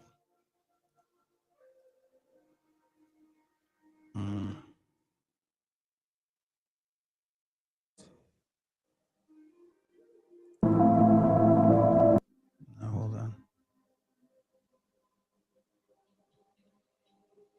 Here it goes. This is from the Lost Myths, the Lost Tribes of Myth. So IUIC Snake the Snake likes all the other map, but he doesn't show this map. You see, because it takes the power away. You see here, family, there's several synagogues here. And there's even some that says like something Jews, like black Jews or something, right? Which I don't mind. It's cool. It's cool. Hey, this don't mean willow black or woolly hair black. It means dark skin. Okay, let's stop. How come they didn't show this in the past? How come these Negroes did not show this at all? Why didn't they show that there was actual synagogues in that region, in those areas, on the eastern part of, you know, where Shem dwelled? No, they wanted to emphasize and focus on fucking Africa with a bunch of guys darn fucking Africans. They're not the people of the book. And that's exactly why you guys need to wake the fuck up. Because they're telling you, oh, you are the people of the book. But when we're in Africa, it's all about blackity black. Black people, black people, black people. They didn't even mention Hispanics. That snake the snake. That fucking snake. And I'm going to tell you something, family. I'm coming after him. And I know who he is. Matter of fact, I'll tell you this. Look him up in a college called Brown University. He graduated from Brown University. He's a fucking Boule member. Talking about like he's an Israelite. He ain't no Israelite. Look, here we go. You see what family? You see how these Negroes are like in the skies? They try to be asleep. You see how it goes? Everywhere but South and North America culture. You see what I'm saying? You see, Negro, we know you. You're a fucking snake. We were just waiting for you to show up because we know you're in the skies. We know you, motherfuckers. See? That you too black. Well, you're here. You're here. You are here, and you're learning from a native. So how native are you? You talking shit about me, but yet you're learning from me. You're still here for like, I don't know how many hours, man. Like I've been on this 8 hours. Oh, you are a Croyo. You see that, family? He says, I'm a mixed breed. You know why? Because he can't accept the fact that our raza is actually intelligent. So he says, oh, yeah, that's right. You're no native. You got to be mixed because natives are stupid. You see, fam? You see how they are? These negros want to be our gente, indigenous, Azareth, Israelite. This is a fucking llanta right here. This is a mayate. This is a fucking negro from Africa claiming to be our people. I'm not lying, fam.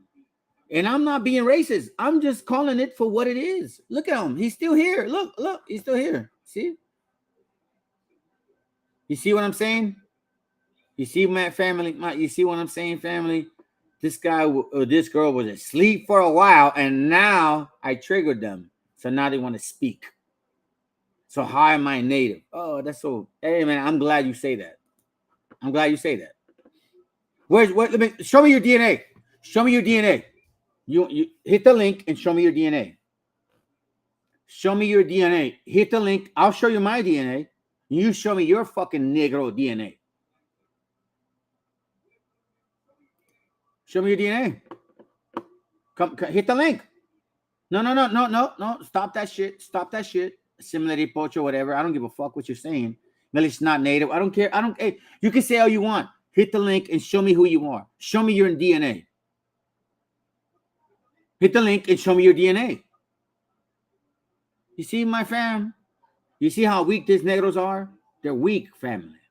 They're fucking weak. I'm telling you right now. I'm showing you that these negros are weak. When you speak to them with logic, they crumble because they're fucking weak. Negros, mayates are fucking weak. That's why we rule jail, because they're fucking weak. They're not our people. They want to steal your culture, even though they have no conceptness of what the culture is. You see what I'm saying? Look, you see how it's hurtful when I say these things? You're not Meshiacha. You see that, family? You're a full American Mexican. You're not Meshiacha. You see that, family? I'm not even born in this country. I'm from Guanatos, pendejo. That's what I love what I do, because I bring up your spirit and I show my gente who the fuck you are. You see what I'm saying? Oh, I'll tell you what. Do you speak the native language?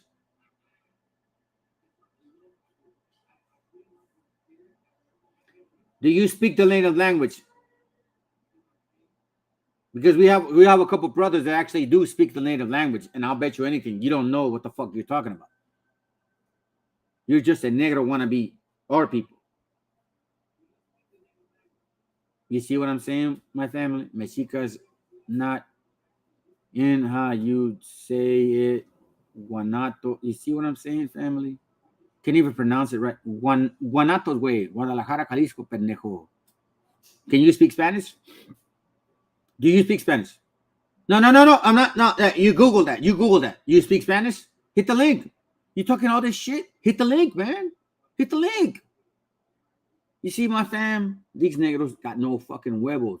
Whack 100. Bring them on. That fucking negro too. Bring them on. GMS, Aishu PK, all of you negros want to be Israelites. Bring them on. And I will fucking crush every single one of them. And I will slice them slowly and surely. And I will even give you the scriptures that you guys want to deal with. Because I know you don't even know how to break them down. Because you ain't the people of the book. So bring them on. Bring them on. Stop it. Look, listen. Stop posting. Stop posting. Just stop. Just stop. Tell your people to come over here. And so-called indigenous, you're an African. You're an African. You're a fucking dirty, stinking African that brought smallpox over here. Live with it. You're just a dirty, stinking African. That's what you are. You will always be that way. Smallpox came from black people, not white people. Fucking live with it. I don't care what you when it's. I know you Google that name. So shut your black ass up. You see what I mean? You came here with a so-called, oh, I'm passive. I want to get to know you guys. Oh, you're right. Hispanics are our enemy. But now you're saying all this shit. You are a pussy. Hit the fucking link.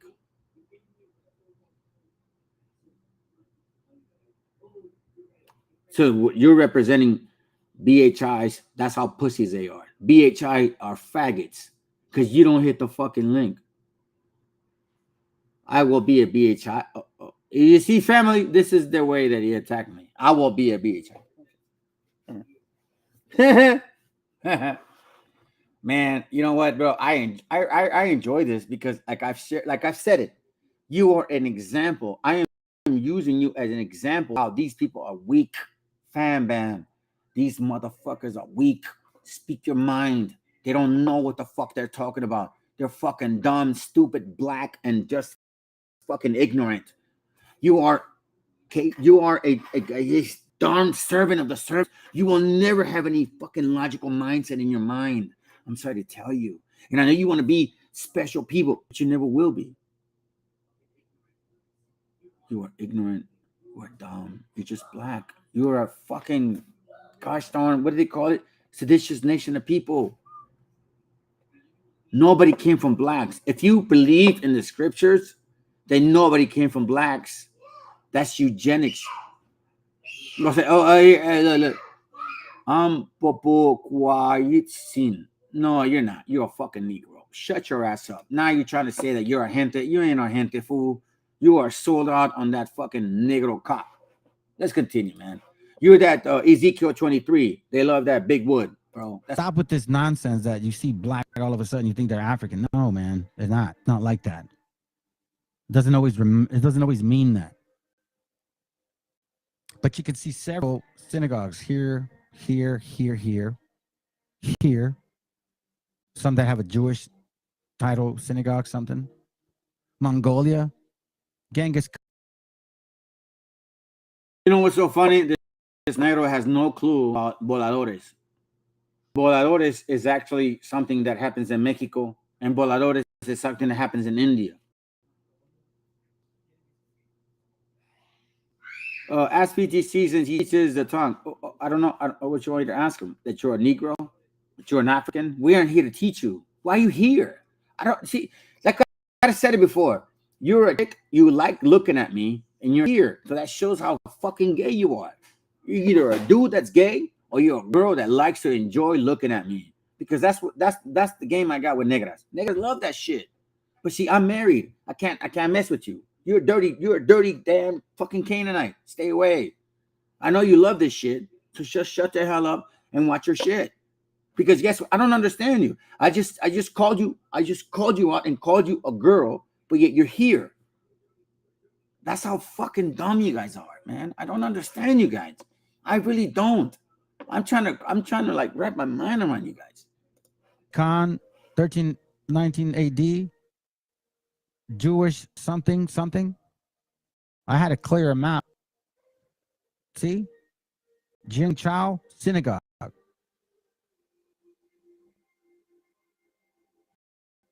So why are you telling Asian people that they're more in Ammonites, every single one of them? And you're telling people from India that they're Elam. And you're telling people from Arabia who actually had synagogues there that they're Ishmaelites, all of them. Oh, but Africa, that's all Judah. That's all Israel. Makes no sense. I'm going to show you this description of the West Indies. Description. Oh, wait, hold up.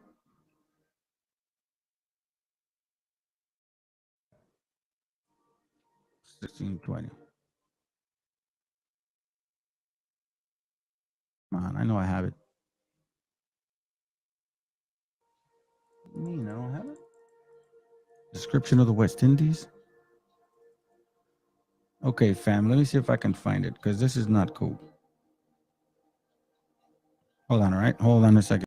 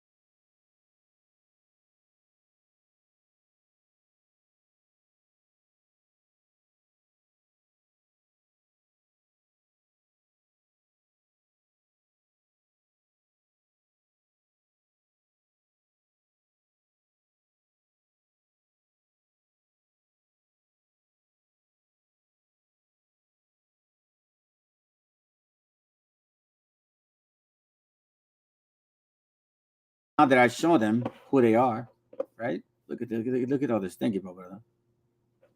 Look at this right now. Because you don't know your codes. I don't even know what you're saying. Because you know what? You don't even know what you're saying. So guess what, family? This motherfucker is mad. This bitch is mad because his DNA shows up in Africa. My DNA shows up right here. Not like a fucking white people. You know what I'm saying? Because this is one thing they say. Oh, I1B is white people. No, there's two R1B. There's two of them. There's one that is very discretionary, that is only available in this region right here. Right here, this region. My brother did his DNA. His DNA showed up right here in India and then another part in Iran. So I know and I can confirm that that's where my bloodline comes from. You fucking Negroes don't come from this bloodline. You guys want to be from this bloodline. You want to claim that you're Abraham. You don't even know the Ur of the Chaldees. That's how fucking black and dumb you are.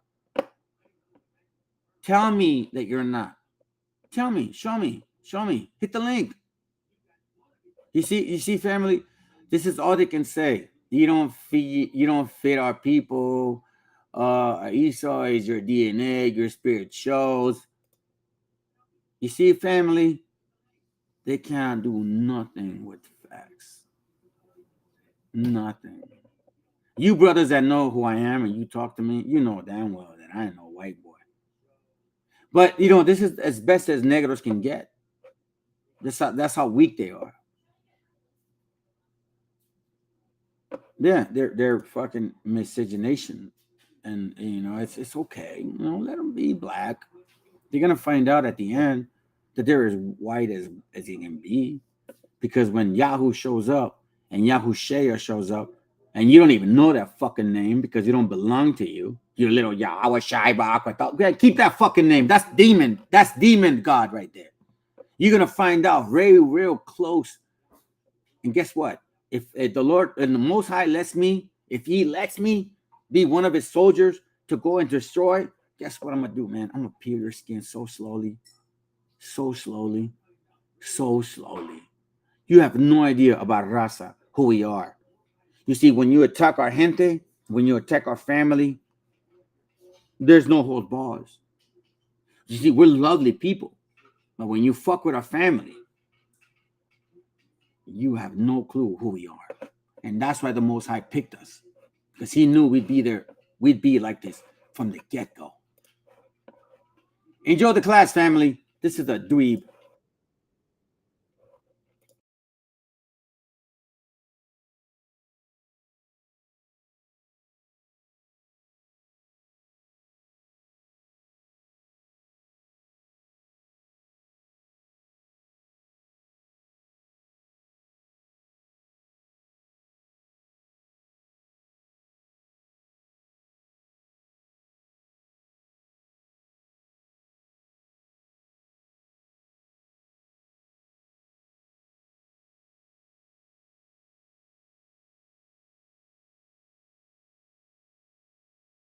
Why is this Negro still here? Why are you still here? You're not indigenous. You're not from Arsharith. You're not an Israelite. You're a fucking Negro that likes to eat chitlins. Why are you still here? And you say that we are the ones that are not teaching you, but apparently we're teaching you because you're still here. That's how weak you are. That's how we roll. That's why we rule in jail, and we're gonna rule in the streets, and we're gonna rule. Shut your black ass up.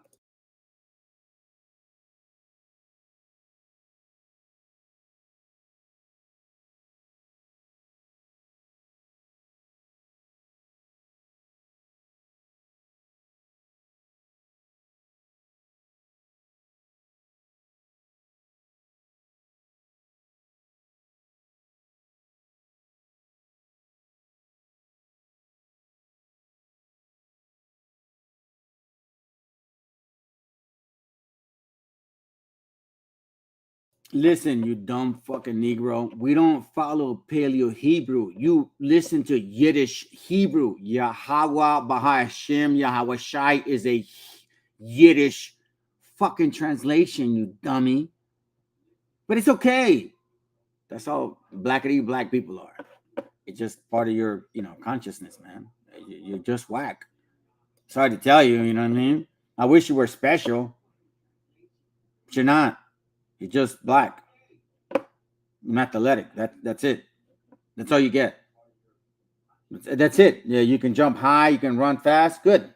Sounds good. Okay, cool. But that's it. You just live with it.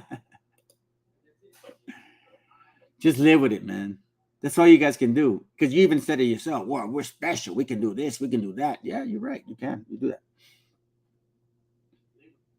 If you look at Deuteronomy 4:27 and 4:38, it clearly says that we weren't special like that. We rather enjoy you being here because you know what, man? I actually am using you as an edification for our gente. You're actually waking up more of our people by being an example of a piece of shit Negro that you are. Because you want to know something? We're just trying to keep the commandments. We're just trying to teach our people to do the right thing. But you're here as a Negro, as a fucking African, telling us that we're not the people, don't keep the commandments. We're fucking heathens. So basically what you're saying is just continue to actually sin, right? That's what you want. Why? Because you Negroes are used to sinning. Your hoes, the way that you fucking maneuver yourselves. You guys even know how to raise a family. You leave your women all the time. You don't know how to take care of your kids. You can't pay bills. You have the highest abortion rate, the less likely people to get married, the less likely people to stay together, and the most likely people to have single family homes. No, Willie Lynch was not a book, a real book. Willie Lynch was not real. Willie Lynch is a fucking lie.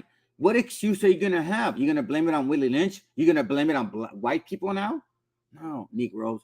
You're just a fucking dirty Africans from Africa, seditious nation. So just deal with it. Just deal with it. Just deal with it. You see? You're emotional. That's how come you're like posting. You see, I'm doing this on purpose because I'm triggering you. You see, I'm not bothered by what I'm saying. I'm triggering you.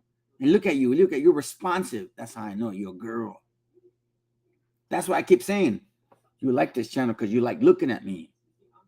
And yet you're still here. So this is how we know that you're a girl. Because if you're a guy and you heard me say this, you would not stay posting here. You're a girl and you love the way I look. That's what Negrita loved. But see, I don't do with that because I don't like Canaanite chicks. I love my females. I love my women. I love my wife more than anything. Anyways, let's continue, family. This is how simple these guys are.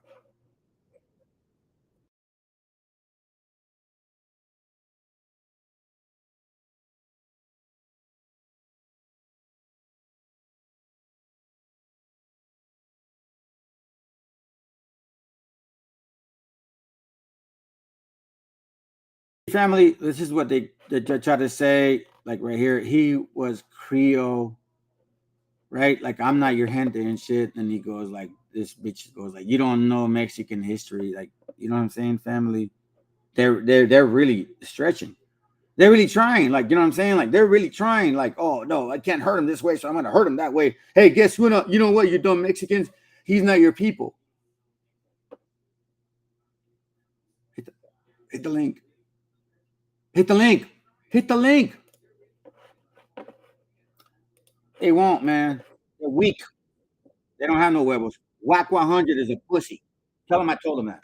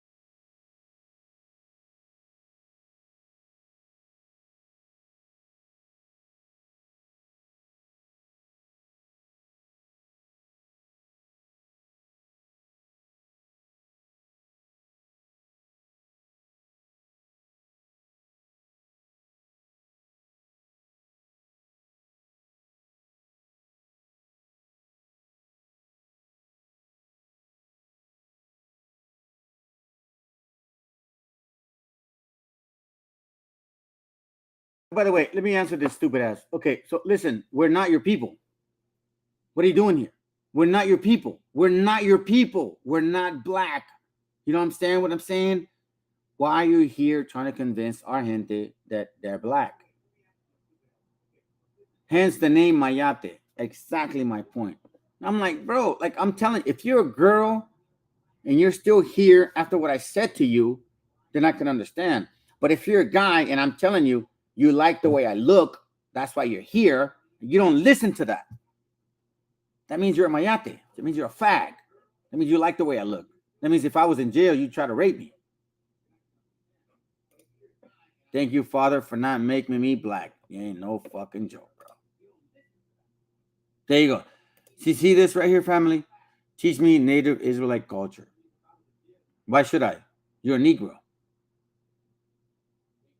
You don't deserve it. You don't deserve to know our heritage. Matter of fact, you don't even speak Spanish. So if I even give you some real knowledge, you wouldn't understand because you're a Negro fucking dumbass wouldn't even comprehend that shit.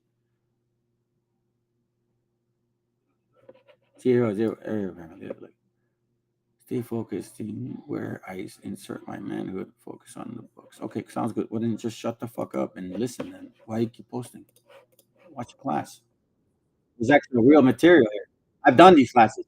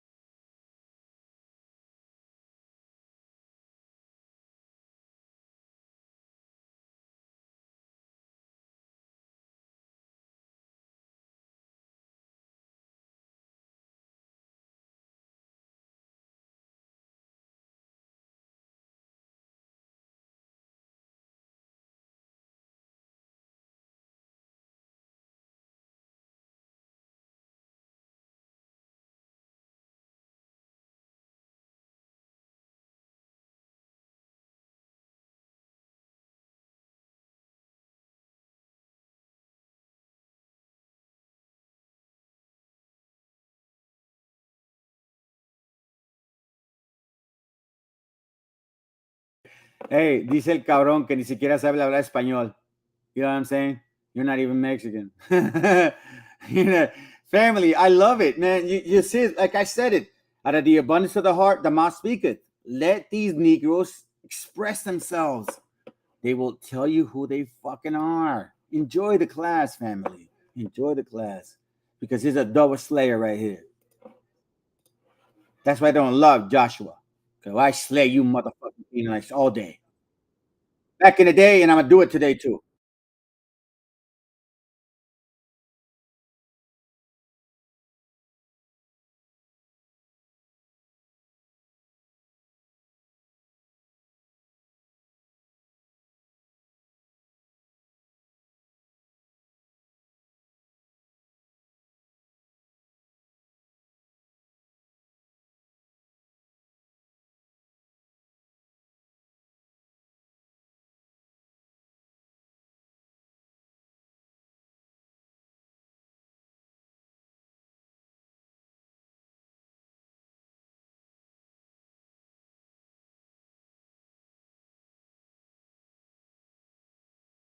You see, family, this is what I'm talking about. This is what I'm talking about. You see what this fucking idiot says? That's how you pronounce Guanajuato. You see, fam? You see what I'm saying? I'm from Guadalajara. Guanatos, cabron. That's how I know you're a fucking damn African. You have no concept, no idea of our slang. Why are you even here? Matter of fact, you know what? Nate the Snake has a class going on right now. Yeah, and they want to force feed a bunch of bullshit. But you know why you're here? Because you know damn well deep inside that you ain't the people of the Bible. So you need me to tell you who you are according to the Bible. And that's why you need somebody like me so you can fight against a feeling because you just don't know how to deal with it inside of you. So you need somebody to tell you you're wrong so you can fight that feeling. But in reality, you know damn well that's how you feel. Guanatos, bro. I'm not from Guanajuato, pendejo. That's how fucking dumb you are. You see, fam? People don't know shit. Let's continue. I make fun of them. They play chess. I mean, they play checkers. I play chess.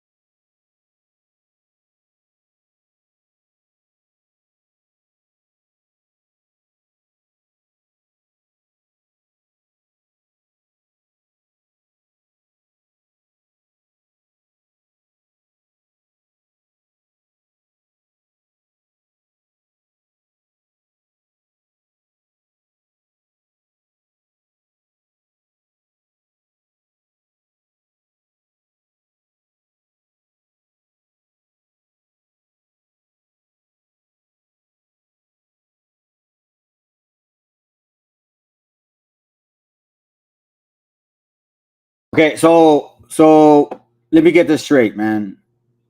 So we're babosos, but you're the one here with the baba staring at our show. You know what baboso means? That means that you stare at people and you have baba coming down your lip.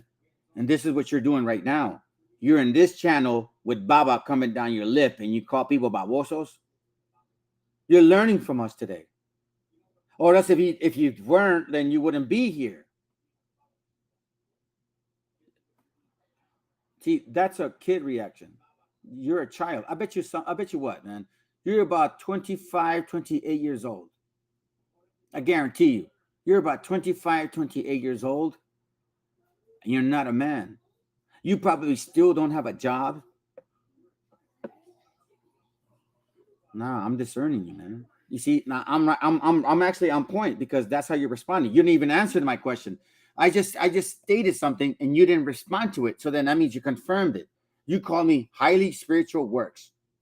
I just discerned you right there. I just called you out like a 28-year-old man. And you don't take care of yourself. You don't have no job.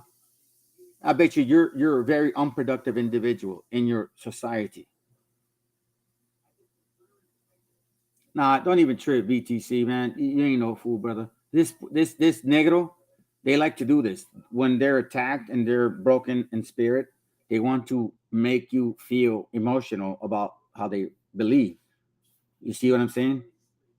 That's exactly what it's getting out of you. That's what negros are about. They're not real men. They're fucking bitches. They're hoes. They're faggots. They're mayates. You know what I'm saying? They're emotional people. That's why in jail we fucking rip them in pieces. That's why they only can rape white men, because that's what they do. That's who they are. So just remember this: the way they attack you is through emotion. You're not scholars, because I tell you what, you're not indigenous. You're not from Asheriff, nor you're a Israelite. You're a fucking dirty African that loves to rape men, and that may, if you had a chance, you would rape your own daughter. That's how fucking Africans are. I read you the book. Leo Africanus explained you guys to the T. And he's an African, but not your type. Hey, hit the link if you think I'm wrong. Hit the link. Hit the link. I mean, you're posting, you're saying all this shit. Hit the link.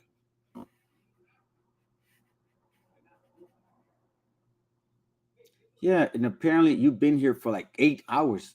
So that tells me that you love who we are. You love everything about us. You just can't be us because your nappy, dirty ass cannot allow you to be. Now, I'm gonna tell you something. If you maybe, you know what I'm saying? Like if you have a daughter and you know, she wants to be our people, yeah, I'll have a son. I'll put a seed in. I'll make sure that he puts a seed in that. That's as far as it gets. But you, you're a fucking dirty scoundrel, bro. Y'all dirty, man. Learn your lesson. You guys are Canaan. Canaan. Live with it.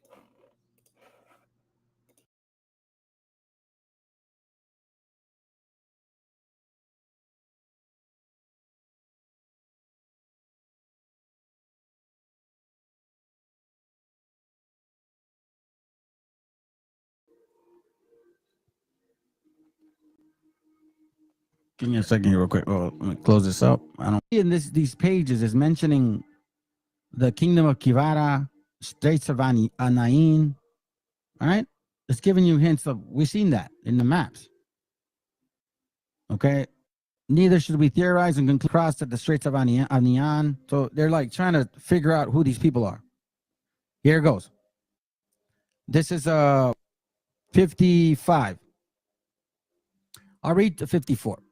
It says, and so the greater part of them kept traveling slowly across the great Tartary and other nations, God allowing and ordaining thus his own righteous judgment in his extended journey in a year and a half, as stated by Esdras, until they arrived at Mongol, and from there they crossed the Straits of Anian and went on to colonize.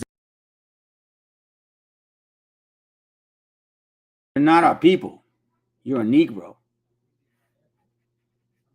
You can't even pronounce it right. You see, now all of a sudden you want to go and sound like you know our language and you speak Spanish and all this shit. I know you've been Googling this stuff.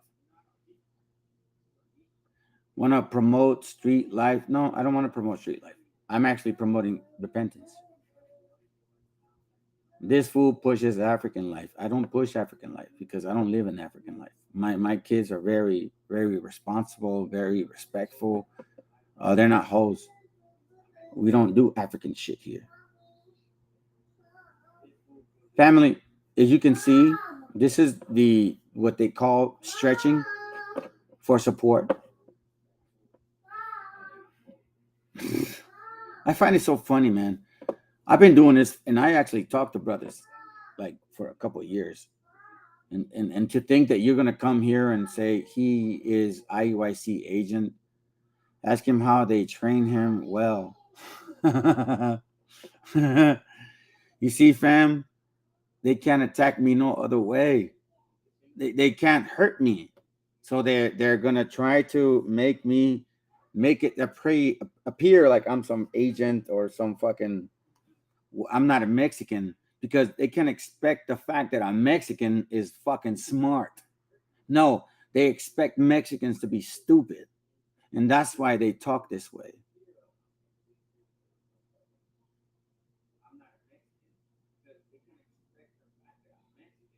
This guy says, show your Bible lessons.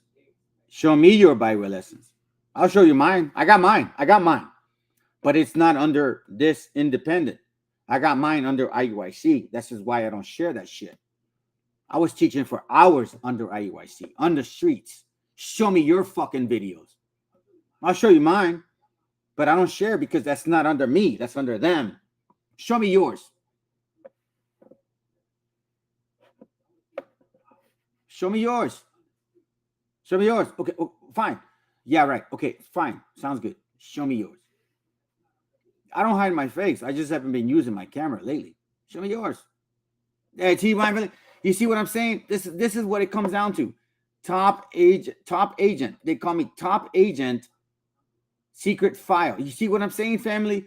They don't accept the fact that us raza can be fucking smart, that can actually study, that actually learn and that show you. No, they assume I'm an agent because why? Only white people can be this fucking smart. You see how negros are so submissive to the güeros? It's just so funny. You guys are stupid. You guys are dumb. Nothing about it con nuestra gente.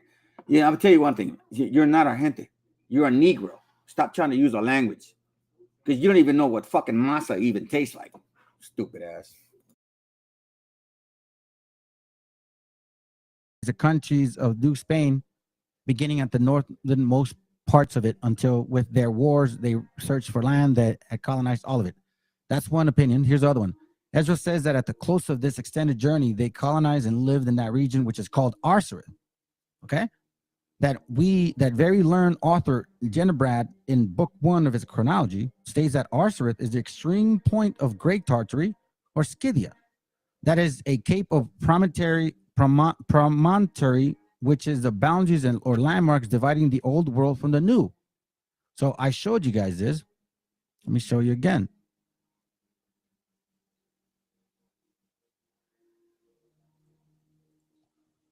He's talking about this over here.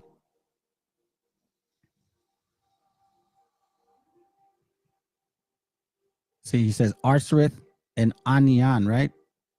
Right there. Arsareth and Anian. Okay. Let me move this over here. Sorry, family. Damn mouse is pissing me off again, like a stupid mouse, like a real mouse that you can't control, has its own life. Anyways, so it says here, the old world to the new world, above the Straits of Anian, and near which they crossed from that country to New Spain. So they could have gone by that route or by India and China. Now, why are they saying that? Remember this map I showed you, okay? Don't forget the map that I showed you, because that map has a lot to do with your understanding. All right, so for example, family, this individual has been bouncing back and forth. First they said, oh, no, you're right. I'm at your house. I shouldn't be disrespectful. And then they're like attacking us. And all of a sudden, you are my Mexican, C-A-N, capitalized like a can, American U.S. brothers, but lost in other worlds, but you native universe. What is that? That Pachuco. This is exactly what I'm talking about, family. Why do you guys listen to fucking negros? Negros are fucking dumb. I'm sorry to tell you, Africans, West Africans, not all the black people, because you guys are different tribes, but the West Africans, the Canaanites, they're dumb like this guy right here. This guy right, like right here, right here. This is a Canaanite mentality right here. It's a stupid ass African. But not all Africans are stupid. You see what I'm saying? Everybody has a tribe, you know what I'm saying? But this Canaanite tribe, like they want to beat everybody but themselves. I just hurt somebody's feelings right here. I just hurt somebody's feelings. I love it, man. Stick around. Stick around. We love you here. We love your company. Keep doing it, man. You're just an example to prove our point. Now, keep in mind that I'm not here to tell people who they are or who they're not according to the Bible. All I'm saying is I'm finding this out. So they're saying that the Israelites could have crossed, it says here, it says, so they could have gone by that route or by India and China. since there in that region of Cathay, the people inhabiting that country keep the Old Testament and the laws of Moses, although with many superstitious besides. You see that? So here it's saying that several people here keep the laws of God, but we're superstitions. So then why did the 10 Wrong. tribes It say, doesn't mean listen, that. That's how stupid you are. we're among the heathens, man. We can't keep our laws. These guys like want to twist it around. Well, you know, unfortunately, it kind of happened here, but we did our best. So anyhow, it says here, this is a full and sufficient proof that members of the 10 tribes passed through there and settled there, since that is clear from their observation of the law. You see that? And from there, they could easily cross the straits or channels which lie between China and the kingdom of Anian, as may be seen in the globes of maps. Or from the kingdom of Anian, they went on exploring and colonizing those countries of the New World never before seen or settled by human beings. You see what I'm saying? So why are people saying that all of a sudden, oh, no, no, no, there's areas in Africa that have been found. No, that's not true. They're saying that's not true. That's what they're saying. That is not true. All right, that's one. So now I'm going to show you this other one. So I confront every situation, right? And we find people that say, nah, you guys are heathens. Okay, cool. Let me see what you're talking about. Let me see what your opinion is of me or my heathenish ways. Let me see my heathen in you, right? I think that could be a song. So I went ahead and pursued to find out who they are too, you know? So watch this. I'm going to show you something. Let me see it real quick. I have it right here. I have to go way up because I thought I had that downloaded. I don't think I have it here. Valera vehemently rejected the notion that the American Indians were the descendants of the lost tribe of Israel. Common theory in the 16th century. 1609, right? Common theory. So people there, like, if they saw it, they're like, yeah, those guys are Hebrews. They gotta be. Look how they act. It's like, dude, that's gotta be a Mexican. Look at him. He's eating tacos. It's gotta be a Mexican. All right. So now go to page. Let's see if I'm looking for the right thing. I'm gonna go to page 95 first. Let me see. Is this 95 or 96? Hold on, fam. 96. Where you at? 95. Okay, 95. That's page 95. This is page 96. Oh, no, this is page 97. Come on, man. Get it together. 96. It says, few sections that remain of Valera's work on this subject. He apparently speculated, watch this, that the people of America originated from the ancient Chaldeans, who once lived in the plains of Shinar in the Persian Gulf. The chronicler wrote that the religion of the natives of Greater Florida and the Caribbean islands were derived from the practices of the Chaldeans, who worshipped only natural features such as lakes, springs, and stars. That's his assumption. Likewise, he claimed that the faith of the first Peruvians was molded on that of the Chaldeans. This is around 1594. Then he says, the Chaldeans were renowned in the biblical history of founding the city of Ur, from whence came Abraham, the father of the Hebrew nation. They were believed to have descended directly from Noah, and they became famous as learned astrologers, priests, and magicians. By linking the ancient Peruvians to the Chaldeans, Valera was placing the people of the New World into the framework of the biblical history. Hey, family, I'm going to say this right now.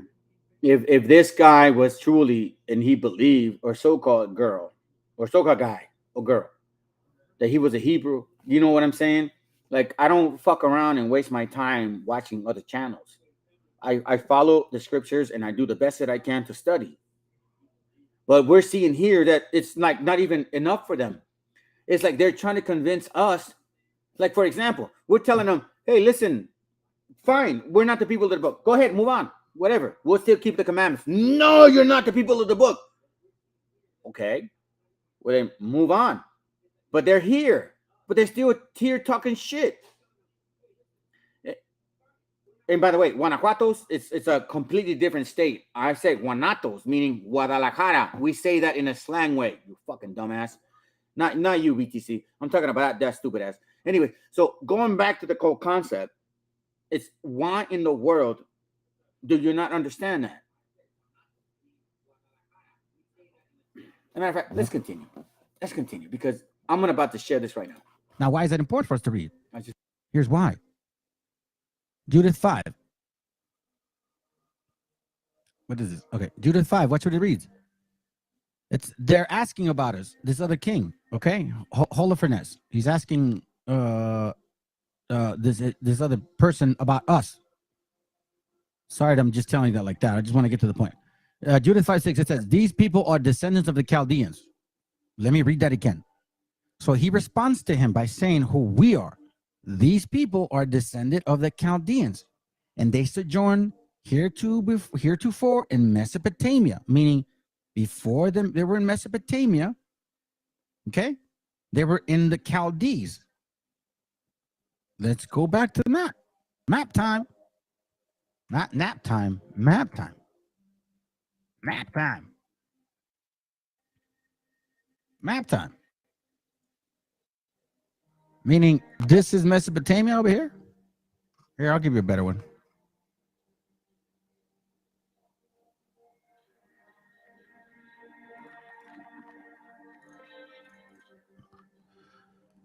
Look, this is Mesopotamia over here. And this is the Ur of the Chaldees right here. Okay? So that's what he's saying.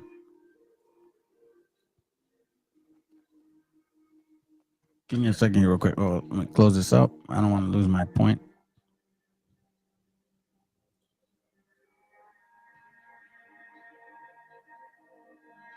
Where am I at? Hold up. 96, verse 5. It says, these people are descendants of the Chaldeans, and they sojourn heretofore in Mesopotamia because they would not follow the gods of their fathers, which were in the land of Chaldea, meaning all of that region. Let me get this straight. You're a so-called Hispanic, indigenous, so-called Azareth Israelite. You're so-called Hispanic, but yet you're here the entire time banging for negros. Now you want to say, a la madre, you know, I'm going to talk Spanish and shit. You see how fucking dumb you guys are? I mean, I don't understand what it is. It's maybe it's our fault. You know what I'm saying? That we play the role like we're stupid. Maybe it's our fault. Maybe that's our fault. But I tell you what, it ain't happening no more.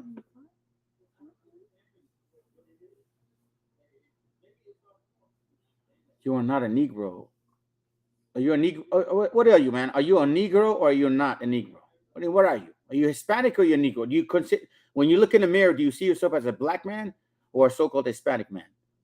Indigenous so-called Ashereth from Israelites. Well, I want to know. I mean, because you know, earlier you said, I don't know, and maybe I thought I heard you say that you're not a Hispanic, that you're a total fucking African. So are you a Hispanic so-called or a Negro from Africa? Let me know. Or are you going to be quiet now? Because you're pretty ballsy. Now you don't want to answer. So let me know. And as a matter of fact, while you ponder on that shit, let's continue with the class. Close to India too. Or Asia. For they left the way of their ancestors and worshiped the God of heaven. So here we see that the Chaldeans left the way of their ancestors and worshiped the God of heaven, the God whom they knew. So they cast them out from the face of the earth, of their gods, meaning the other people that get out of here. Don't try to teach us those things. And they fled into Mesopotamia and sojourned there many days. So that's why Valera, when he says, nah, these guys aren't Jews, they're Chaldeans. Oh, really? While everybody else is telling him, listen, these are Hebrews, and you just really placed them right there in the same spot. It's like, dude, you just really helped us. Thank you. Appreciate you, brother. That's why do you think, I mean, some people, there's a story that says supposedly he can't. Hey, family, I'm going to move on from this idiot because, you know, I'm only entertaining her because I really don't get a lot of people to come to this channel and want to debate me. And I keep telling you, One West, ISUPK, Matter of fact, bring that fucking fat ass, what's his name? Killer B. Bring that fucking fat ass Killer B over here. That alcoholic that sits in his car and talks shit. Bring him too. Bring him too. Bring all them motherfuckers. But you know what? They don't want to come here. So I kind of like to entertain some of these weak ass little individuals like this motherfucker right here, because I don't really get to practice much. It's kind of like I'm looking to spar with somebody, but nobody wants to spar with me. So I want to spar with somebody. Come spar with me. You know what I'm saying? I'm not going to hurt you. You know, I'll punch you a little bit. I know how to fight. I know how to box. Trust me, I know how to box. I box with Olympic motherfuckers. So look, you want to box with me? Come spar. Come over. Just for a little bit. I'm not going to hurt you. You know what I'm saying? But it's like, this is stupid, man. Y'all show up, talk shit. Like, there you go. You see that alter ego? But you don't hit the link. You don't hit the link. You don't hit the link. So it doesn't matter what you post or text. You think that's going to make me like emotional. Like, it doesn't bother me, man. Oh, here we go. Here. So you not are native. You mean I'm not a Negro from Africa? Is that what you mean? Let me show you once again, because apparently you didn't see it. Maybe you weren't here. Maybe you walked away. I don't know. Because you keep saying DNA. You keep saying DNA, right? So like right there. And then advanced analysis. Here, I'll show you real quick because I don't have to do this. You know what I'm saying? Like, I'll do it like that. Matter of fact, here you go right there. Apparently I can't log in. Apparently I can't log in. Whatever, it doesn't matter. But you know, it's all good. Let's continue. I'd rather enjoy this because it just shows family how weak these people are. Anyways, I'll be quiet now. Let's enjoy the rest of the class, and then we'll move on to the next session. We're not going to stop today. It's 11:30. I got another 2 hours in my session, and then I'm out. All right, so let's enjoy. Count as Indians, supposedly, because we look like them, which I find it kind of interesting because I do find our people do. We do resemble people of India in those regions. I got brothers and sisters that look, you know, Chaldean Arabic. I got brothers that are very dark skinned. I mean, that's just the way we are in my family. There's 10 of us, for God's sakes. And, you know, most of our so-called Hispanics, right, of this continent, we tend to spit out babies that have, you know, curly hair, straight hair, blonde hair, brown hair, dark hair, black hair, light skin, brown skin. Now, I tan very well in the summer. I'm tell you that right now, man. I got a beautiful tan. I love when I tan. But I don't go do that now. I'm older, you know what I mean? When I was younger, I did that. So anyways, so far we see description of the Indies. So far we see Valeria, who's actually putting us with the Chaldeans as well. So now let's look at this real quick. I'm almost done, fam. I'm almost done, man. This is obviously our Sabbath. Lord willing, y'all are getting edified. Historia, what is it? Historia de México. Página 14. Watch this. I'm going to read it in Spanish. Okay? This is from Historia de México, página 14. Thank you, brother. Los indios somos israelitas. He hooked me up. Page 14. It says, pero si estos filicianos son ingeniosos, no lo son menos la. Hey, you know what, BTC, man? You're right, bro. I should have done that. And my wife was sitting here like looking at me like, why are you even wasting that time? But I tell you what, I think our people need to have that example so they can see how these mayates actually think about our gente. You know what I'm saying? Like, they need to know the perspective of their mind, their delusional sense. Like I said in my earlier class, they're bipolar, they're schizo. They really are fucking sick in the head. So I wanted to show that. So our gente could see, like, I'm not lying. They're schizo. They're fucking sick in the head. Whack 100, that pussy too, whatever his name is. I don't give a fuck. Hey, bring him on. Because he likes to talk, like he tries to say he's hard. Okay, let's do it. You say you're hard? Let's go. I got some people that want to meet you. Let's see how hard you are. Let's continue. Las que corresponden a las lenguas quechua y aymara, que proceden del hebreo y del caldeo. So it's saying that the Quechua language and Aymara language, which I'm going to show you later, is rooted of Hebrew and Chaldaic languages. Así resulta, al menos en muchos vocablos que tienen idénticas, because there's several words that are very identical. O análogas significaciones, pero por no fatigar el lector me limitaré a pocos ejemplos. So here he's giving us some examples.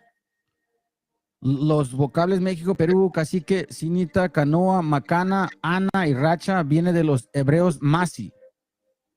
So you guys can read that page. Very interesting, right? So now it's saying that the Quechua and Aymar language has a, kind of like a relationship with Chaldean, the Chaldean language or the Hebrew language.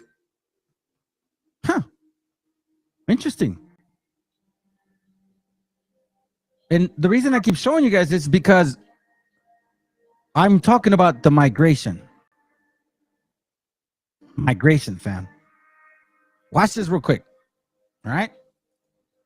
Who's seen this before? Are you guys familiar with this? Oh, sorry, my bad, bro. I wasn't reading. Oh, my bad, dude. If you guys are watching this, I wasn't paying attention, man. I apologize. I'll try to read it in a little bit, though. You're doing an excellent. Oh, thank you, brother. Appreciate you. I'm not trying to ignore you, man. I'm just, when I get concentrated, bro, it's just the Most High. So here, check it out. So as you can see here, this is from India, a picture of India, people from India. Now, in case you guys don't know this, and see, this is where the Wabos have to really, really dig deep. See, you Wabos really have to dig deep. Voladores. And you also that claim that we're someone else. Well, I find it ironic that we tend to have a very similar customs that all the people that have come from that migration, big migration, the Indian migration and the Asian migration, which I don't mind embracing my so-called Mongol brothers if that's who they are. Y'all are dumb. You got no clue who you're dealing with. Look at this.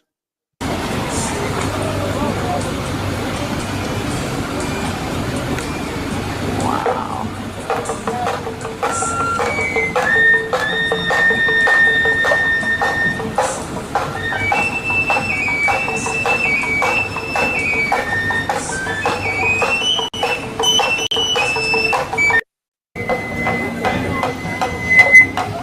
Come on now, man.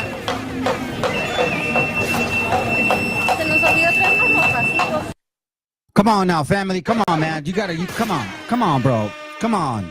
Oh, you gotta try to tell me that we're not the people of the book. Hold on. I'm gonna try to turn it on. Give me a second.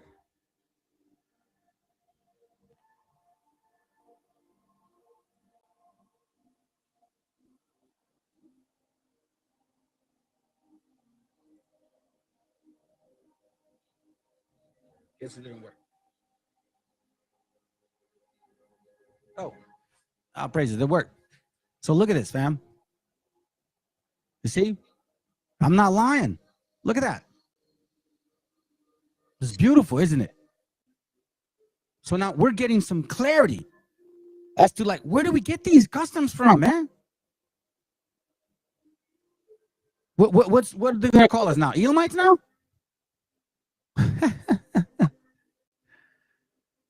The deeper you dig and you push and you use their material, the easier it gets, family. Now I'm not saying we're these people. I'm saying of the migration. Oh yeah, you have? Hey, I've actually dealt with them, bro. They're me personally, I've never had issues with, you know what I mean? Se han portado bien, man. So I don't know. The people I've dealt with, they have a different spirit, like very reasonable spirit. I can't argue about that. I don't know if there really are people, but to me, these things are like wow, bro, seriously. Yeah, they do. Los voladores de India. Yeah, you see? Nowhere else in the entire world do we have the similarity, but that's not even it. Dude, that's just the beginning.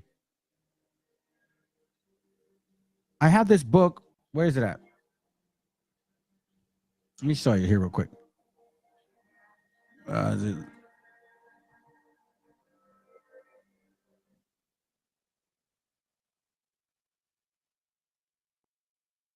Watch this.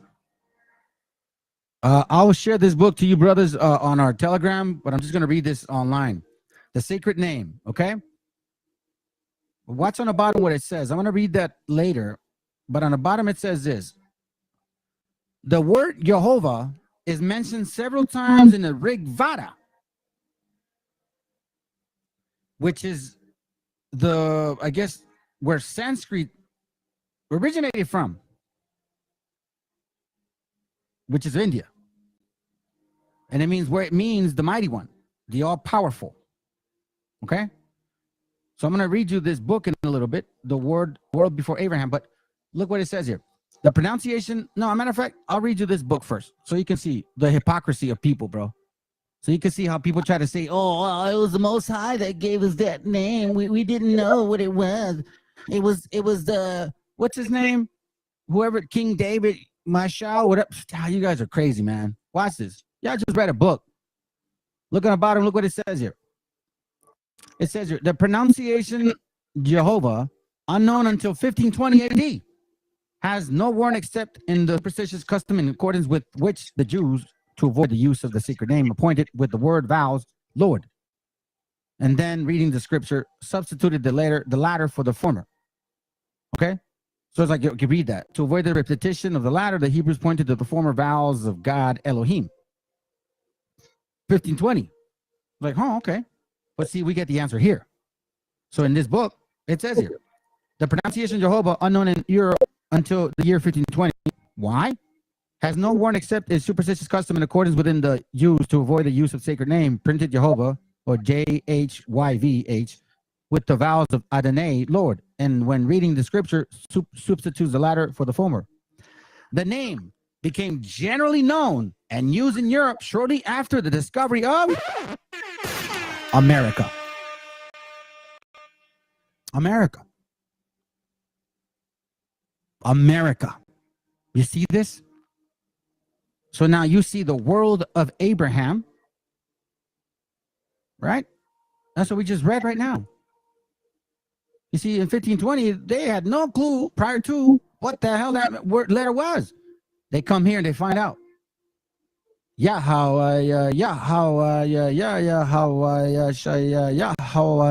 like that. It's not that hard. And see, family, that's why the Wobbles want to take your heritage, because they're losing the spiritual ground on the other tactic. Those are facts. Watch this. To approach the mysterious underlining, let's see if those is a chite. No, I don't want it. That's something else. Okay. So we're digging a little deeper. Let me see if I can get this one. I'm pretty much done almost. Hindu, I think it's this one. Oh no, America. Let me see.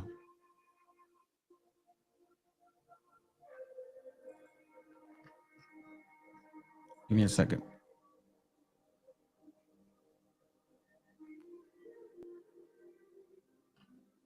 I think it's this one.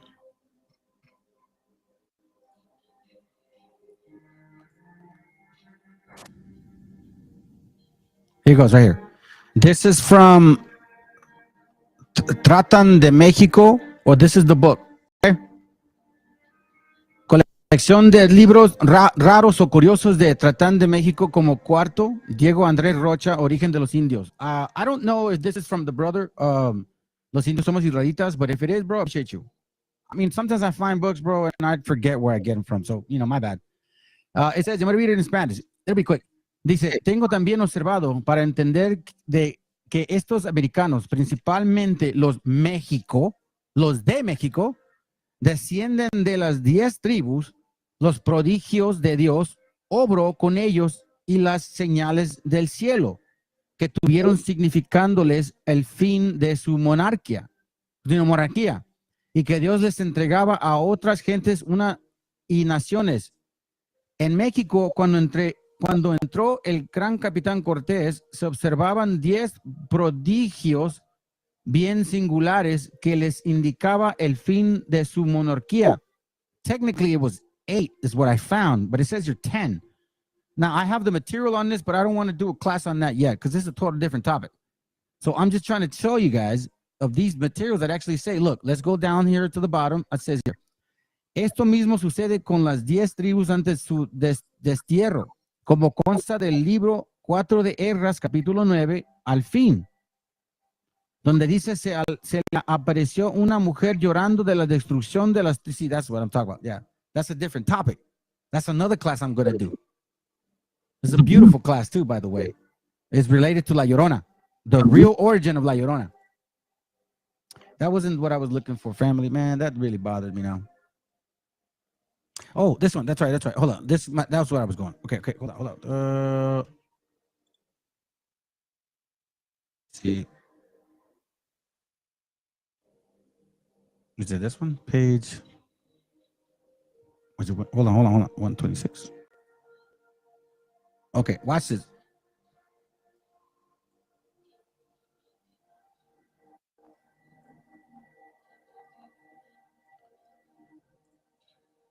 This is from India Once Ruled America, page 126. How much more proof is needed to convince the skeptics? Just in case more is needed, more skeptical readers should all know that one of the principal Indian stronghold of Ayapa cults in the southern India near Pampa River. Therefore, we need not be surprised to find Pampas River in Peru and Chile. It says here in chapter 4. There's source there. We were really 10, not 8. Oh, okay. It says here in chapter 4, 1 mentions several Indians placed and cast names in Inca Peru. However, if more convincing examples are needed, I present Pujas, Manu, Pichak, Puno, and Ayacucho regions. In Sanskrit, these regions are in Peru. In Sanskrit, puja, honor, worship, Manu. Honor, worship. I'm sorry. In Sanskrit, puja means honor, worship. Manu means patriarch. Pichak, a savage tribe of people in the North India. Pune, a famous Indian city. Ayacucho, fortunate, lucky leadership caste. It's just, I mean, I keep running into this, man, and it's like we're all over the place regarding customs, things that we did like other people of other nations, so to speak, that were actually in our path. You can't deny that. And if we're really searching for who we are according to the Bible, you got to face it all. You can't be afraid of it. Let me see what's this. Hold on. Is this it here? Family, and I'm not joking about that. And I told my family the whole entire thing. You know what I'm saying? I told my wife and I told my kids that if we in Israel, we in Israel. Well, we're going to keep the commandments and we're going to try to do as best as we can to live a righteous life. Because, I mean, why wouldn't we not want to have that life? So if we're not Israel, like I said to brothers and sisters, then we ain't. But I'm going to tell you something. My family loves the fact that we are, under the laws of God, our creator, Yahoo. And he gave us those understandings, that wisdom. And I don't know. I mean, maybe I'm not Israel. Well, then I guess what? Then I'm not Israel. But I have a home that believes. I have a wife that is very loving to me. I have children that believe in the Most High. I have a daughter and a son that are totally submissive to the understanding of the Most High. My daughter's 20. She ain't trying. She's a virgin. She ain't trying to go fuck around and be a hoe. She wants to do the right thing. So maybe we're not Israel. And I guess we're not Israel. Then we're not Israel. And if your God is about destruction and killing because you're blackity black, then guess what? I don't want nothing with that fucking God at all.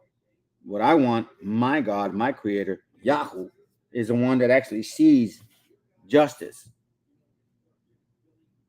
That actually understands justice. That when you do wrong, and you know what? You get punished for it. And when you do right, and you get treated well. That's my God. Daddy, do I watch it then? Yeah, you're right, Mama. That's my Yahoo. I don't know about you. Maybe you guys don't want that. Maybe you guys want, privileges, convenience. Así como te vaya, como ese pendejo. He doesn't even know how to say Guanajuato, and he assumed that I meant Guanajuato when I was like Guanatos. meaning Guadalajara. That's how I know that these people aren't our people. But they try to play it. Family. Yeah, we to wake up. You either are in serious intent to learn the scriptures or you're not, and you're just a show. So let me do you a favor. Unsubscribe to this channel because this is not a show channel. If you're serious about the scriptures, stick around and subscribe. But if you're just trying to get a fucking good time, unsubscribe. We don't want you here. I would be happy with 25 subscribers. You want to know why? Because back 2 years ago, it was 25 subscribers, and I was still teaching the same fucking way. So we don't need you. Unless you are people. And if you're not, well, then you know what? It's okay. Keep learning. And then you'll learn the hard way. Give me a second. I don't think this is the page I was looking for. Is this the page I was looking for? Hold on a second here real quick.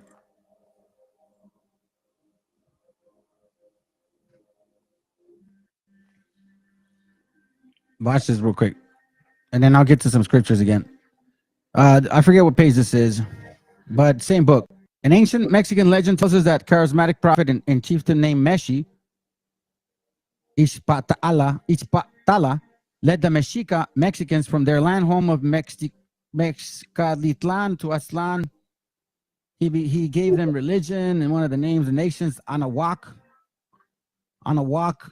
near the capital of Tenochtitlan was Mishak or Shiva speech, something to that effect. So you see what it says, Meshi, almost identical to the Hebrew word of Moses, who gave. No, man, no, BTC, bro. I'm not 63% like from indigenous. No, bro. Like I'm 92%. That's what the DNA shows. I'll show you again. If you guys want to know. Because, you know, Negroes want to always like, what's your DNA? Because your DNA shows that you guys are white people. No, matter of fact, here, I'll do it like this. You guys are white people. You guys are white people. You guys don't know who you are according to the Bible. Okay, that's fine.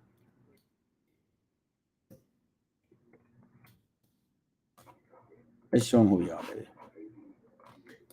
Let's show them who we are. We'll do it again. We'll do it again We'll do it one more time, and then I'll let it be. Because you know what, man? Apparently, because they care about DNA, but then again, when you show them, it's like it doesn't matter. So here's my so-called history. Okay, so 63% Mexican, but I'm 92 and 91% of the Americas. Okay, so that means that I'm recently 64% Mexican. However, I'm about 50% Peruvian. Now, if you look at my advanced analysis, which means, yeah, let's say it like this. This is like the most recent analysis. It says that I'm from these people right here, Maya, Zapotecas, Olmecs, and all that, right? That's where that bloodline comes from. My bloodline is coming from there. You know what I'm saying? Now, if you look at the deeper analysis, now it's saying, okay, yeah, you are so-called Mexican, but in reality, you're mostly Peruvian. Why? Because that's what the mixture was. The mixture was mostly Peruvian. So technically, when I told that dude, like I'm Peruvian, I didn't lie. I don't lie against the scriptures. I'm not lying. But you have to understand. It says 77% Peruvian, 50% Mexican, but 92% of the original lands here. Okay. Now, they say, well, fuck you. You're a fucking asshole. You're a stupid ass. You don't know what you're talking about. We're the people of the book. Where's your DNA? So then I was like, okay, fine. Listen, family, I didn't do this intentionally to like figure out who I am. I did it like last year. I've been in this truth for 6 years. And then all of a sudden, when I do this DNA, all of a sudden, my shit shows up right there. Right there. So Abraham came out of the Ur of the Chaldees, and this is Haran right here. This is Haran, where Abraham went and sojourned before he went to Jerusalem.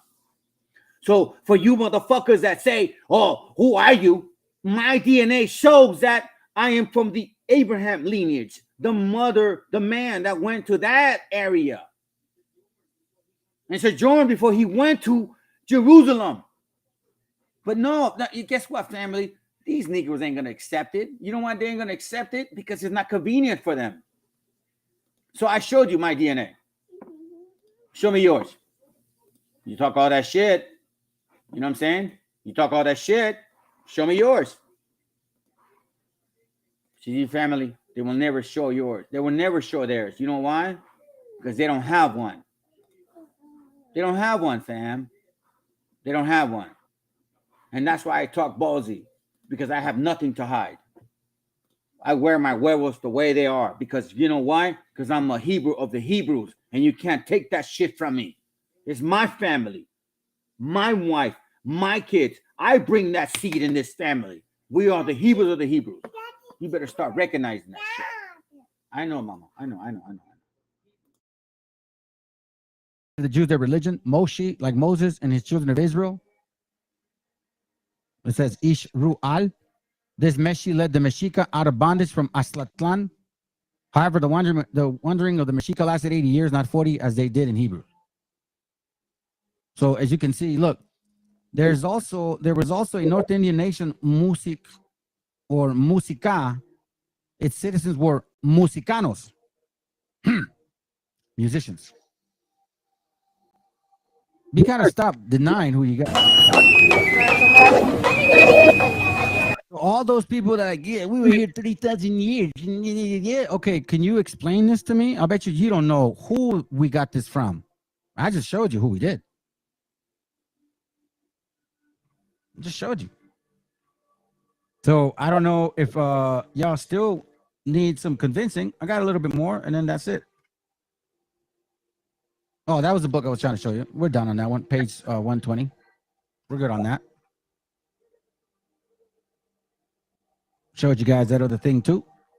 Oh, here it goes right here. The Aymar. Remember when I was telling you guys about the Aymar and Quechua tribe? This is the Ayaman, right? The Ayaman tribe. The Hirajara y Ayaman del pasado. The Ayaman. Okay?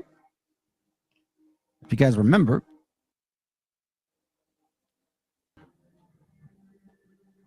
Give me a second.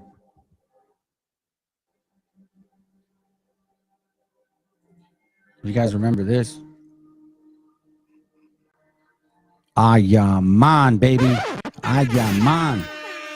And by the way, this map is Arabia Felix, showing Arabia Felix, which was where the king of Sheba was apparently ruling.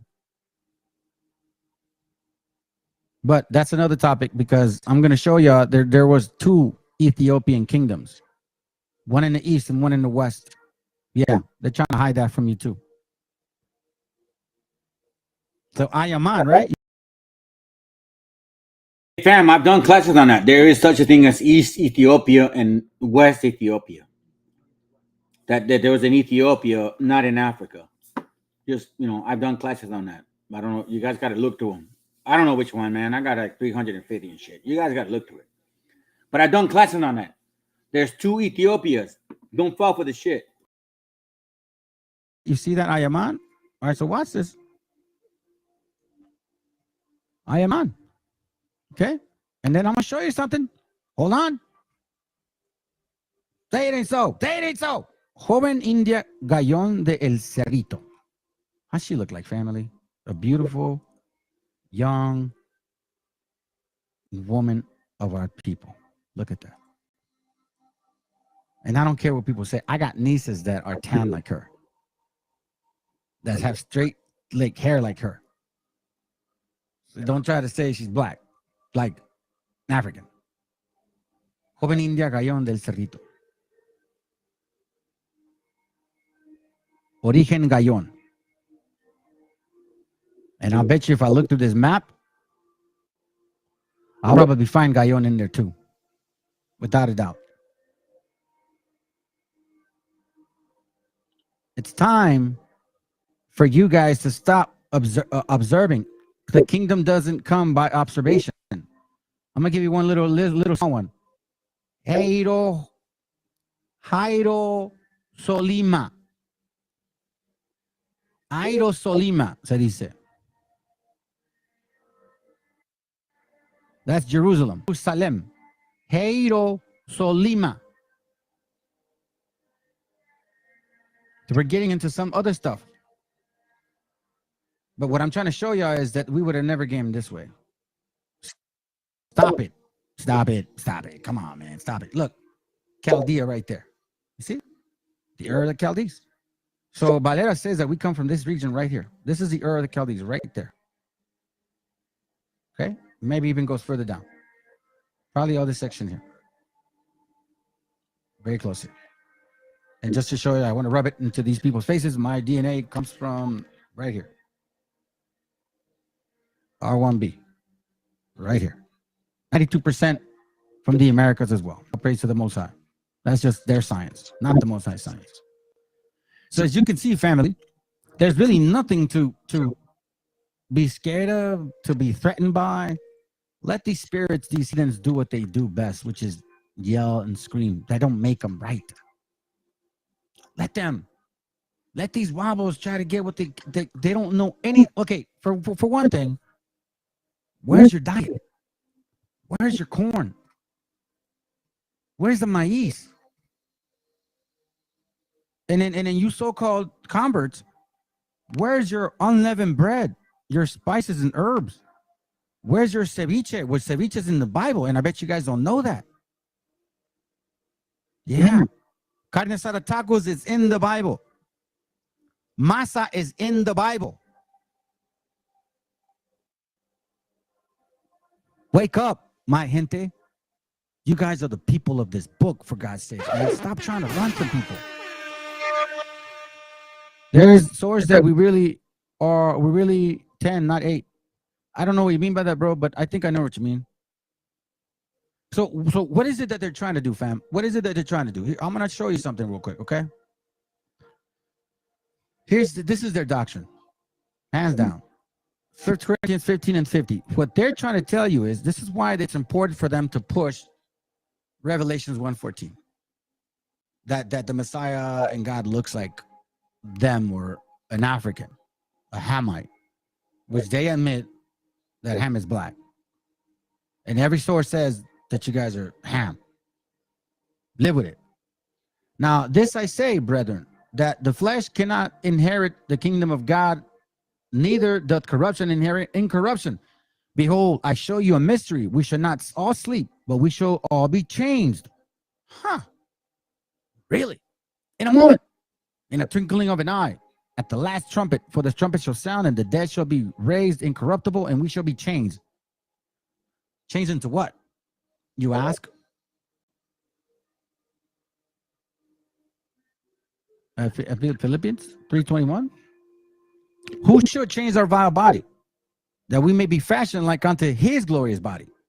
So they say that the Messiah, that Paul is telling the Philippians that the Messiah is going to change them into the way the Messiah looks like, which is why they emphasize Revelation 1:14 and 15. But they forget to read verse 16. And he had his right hand, and he had in his right hand 7 stars, and out of his mouth went a sharp two-edged sword, and his countenance was as the sun shineth in his strength. Seems like a really bright image. Can't stare at it, can you? This is what we're at it again. I mean, shit. Sorry, just trying to tell you, we're at it again with these guys. So I got something to share with you guys. I'm pretty much done. Hope it was edifying. Let's listen to this real quick. And I got some other stuff. Yo soy mexicana, dicen que soy ilegal. Pero si tú lees la historia, esta es mi tierra natal. Y tú, gringo americano, tú sí que eres ilegal. Porque yo soy mexicana, aquí me voy a quedar. Y aunque tú pongas la barda, yo me la voy a brincar. Por arriba o por abajo, ni cuenta te vas a dar. Diosito hizo la tierra para todos por igual. Se las dejó a Adán y a Eva, el paraíso terrenal. Y por su desobediencia nos puso aquí a trabajar. El mexicano no raja, él viene aquí a trabajar. Él no viene a tirar bombas, él no viene aquí a matar. Él viene a rajarse el lomo en el campo y en la ciudad. Dime, gringo americano, dime tú qué haces aquí. Si tú veniste de lejos, tú vienes de otro país. Si el mexicano es mojado, también tú lo eres aquí. Mi orgullo es ser mexicana y no lo voy a negar. Y hasta el cuero se me enchina cuando yo llego a escuchar las canciones mexicanas que a mí me hacen suspirar. Y viva México, y viva América, oh tierra sagrada de Dios. Viva México, Cabrones. viva América, la Virgen ahí se quedó. Ya con esta me despido y aquí los voy a dejar. Y si la migra me agarra, yo me vuelvo a regresar. Y aunque los gringos no quieran, aquí me van a... To that one, man. All praises to that one. I hope you guys like that one. I got another one real quick. Let's see what this is. Let me say something really quick, family. Let me just say something real quick. I just want to say something because you know what I'm saying, like, you know me, fam. You know, like the other people that want to say, like, you know, I'm not my people and shit. Si supieran, cabrones. I'm gonna show you this real quick. I just want to say this. Canelo, and we'll see you in September. See you, my friend. Thank you everybody. Thank you so much. Gracias a todos. ¡Viva México, cabrones!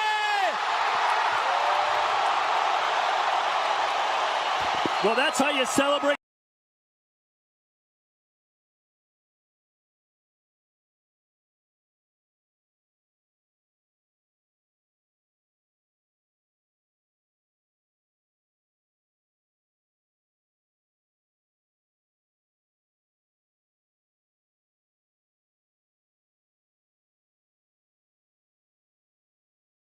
Good.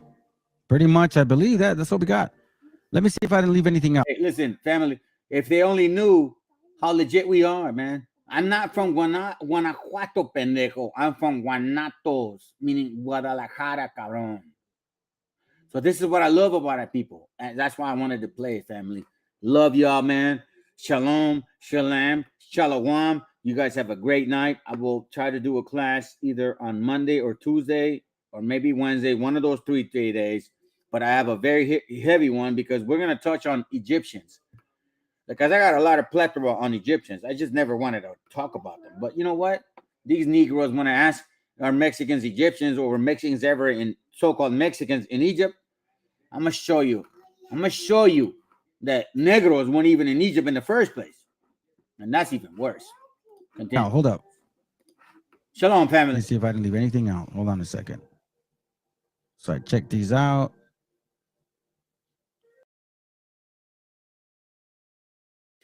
Hold on, man. My bad, bro. I didn't even see that. My bad, Al. Al Martinez. It says Isaiah 1:18. Come now, let us reason together. Say it the Lord. Like for example, he's like talking. Now, the way that he talks is not going to be like this, like very subtle.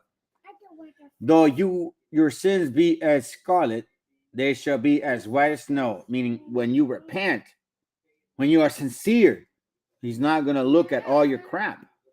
He's going to look at your heart, your mind, where your mind is at.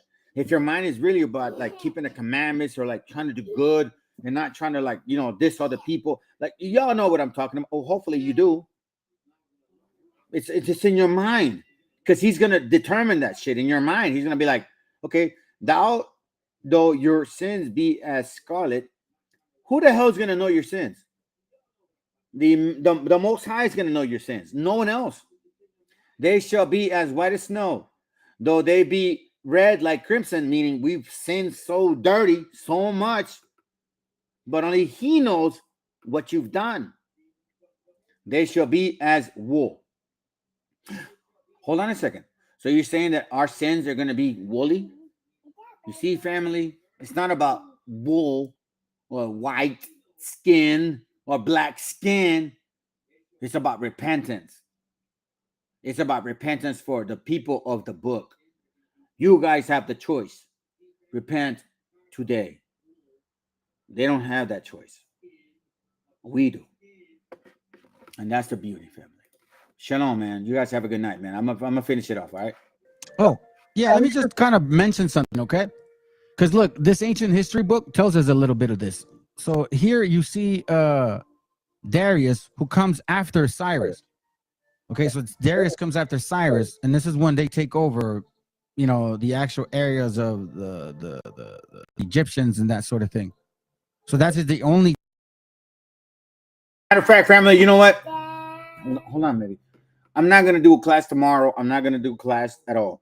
I'm gonna do a class on December 24th, and we're gonna start it at around 12 o'clock or 1 or 2 p.m. That's when I'm gonna start the live. Okay, so I'm not gonna be on for like a couple days, but on Sunday I will be live, and I want you guys to fucking link on. Let's talk, let's chill, let's hang out. You know what I'm saying? Let your fucking cameras play, because we ain't doing that shit no more, family. We're gonna separate ourselves from the beginning.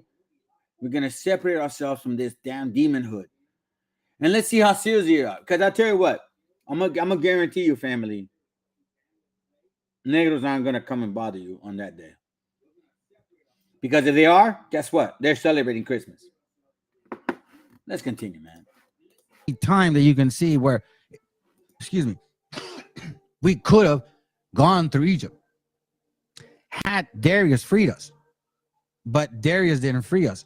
Cyrus freed us, and only in his realm we could have traveled. Egypt and Nubia were separate from us, and they were at war. There was no way to get around them. All right. Let's see what else. Let's see. I think you guys will like that. It's a nice picture, right? This is also a path because it's a rocky area. It's pretty, like when the waters drop, you could see a little bit of it. But anyways, I'm just estimating here at this point. All right, and let's see. Oh, here's another thing. Why are we ignoring this? All of a sudden now we don't care about this anymore. Now none of it now none of this matters. Even though they're old pictures, you see Libyans, you see Asians, you see Egyptians, and you see Nubians. There was a difference. So these guys seems like they want to be these guys and these guys, but not these guys, because they say that they created those guys. If you only knew the conversations I had with my wife about DNA and all of that, I don't get into it. That's your thing. That's your guys' thing. Look, Nubians, Kush, Egyptians. So obviously you guys were different people too. This is not my business. But I do want to show you this, family, because if you guys remember when I was a morrito, right? Maybe you do or you don't. ¿Dónde está? ¿Dónde está la foto? Oh, man, is that the one I forgot? All right. So I don't know if you guys remember, there was a game called this one right here. This game was called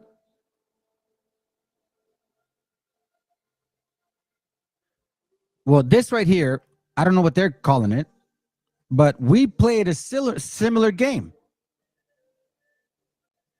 Okay? We played a similar game. Burro 16 o el cochinito, algo así. And we would like do a countdown or count up. 1, 2, patricos, 3, something 3, 4, 5, taquite brinco, stuff like that. So as you can see, it's a very similar, right? Jumping over somebody. The kid jumping over somebody. Here's a kid jumping over somebody. You see, family, you got to be mindful of where these customs come from. So you guys that are trying to take our heritage, how come you don't have any of these?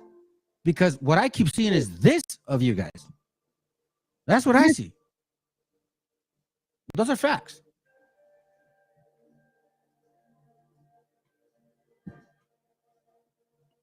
What else we got? I mean, shoot, Land of Ham was called what? Dark-skinned people? The Garden of Eden or something? Kingdom of the Sky or something like that?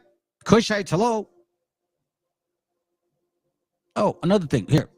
So, family, this is from one of our pyramids. Oh, no, you know, one of the sculptures, right? But I want to point something out. This right here.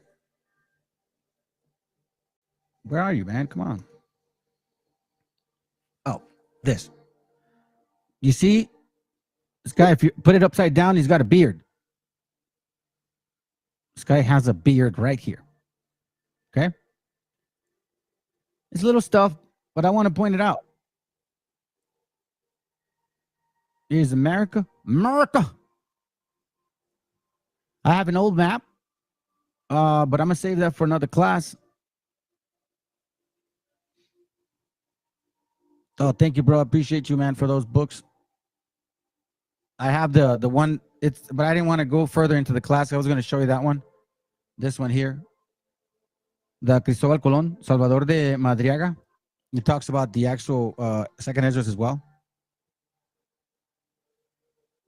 Let me see. Let me see if I'm forgetting anything. Oh, yeah. So check this out. GoDaddy is a partner that always puts you first. Start today at GoDaddy.com. Suppose you want to go and sit there. This is why, like, for example, look at this man right here, right? Oh, this is just a commercial. But look at this man. He's dark skinned. Is he African? No. He's from India. All right, watch. Use the mantra. Today I'm going to be exposing Listen to what he says. Afrocentrics She for says, who I'm they sorry. really are. Most racist, ignorant people on the planet. Enough is enough. Ever since I went online, not African. Started attacking this young girl, dude. Straight calling her names like that. Saying Egyptians and Arabs. Those aren't your artifacts, you Arab that invaded Egypt. Why do you think y'all look like Arabs? Iranians, Afghans, even Turks. It even goes against the Muslim religion.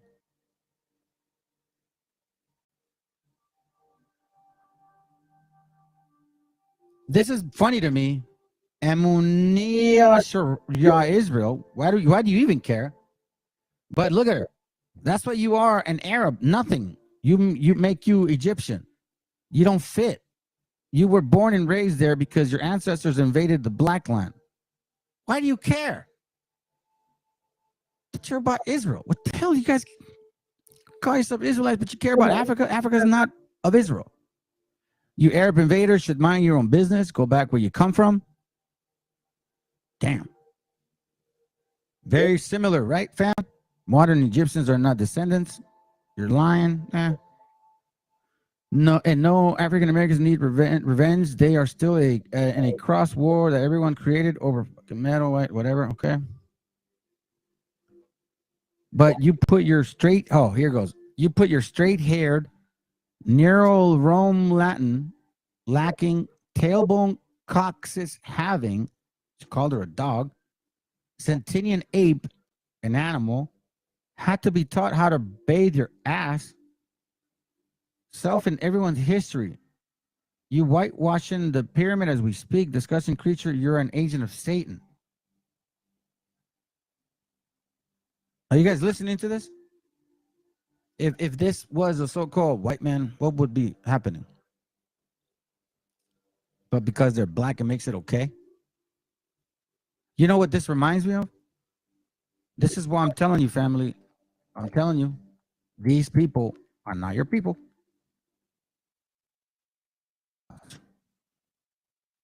They have the same spirit. They will always have this spirit towards them and towards us. That's just how they are. That's how they roll.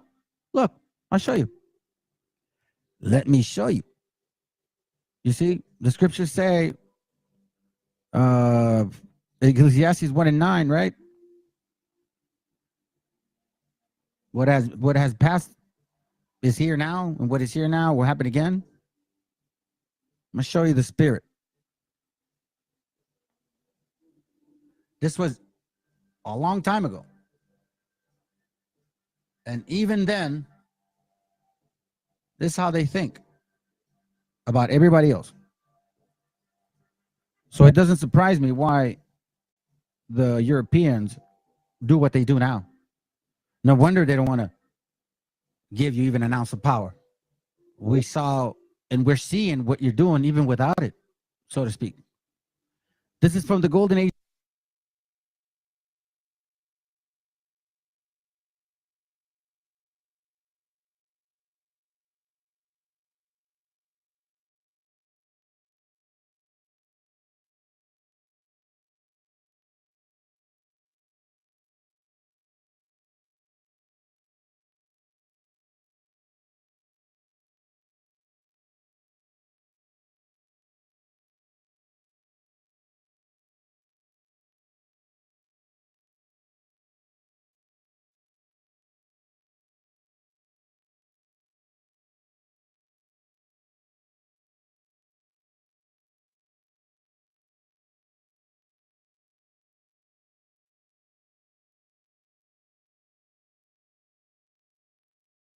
you guys, this is to show you that you guys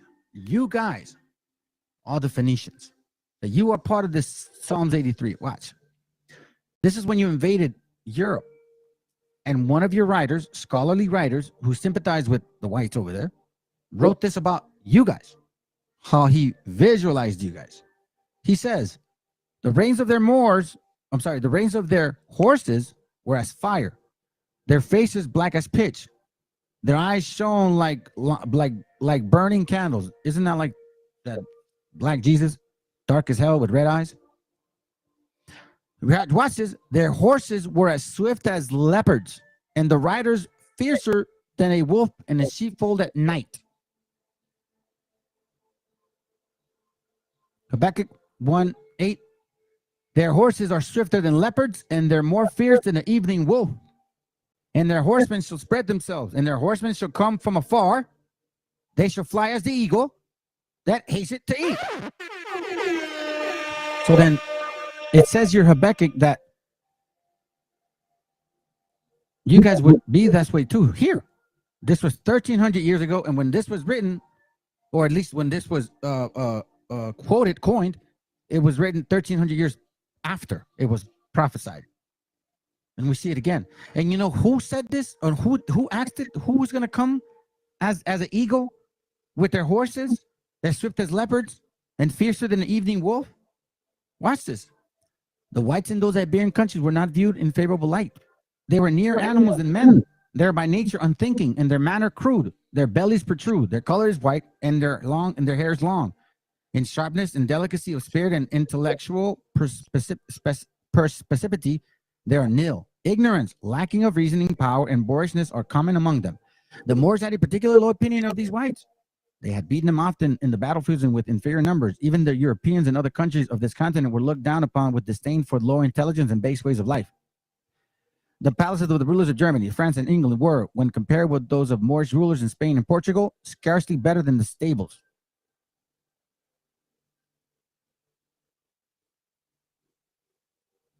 See that? And yet you guys are saying, but you put your straight-haired, Neo-Roman Latin, lacking, tailbone coxing, having, sentiment ape, had to be taught how to bathe your ass. That sounds like eugenics. I think the white man's just getting back at you guys because how evil you treated them. I mean, vengeance is of the Lord. I know that for a fact. Nothing but let's talk about it. Look, there's more. It's disgusting, family. Because look, and yet they're over here in America asking for reparations. We, right? Idiotic, desperate white Arab. Show us a picture of King Tut, you stupid hoe.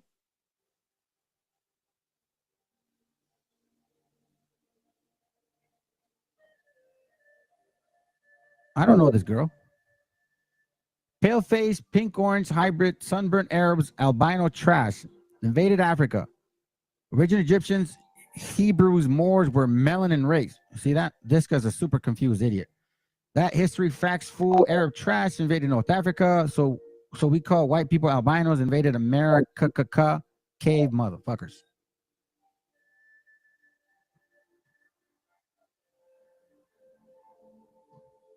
So we're apparently not the only ones. This person's in over there in Egypt. Another Arab from Yemen with this big eyes and big lips of Ishmael. Go back to Mecca, dear, where you DNA traced. So, is this a white girl? False white bullshit. You people are Arab invaders.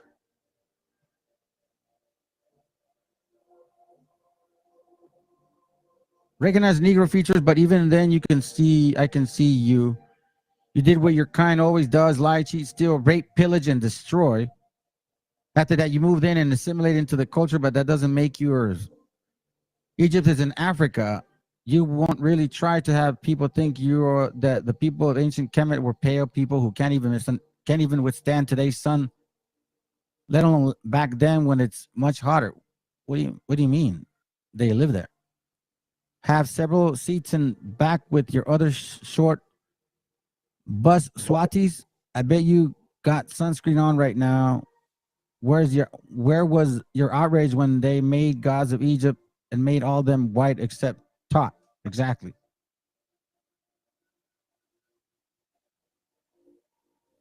You're really this stupid? Egyptians are not light skinned, you ignorant Persian. Go play your disgusting tricks elsewhere. You look in the mirror, the face that is staring at you is Persian. That's why you pray to a Muslim god discussing Persian. You're not an indigenous African. Your skin were carried there. Your kin were carried there.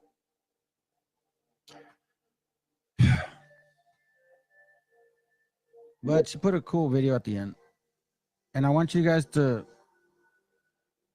Why do project management tools still make you feel like this? There's a better way to work. And he's going to bring out a book that I'm going to bring out another day. And it's an interesting book. Hold on. Okay, not that. Not that. Not that. Not that. I'm almost done, family. Let me close some windows. Not that. I'm gonna close this one. Close. Hey fam, just keep in mind, man, on the 24th, you know what I'm saying? Like so-called Christmas Eve, we're gonna have a long class. Like I'm gonna try to start it at 12 o'clock, 1 or 2 or 3. And one of those times, and we're gonna run it all the way to the night. Okay, fam? Just keep in mind that. Keep in mind that, man. I'm here with y'all. Let's go. This one too. Okay. Señorita, hasta luego. All right. It's called what is it called? Hold up. I'm almost done, fam. I'm almost done. A little bit long. A little bit more. Oh, what the hell? Anyways, listen in. By appropriating other people's cultures and stealing from other people's. What they have produced is a therapeutic mythology designed to restore the self-esteem of Black Americans by creating a past that never was. You niggas never was ancient Egyptians. You niggas never were the ancient Egyptians. You weren't the Native Americans. You're not the Moors. You're not none of that shit. You're a tropical African. You're a sub-Saharan African. That's it. Be happy with that. And start teaching your own people's history and culture. Leave these other people's history alone.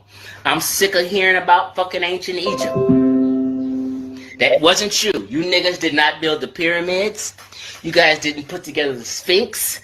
You didn't do none of that shit. Intelligent. Oh, that's funny. So here's the book that he's talking about. It's called We Can't Go Home Again, right?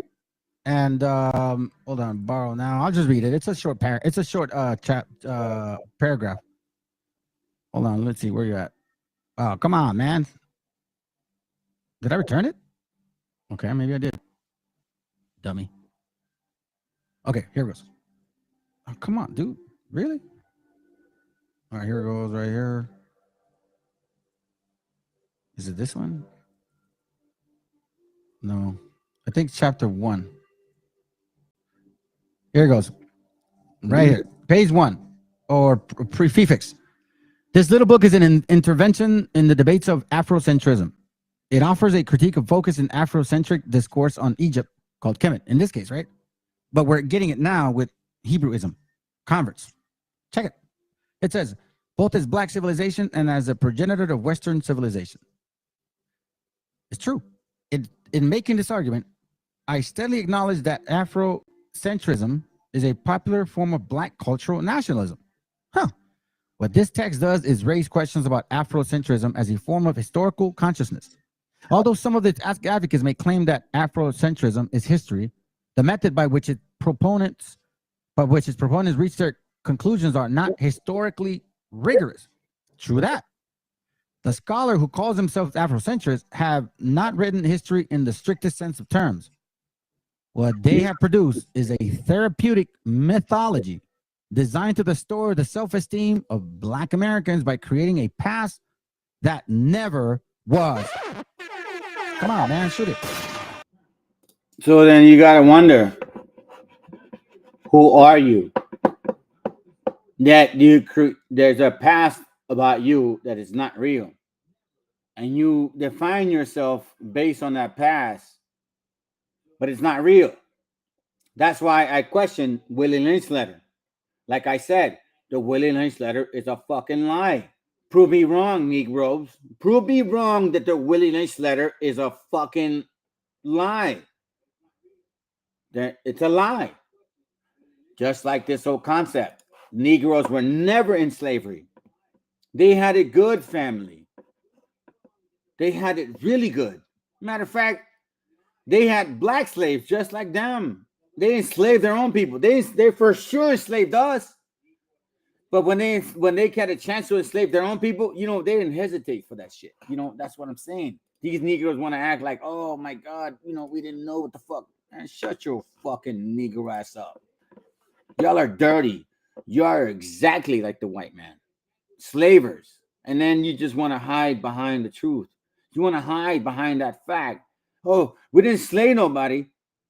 It was a white man that did that. No, Negros. You guys enslaved people too. So guess what? We're not forgetting.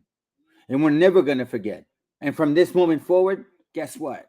You better fucking deport us, because we know now that Negroes are fucking black conquistadors, and live with it. You ain't the people of the Bible. Shut the fuck up. Yeah, huh? Go figure. Go figure. Anyhow, family, that's all I got. I hope it all makes sense. I hope it's edifying. As you can see, we got a lot of documentation to prove, and there is no way that we would go dangle ourselves in this particular type of lynching opportunity that would go against us. Plus, on top of the fact that there's already mountainous ranges that we would have to cross back when we already knew that several people in Samaria were not our people, which were being replaced like here.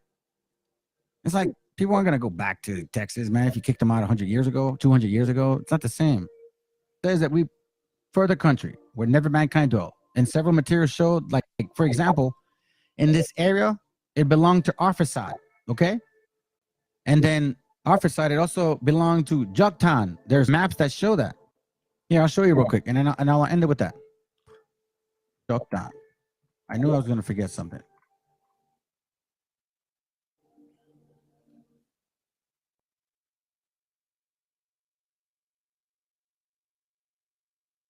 Here goes. So you see, it says Yucatan, right? Right there. Okay.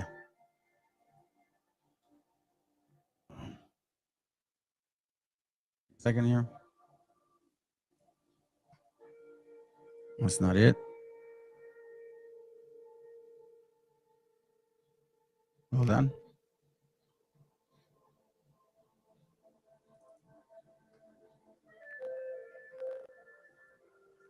Let's just say Yucatan. I have a map, and I guess I can't find it now, family. Maybe I'll look for the map. Hold on. One last one. Oh, here goes. Map of Yucatan. Okay, cool. Sounds good. You see how it says Yucatan? Okay. And then it says here Joktan. Joktan. Joktan. And as you can see, the Persia Empire. He also took care of this part here.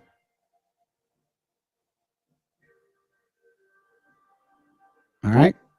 Keep that in mind. And then when the Bible keeps saying Asia, Asia, Asia, why are we ignoring that? Anyhow. All right, cool. Sounds good. Lord willing, man, y'all doing well. Hopefully it all makes sense. All praise to the Most High that you guys made time today for class, man. I appreciate you guys sticking around. And if you guys have any questions, man, you guys want to post something, I'll stick around for like a couple more minutes. If you guys don't, it's all good. Okay.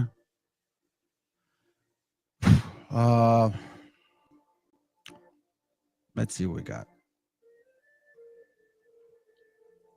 If not, I think that's it, man. Matter of fact, you know what? I'm just gonna call it a night, fam, because it's almost 10 o'clock my time, and I want to spend the rest of the Sabbath with my family. Well, at least tonight, because tomorrow obviously we got to hold a whole morning too. So shalom, everybody, man. I appreciate you guys very much. I love the fact that you guys are sticking around and getting edified, man. And take notes, take all the information you can get, and all praise to the Most High, man. We actually enjoyed our Sabbath. Nobody came here to bug, because it wasn't really about debating anybody even before. I just posted the link to talk to you guys, and a stranger came in. Go figure. Anyhow, okay. So with that being said, let me end it with this, and then we'll be good to go. All right, fam. You guys have a good night. Yeah, I was still waiting and stuff. Hey, listen, let me see what you're saying, bro. I don't care. Relax, bro. It's all good, man.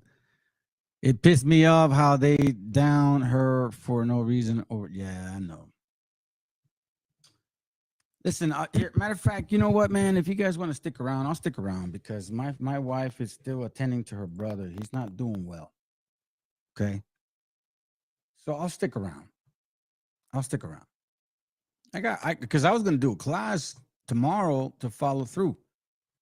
So now that we're talking about this right here, matter of fact, man, you make a great point, bro. You make a great point. A lot of times you have people that show us these things and you're like, well, I guess I'm supposed to hate. You're not supposed to hate.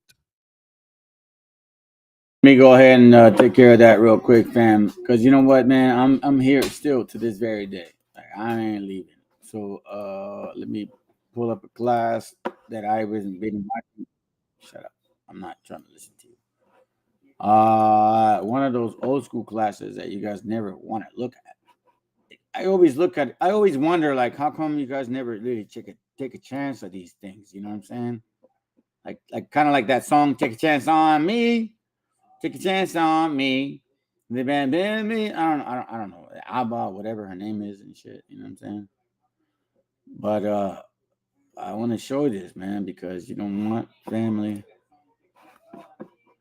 They think they know who we are according to the Bible. They don't know who we are, because if they actually took the time to know who we were, then they would know that we are the people of the book. You know what I'm saying? So let's just enjoy it, man. Y'all have a good night. I'm not gonna go to sleep. I'm gonna stick around, but let's break this down. This is important. Okay. All right, family. Let's go, man. Love y'all, man. Shalom.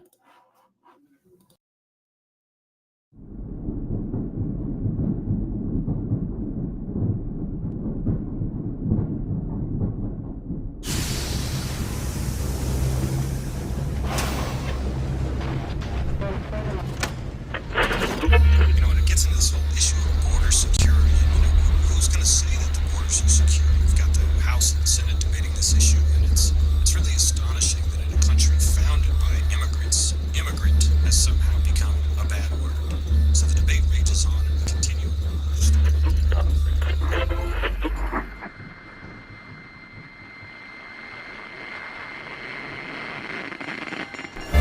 Just like that, it's over. We tend to our war. We count on dead. Black and white soldiers wonder alike if this really means freedom. Not yet. I got 1 job, 2 job, 3 when I need them. I got 5 roommates in this one studio, but I never really see them.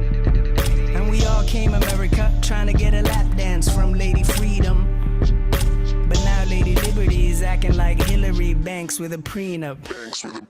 Man, I was brave, sailing on graves. Don't think I didn't notice those tombstones disguised as waves. I'm no dummy. Here's something funny. You could be an immigrant without risking your lives, or crossing these borders with thrifty supplies. All you gotta do is see the world with new eyes. Immigrants, we get the job done.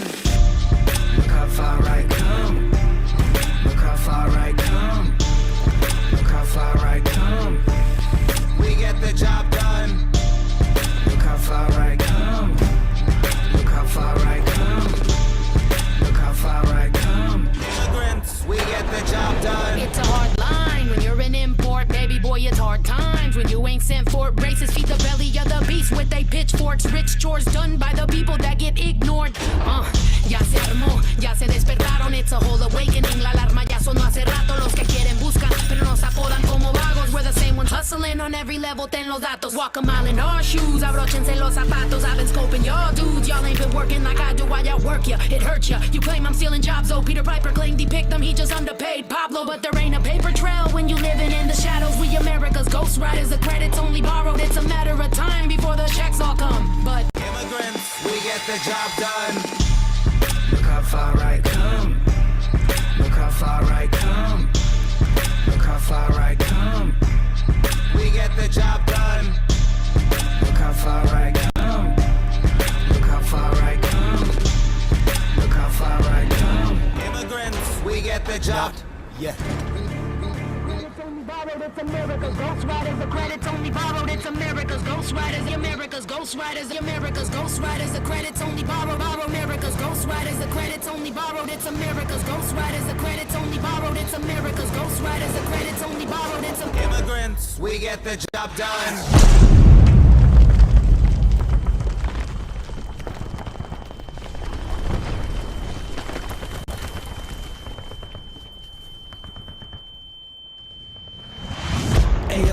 Immigrants, we don't like that, nah, they don't play. British Empire strikes back, they're beating us like 808s and hi-hats at our own game of invasion. This ain't Iraq. Who these Fugees, what do they do for me but contribute new dreams, taxes and tool swagger and food to eat? Cool, they flee war zones, but the problem ain't ours. Even if our bombs landed on them like the Mayflower. Buckingham Palace, a Capitol Hill. Blood of my ancestors had that all built. With an ink you print on your dollar bill. Oil you spill. Thin red line on the flag you hoist when you kill. But still we just say, look how far I come. Hindustan, Pakistan to London. To a galaxy far from their ignorance. Cause immigrants, we get the job done. Por tierra o por agua, identidad falsa. Brincamos muros o flotamos en balsa. La peleamos como Sandino en Nicaragua. Somos como las plantas que crecen sin agua. Sin pasaporte americano, porque la mitad de Gringolandia es terreno mexicano. Hay que ser bien hijo de puta. Nosotros les sembramos el árbol y ellos se comen la fruta. Somos los que cruzaron. Aquí vinimos a buscar el oro que nos robaron. Tenemos más trucos que la policía secreta. Metimos la casa completa en una maleta.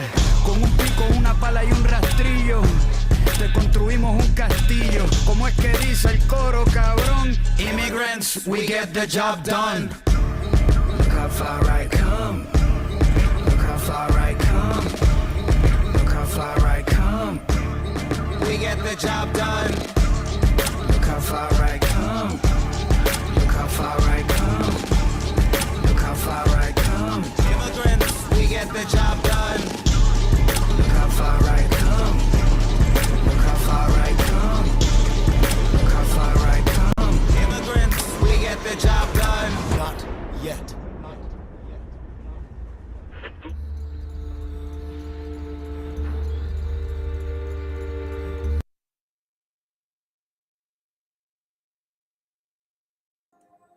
Isaiah chapter 58 and verse 1.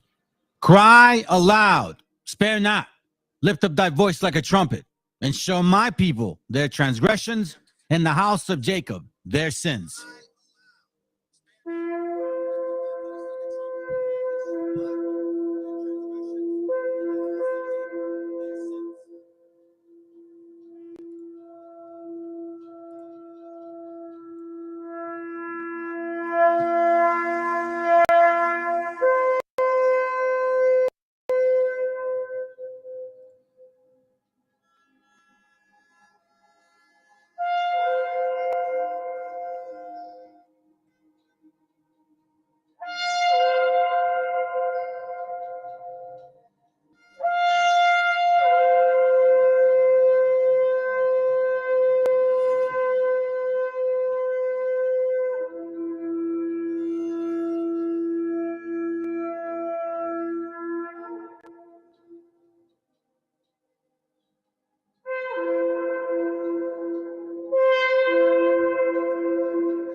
Copyright disclaimer.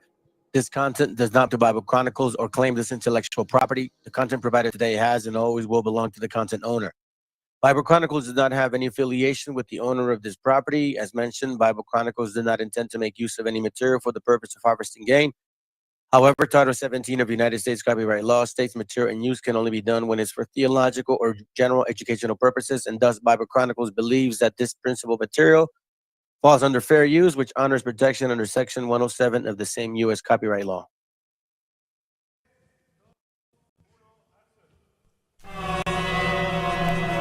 Yo, comentando, ¿qué dicen? Sí, ¿qué cuentan? Ya, escúchame, ya. Los medios cuentan que si hay libertad de prensa, la mordaz es cosa escasa y todos dicen lo que piensan. Y esa sutil es impresa y repetida diariamente tiene contenta tu mente con yo soy combate y fiesta. Presta el control, Tarantino no es tan gore como los crímenes de amor que a toda hora se nos muestra. Pues tal vez la estrategia impuesta, pánico en el público y manejarás el cuestapal. Político en vez de patrullas en vez de camilla para un hospital. Como si esa mierda de combo no diera seguridad. No será casualidad que el otro dueño del canal sea el cerro sobrino pero bueno de cumplir hermano pariente papá. Que se nostalgia no es noticia, su codicia se evidencia. Propicia violencia y plástico, panémicas, belleza. Fútbol, patriotismo falso, culo, vasos de cerveza. Pele cáncer pa' tu mesa y el domingo en misa. Sobre su cabeza pesa el atraso mental del pueblo. Oposición vendió trasero, dictador, grupo Romero. Pero se confundieron acá la palabra es cruda. A tu educación me camino se afloja la lucha a través de cultura. Es como genera de uno, tal vez otro loco se suma. Ya saben cortina de humo que explota la mina que mata la cuna. Primo, vengo que trata la friuna, no una pura canción que me tura. Así no censura, emite basura, no le conviene que sepa verdura. Hay extorsiones, violaciones, no por llanto y más. Con tanto muerto el morbo están alimentando, ves no hay paz. Solo un odio contenido en bilis para que vivan en la fantasía algún día cambiará. Hay extorsiones, robo, violaciones, llanto y más. Con tanto muerto el morbo están alimentando, ves no hay paz. Solo un odio contenido en bilis para que vivan en la fantasía algún día cambiará. Sensacionalismo, amigo eterno de la prensa, el mismo que forjó al humano sumiso, callado y muestra. En el noticiero, en el artículo del diario, la vida de una PD que poco invierte al vecindario. Sirven como fieles feligreses, oscuro intereses, mienten todo el día, crean solo estupideces. La historia afirma, indica que siempre negaron información alternativa que todo pueblo merece. A cada instante pareciera su labor asesinar una memoria colectiva que hace una nación. Con una prensa cómplice que juega con humor, desconociendo ese dolor que nos dejó ese dictador. Cortina de humo es su mejor función, para apartarte de la fuente harán de todo, pues miró. Hoy como venderte el culo de Sharon Stone, cagándose en tu derecho a la objetiva información. El narco, el almirante, el presidente, el congresista, algún ministro, algún brigado, de seguro es el patrón de ese periódico morboso y amarillo que al leerlo 2 minutos te vuelve en un show. Los medios son culpables, responsables de toda propia basura que te ofrece la TV. Pues será mejor que se autoeduque, pues muy bien, porque el comercio de los medios te carcome hasta las 100. Hay violaciones, extracciones, no por tanto y más. Con tanto muerto el morbo están alimentando, ves no hay paz. Solo un odio contenido en bilis para que vivan en la fantasía algún día cambiará. Hay extorsiones, violaciones, no por tanto y más. Con tanto muerto el morbo están alimentando, ves no hay paz. Solo un odio contenido en bilis para que vivan en la fantasía algún día cambiará. Que algún día cambiará. Que algún día cambiará. CPF. Hey, my brother, you know what, man? I will definitely do that for you, bro. My tia passed away about 3 weeks ago, and we found out exactly how our people, like my gente, like my family, how they feel about taking care of people. We learned it, man. And that's why my mom and I had a very serious talk and shit. And I told her, you know, we were surrounded by 10 kids. And my mom was like, no, fuck no, man. I told my mom, you're gonna live in my house. You're gonna die in my house. I don't care. I don't give a fuck what people say. They can come and argue with me. I don't care. You're gonna stay with me. Because I found out what the fuck they did to my aunt. It's really sad, family. It's really sad. But it's okay. It's all good, man. It's just the way things are. You know what I'm saying? The Most High, Yahoo, is always the one watching. Let's go. Let's go.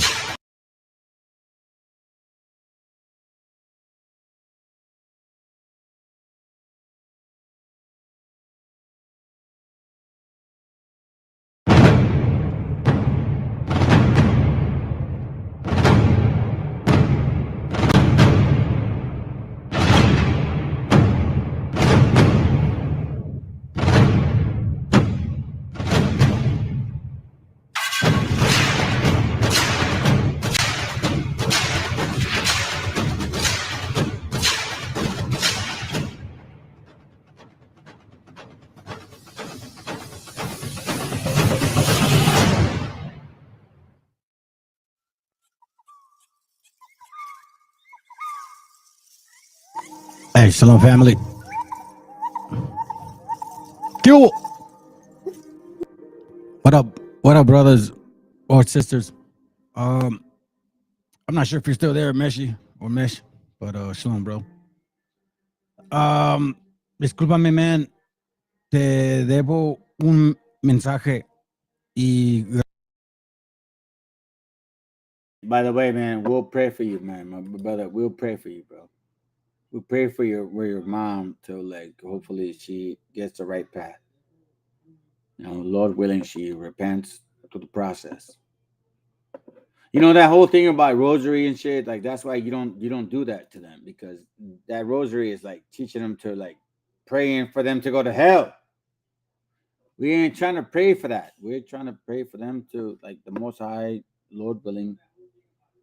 They understand and they repent. Okay, family. That's how it works, man. Don't fucking pray for these damn demons. grandes disculpas, my brother, que no te he respondido. Okay, so that's on me, bro. But I have been very busy lately since I moved over here. Anyhow, fam, as you can see the title, and by the way, the other day, as you know, whoever watches my channel, I typically don't put the link up. I was really doing it to like chat with y'all because I was going to do something different. But apparently the Most High has different directions and instructions for all of us, so that was mine. Anyhow, today is going to be a straight session. Stick around. Friends, foes, whichever one you want. Hey, listen, man, you're going to have to learn something. And what I'm going to bring is going to be facts. It's not emotions. It's like the title, you know, I stick to this, fam. You know what I'm saying? I like to, as like one of the brothers said, you know, I coined something, I guess. I like to coin this right here. Facts tell, stories sell. Just like Nate the Snake. Yeah, I was the first one to call him that. All right.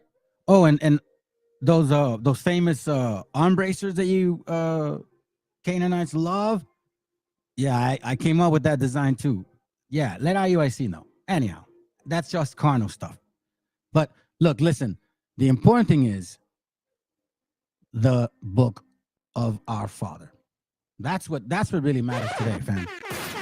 Because through that book, we're actually finding out who we are according to the Bible, regardless of what people say. Doesn't matter.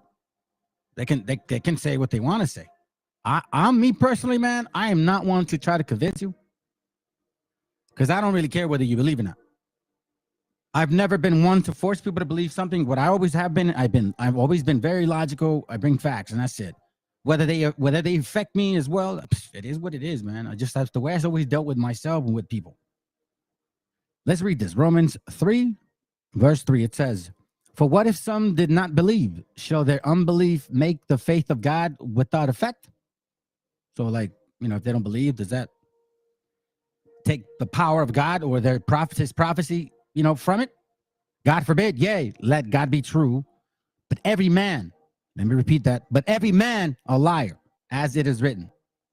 Okay, so keep that. Let me finish it. That thou mightest be justified in thy sayings and mightest overcome them that art judged. Perfect example, because lots of people come to this channel, and as you can see, they adamantly believe who they are and judging as in this particular power as like. Anyways, I don't want to get into that. Let's get into the class, fam. Let's get into the class. Let's start, man. I'm excited for this class because I called it the Great Migration for a particular reason.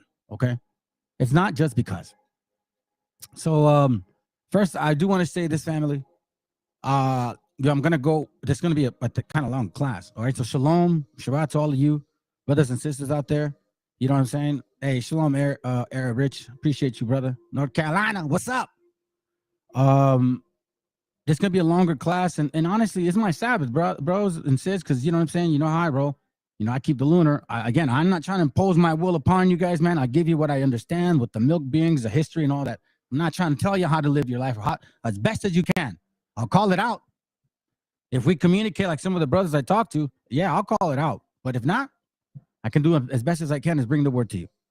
So now, I want to bring this up because this is important.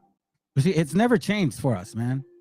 And, you know, when somebody's asking you, brothers and sisters, like, prove to me that you're in the Bible. I mean, For God's sakes, man. Just what book tells everybody? You know, if you don't fit all of these curses, technically the Bible says you're not a Hebrew. And a lot of people don't fit all the curses, family. Some of them fit 25% of them. I mean, 50% of the curses. And they call themselves Hebrews. It says Republican senators want feds to explain losing 85,000. Okay, 85,000. Seriously? I mean, come on, man. 85,000 migrant kids. That's why they're making this movie called God, man, Freedom, which I'm gonna go see it. I'm interested in seeing it. So a Republican individual is interested to find out what's going on. You know what I'm saying? Thousands of undocumented minors who were placed with sponsors after crossing the border, raising fears that they might have trafficked for cheap labor, which we know that that's technically what's usually happening anyways. It's not unfamiliar. It's not new to us. Oh, by the way, I'm not going to turn on the video today, fam, because the camera dies on me every now and then. I really don't want to get up and turn it back on, man. I don't give a damn about that, bro. I'm not trying to be, my face is not important. You know what I'm saying? This is important. Our history, our book. Anyhow, so it says that the Department where accompanied minors who were placed with sponsors after crossing the border. Okay, fine. 85,000 people. Wrap your minds around that. 85,000 children. Hey, shalom, Solomon. 85,000 children, fam. Do you realize that, it took a couple to create that child? Obviously. Do you think that these kids have siblings, fathers, mothers, uncles, grandfathers, all of that stuff? Do you think it doesn't matter? 85,000 people, 85,000 children affected a bunch of people. So now she's saying, I want answers. It says here, the FBI must mount a full-scale effort to locate these missing.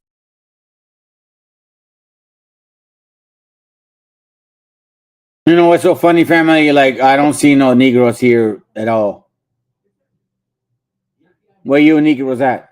Oh, that's right. You guys don't have the work ethic. You don't have the actual ethics. If you're really sincere about something, you don't have that in you. It's just like a facade shit. You see, us people, like us raza, we have a work ethic.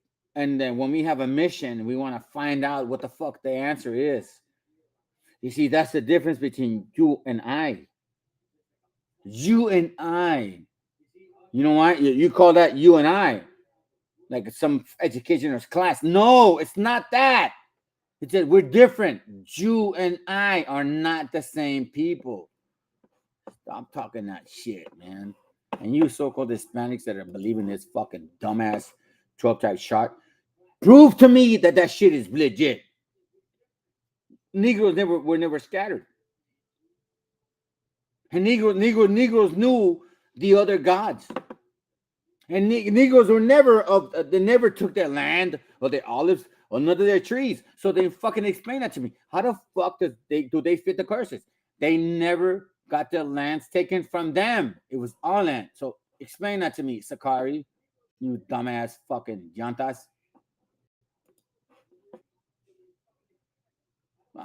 You know what? I'm sorry I talk like this, family, but I'm tired, man. I'm fucking so tired.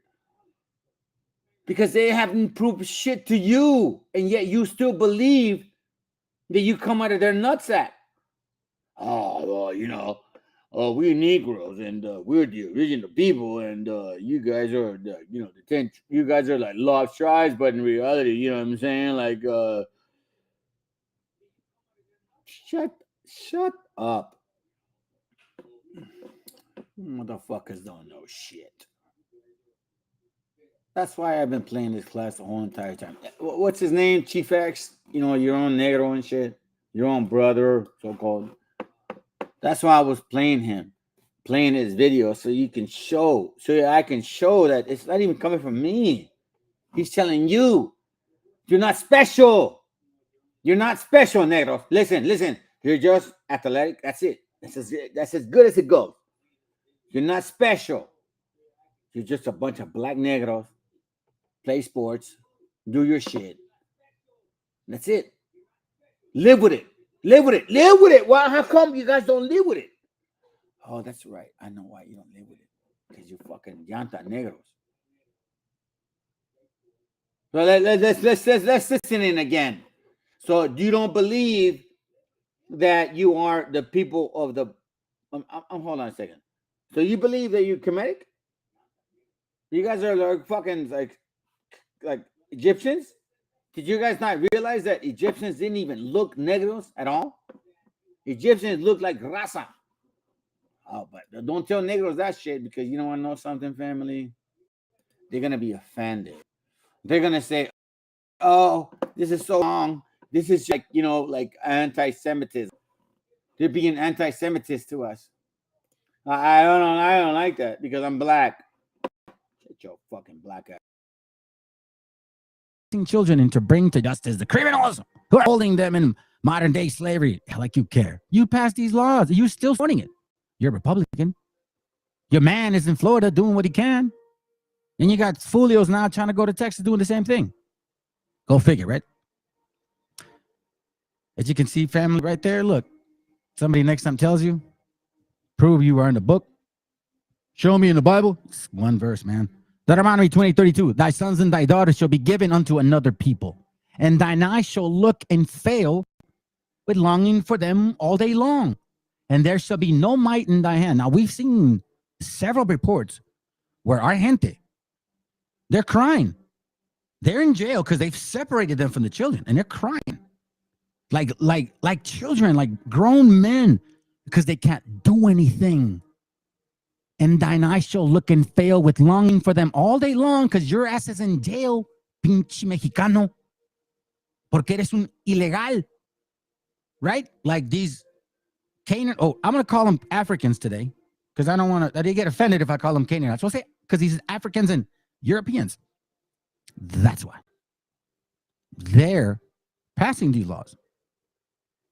Here we see, even with a glimpse of what's going on in the news, family. Your life is here, and it's perpetual. Verse 46 says, "And they shall be upon thee for a sign, for thee for a sign and for a wonder, and upon thy seed forever." Until when? Until verse. How come these little Khazar motherfuckers don't fuck with us? Khazars, you fake Israelites, you fake Jews, you so-called Jewish people, come fuck with us. Do what you do to them. Come over here and do it to us.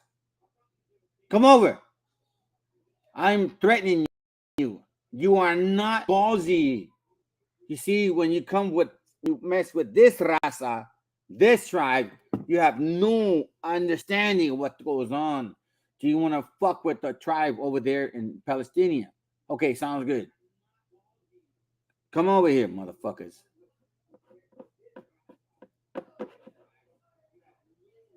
Yahu is the name, not Yahweh. Yahushua is the name. And you don't believe in him. So who are you, you fucking demons? Who are you? You're not the people of the book. Let's be real. You are fucking demons. How can you kill people like that? How can you destroy them? Like, I don't understand that. You say you're the people of the book. You say you believe in the Most High. How the fuck are you killing people left and right? So don't tell me that you sit here and around all of these motherfucking fake ass people. You know what? I'm telling you, family, those Republicans were the same ones that used doctrine of discovery to conquer a land. So these white people use the doctrine of discovery to take over your land. Listen, these white people don't deserve your land. You fucking white people don't deserve to be here. And you're being just like these fucking Israelis. Fucking thieves, all that shit. What are you trying to say now? Oh, I'm sorry. Are you lying? No, you guys are thieves. You fucking Khazars are thieves. You did it here. You did it here in this continent in a 600 macro level, and you're doing that over there in a micro level in 75 fucking years. So show me who you are, damn Khazar. Show me who you are, Khazar. because I know you guys aren't the people of the Bible. I know that for a fact. You're not Hebrews. You're not. You are Khazars. You're converts. You are converts. And I'm going to tell you something, family. In this country over here, they need the negros to be their muscle. You see, over here in this country, these Khazars, they don't have balls. They'll go over there and they hurt people. But they come to this country, you know what they use? They use negros and white boys to fucking push their agenda. That's who they are. They're fucking weak. You Khazars are weak. That's why you use these people to hurt our gente. I hope you understand what I'm saying.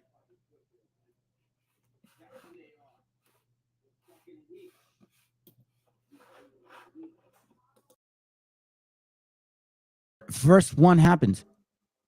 And then obviously before that, First Kings and all, they're repenting. That's a different route. You guys get the picture. Let's go to Luke 17 now. All right. So before I get started, I do want some scriptures to come out here real quick because I want you guys to understand why I do this. And it's not for clout chasing. As you can see, there's no money needed here in this channel. We don't ask for no donations. I want some tickets for $300 because I'm going to go fly to some camp where they're just going to lie and yell at people with no actual good fruits of education, of real growth, of spiritual growth that we all need, fam. Y'all know me. You've been watching my channel for some time. You know, Solomon, man. I want to teach about these other things. Spirit is leading me a different route. But Luke 17:20 reads like this. Luke 17:20 reads like this. It says, and when he was demanded of the Pharisees, when the kingdom of God shall come, he answered them and said, the kingdom of God cometh not with observation. You see, that's what I mean, family. Each one of us has to put a effing break in this, man.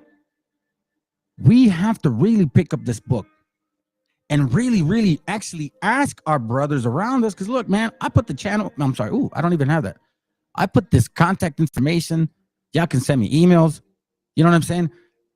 If you have questions, I'll try my best to answer them. Because the kingdom of God doesn't come from observation. It doesn't come from you living with your parents because they're keeping the laws, or you with your husband and he's cool. You got to do them too. You got to understand that this does not come from us just watching other people. You got to actually do the work. Look, I'm going to tell you something, family, and I'll say it again. I'll make it quick. In those years that I was in particular school, I really studied, man. I was a rigorous student. Day and night, I was studying, especially the milk. I never got away from it. So for me, I understand what this means because the moment I take my foot off the pedal, man, I understand something's not right. 2 Timothy 3:1. Watch. I'm gonna get started. Watch what it reads. This know also that in the last days perilous times shall come. For men shall be lovers of themselves, covetous, boasters, proud, blasphemers, disobedient to parents, unthankful, unholy. Now, I'm reading this because how in the world are you going to know who these people are or who's holding these type of spirits? Because we each individually deal with this crap. We're not independent from it. Hey, shalom, bro. What was that? Man, those two pictures you showed on Facebook, they're really, yeah, right? It was scary, brother. It was scary. I know it's like regeneration all over again. And I don't know about the whole, looking alike thing, but damn, that was close. Anyhow, it says here. So again, covetous, boasters, proud, blasphemers, disobedient to parents, unthankful, unholy. Here, it does tell us one thing though. For men shall be lovers of themselves, men of the world, not the Most High, the children of the Most High. You guys have standards. Here's telling us all the nation is going to be wicked and they're going to be this way. But how do you determine and discern the spirit if you ain't even putting the brick in to learn the scriptures? We're understanding who these enemies are that come on at random, like even if you have a channel, they come on a random, like, hey, you're a heathen. Okay, fine, I'm a heathen. So what? I'm going to keep the laws? It's not going to change my attitude. I'm not gonna go break the commandments. Oh God, I'm gonna go eat pork now because he called me a Mexican and he doesn't believe I'm a Hebrew. Man, the hell with you, bro. I really, honestly, that's how I roll. That's how we all should roll. Because why? Because in this world, we're gonna be around people without natural affection, truth breakers, false accusers. These are gonna be your enemies. These are gonna be the people around you in the world and within our organization. Let's say, for example, our school or our family or the so-called Israelites that say they're your brethren and they're waiting to backstab you. Because I know that I experienced that. Not necessarily with what I used to think was my nation. Anyhow, let's continue. Traitors. Heady, high-minded, and we see that a lot. Lovers of pleasures more than lovers of God. Now, why did I use this? And why did I use this scripture? Because the ending is the most important part. Lovers of themselves more than God. What do we see now in other people's actions? Don't we see other people wanting to see themselves? They need the image of themselves to repent? Brother, man, if you already know you've done a lot of crap, bro, I think the last thing you need is an image. Straight up. That's just me. Having a form of godliness, but denying the power thereof. Which is the power? Wisdom. Because the only way you actually understand any of the scriptures, Psalms 111 and 10, the fear of the Lord is the beginning of wisdom. The fear. So you damn right I should know how I'm talking to people and what I'm actually sharing and teaching. Because if I'm not doing the right thing, I'm going to get I'm dead. So when I say having a form of godliness, it also means another thing, family. And then I'm going to jump on my topic after these verses. Okay? Having a form of godliness. So I'm just going to say this. 2 Corinthians chapter 11, verse 13. And al quien le quede el zapato que se lo ponga. If you guys know what I'm saying. For such are false apostles, deceitful workers, transforming themselves into the apostles of Christ, the Messiah. And no marvel, for Satan himself is transformed into the angel of light. Therefore, it is no great thing if his ministers also be transformed as the ministers of righteousness. You see that, family? So just because they come across acting like they're righteous, they're the true Hebrew Israelites of the Bible, we keep the laws of God, 2 Timothy 3:5, having a form of godliness, but denying the power thereof, for such turn away. So as long as I understand that way, that spirit, how that moves, brother, I ain't getting close. And I think I had the wisdom of Solomon. Man, I had a wisdom of Solomon. Don't tell me. Oh, man, don't tell me I lost that scripture. Is it 13? Literally don't hide the riches. No, become. Never cause to become. There he goes right here. Because check this out, fam. As I mentioned before, Luke 17, right? Let's go back to Luke 17, just so you can follow my point. Follow my point. Where Luke 17. Here we go. It says here. Verse 20. And when he was demanded of the Pharisees, when the kingdom of God should come, he answered them and said, the kingdom of God cometh not with observation. Not with observation. So then I consider my ways. I think about my path. I try to meditate, or I should say, examine myself often. I need to work on my prayer. I ain't going to lie. But I do keep this in mind, family. All right. Wisdom of Solomon, chapter 7, verse 13 says, I learned diligently and do communicate her liberally. I do not hide her riches. For she is a treasure unto men that never faileth, which they that use become the friends of God. I don't know about you, but that's what I'm trying to be. So what I'm learning, what the Most High is giving to me, I'm going to give it to you guys. Being commended for the gifts that cometh from learning. Wait a minute. You think it actually takes learning, right? Yeah, it takes learning, real intent. You really have to care about your people, that you really want to teach them something. It ain't about trying to take something from somebody. Family, I'm going to tell you something right now. And all the brothers and sisters that are watching, if whoever they watches later, we know we are the Israelites of the Bible. We know that. We feel that way. We think that. We believe that. We done our studies, right? But are we telling people not to keep the laws of God? I mean, anybody here on the chat, just what? Are we telling them, nah, don't keep the laws? Hell no, man. Go and keep them. By all means. Please do. That don't make you an Israelite, but it'll make you civil. Aren't we the light of the world, the example to be? Why the hell are we over here trying to point the finger and say, nah, you can't do it? You go and claim that they're going to be your slaves, but then you say that your slaves are going to keep the laws because you're going to force them to keep the laws, but then you have a problem with them keeping the laws now? Go figure. So I take this in consideration. For God has granted me to speak as I would and to conceive as is meet for the things that are given to me. This is my lot, this historical aspect, this side that I know. So when you're going to try to come to my world and think you're going to debate your butt through me, you have no clue my background. And no, I'm not a damn agent. I'm just a smart so-called Mexican. Thank God he gave me a brain. And we're all not dumb just because you think we're burros. I know when you use the word Mongols, it's to offend people. But as a matter of fact, I don't take it offensive no more, family, because this class is going to show you what I'm talking about. Okay? It says here, now, because it is he that leadeth unto wisdom and directed the wise. So I don't care what y'all say. I don't care if you come to our channel and don't believe. It don't matter. Because I didn't go to no school. I didn't go to no church. I wasn't no Christian pastor, nothing. I'm a bottom barrel alcoholic that at any time, if I pick up a drink again, I can go back to drinks, which is why I'm sober. That's what I am. So y'all can say whatever you want. You don't believe us. You don't think so. Whatever, man. And you say, oh, we don't see people waking up. You see, the word of God is not boastful. It's not proud. It's not covetous. Like the scripture said, you don't pray in everybody, right? Yes, brother, stay sober for sure. The scripture said, when you pray, don't pray in front of people. So if you believe in the Most High, do we have to show it off? No, man. You have no idea. He looks at that more than anything because he's the one watching. So now, let's start off with this. Okay, so I want to make this very clear, fam.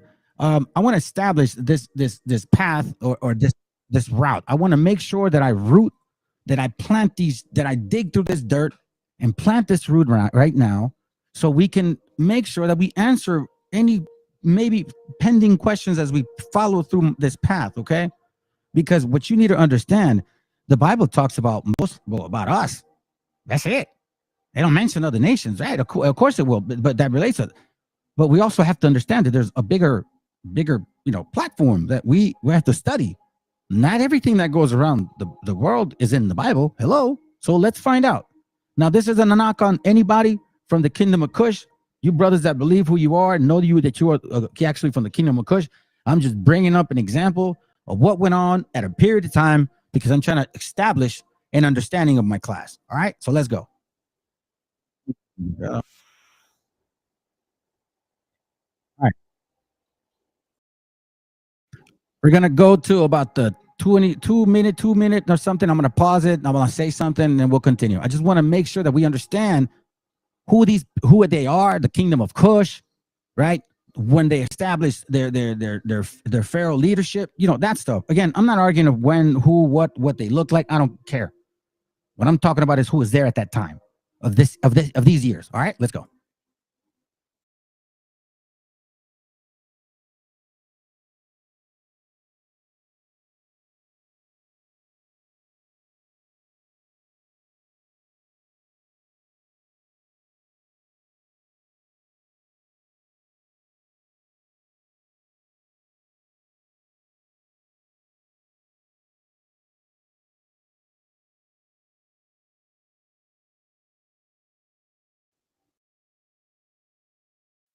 Libya, Syria.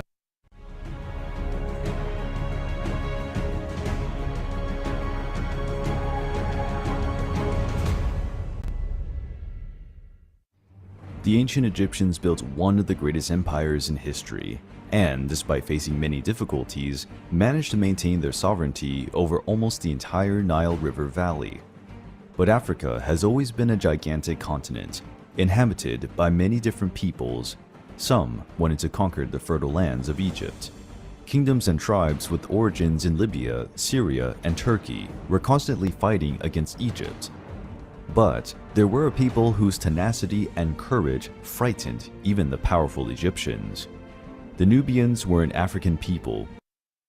Now, I want to point out this map, okay? Remember this map, what he's talking about. See, you see Egypt, you see Nubia, right? You see this river. Okay, let's continue.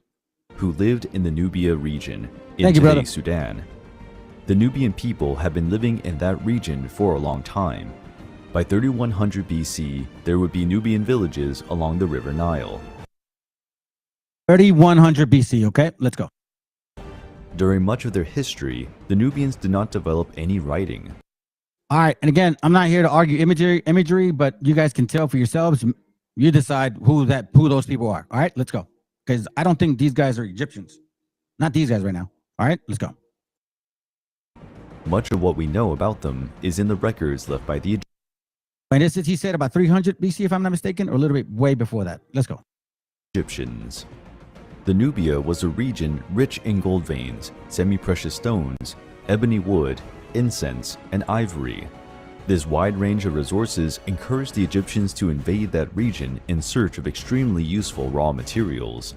The Nubians resisted the Egyptian invasions as much as possible. You guys heard that. The Nubians resisted the invasion. So there was battle between them going on at this time. Okay, let's continue. But they were militarily inferior and were progressively pushed south. Due to the various periods of instability in Egypt, the Nubians were able to organize more effective defenses. During periods of peace, Nubians and Egyptians traded and shared different forms of knowledge.